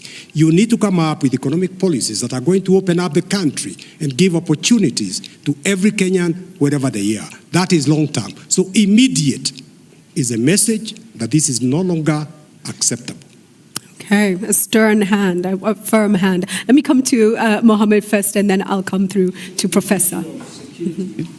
And the Tana River. Our political party, Alliance for Real Change, guiding principle is honest service to humanity.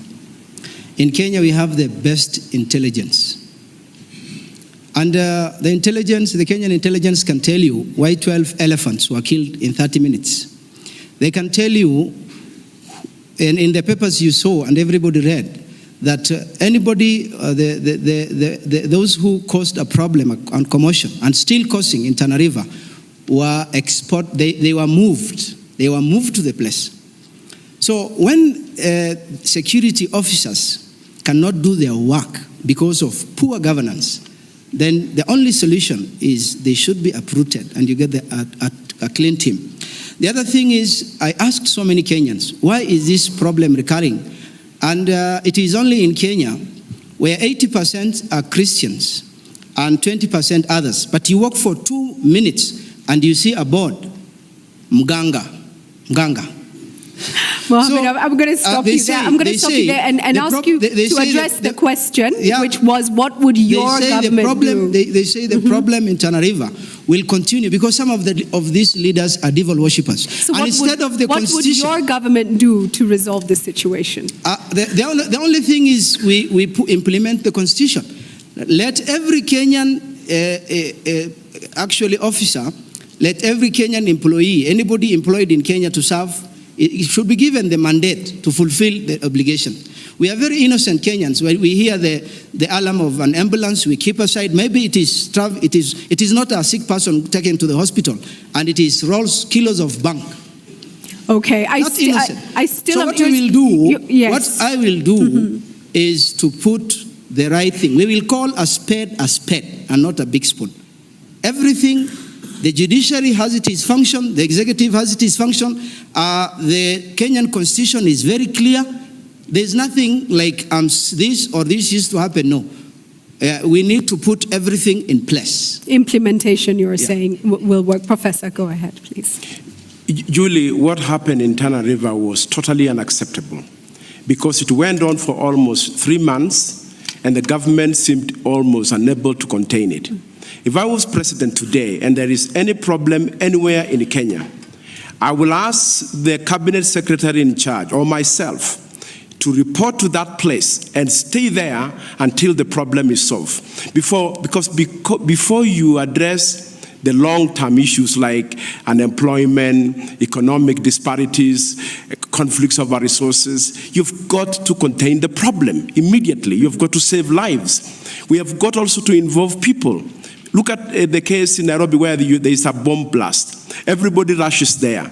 Nobody tells Kenyans that that is already a cause of insecurity to them and their lives. We've got to involve people and create major awareness. So the ministry in charge of security must be much more active than it is now. We must overhaul immigration department because there's too much corruption there, and a lot of illegal people are getting into Kenya and getting out. They're even selling our passports. We've got to stop these things. And corruption is the single most important cause of insecurity in Kenya. If we stop it and become serious, we can stop it. How will you stop it? You know, a lot of these cartels are entrenched, and if what we've heard from... I think number one, I will require all the security agencies to be clearly coordinated and a line of command established with one person who will be able to call the shots, because right now they're going in different directions. 2, we will make sure that we give them the tools and capacity. 3, the people themselves are the first line of defense. Let's engage the people in security matters. Okay, let me come now to Uhuru Kenyatta. And the Jubilee Manifesto goes into quite a bit of detail. It talks about, for instance, 15,000 new recruits a year. Tell us more about your plans, and are they too ambitious, perhaps? I think first and foremost, let me address Ismail himself and say that indeed the happenings in Tana River are most unfortunate. And let me say this, in my government, a crime will be a crime. No longer will one be able to hide behind their community. If it is murder, you're a murderer. It is not a community. If you are a cattle rustler, you're a cattle rustler. And you will be treated by the law in exactly that manner. As I say that, we need to also recognize that the problem in Tana River also goes a little bit deeper. There are also social aspects that are involved. It is a fight over boundaries. It is a fight over resources. In my government, we will ensure that the pastoral communities in those regions are given adequate access to water for their livestock and adequate also veterinary services for their livestock. We will ensure for our farming communities also in the region that we will expand the irrigation programs that were initiated by this government while I was in the Ministry of Finance and my running mate William Muto was in the Ministry of Agriculture. We will seek to expand irrigation in those areas so as to reduce the potential areas of conflict. That said and done, insecurity is not just a problem of Tana River. It's a national problem. We need to be able to address it. I don't think we need to change our pastoral communities per se. I think we can turn our livestock industry into a productive sector. We need to train, to re-educate our pastoral farmers. We need to be able to ensure that we give them improved range management, water supply, so that, in short, they don't have to travel all those great distances. We need to commercialize our livestock farming. That said and done, to also reduce incidences of cattle rustling. I think using modern technology, for example, chipping or implanting chips in our livestock, would go a long way in helping track those animals and track culprits. Thank you. Your time is up. You've gone into detail on the pastoralist issue, but we will try and go into more on security in just a moment, because I'm going to put another question to each of you. We're speaking of security as we head into an election, and we all know what happened in 2007, 2008. And many questions have come in, this same question actually, put in different ways, with Kenyans asking, what will each of you pledge to do to ensure that Kenya is peaceful during and after the election? Let me start on this end and go all the way down. Paul, let's start with you. I have already started, as a party, Safina has already started, because we have steered clear of whipping up ethnic emotions. We have not mobilized along ethnic lines. And the way we will continue to be issue-based, we will continue to preach the economic policies we are going to implement in order to give everybody a chance. For example, in Taita Taveta, that iron ore which is being mined there, we'll make it a condition that a smelting plant be built there instead of exporting it raw. So, and we will accept the results of free and fair elections. And if you are dissatisfied, now that the judiciary is working, you'll go to court. We will go to court. We will not ask young people to take up arms.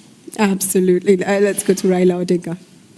Well, Judy, you know that Kenyans have now had about four multi-party elections, and the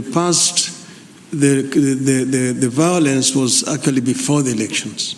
It was only this last time round in 2007 when we had violence post-election, and we all know what actually happened.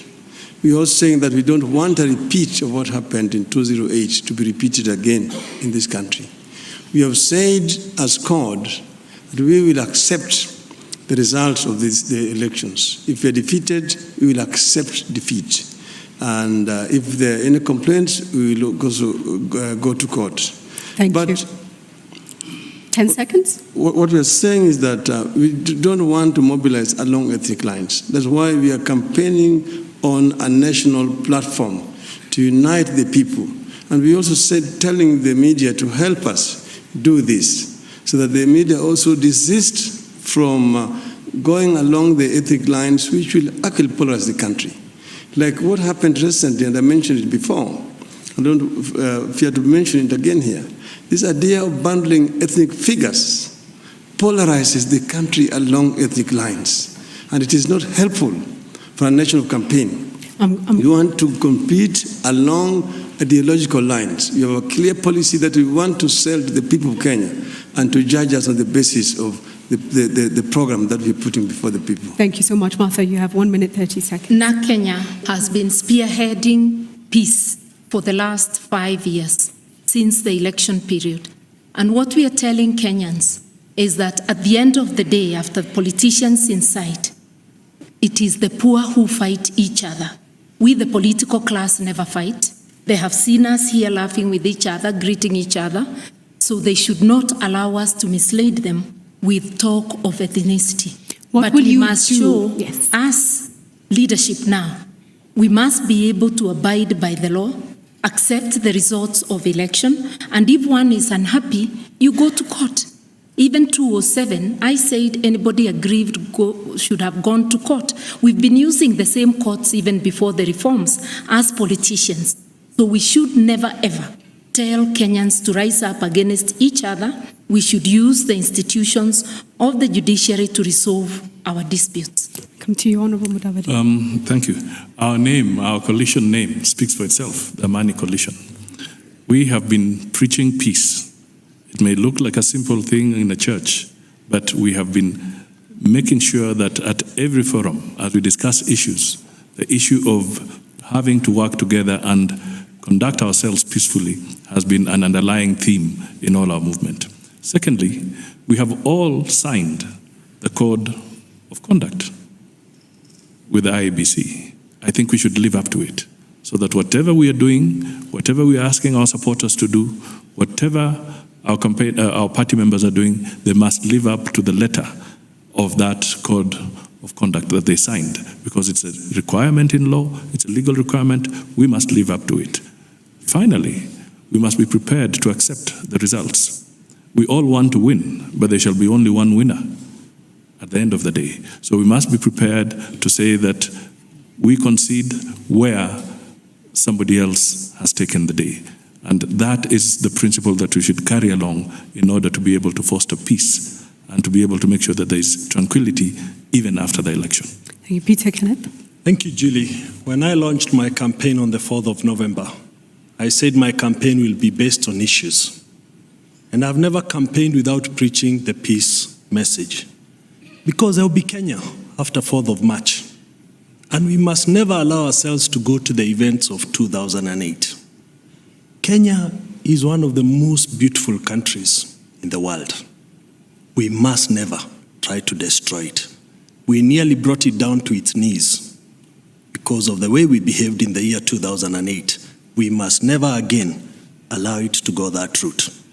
Let me also stress this. Kenya is greater than all of us, and I've said this before. Peter, our own individual interests must never compel the country to kneel down in anger, in violence. So what will you actively do? Come the 4th of March, and Kenyans' will is determined through the electoral process. I have no problem conceding if I lose in the unlikely event. But if I win, then I would also wish that all of us observe that Kenya is for all of us and we fit in. We need to coexist. We need to appreciate each other. We need to respect each other. That is the little we can actually ever do for our country. Thank you. Uhuru Kenyatta.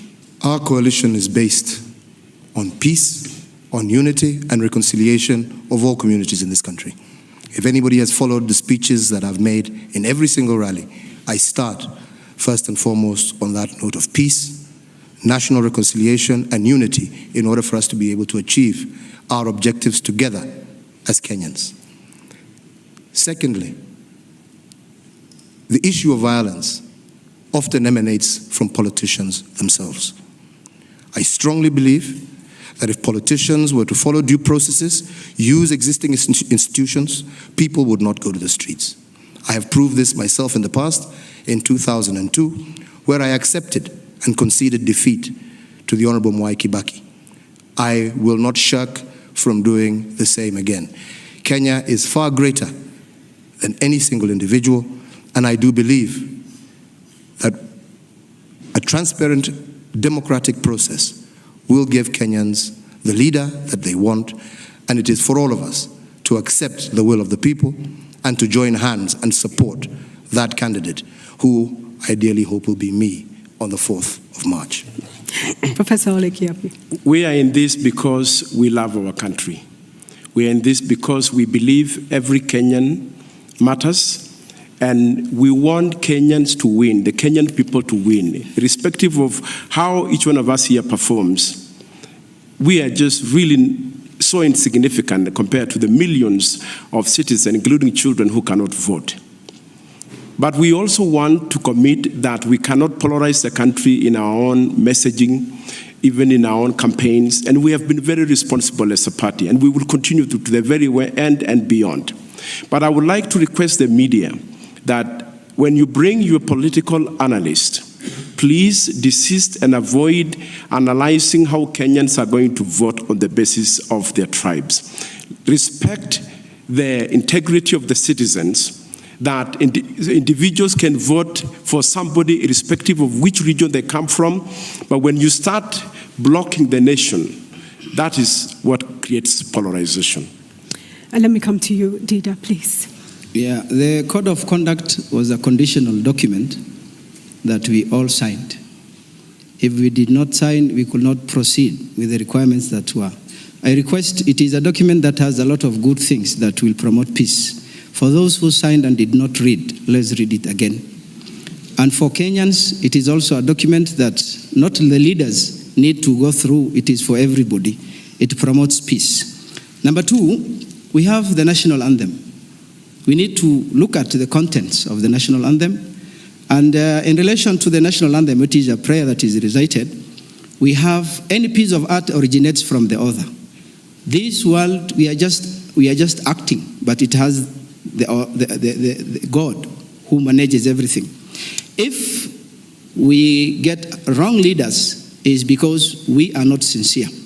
And for us, Mwalimu, those are words of wisdom. You do have more time, but I want to ask, what will you actively do to ensure that we do have a peaceful nation? I will propagate the code of conduct and its content, and it has self-discipline has to be inculcated. You have to be disciplined. And what this aspect, I don't know why people run away from God.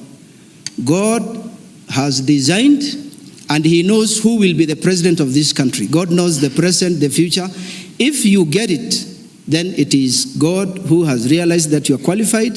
And if you did not get it, God has seen that you are not qualified, accept the defeat. And I also concur with President Barack Obama that we should not solve our difference in the streets. We need to solve it amicably, following the right procedures. Accepting defeat and going through the legal processes, not to the streets. Thank you. We have another question from a teacher, and her name is Irene. Please go ahead with your question. Good evening. My name is Irene Omangi. I am a high school teacher. My question is on education. I would like the presidential aspirants to let us know that what they will do